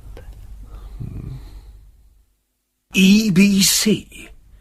I thought Captain Winters said... The names are confusing, but no, we're nothing to do with the BBC. You are aware that I refuse to give interviews, having learned how one's words can be distorted and held up to public ridicule. I have to say, Dr. Bocca, you really know how to shoot yourself in the foot. I beg your pardon, young lady. You almost had us believing in your xenopathetic intelligences. Then you go and spoil it with all that silly talk about deep-sea mining and carving communications channels. What was it? What I said was Panama Canals of the Deep. that having settled into their new environment, they have now set about improving and exploiting it. They are, you see, in a position of... well, no, they are actually pioneers, colonists. I see. And this would explain the discoloration... There is another possible explanation, but I'm afraid even to think it. Which is? That they are deliberately seeking to divert the ocean currents, or even to create new ones. But why would they... God knows. I have my suspicions. The Japanese liner Yatsuhiro, bound from Nagasaki to the Moluccas, sank last night at 3 a.m. local time. 700 people are feared drowned.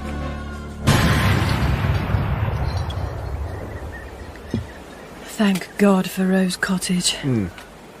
Not forgetting your late Aunt Helen. Cornwall is so reassuringly solid and real. I feel safe here. Oh, I know that sea can still wreck good ships, but it isn't freakish or frivolous. Why do they keep on about the Marie Celeste? Wasn't the whole point that she didn't sink? It's what's known as an angle, darling. Translated, it means that nobody has the ghost of an idea why the Yatsuhiro sank. Consequently, she's been classified as a mystery of the sea, and the Marie Celeste was the only specific M of the S that anyone could call to mind in the white heat of composition. It says here, in one of the deepest parts of the Pacific. Do you think this is it, Mike? So soon. Oh, why couldn't we just leave them alone? Well, given 2 intelligent species on one planet, we can't both inherit the Earth. So you're in favour of sending down atom bombs?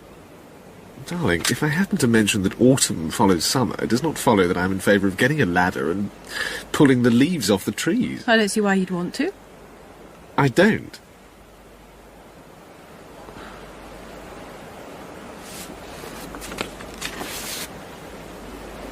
Here's something about metal fatigue.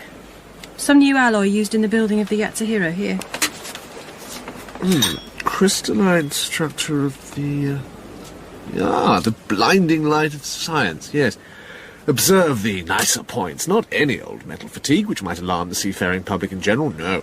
Just the fatigue of an unspecified alloy used in one Japanese ship. But it could be so, couldn't it? It doesn't necessarily have to mean that those things under the sea... Ah, no, that's the beauty of it.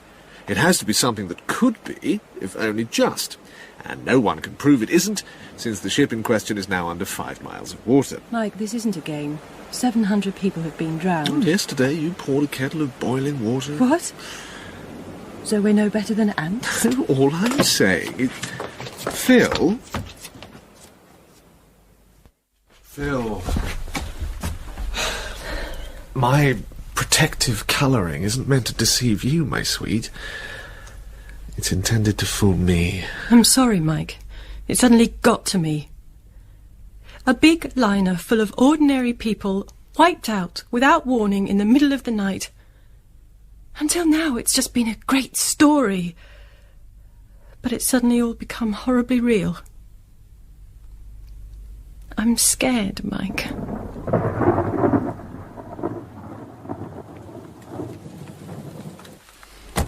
Mike, they're here.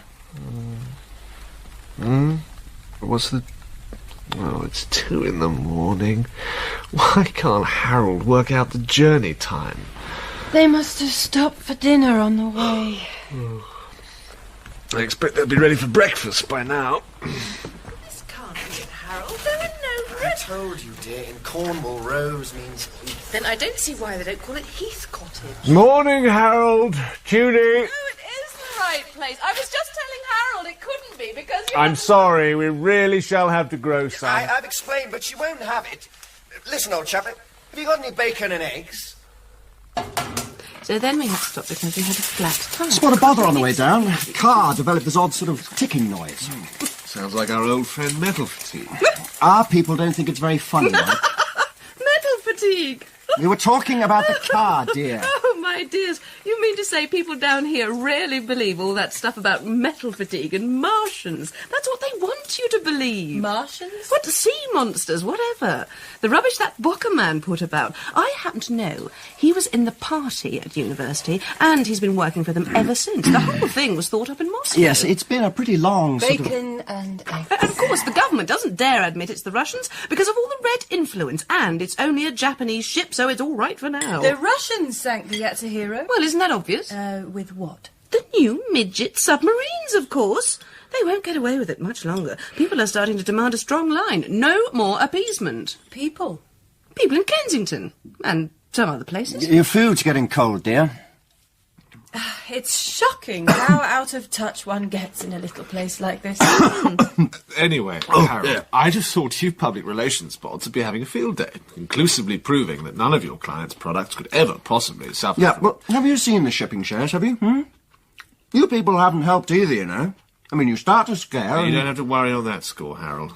No, I don't deny we have a few scripts up our sleeves against the day when truth will be more important than world trade. But not a word has thus far escaped our transmitters. The sponsors don't like it. Well, good for them. Any more than they like mentions of Hitler on the eve of World War II. Implying just what? Well, just that if you do happen to have any money in shipping, I should take it out and put it into aircraft. Well, I know you and Phil have been specialising in this thing. Would you have any solution? Well, then, what good do you think you'll do simply broadcasting, whoa, whoa, I mean, if there is anything in it, I mean, it'll... If? What do you suppose sank that ship, Harold? You can't just bury your head in the sand. Well, it's safer for my neck than sticking it out. Harold's become quite insufferably smug. He must have a lot on his mind. What, married to Teale? Well, I suppose any girl who can make good with a name like Petunia must at least have something her parents didn't have. You know, in a way, Harold's right. If we had a single practical suggestion for countering the things... But we haven't. But we don't even know what they are, let alone... I'm starting to feel that truth made naked without a purpose is really a wanton. I say, that was rather good, wasn't it? Where's my notebook? Let's see. It is feared that the death toll may prove even higher than that of the American cruise liner Carib Princess, which sank 2 days ago. Oh, God. The Queen Anne was the last of the great No, British luxury not liners, the Queen Anne. the current holder of the transatlantic record. Oh, Mike, that from Southampton lovely on Tuesday, ship. the 4th of September, with a full complement of passengers. Phil.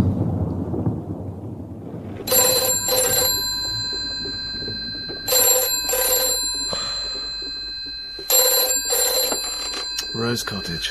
Heard the news? Oh, hello, Freddie. Yes, just. We want something on these sea monsters of yours, and we want it quick. Mike? Look here, Freddie, if this is some kind of leg pull... It isn't. It's a must. I thought you told me to lay off. All that's changed. There's a rumour going round that the Russians did it, and it's got to be stopped. Metal fatigue won't do it this time, so the line is your deep-sea menace. Now, you don't want to be too sensational, but you do want to be convincing. Make them believe there really is something down there. Now, not too technical, intelligent, man-in-the-street stuff. Here's a menace found us completely unprepared, blah, blah, blah. But the best brains working round the clock to give us the means to hit back, etc. Cautious optimism, okay? I'll try, though I don't know what the optimism is supposed to be founded on. Never mind about that. Your primary job is to fix the thing in their minds as a fact. We want you in the studio tomorrow afternoon. But tomorrow? Use the bathoscope report, get Phil to top and tail it, and give us a free hand to edit, okay? Okay, Freddie, you shall have it. Bye. Looks like we're in business. Freddie wants to put out an updated report. The battle for the deeps. If it isn't already lost. Oh, Phil, we can't afford to let it get us down. Anyway, it's work for us. Well, for me, anyway. Now, you run up to bed, and I'll You think I'm going to let you loose on this on your own? Now, which of us had the Atlas?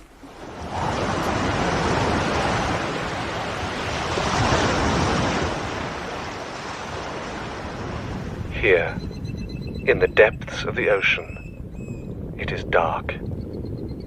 It has always been dark. An eerie place, an awful place, death's own place, drifted deep with the mortal remains of billions of tiny creatures. Nothing, you would say, absolutely nothing, could live here. But is this the most secret womb of the earth not barren after all? Is a new form of life, intelligent life, about to emerge from these depths to challenge the supremacy of man himself?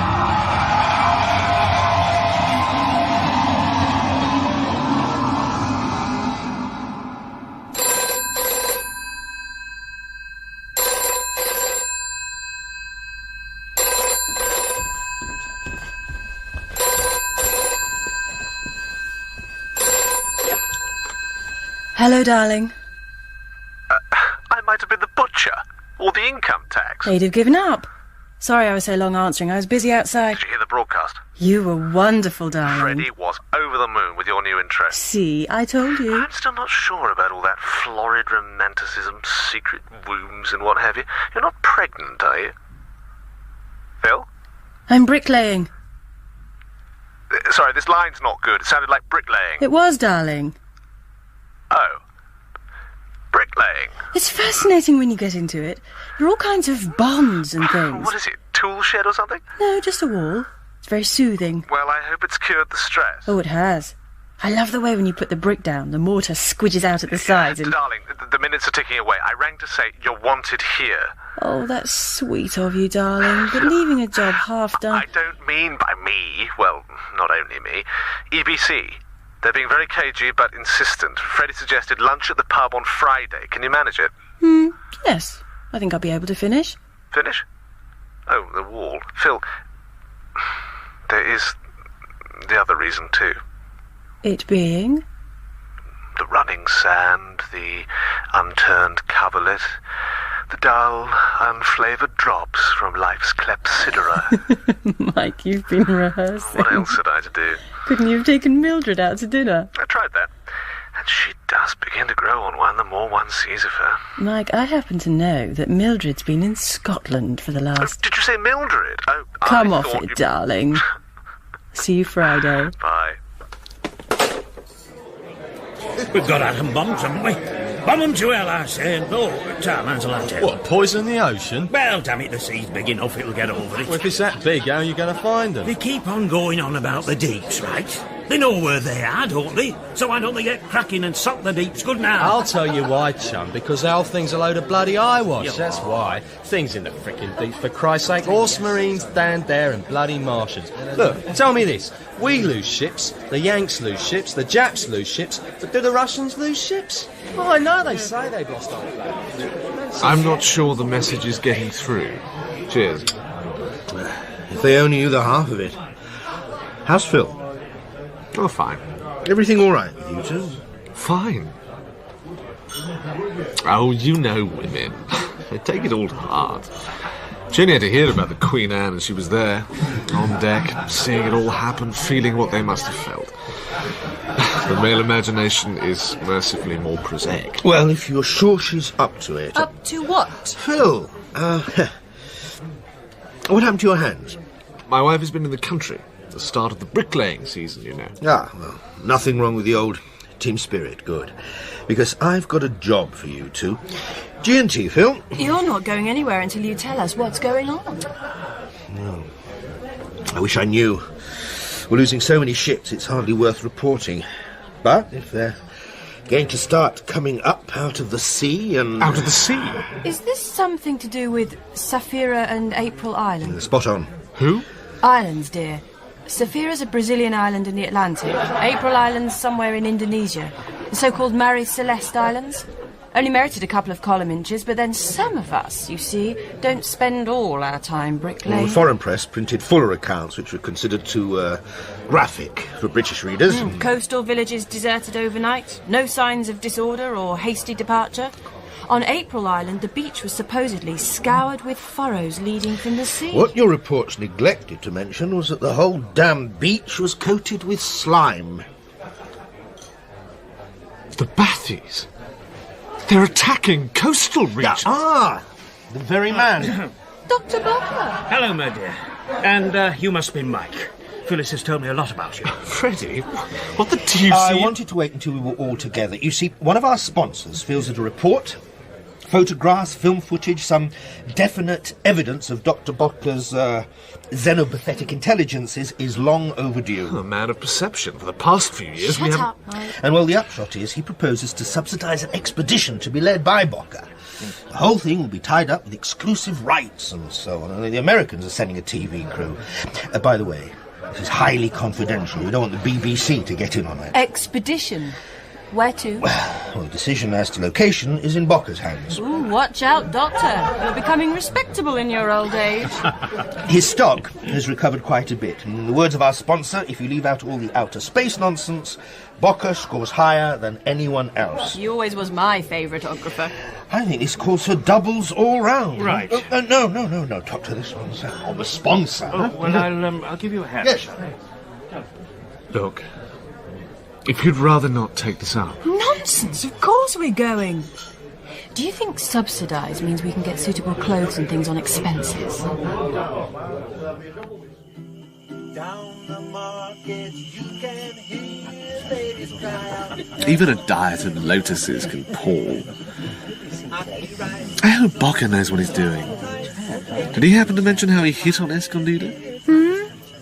Oh, I expect he devised a probability system all his own. Only I can't help feeling we're in the wrong hemisphere. The action's all in the Pacific. We had the attack on Grand Cayman. Wasn't that gruesome enough? It was all over before we got there. Not a single eyewitness report. OK, so he's brought off one near miss. I'm still not convinced he's playing more than a high-class eeny, meeny, miny.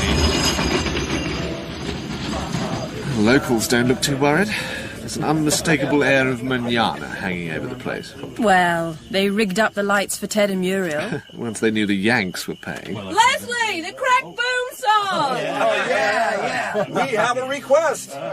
Okay, this song is dedicated to Muriel and the beautiful island of Escondida.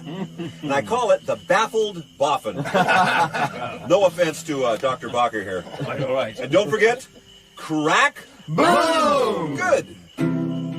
Oh, I'm burning my brains in the back room, almost setting my cortex alight to find a new thing to go crack boom and blow up a Xenobathite. Yeah. Poor Leslie. Backroom crack boom, for heaven's sake. You see what happens in a climate like this? Softening sets in without the victim even knowing. I've mugged up on technical germs. I say we give Bocker a time limit. 1 more week to produce his phenomenon. If not, well... Well, I said a week, and I'll stand by it. Though it'll most likely be fatal. Find a new thing to go crack, boom, and blow up a Xenobathite. Oh yeah, and blow up a Xenobathite.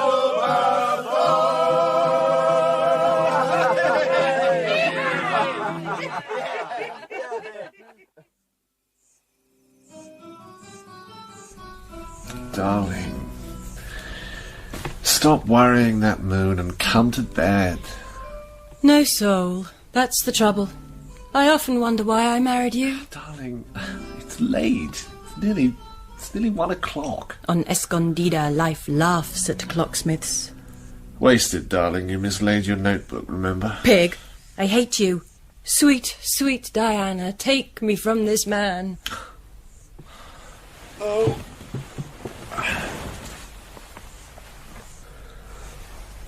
See? A ship, an isle, a sickle moon, the sleeping plaza. I want it. It's one of the things I'm putting away to remember. Why don't you see and hear what I do, Mike? It might be a bit dull if I did. Both of us crying on Diana. I have my own gods. I suppose you have, though they are rather obscure. And some to Mecca turn to pray, and I toward thy bed, Yasmin. Oh. No, Mike. Listen. Mike, do you think... It must be. Mike, they're coming. Ted, turn your lights on. Down by the waterfront. Lights, man! Where's my recorder? I can't see anything. There are some men pelting towards the harbour. I must go down there. I must see what... Phil? No. Phil. Give me the key. No! No! Oh, well done. Now we're locked in. Have to break down the... Phil, please get away from that door. Don't be a fool, Mike. Phil, it's the job. It's what we're here for. No, it isn't. Why do you think we've had no eyewitness reports? Because all the damn fool reporters rushed out to see what was happening. Look! They're getting pushed back into the plaza. Leslie? Leslie, what is it? Who knows? Can't get through. It's coming this way, whatever it is, and making mucho panic. Johnny's gone for the plane to see if he can't take a shot at it. Leslie, have you seen Muriel? No, Doc. I'll keep my eyes peeled. People are kneeling. There's a priest in a long black robe.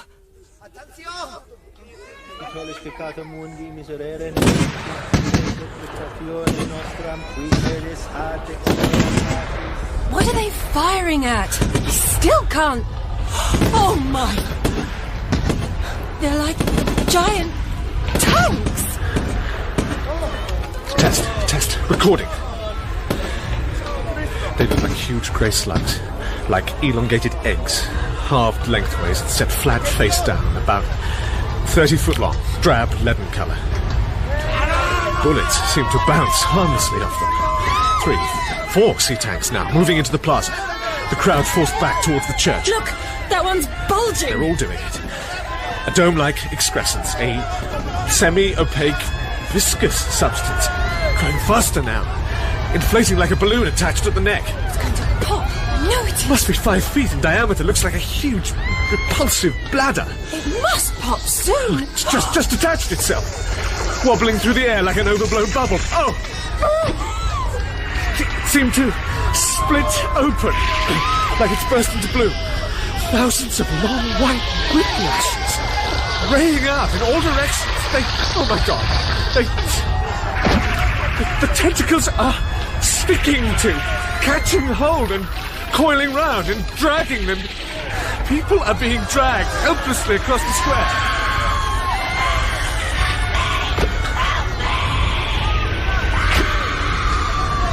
Mike! You've got Muriel there! Oh God! And there's Leslie. He's trying to pull her. Oh God! Man tried to pull a screaming woman away. Has become fastened to the... being dragged along together.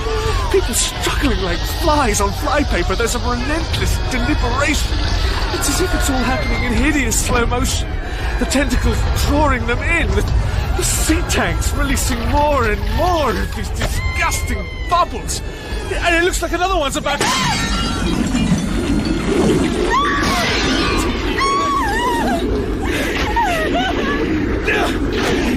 I've got the knife. I'm going to...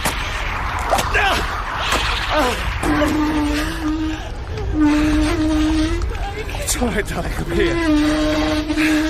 What was it? It got me, Mike, if you hadn't. It's all over now. Here comes Johnny with the plane. He's going to have a crack at him. My arm hurts. I'll get a doctor as soon as I can.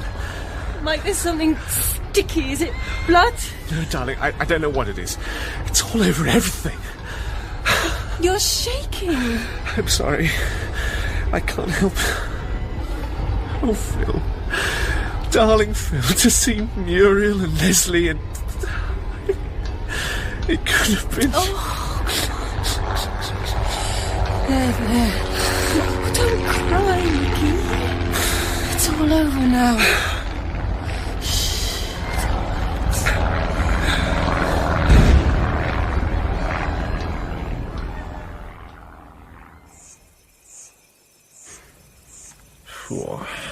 Never under heaven was there such a concentrated pong. Look at the cobblestones, all coated with slime. This is where the people were praying. If I believed in God, I should be tempted to think he proposed to teach me a lesson. That he was saying, you think you're so clever, little gods yourselves with all your atom splitting and microbe conquering. Very well, I'll show you one or two new things and see how your conceit stands up to them. At least we know they're not invulnerable. Their rifle fire doesn't seem to bother them. Yes, this tank was merely fractured. Careful, Mike. It's hollow. Completely empty. Contents must have been gelatinous masses confined under immense pressure. When the shell cracked, they exploded and disintegrated. I'm sorry, my dear. Hence this miasmic, fishy smell. Muriel, Leslie. And we were lucky not to lose you. I brought you here. I'm afraid I've showed very little consideration for your safety. Don't think like that, Dr. Bocker. If it had been me, I'm sure Mike would never have blamed you. No. I know who I should have blamed. No one made us come here. You offered us the chance to come, and we took it. You're very good to me, my dear. And thanks to Mike, we do have our first specimen. Specimen? That bit of the tentacle thing, when I cut it off, it just dropped on the floor, wriggled a bit, then sort of curled up and... Oh, something very odd about those tentacular forms. The fundamental's obvious enough. It goes back to a type of sea anemone, but could they have been built up on the basic pattern? Pseudo-colenterates. The things are used, you see, but not like weapons in the usual sense. More like snares. You mean the purpose was to catch and collect people as if they were sort of shrimping for us? Shrimping? Yes. I do wish you hadn't hit on that particular analogy. What? I was just saying millibrachiate tentacular colenterates. Oh. Come on, Mike, look at it from our sponsor's point of view. We thought we were promoting a scientific expedition, not a vulgar stunt. Stunt? My wife almost... Get it, Mike? Only last night I heard some comedian suggesting that Dr. Bocker's pseudo-life form might explain a long-standing mystery concerning his mother-in-law. On EBC? I very much doubt it, but if it was, it will stop, I do assure you, contaminating the airwaves. But the fact is that purchase of our product might be regarded as a tacit endorsement of the Bocker theory. Oh, yes, but your product has already been linked with Bocker in the public mind. Obviously, Mike's report will play down the more sensationalist aspects. What? People dragged, kicking and screaming through the streets? Well, for God's sake, it happened! And if we don't hurry up and smash this damn blockade, we're going to run out of raw materials, and there'll be no bloody product. Now, Mike... Oh, sorry, I forgot. Not in front of the children. Mike, forget it.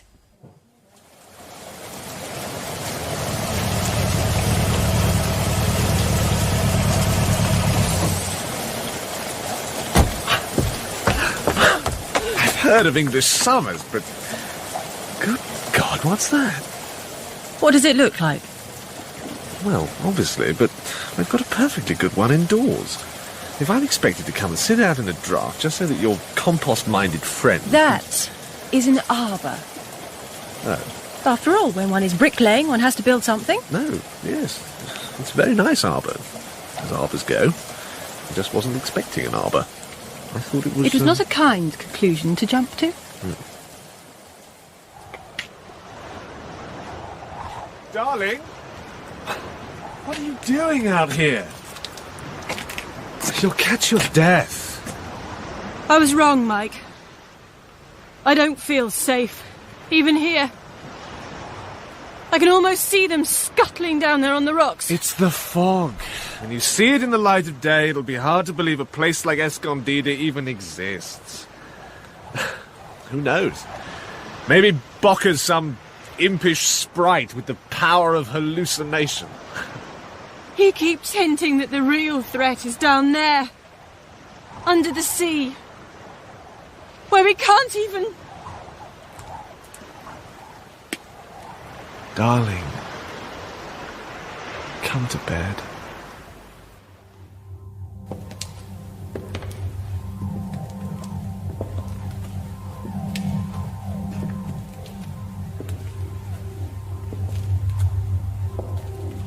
It's so dark.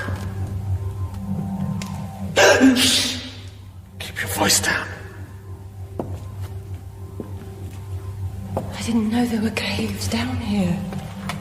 There's a lot you don't know, Phil. The walls are all wet and slimy. The contents must have been under immense pressure. Is this where all those people disappeared to?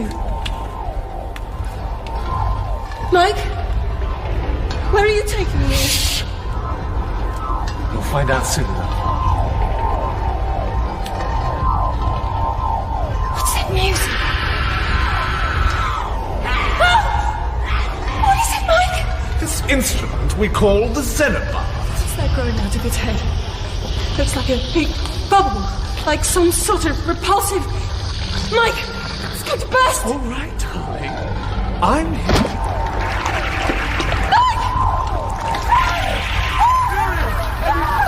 Phil, Phyllis!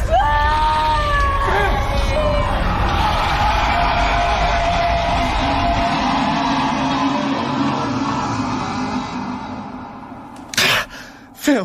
Phil! Mike! Oh, Mike! Shh! Shh! It's all right.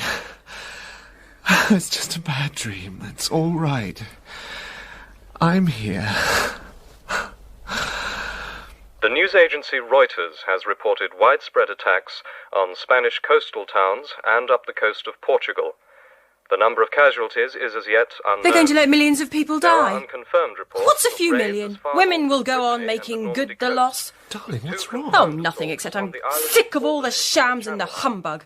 I'm pretending that the lies aren't lies, and propaganda isn't propaganda, and the dirt isn't dirt. Phil, darling. Oh, there'll be token arrangements, aircraft standing by on call, but they'll always come too late. when the men and the women have been bundled up and dragged away by those horrible... Oh, I could... Casualties, but a pattern is beginning to emerge. I'm Meanwhile, sorry. The respected oceanographer, God, I need Dr. a drink. Alistair Bocker, has suggested that extensive flooding on the Indian subcontinent and the dense fogs now engulfing much of the northern hemisphere Isn't may there be anything linked else on to the the wireless? retreat of the polar ice I'll cap see. and the dramatic rise in... To find a new thing to go crack. Phil! Someone must have got hold of the song from Ted. Phil? I've given her a sedative. She must have complete rest and a I change thought of... she'd got over it. That damn fool song must have brought it all back. You too, I think. Well, I'm all right. Doctor, that business on Escondida that night when the... Well, it all happened so quick. She couldn't have seen much. You saw it all, didn't you? You dream about it? It has given me the odd bad night. More than that, you go over it again and again in your sleep. You're particularly concerned about a woman called Muriel being torn to... You mean I've been talking in my sleep? Rather a lot, I gather. But... No, it was Phil. Phil was being torn to... Yes, you keep waking her up to tell her. And that's why she... Oh, God. Now listen, I'm going to give you the address of a friend of mine in Harley Street. I think you should go and see him. The government is actively watching the situation. The exact steps that will, if necessary, be taken will be dictated by the nature of the emergency, if one should arise. The recent wave of attack... Always the bloody same. Treat you like a lot of ruddy kids. Same during the damn war. Bloody home guards all over the place waiting for bloody parachutists and all that bloody ammunition all bloody locked up. I'll have another one of these. Looks like you've had enough. I'll be the judge of that. All right. Told the wife I was going to London. Cheers. Don't want to worry her. No women. Ever since that business on Escond... That bloody Bocker was on the radio the other night, going on about how the sea level's risen 7 feet last year. Well, we don't need him to tell us that. We've had the whole of Exeter underwater.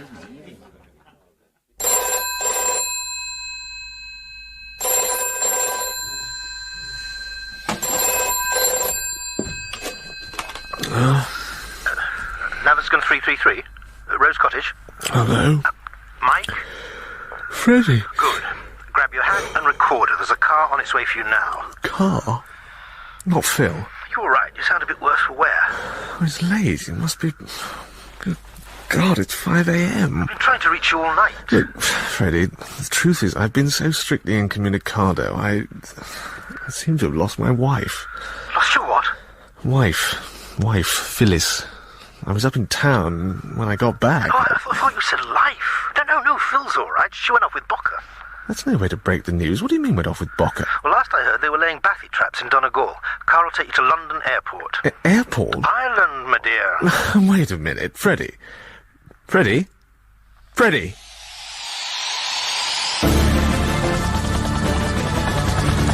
Enemy sighted. Stand by all units. All right, chaps, let him have it.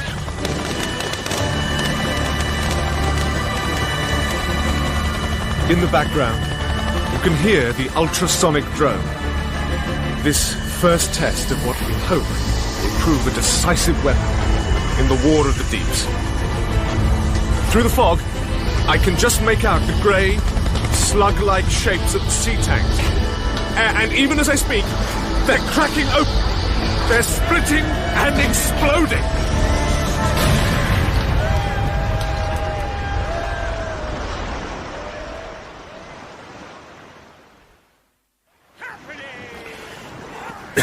Cheer up, Doctor. You can't deny they took a beating. We ourselves have a tradition of taking beatings and then winning wars. We've merely countered their most visible line of attack. Yes, one might even say their decoy. But you speak as if you think they might be more intelligent than us, Doctor. We simply don't think in the same way. In war, you generally have a rough idea of how your enemy thinks, but with these brutes... You had your suspicions. And they were driven by the same urge that drives us. Kill or be killed, yes. I even predicted their methods, remember, Phil? Yes. Those maritime currents. I should have spoken sooner, but who would have listened? It's too late. I don't understand. This isn't a dream. It's here, all around us. The fog. They're deliberately melting the ice cap. That's why the sea... They're trying to... drown us. Never since Noah was building his ark has there been such a well-regimented turning of blind eyes. It cannot go on. Soon the long Arctic night will be over. Then the eyes that should never have been shut must open. Is the Prime Minister speaking. The Battle of the Deeps has been won. British and Irish troops, in an unprecedented show of cooperation, have succeeded in repulsing a sustained attack upon the west coast. Let us look at this victory. We, a maritime people, have lost the freedom of the seas. These things, whatever they may be, have not only succeeded in throwing us out of their element, but already they have advanced to do battle with us. The glaciers which run down from the Greenland ice cap are calving. An awesome sight, the great ice cliffs cracking and slowly falling to smash in the sea, throwing up vast fountains of spray. Mike Watson, EBC News from a helicopter over the west coast of Greenland.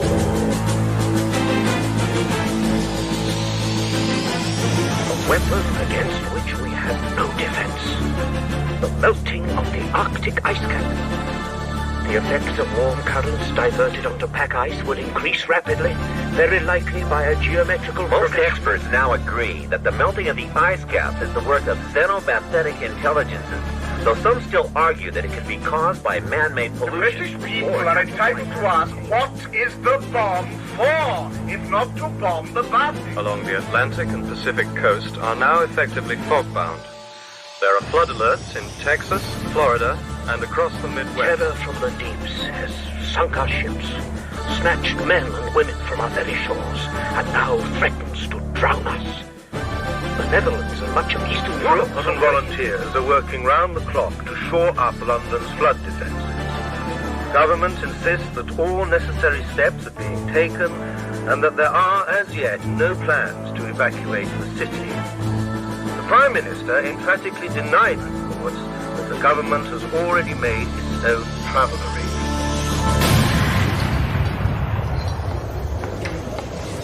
Talk about panic buying. They're scratching one another's eyes out for things they wouldn't even been seen dead in last week. It's the same in the city. You could buy a shipping line for a few bob, but a single share in aircraft. Look, there's a man loading sacks of coffee into the boot of his roll. That's the way. Find a nice self-sufficient hilltop and fortify it. Leave the rest of us to... Ouch! Oh, excuse me. Oh, hello, Mike. Darling, have you seen what they're asking for cottons? It's criminal. Certainly beats the January sales. Sandbags. Harold and I are getting out on Friday. Harold says if it floods, then it's every man for himself. He could be right. And now, Wimbledon, absolute washout, 2 years on the trot. What's so feeble is that they don't just stop them doing it. Well, stopping icebergs is probably pretty difficult. I don't mean stopping icebergs, I mean stopping the Russians from making them. Oh, are they? Making them, I mean. But of course. Surely they can blow them up or something. The Russians? Or the icebergs? Well, I meant the icebergs. But, Tuny, are you quite sure the Russians are behind all this? I must say, I find it very odd indeed that people seem to be so concerned to justify the Russians. Is that the time? Phil, darling, our meeting. Sorry, Tuny. Got to dash. Give my regards to Harold. Will do. Well, she's right, of course. About the Russians? No, about getting out. The government certainly thinks so. Behind all the soothing noises, you can hear the frantic packing of suitcases. Oh, they'll be the first to abandon ship. But whatever made them plump for Harrogate? No shortage of hotels and a reassuring elevation, 700 feet above sea level. Bocker says it's happening even faster than he thought, and that the real trouble will come with the next spring tide. Even EBC's talking about moving north. They want volunteers to man a London station. top floor of Selvages, so if Oxford Street floods, we'll still be high and dry. Could get very bloody all the same. You want to stay, don't you? Well, I suppose it's not every day you get the chance to report the end of the world as we know it. And it's not as if we had children to worry about. Phil, I can't ask you to stay. Well, apart from conscience and loyalty and all the proper things, I don't see much point in running. Unless you know what you're running towards.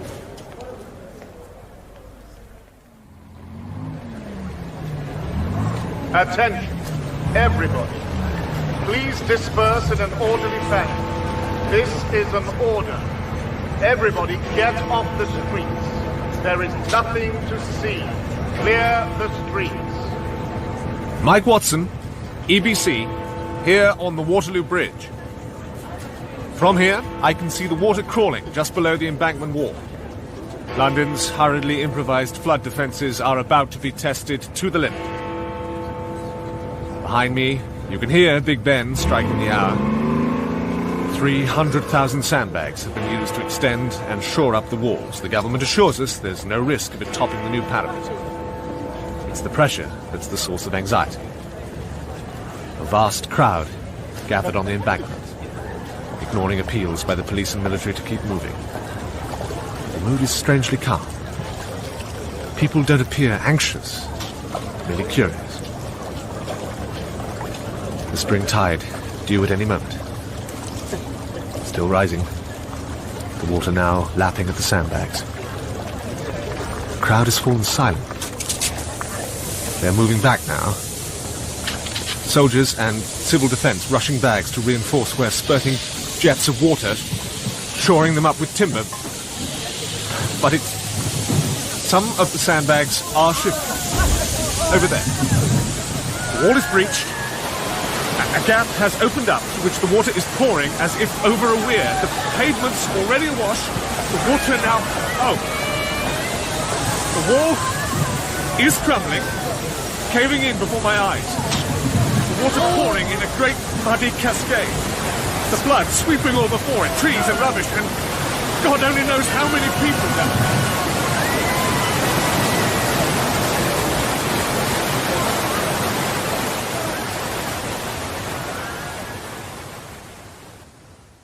We're getting reports of extensive flooding across London and the south-east. Downriver from Limehouse is getting it badly. Lambeth, Southwark and Bermondsey engulfed in a great muddy pool. So many places are reporting breaks in the wall, we're losing track of them. The flood line now reported north of Oxford Street, moving up towards Broadcasting House. Bob Humbly, BBC... The good news is Broadcasting House has flooded. Hey. So we get the run of the airwaves? Not quite. The bad news is there's going to be a merger. Merger? With the BBC? The government has declared a state of emergency, putting all radio communication under direct control from Harrogate. So, having beaten its own indecently hasty retreat... It's down in the store. Looters. Not much left to loot. Our mob have already stripped the shelves. We'll be safe up here. Top floor's like a fortress. All the same, things are falling apart faster than anyone predicted. Look, the thing is, nobody has to stay. They're laying on a helicopter to evacuate us to Yorkshire. And how about you, Freddie? Oh, to be honest, Mike, I'm tired of wasting my time like a shipwrecked sailor. Besides, there's Lynn and the children to consider. The tide is in. Top of Nelson's column jutting above this lake that was once Trafalgar Square. The water slick with oil and scum and flotsam. What's the use, Mike? They'll never let it on the air. Well, you never know. There may yet be such a thing as posterity. Or maybe I'm just trying to salvage... Yes, salvage. Yes. What is to be saved? Art treasures? Call me a Philistine, but we seemed to do all right when we lost the Cro-Magnon art for a few thousand years. Would we have done so if the knowledge of fire had been lost? Lo, all our pomp of yesterday is one with Nineveh and Tyre. I see you're still on intimate terms with other people's muses. Whose was that? Well, I'm not sure you'd class her as a muse at all. More of a bent, perhaps. Mr. Kipling's. Oh, poor Mr. Kipling. Of course he had a muse, and she probably played a jolly good game of hockey. Cathy. However, let us honour Mr. Kipling. I wonder what Nelson makes of all this. No, I should think he's in his element. Oh, and important people. Who is important? Those who can trace their bloodline back by a list of names on paper. No doubt they will be considered to have prior claims to survival. Certain eminent intellectuals, perhaps on the strength of honours earned in the days when they still had fresh ideas. How many will be among the elite because they still have ideas remains to be seen. As for the ordinary man, much his wisest course would be to enlist in a regiment with a famous name. There'll be a use for him. Come off it, A.B. It's a long time since you even looked like a cynical undergraduate. For a time, it looked as if something could be done to save the world we know. Soon, I think, I'll be able to feel, well, that's gone. How can we make the best of what's left? All the same, I wouldn't say that coming to places like this does me much good. Mike, let's go away from here, now. I can't see us getting far in this old dinghy. Or we can always call Freddie. Ask him to send a helicopter, though I don't somehow see much of a future for us in Yorkshire. I'm afraid we may have to get a little tougher yet, darling. How about you, A.B.? Where will you go? I've been summoned to Harrogate, although I'm... Listen, there. Around Piccadilly, by the sound of it. We're out of range here, but we'll have to run the gauntlet back to Oxford Street. I think we'd better stick to the backwaters.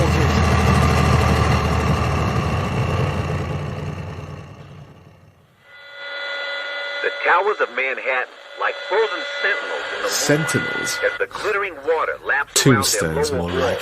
Some radio ham on top of the Empire State. The lines to Harrogate are down. The EBC apparatchik was in the middle of dictating our latest call to all loyal citizens when the line went dead. Sounds ominous. Fisher, German bite, visibility 0 BBC miles. putting out old shipping forecasts. EBC London. Mike, thank God. Freddie, I've been trying to raise someone up there. Listen, Mike, this isn't social. It's disinterested advice to anyone contemplating a leap from the frying pan. Don't. Oh, what's the trouble? I mean it. Hang on there, both of you. But, Freddie... Wait a minute. It's okay. No monitor on this, I think. Now listen, Mike. We're overcrowded, underfed, and in one hell of a mess. We're in a state of siege if we haven't already lunged into full-scale civil war. For God's sake, keep this under your hat, but stay where you... Freddie? Freddie! Phil? Phil, what is it? I haven't been able to get tough after all. I don't think I can stand this much longer. Please, Mike. Take me away. But where is there to go?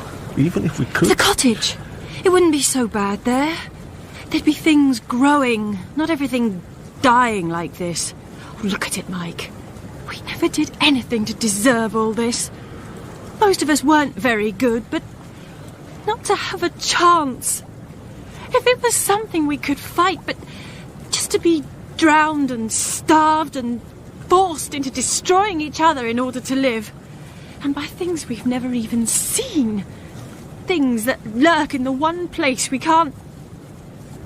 I can't. Even if we made it to Rose Cottage... I can't stand it, Mike. I shall go mad if I have to sit here doing nothing while a great city dies all around me.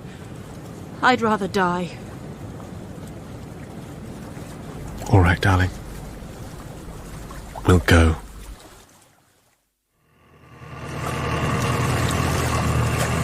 At least the fog's lifted. Where are we now? Must be somewhere around Weybridge. It's hard to identify anything from the map, especially at night. What is it? It's a net. A big one. Can you lift it?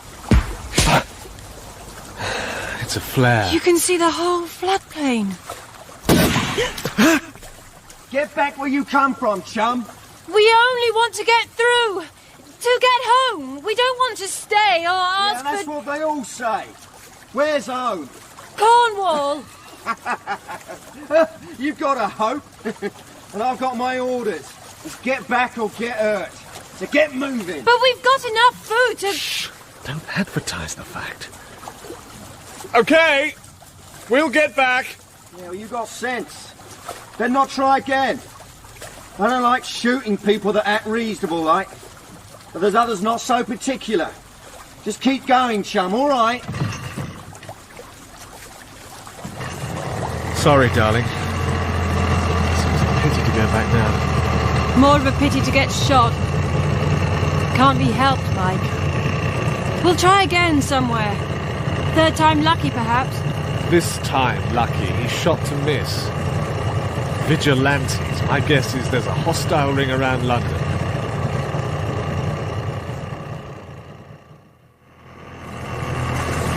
If we don't know where we are, how do we know where we're going? We don't. We're just keeping going, like the gentleman said. It seems wise to get out of his territory. Look! There! In that tangle of branches. It's a boat. Well hidden. Give me the flashlight. I'll take a look. Be careful! There may be someone...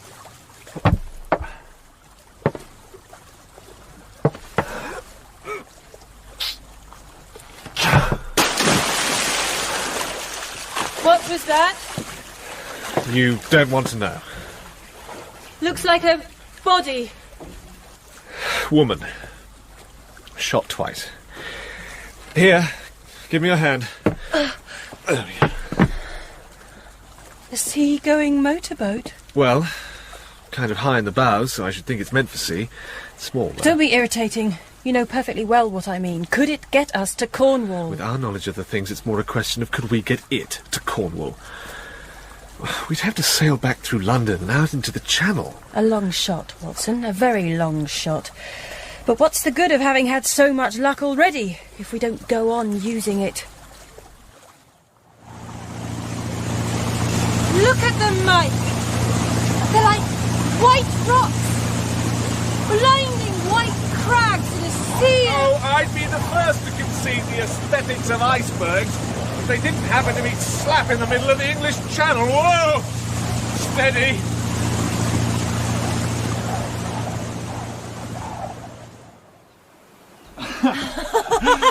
Look! It's still there! Oh, thank God. Oh, we did it, Mike! We did it! It's even stopped raining! Uh-oh. Someone's been here. Several lots by the look of it.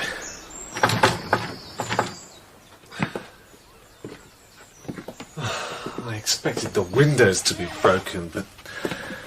Oh, God, look at this mess. It's not so bad. They were obviously after food. It looks like they found what they were looking for. The larder's bare, right down to the last bottle of sauce. The drum of oil, the candles, even the coal. Oh, to come all this way for this. Spend the winter grubbing around for roots. Slowly starve and freeze to death.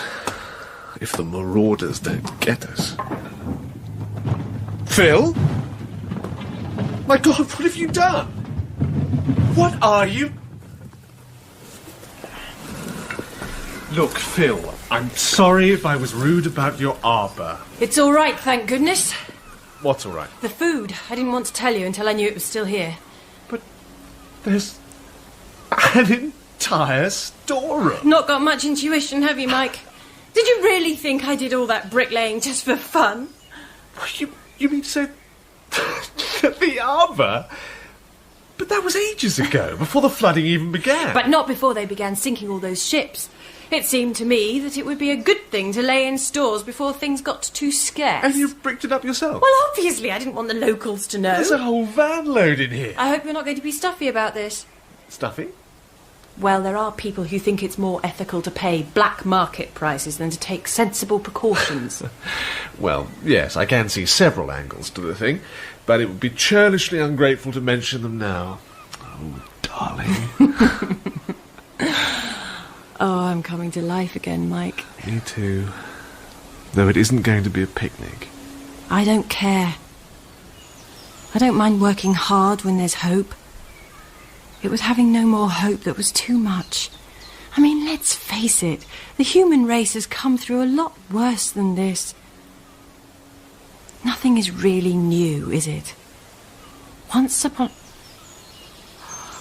Mike, that's it! Where's my notebook?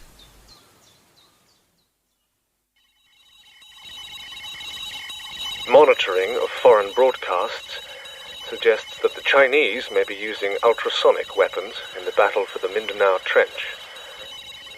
This is EBC News. Mike Watson, back on the air. With all other communications down, it is impossible to assess the extent of the flooding, or rumours that the north of England has been engulfed in civil war. We are still trying to trace Dr. Alistair Bocker and to confirm reports that the sea has stopped rising. We do not, cannot know how much of our world remains, or how much can yet be saved. Millions have drowned, or died of hunger and disease. There may only be a few million of us left, but now, more than ever, we count. Nothing is really new. Once upon a time, there was a great plain with forests and wild animals. The ancestors hunted there. Then one day, the water came and drowned it all, and there was the North Sea. We've been here before, and we got through last time.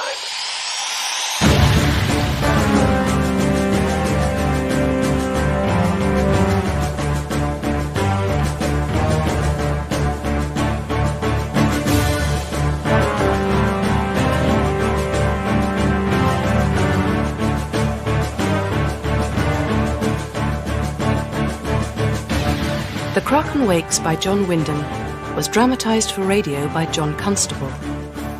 In The Kraken Wakes, Mike was played by Jonathan Cake and Phil by Sarah Todd. Freddie was played by David Fleischman, Dr. Bocker by Russell Dixon, and Captain Winters by William Oxborough. Malaby was played by Malcolm Hebden, Bennell by John Branwell, and Tuny by Catherine Hunt.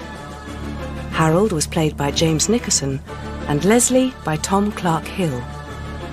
The Russian translator was Leonid Osokin, and the music was composed and played by Paul Cargill. The Kraken Wakes was directed in Manchester by Susan Roberts, with special thanks to Nandita Ghosh and Melanie Harris.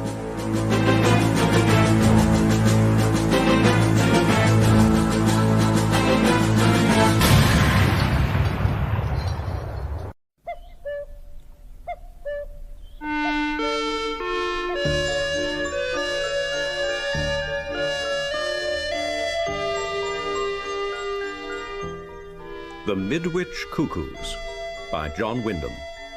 Dramatised for radio in 3 parts by William Ingram. With Charles Kay as Bernard Westcott, William Gaunt as Richard Gayford, and Manning Wilson as Gordon Zellaby. The Midwich Cuckoos, Part 1.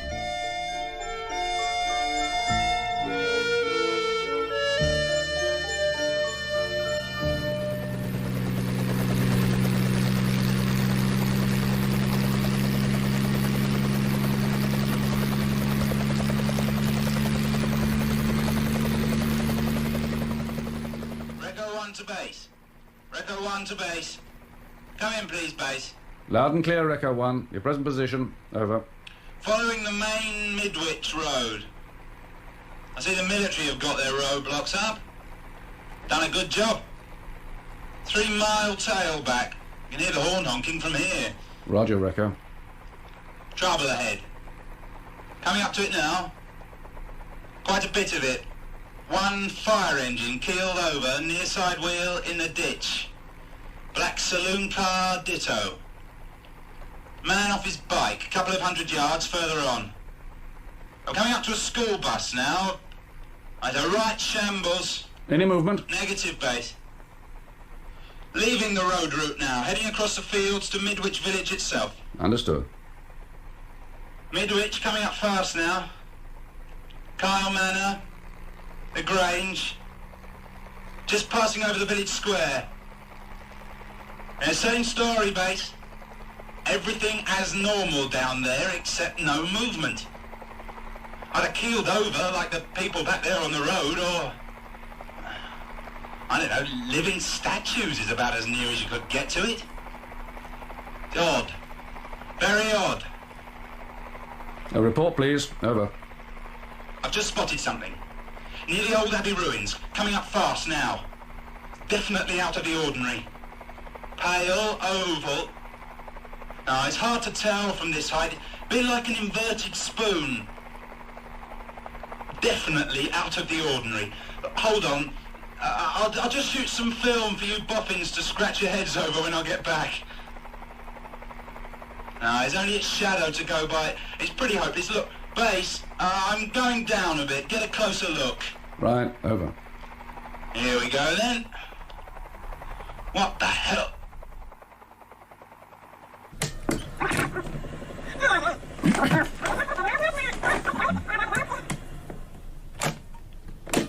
Closer look. Right, over. Here we go, then. What the hell? That's where it ended, Colonel. Yeah. Would you like me to play it back to you again, sir? No, leave it, Beamish. Heard enough. Sir? Did it never occur to anyone to warn the poor devil that roadblocks might not be enough? That this field, this force, call it what the hell you like, might extend upwards as well as laterally? No, apparently not, Colonel. Yeah, apparently not.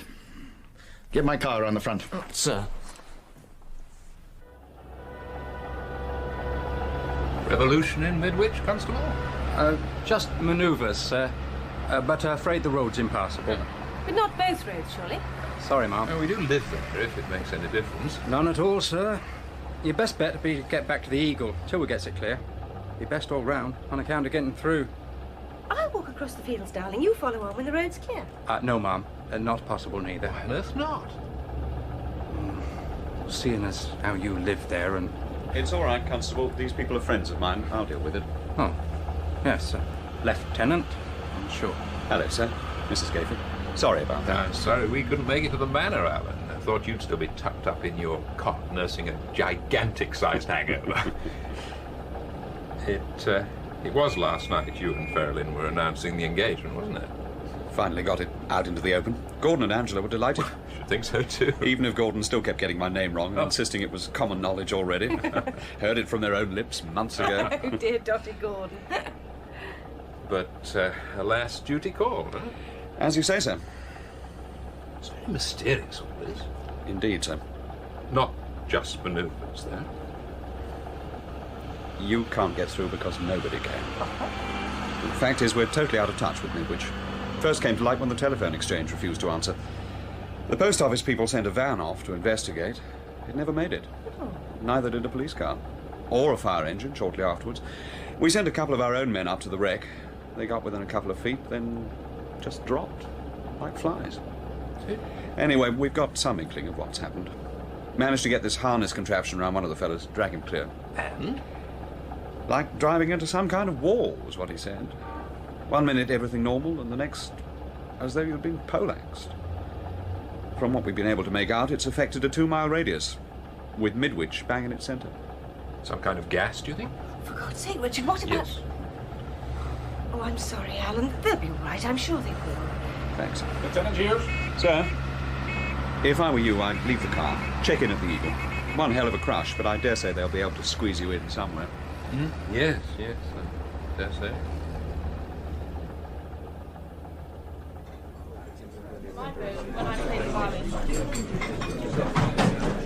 Sorry to have been a bit long, darling. Thought I'd better try and wangle the room for the night while I was at it.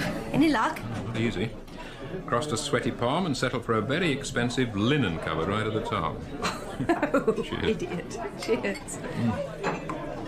Now, what on earth would he be doing among this little lot, I ask my tiny self? Beg your pardon? Well, it is Richard, isn't it? Richard Gayford? Or are these war-weary eyes deceiving me? Sorry, I'm afraid... Tear away the veil of years, old son. Ardennes? Reichsfeld? How about the Battle of the Rhine? Bernard. Bright fellows twigged it in Bernard Westcott, but for heaven's sake, I never... Don't say it. A couple of extra chins, a balding pate, and an insidious paunch, and you two could emerge incognito. Darling, this is Bernard, the Bernard. I had gathered. It's my wife, Janet. Ah, you always did get far more luck than you deserve. Delighted. I've heard a lot about you. Sit down. Only for a minute, though. When I knew him, it was Captain Westcott. I know he upped it to Major, but now... They ran out of pips. Kicked me upstairs into the bowler hat and brolly brigade instead. That sounds very undercover and mysterious. Even to those involved, yeah. Well, what'll it be? No, thanks. I really don't have the time. Besides, the way things are popping round here, I'd have thought you'd have some kind of deadline to meet. Deadline? Oh, good Lord, no. I'm not one of the newspaper brigade, if that's what you're thinking. No, I'm still turning out the odd novel, but I'm afraid deadlines, not to mention bylines, are quite beyond me. I simply assumed that with half Fleet Street sprawling all over the lounge, not to mention drinking the cocktail bar dry... Not guilty. Innocent bystanders. Victims of fate, more like. Oh? Yeah. Had to go up to town yesterday. For better or worse, I'm changing the old 10%. Agent. So, of course... Agent, yeah. So, of course, the better half here cons me into making a splurge of it. Theatre stalls, cordon bleu dinner, second honeymoon suite at the Savoy. Idiot. Anyway, not 8 miles from home and still just managing to keep the shirt on my back. Up go your barricades and we find ourselves marooned here for the night. 8 miles from home? Not even that if you take the shortcut across the fields, no. Well, something wrong with that? Your face is... Not breaking any regulations, are we? We live in Midwich, Bernard. Yes, best part of a year now. I see. Significant? It could be. Mrs. Gayford, Janet, I wonder if you could spare me your husband for an hour or two? Spare?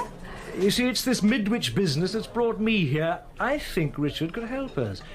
Always providing he's willing, of course. Well, to find out what's happened. Connected with it. Well, Dick, what do you think? I don't know. Is it in order to ask who us is?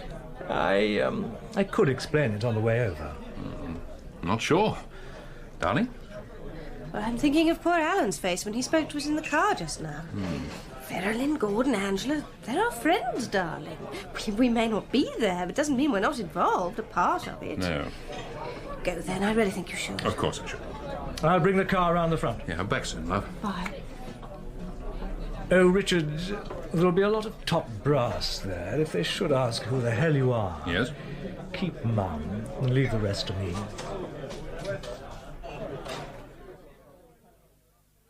And that is it, gentlemen. As far as we can tell. Or hazard a guess? With due respect, Colonel. Captain?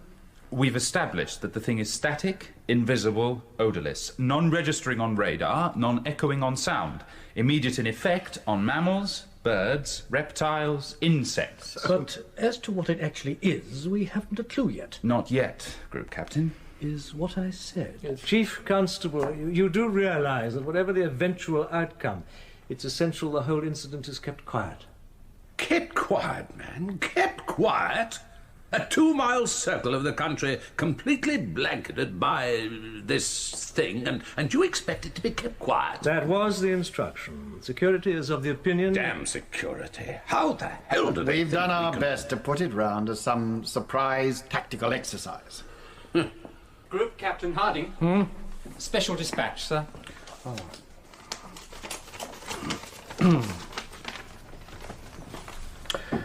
Here you are, gentlemen. This cost us 2 good men in 1 good aircraft. I hope it was worth it. Let's have a look. There it is, sir.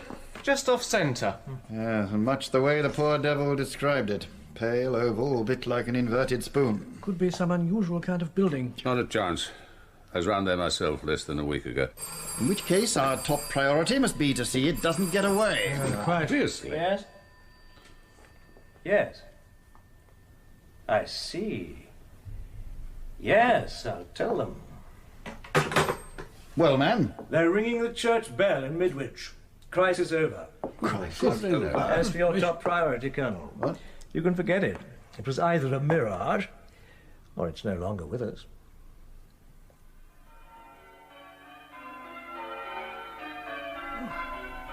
What happened?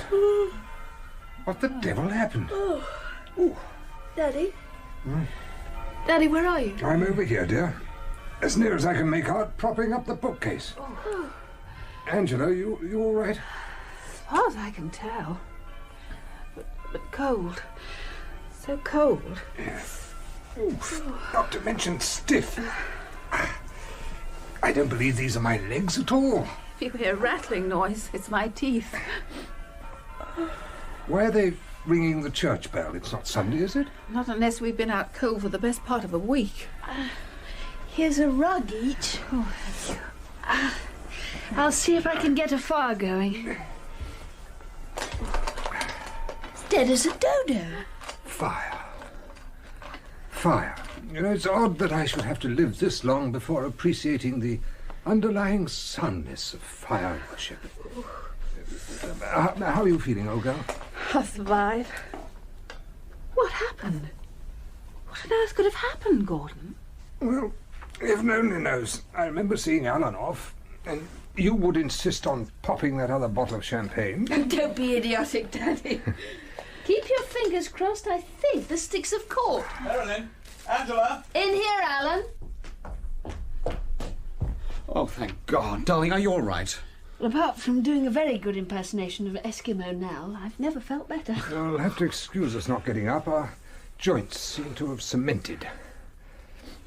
What happened, Alan? What on earth happened? If the truth were known, I think they're all as much in the dark as you are. Positively Stygian, then. Anyway, first things first. Do your best with that fire, darling. There'll be hot drinks in a jiffy. Ooh.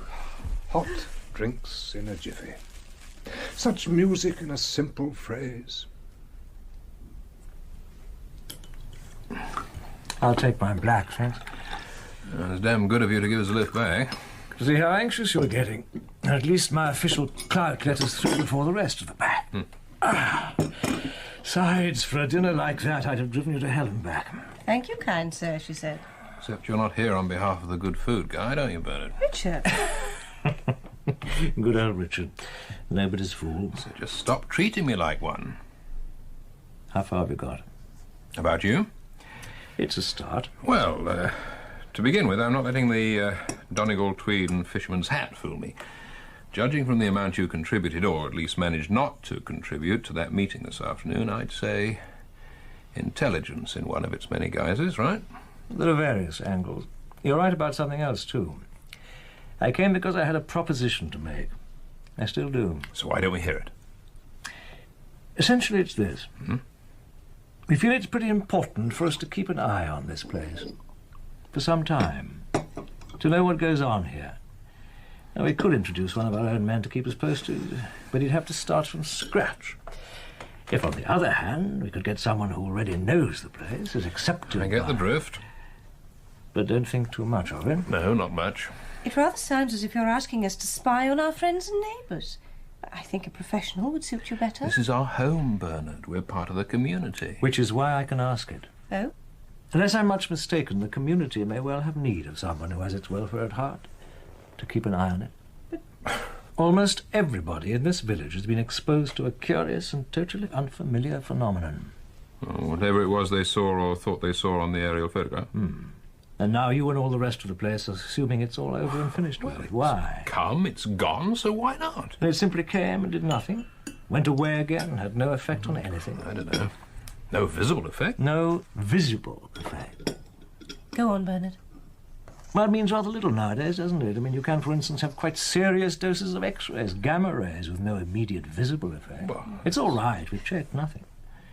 But something that we were unable to detect was present. Something quite unknown to us that is capable of inducing, well, let's call it artificial sleep. Now, that is a very remarkable phenomenon. Quite inexplicable to us, and not a little alarming. Do you really think one is justified in airily assuming that such a peculiar incident can just happen, and then cease to happen and have no effect? Oh, it might be, of course. But surely one should keep an eye on things, if only to see whether such is the case. Or not. Now you're making it sound like some kind of welfare work. I am, aren't I? Just what are you expecting to happen here, Bernard? Would I be asking your help if I already knew?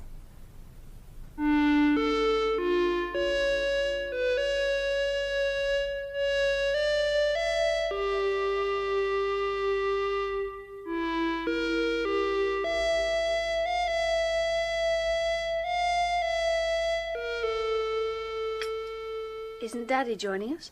Mm-hmm. Oh, no. He's been up and gone since dawn. One of his long walks was what he said. When he runs out of steam and can't work out where he is, he'll be ringing up and expecting us to get him home again. Oh, that coffee must be stone cold. Let me give you some. No, thanks, no. You haven't even touched that egg. Oh, isn't it fresh? I just don't feel...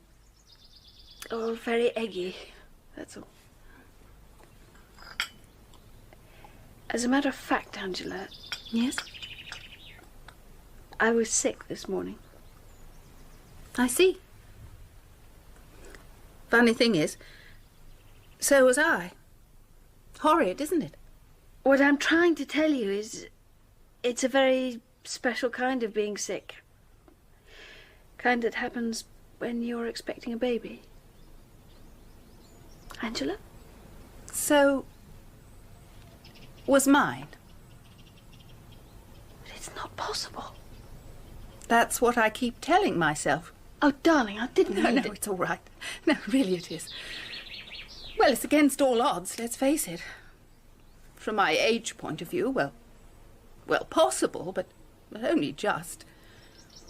As for your father, 3 grandchildren by his first marriage, but as far as we were concerned, I don't think it occurred to either of us.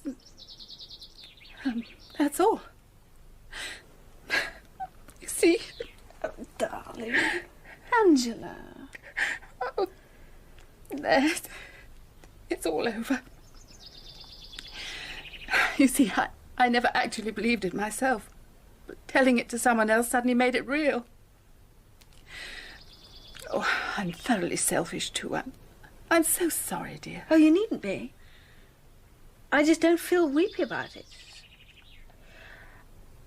I feel frightened. Frightened? But why on earth should you be? It may not be proper, of course, but certainly no need to start getting puritanical about it. The first thing to do is to make sure you're right. I am right. Well, then. But I don't understand it. What's there to understand? Alan certainly won't let you down. He adores you. He does, doesn't he? You're the one that keeps postponing the wedding date. Now there'll be no excuse. Oh, quite the contrary. As far as Alan's concerned. It wasn't Alan, you see. Farrelly. No. No, not anybody. You see. That's why I'm frightened. I'm terribly frightened.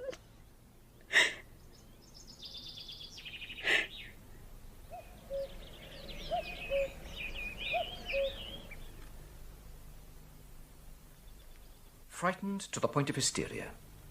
Some of them are my patients. In your own case, Zellaby, wife and daughter involvement is only too obvious. But what of the others? Unknown as yet, on the verge of God knows what.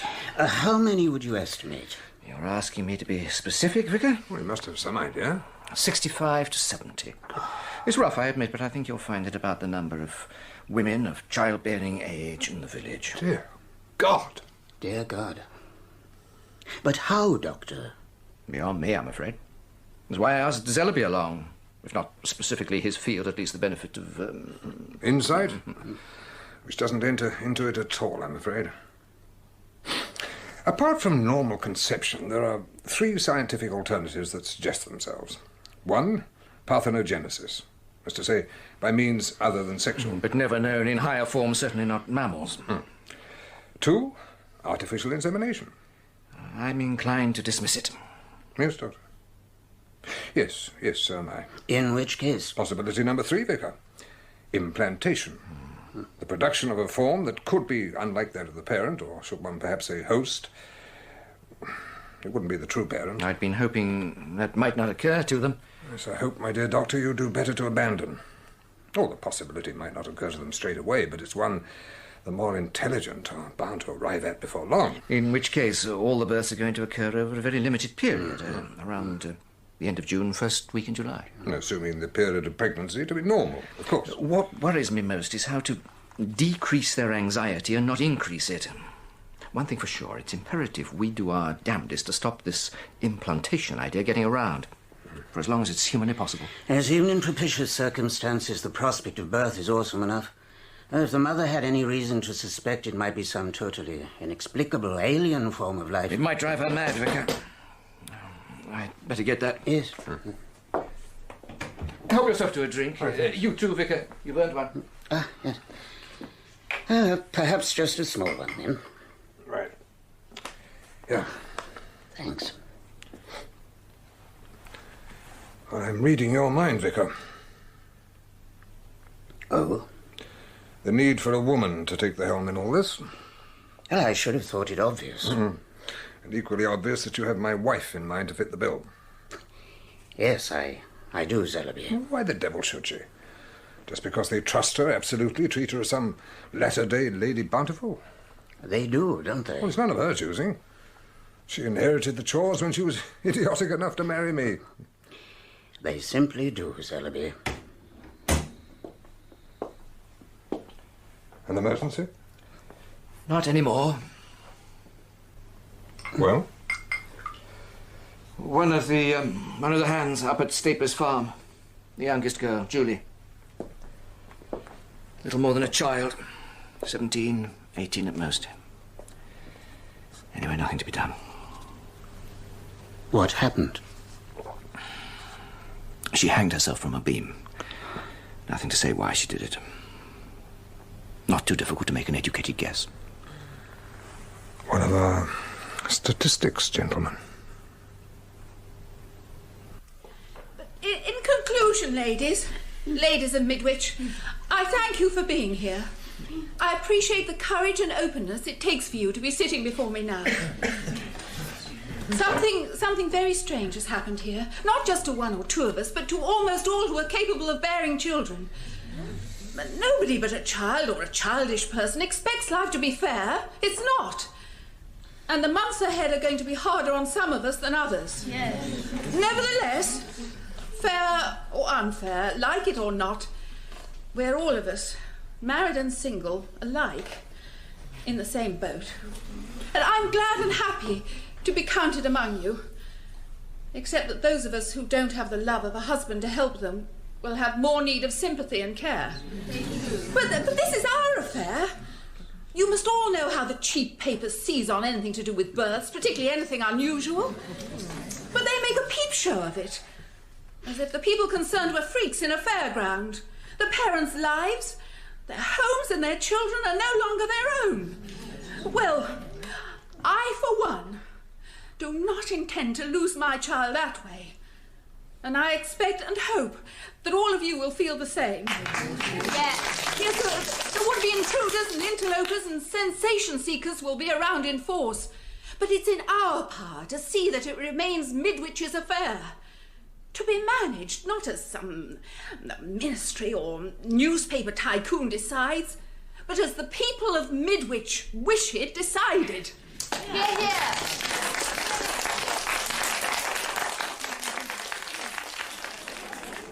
Ah, Dr. Willers. Is it all right if I join you? Join away. Join away. A bit drunk, I'm afraid. Never the intention of getting a damn sight drunker. Why, any particular reason? Wetting the baby's head, aren't I? What better?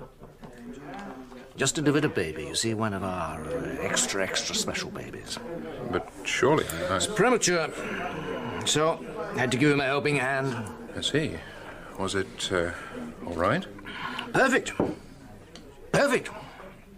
After all that waiting and worrying, nothing wrong at all. Perfect. Except for... Well? The eyes. It's got golden eyes.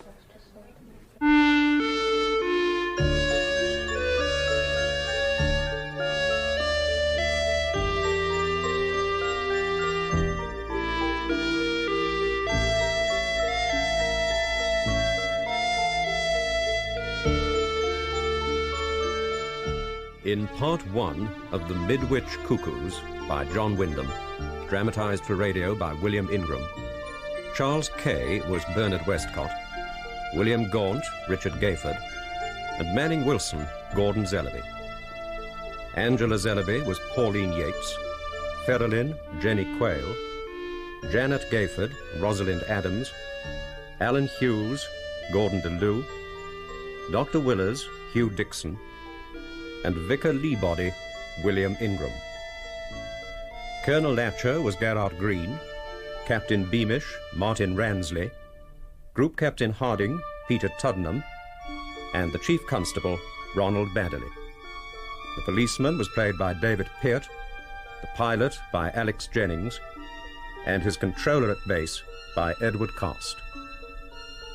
The technical presentation was by Gareth Watson, and the music specially composed by Roger Lim of the BBC Radiophonic Workshop. The Midwich Cuckoos was a BBC World Service drama production directed by Gordon House.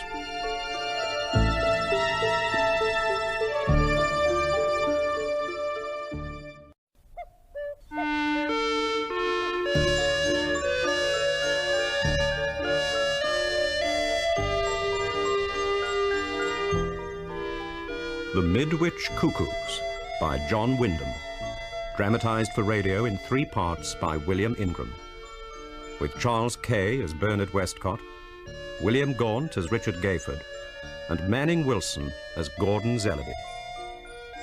The Midwich Cuckoos, Part 2.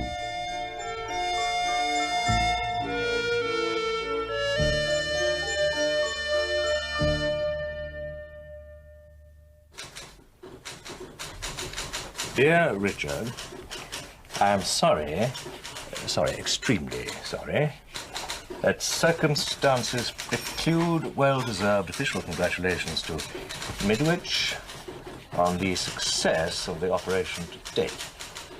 It has been conducted with a degree of discretion and communal loyalty which, frankly, has astonished everybody in the department. Most of us were of the opinion official action on our part would prove necessary long before this. Now that all the babies have been safely delivered, I think we are justified in concluding the initial, and one hopes, final crisis is past. Sign it sincerely. Sir? Oh, Miss Greer, no distribution, file copy only. And sent it per usual road dispatch. Sir. Morning, Vicar. Ah, Zellaby. Still signing up the recruits, I see? Yes, easing off now. Only 2 or 3 more to come. 100%, eh? Just about. Well, I suppose it gives them the slight feeling of being able to... To regularise matters. Quite. Yes, young Mary Histon. She chose the name Theodore. All on her own, I gather. How that a child like Mary should want to call her baby the gift of God instead of being ashamed of it? Why, it's a tribute to the whole village. Then the whole village showed how, in the name of humanity, it ought to behave. Teamwork. With a fine captain in your wife, Zellaby. No arguments there, Vicar. And with my boy having the Zellaby nose, after all... And no golden eyes, eh? Well, it's a blessing to be grateful for. I have to confess things seem a bit flat after the battle. Battles are only the highlights of campaigns. Who's to say there aren't more to come? Who are these children, Zellaby? There's something about the way they look at one, those curious eyes. They are strangers, you know. I can't help it, but I keep returning to the notion it must all have happened as some kind of test. But by whom? Of whom? Well, how can one tell? With strangers. Oh, surely that's your daughter, Zellaby.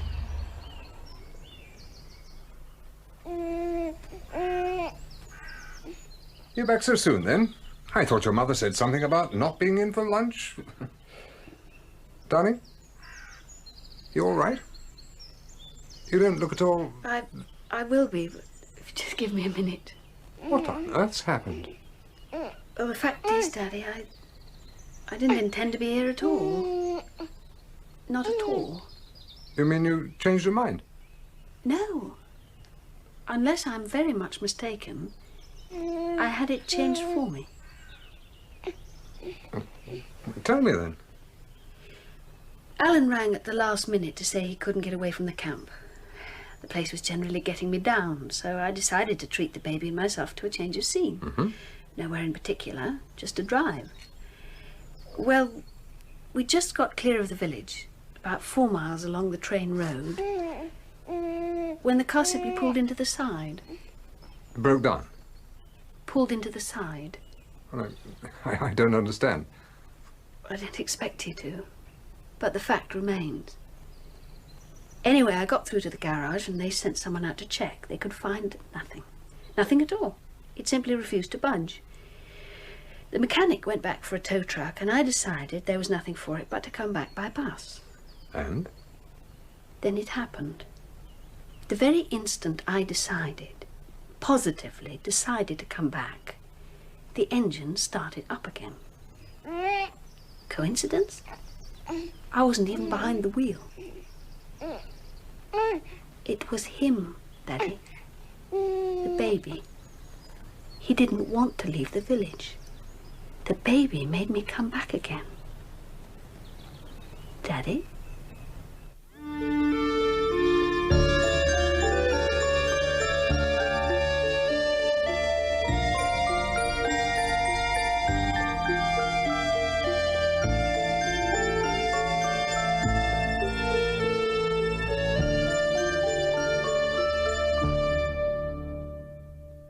You've got to get her away from here, Alan. It's essential. In view of the car incident, I can only stress the sooner the better. I thought I'd made it pretty clear there was nothing I wanted more than to have Ferrelyn with me. Yes, but we're past that stage. If we weren't, I wouldn't be interfering. It's no longer just a question of what either of you wants or would like. It's what needs to be done. And for Ferrelyn's sake, even more than yours. She wants to join me. She set out to come once. But she tried to take the baby with her. It brought her back then. Just as it always will if she should ever decide to try again. She's become very attached. You must persuade her to leave without the baby, Alan. It's the only solution. If the baby's not with her, it can exert no influence stronger than natural affection. But according to Dr. Willers, all this is merely... Willers is making loud, blustering noises to prevent himself from being frightened. You mean this hysteria he talks about isn't the real reason for Ferrelyn and the rest coming back here? The hysteria he chunters on about has never been known to manifest itself without one of the babies being present. But I don't see how that... I mean, how the hell's it done, sir? I've no idea. None. So it really boils down to her choosing either the baby or me? It's not your baby, Alan. And it really isn't Ferrelyn's baby either, or I'd not be talking to you like this. Ferrelyn, like the rest, are victims of an imposition. They've been cheated into an utterly false position. With the greatest respect, all sir, these really 61 golden-eyed children we have here are intruders. They're changelings. They're cuckoo children. The important thing is not how the egg got into the nest, but what comes after it's been hatched. One thing you can count on is its instinct for survival. An instinct characterized by utter ruthlessness. You really think you've got a sound analogy there? I'm perfectly certain of it. The cuckoo survives because it's tough and single-purposed. That's why you must take Ferrelyn away and keep her away. I've already said so. She'll fight you. She's already more than halfway to accepting the child as her own. You must simply refuse to be blackmailed through her better instincts. If Angela's child had turned out to be... Cuckoo child, yeah. One of them, what would you have done? I should have done what I'm advising you to do. Oh, I thought I heard voices. Study talk, Alan. I hope the old tyrant hasn't been laying down the law to you. Hello, Angela. Alan, darling. Oh, I'm exhausted. Just give me a minute and I'll make us some tea. Trouble? I'm not sure. I've just had Margaret Haxby on the telephone. Margaret? No, I'm not sure you'll remember her. She's now Dr. Margaret Haxby. Oh, yes. She's apparently quite brilliant.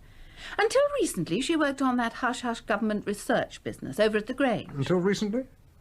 She's gone. Cleared out. She was speaking from London. One of the afflicted. And one of the most resentful. Now she's made up her mind to beat it, and she's gone, leaving Midwich holding the baby.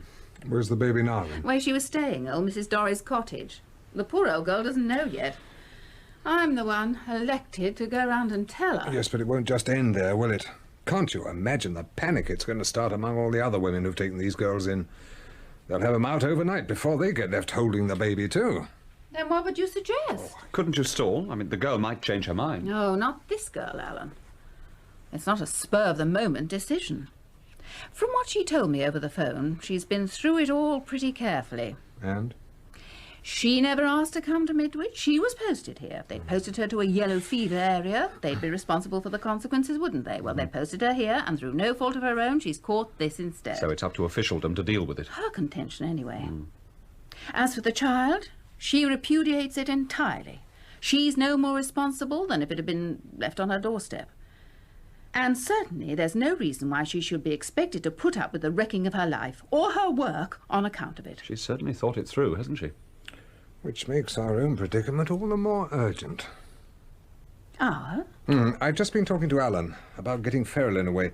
Once word gets round, there are going to be quite a few girls taking the, Margaret Haxby? Yeah, taking the Haxby girls' example, don't you think? Well, they could well make up their minds for some of them. In which case, don't you think it equally likely there'll be some kind of counter-move to stop the desertions? Counter-move? Oh, well, I doubt it would ever come to that. When it comes to publicity, you know how reluctant the authorities have been to... No, not by the authorities. Why? What do you Sir? mean? What would happen if the children are as opposed to being deserted as they are to being removed? The children? You're surely not suggesting I don't know. Eccentric as it may seem, I am simply doing my best to place myself in the position of a young cuckoo, my dear. As such, I fancy I should resent anything that appeared likely to lessen attention to my comfort and well-being. One doesn't even have to be a cuckoo. Extension 241. Yes, I do have official clearance, and it damn well is urgent. I'm very much obliged.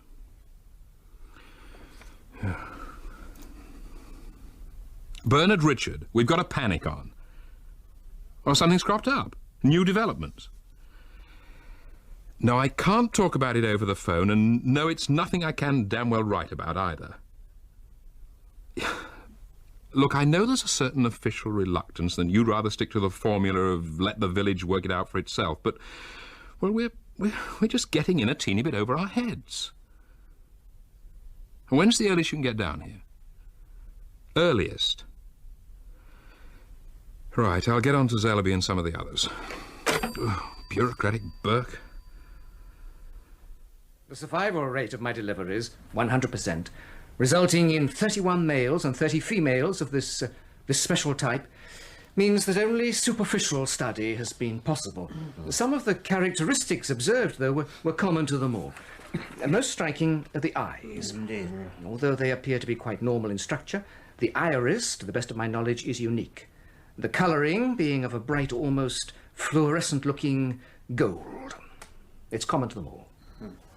The hair, noticeably soft and fine, is of a slightly darkened blonde shade. The finger and toenails are a trifle narrower than usual, but there's no suggestion of a claw. In general, the babies all appear to be perfectly healthy, although they don't show the degree of chubbiness we might expect at their age. The size of the head in relation to the body is that normally found in a somewhat older child. A curious but slight silvery sheen on the skin has given concern to some mothers, but this is common to all, and it would appear to be normal to... the cuckoo children. To the type. In conclusion, I'd just like to mention that Mr. Zellaby was from the outset of the opinion that the children's origin might be attributable to some form of xenogenesis. Doctor? The production of a form that could be unlike that of the parent, or more accurately, post-parent. Among humans, there's never been a case known. On the other hand, there's never been a known reason why it shouldn't prove possible. No known reason. But why the diffidence? Do you think the explanation hasn't naturally occurred to all those involved? No, Angela, my dear, The more I'm afraid- educated women, my own daughter among them, entirely accept the thesis that they're host mothers rather than true mothers. The less educated find it an element of humiliation and tend to ignore it. Yes, and in any event, isn't it high time we got ourselves up to date? Stop speculating about the cause and get down to the altogether more imperative matter of effect. It's why we've met here, isn't it? Yes. At least I pray to God it's why we've met. Yes, of course. What about the return of all the mothers and babies? All this compulsion business. You can't just ignore it and pretend it'll go away, Doctor. A form of hysteria, giving rise to collective hallucinations. It will go away. The hysteria syndrome again, Doctor? How can it be when all the mothers, educated or not, agree the babies can and do exert some form of compulsion? Yes, that's the important Now, part. those who were away didn't want to come back here. They came because they had to. I've talked to all of them. And what they all say is that they suddenly became aware of a feeling of distress, a sense of need, which they knew could only be relieved by coming back here. Classic. Look at the facts, and what do we have? A number of women are the victims of an improbable and as yet unexplained phenomenon. And a number of babies not quite like other babies. That is greatly The significant. facts must be either admitted or somehow sublimated. And the easiest way to do this is to sublimate the situation, to transfer the irregularity into an environment where it no longer appears irregular. That's In more this along the case, line. uniquely so, Midwich exactly fills the bill. So they pick up their babies and back they come and everything's comfortably rationalised, at least for the time being. It isn't good enough, Doctor. It's time the situation was accepted, recognised. Not glibly or even learnedly explained away. No, we've already got the weaker will getting ridiculously superstitious about it. They're crediting their babies with mystical, magical powers. Yes, the whole situation invites What we need is an absolutely unbiased investigation. Quite beyond the compass of our local women's institution. Unworthy, Doctor. However well-intentioned. Well, that's what I've been saying. Then what would you suggest? Somebody should be making a thorough study of these children. There ought to be a team of experts on the job. Like the rest of us, I kept quiet before the births because I thought it was best for everyone. Well, we all did. And the mothers in particular. Well, you were right about But that. that need is past. It's nothing less than a national scandal that such a phenomenon as this should be hushed up to the extent of going practically unobserved. Given these children, think of the opportunity for a study of comparative development we have here. Environment, conditioning, association, diet, and all the rest of it. We agree about What we have here is a burning of books before they've even been written. Something must be done about it. Well, gentlemen, all very rousing, to be sure. Old Willers can certainly hoist his colours to the masthead when he's a mind to. As you say, Celebi. But still our mysterious guest from the Ministry remains unconvinced. Not about the situation, only about the best course of action. Singularly missing to date. We thought a low profile might be the best for all concerned. Yes, yes. The proverbial low profile. Predictable, frequently commendable, sometimes inevitable. But when the question of advisability is passed, when the essential need for a more concrete kind of action takes its place... There's something new, something you're not letting on to the others. Is there? Oh, come off it, Celebi. It's not difficult to see you're already one step ahead. But not always a reason for self-congratulation. Well, then? You have no choice. The fact is, while the good doctor has been peering down his microscope, getting to grips with the laboratory side of things, I've been rather more active in the field. I don't understand that. Richard, could you bring your friend here along to the cottage hospital, say about 10 tomorrow morning? I had planned on an early start. I'll delay it. You'll find it your best interests. Or should that be our best interests? It's a lovely evening, isn't it?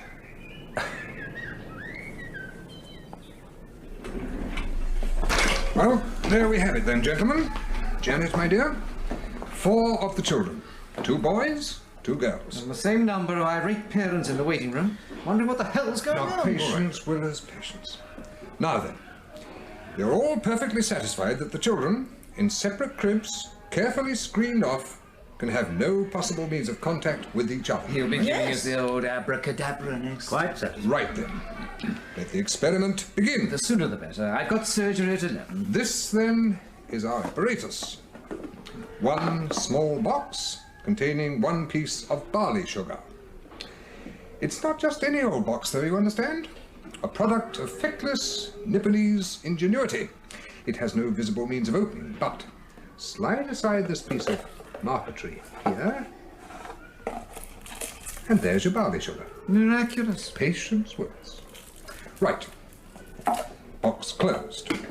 Now, which of the infants shall we give first try? But none of these babies is quite 1 year old yet. It makes no difference. Please, name a child. How about the Brant boy? The Brant boy. The Brant boy it shall be. All right. Now, here we go. Janet, you give it to him. Right. So,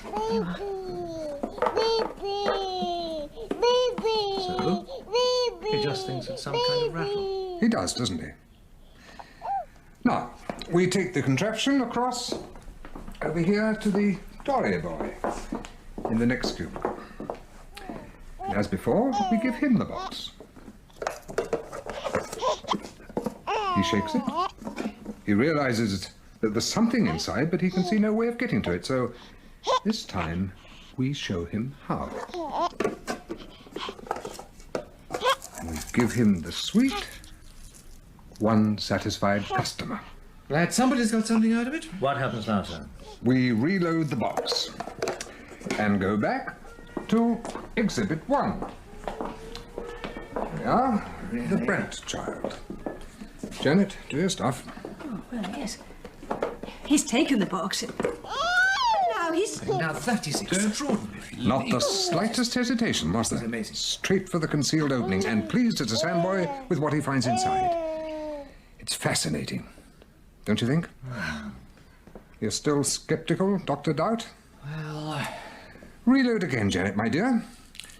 Now we'll try it on the girls. Oh dear. Poor old Willers, eh? Did you see his face? I wondered for a minute if he'd ever make his surgery.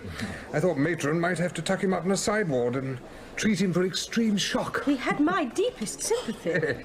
The box idea is pretty effective, even if I say so myself. Simple, incontestable, and off without a hitch. Here we go. I brought you black coffee, darling. Looked as though you could do with it. Nothing surer.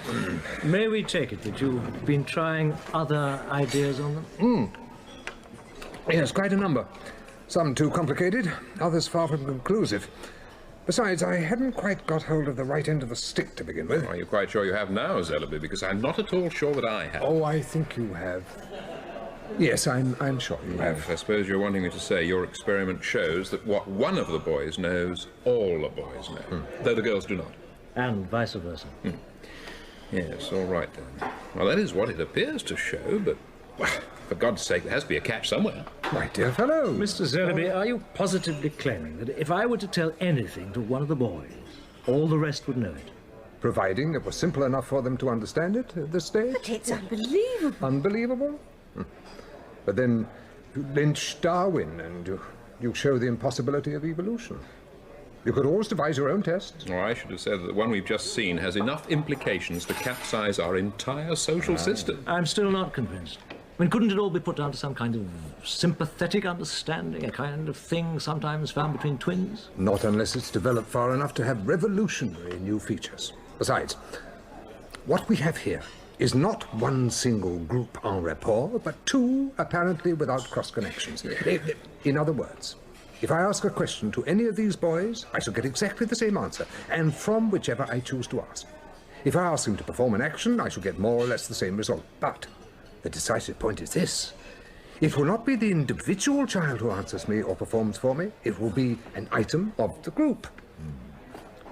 Go on. Right, what we have, what we seem to have, is 61 individual entities. I maintain we've been fooled, that appearances have been deceptive. What we actually have are two entities only. A boy, a girl. Yeah. No. Though the boy has 31 component parts each, the physical structure and appearance of individual boys, and the girl has 30 component parts. I find that rather hard to take, My Scifi. dear, so did I. You're putting forward this as a serious proposition, Zellaby. It's not just a dramatic manner of speaking. No, I'm stating a fact. Having shown you the evidence first. No, all you've shown us is that they're able to communicate in some way I don't understand.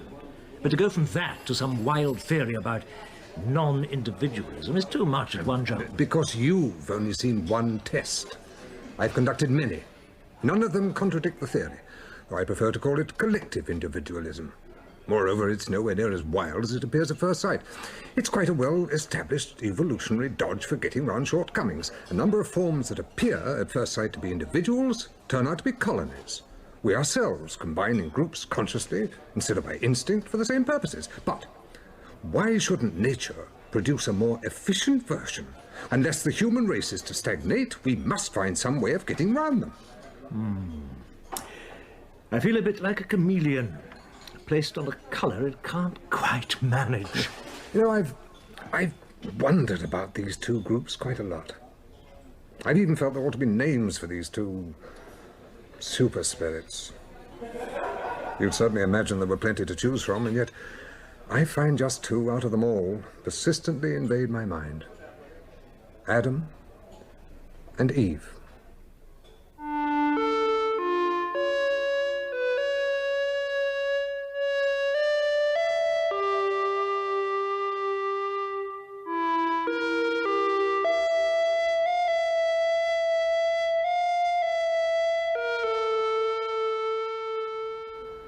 Thanks for the lift. No trouble. You should have stayed for lunch. I'd love to have, but they'll be all held at loose the other ends of the days. Still... Yes? I wouldn't have missed the Zelleby magic show for the world. Oh, come on, that's not good enough. No. What can it all mean? Something. Nothing. Which is where we came in. I'll gee up the official interest, of course, but I'm still depending on you to keep your finger on the pulse, keep me informed. Except I'm not sure how much longer I'll be around to do that. Oh? Well, apart from already being way out of my depth, Janet and I may be moving on. What, leaving Midwich? Yes, this new agent of mine seems to be earning his 10%. Something he set up for me in Canada. The terms are all right, and Jan's keen. It's New Horizons. It sounds very promising. You're likely to take it, then? After what I've just seen... Yes? It gets more likely by the minute. Gordon? Darling? Are you asleep? No, just hiding behind my eyes. And thinking about this morning. At the hospital? Their expressions of ingrained skepticism. Still, I expected no different. But there must be an explanation. Of course. And what do you think it is? It's too early. We'll have to wait until the children are old enough to give us some evidence. But you do have some ideas? As you are a discreet woman, let me put one question to you. It's this. If you were wishful to challenge the supremacy of a society that was fairly stable and quite well weaponed, what would you do? Would you meet it on its own terms, by launching a costly and certainly destructive assault, or if time were of no importance, would you employ an altogether more subtle tactic? A fifth column. A fifth column? To attack it from within.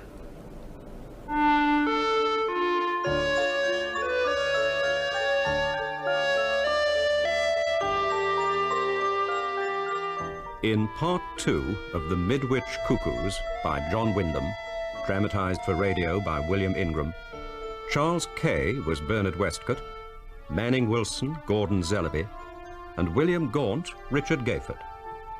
Angela Zelleby was Pauline Yates, Ferrelyn, Jenny Quayle, Janet Gayford, Rosalind Adams, Alan Hughes, Gordon DeLue, Dr. Willers, Hugh Dixon, and Vicar Leebody, William Ingram. The technical presentation was by Gareth Watson, and the music specially composed by Roger Lim of the BBC Radiophonic Workshop. The Midwich Cuckoos was a BBC World Service drama production, directed by Gordon House.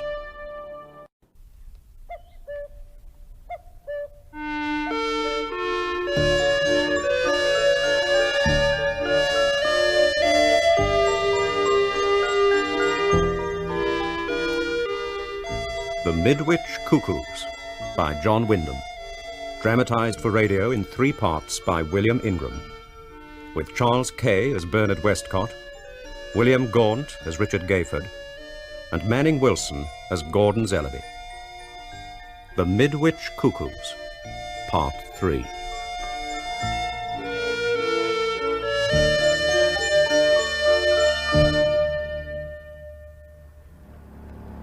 Surprised to hear from you. Quite the opposite. The surprising thing was you hadn't been in touch before this. Oh? Well, heard on the grapevine Richard Gayford and wife had been repatriated once or twice. Oh, just visiting relatives. Still, thought you'd be in touch. Why on earth should I? Curiosity? About Midwich? A simple curiosity. How was Canada anyway? It's pretty uneventful. So, just what the doctor ordered, eh? Midwich, 6 miles. Seems a million light years ago. 8 of the Earth variety, actually. The old Eagle still seems to be doing good business. I'd suggest a reunion pint, but this inquest I've got to sit in starts at 2. Was it one of the Cuckoo children? No, local fellow called Powell. Motor accident. Tragic. Well? Tragic. You still think of them as that, then? Cuckoo children? Don't the others, then? Probably. They've just become, well, shall we say, less forthright about it. Oh, isn't that the old Grange? Pull in, would you, just for a minute? Just for a minute, then.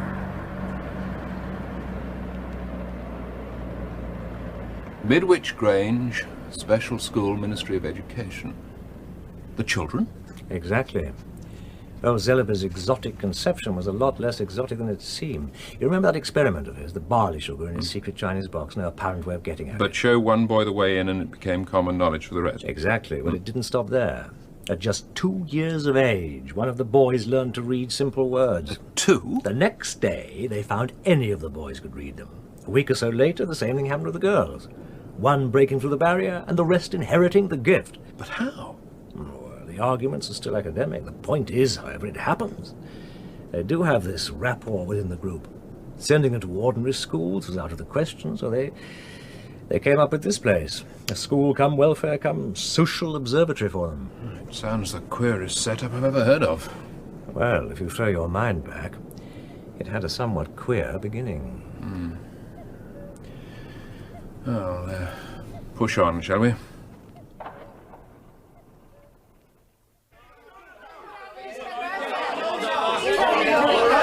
on, I say. It's not no coroner's court we got called for here. It's judge and jury. Unless immediate order is restored, I shall have no alternative but to empty the hall. Mr. Zellaby. Sir. Yes.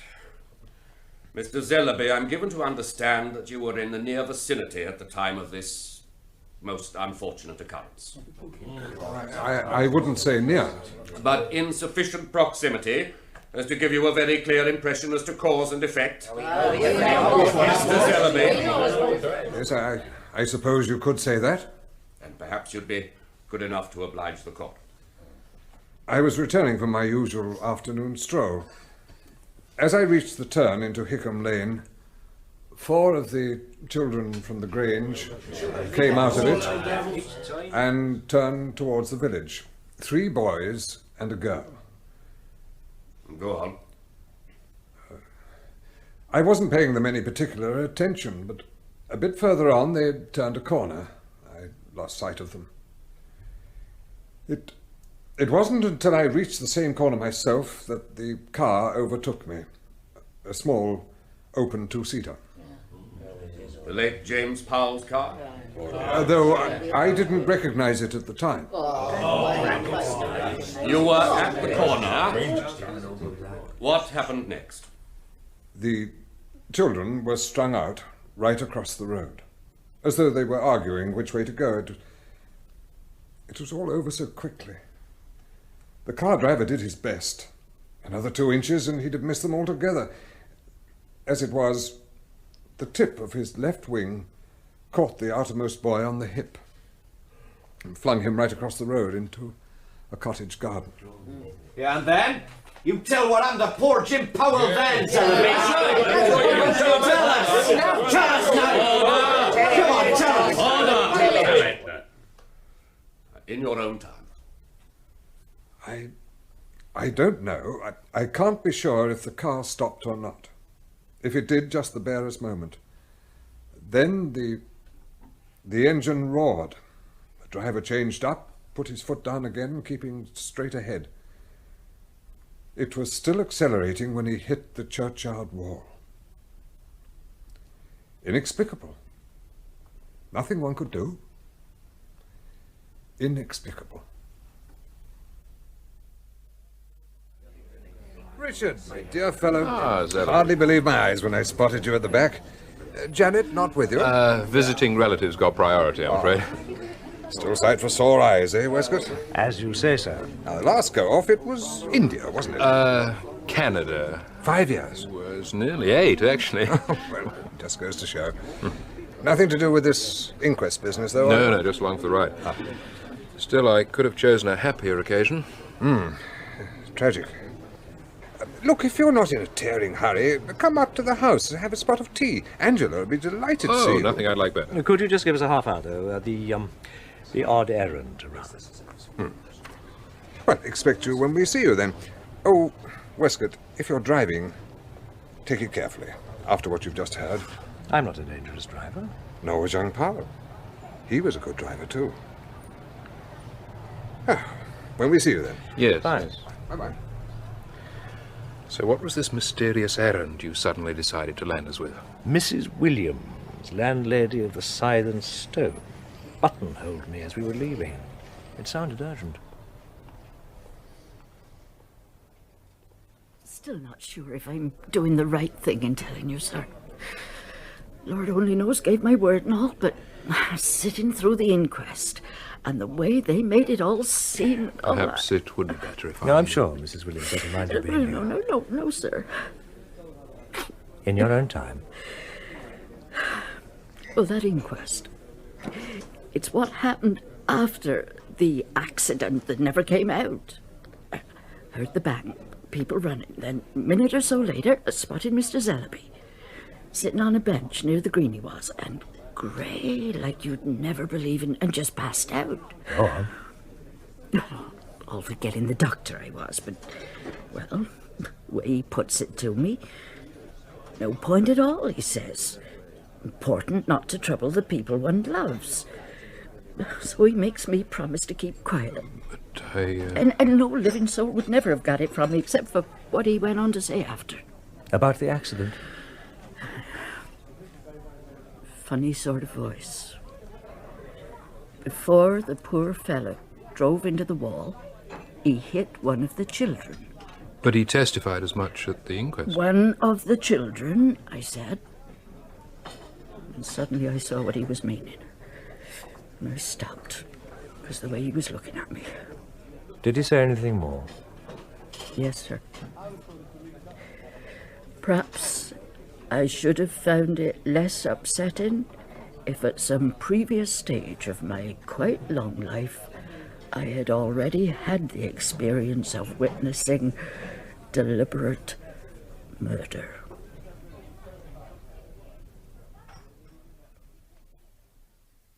You really needn't look so put out, Westcott. Got an inkling something was in the wind when you fobbed me off with your mysterious errand. Anyway, I had no right burdening the poor woman with my personal problem. Yes, well, we're sorry you're not well, Zellaby, but suggesting that the children caused that accident, actually made young Powell drive straight into that wall. I am not suggesting, I am stating they did it. Just as surely as they made their mothers bring them back here. But the other witnesses at the inquest, the ones who gave evidence... were as aware of what happened as I am. It wasn't the inquest's concern. They only had to say what they actually saw. But if they know it's as you claim... But why stop at the Powell boy? He's not the only victim. Oh? Did you know that poor old Dr. Willers eventually abandoned his championship of some kind of mass hysteria? He was forced to. A very short time before he died. Died? But he wasn't much over 50, was he? How did it happen? Overdose. Some kind of barbiturate. Willers? For God's sake, he was never the sort. No. He really wasn't, was he? Willers. The Powell boy. How many others? What are you suggesting? Oh, that word again. Only that We live much more precariously in Midwich than any of us had ever thought. It just happened that poor young man came round the corner at that fatal moment. It could just as easily have been Angela or anybody else. There's no blame attached. He tried his best to avoid hitting any of them. Not good enough. In a flare of anger and revenge, they killed him for it, just the same. These last few years really have been like living on the slopes of a volcano. That's Angela. Now, I'd be grateful if you wouldn't let on about my old ticker problem. It would serve no purpose. Yes, of course. We're in here, darling. A company? Oh, how nice. I really wasn't Angela? expecting anyone. Hello, Richard. After such a long time, too. Must be some kind of red letter day. Oh, Angela, my dear, here. Here, sit down. Sit down. Richard, old fellow, there's some brandy on the sideboard. Oh, yeah, how stupid. Oh, shh. I'm so sorry. Sit. You're all right. Everything's going to be all right. All right. Oh, thanks. Oh, that's better. Now, take your time. More? No, thanks. Darling, what happened? Well, while you were at the inquest, it came into my mind that Mrs. Powell could probably do with a bit of company, so I took a stroll over to the farm. Mm-hmm. I was still sitting with her when the younger brother, David, got back. Apparently they'd been very close. He was obviously extremely upset. He said the inquest was the last straw, and that if nobody else was going to see justice done over his brother, he'd do it himself. Understandable. Well, he was carrying a gun. We did our best to stop him. He wouldn't listen to us, nor to his girlfriend Elsa. She followed him to the Grange, but there was no sign of him. Nothing. Until that first shot. Shot?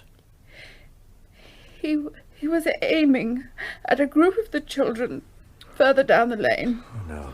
Elsa called out, begging him to stop. He didn't seem to hear her. Instead, he reversed the gun on himself, put his thumb on the trigger, and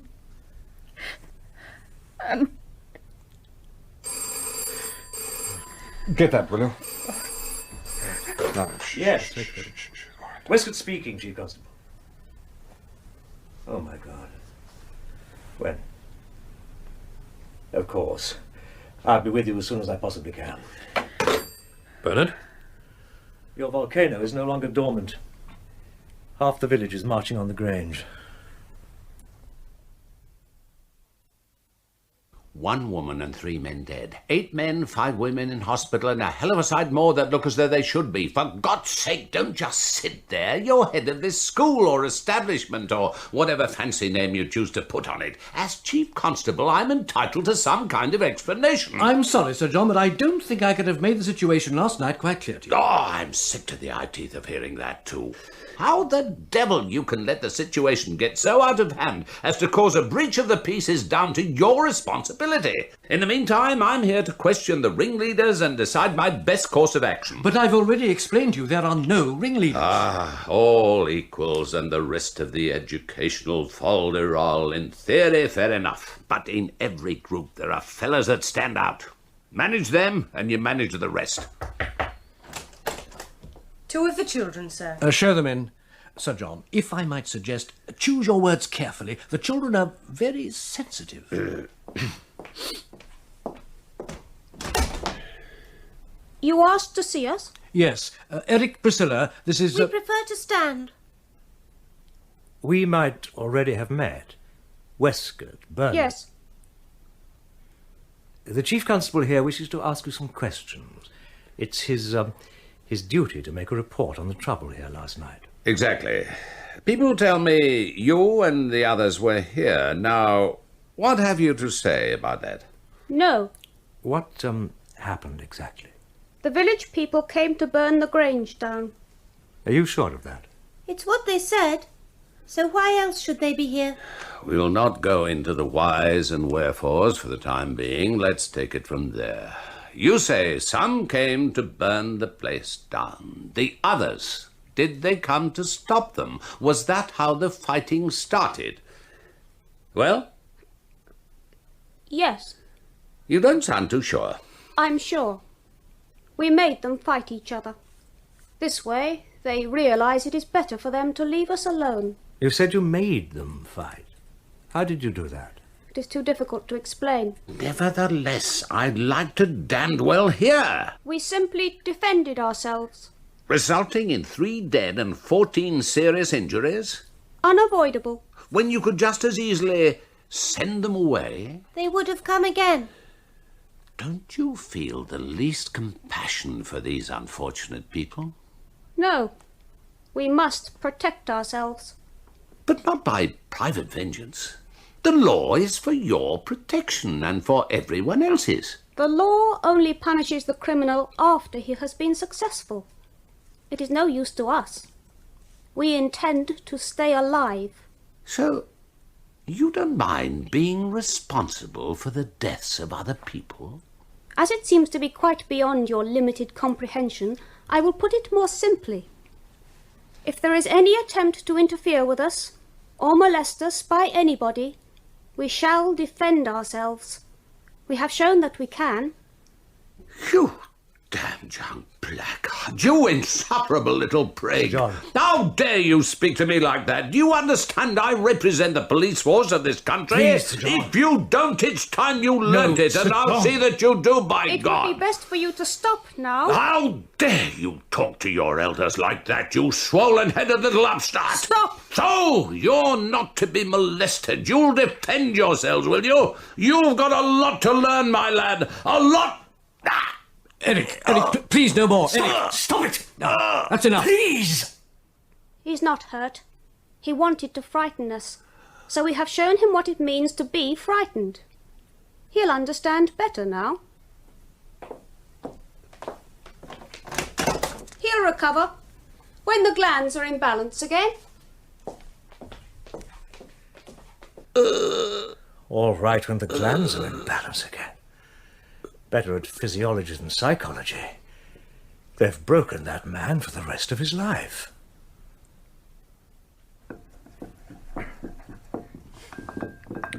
Sugar. It's by your left hand, dear. Oh. Salt? By your right. You know, one of the few childlike things about the children, their inability to judge their own strength. They wanted to scare Sir John this morning. They went so much further. They brought the poor man to a state of grovelling fear near the brink of imbecility. Sickening and utterly unpardonable. Which assumes that they expect to be pardoned. Why should they? Do we consider ourselves, whether jackals or wolves, will pardon us for shooting them? No, we do not. Oh, not KN, dear. Not what? No, it gives you hiccups.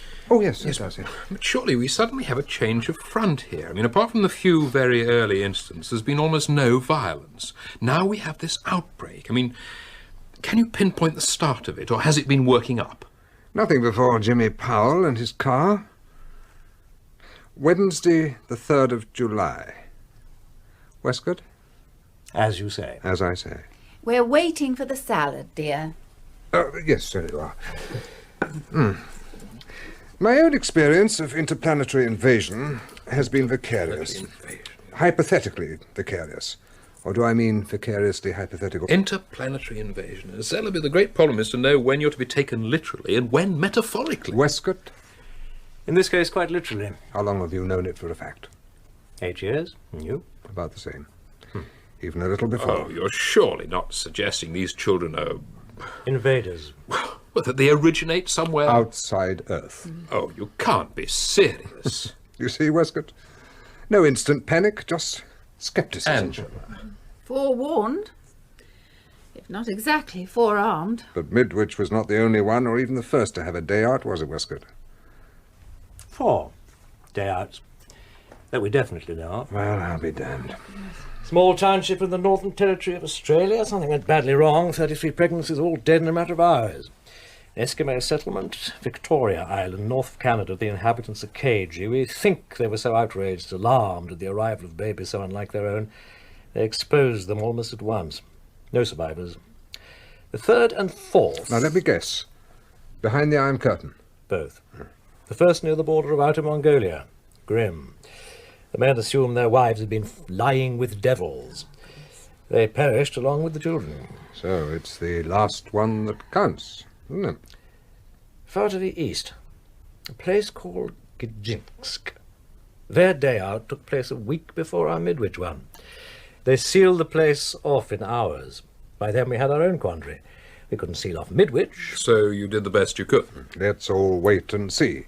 If the Russians have a flock of potential geniuses, it could prove damned useful to have a similar flock to put up against them. Something like that.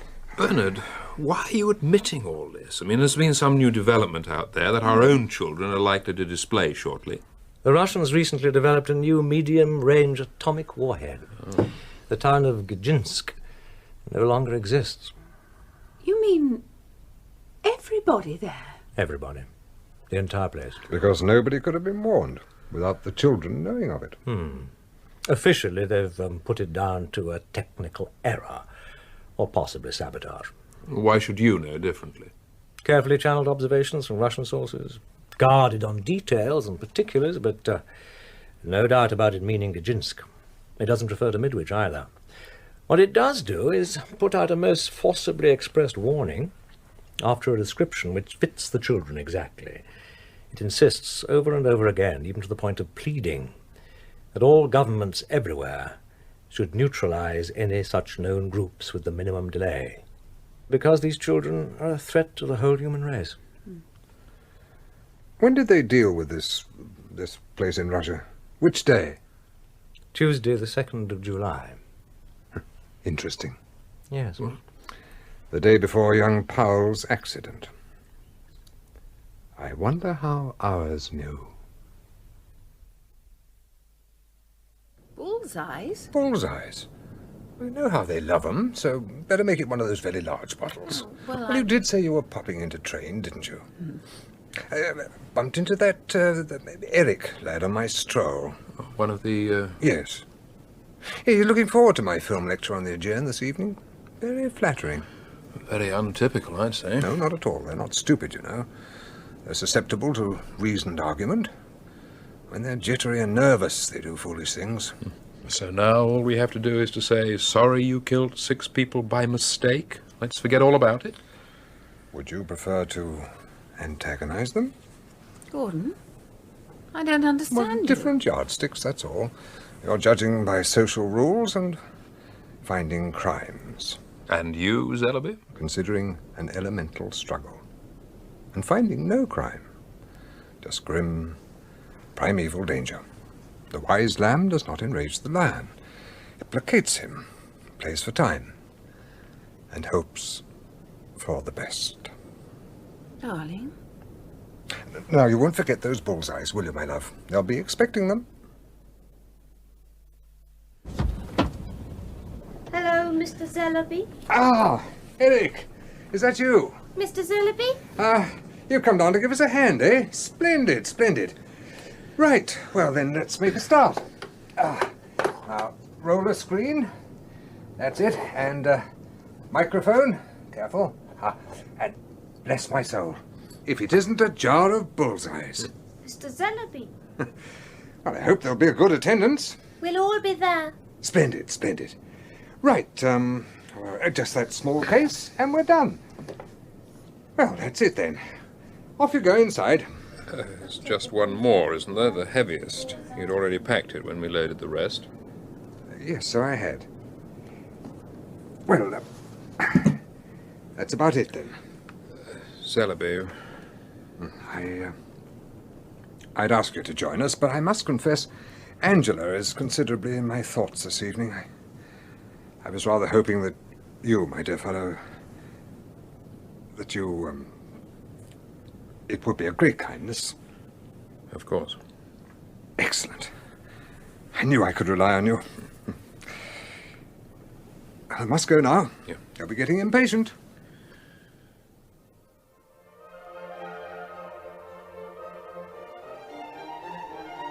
back, Angela. All right. Fine, fine. Fix us a drink, will you, Richard? Zellaby was dead right when he said they trusted him. Perhaps. Hmm? Well, it's simply that I don't trust them. Let's face it, there's no telling what they might do, anywhere, any time. Oh? It's a fact, Richard. Even Gordon admits they're nervous and panicky. How can we go on staying here with our lives at the mercy of any childish fright or temper that comes over them? What kind of ultimatum can we ever make? What makes you think they're going to try their arm here anyway? No, you take it from me. If it comes to it, they'll do it where it counts. They'll go up to London, take on Bernard, the rest of the bigwigs. Pushing around that poor blighter of a chief constable is one thing, but how far do you think they'd get with... Dear Christ. The Grange, wasn't it? He blew up the Grange. But no bitterness, my own dear love. The doctor will confirm for you a matter of a few weeks or months at best. This way at least there will have been meaning, purpose.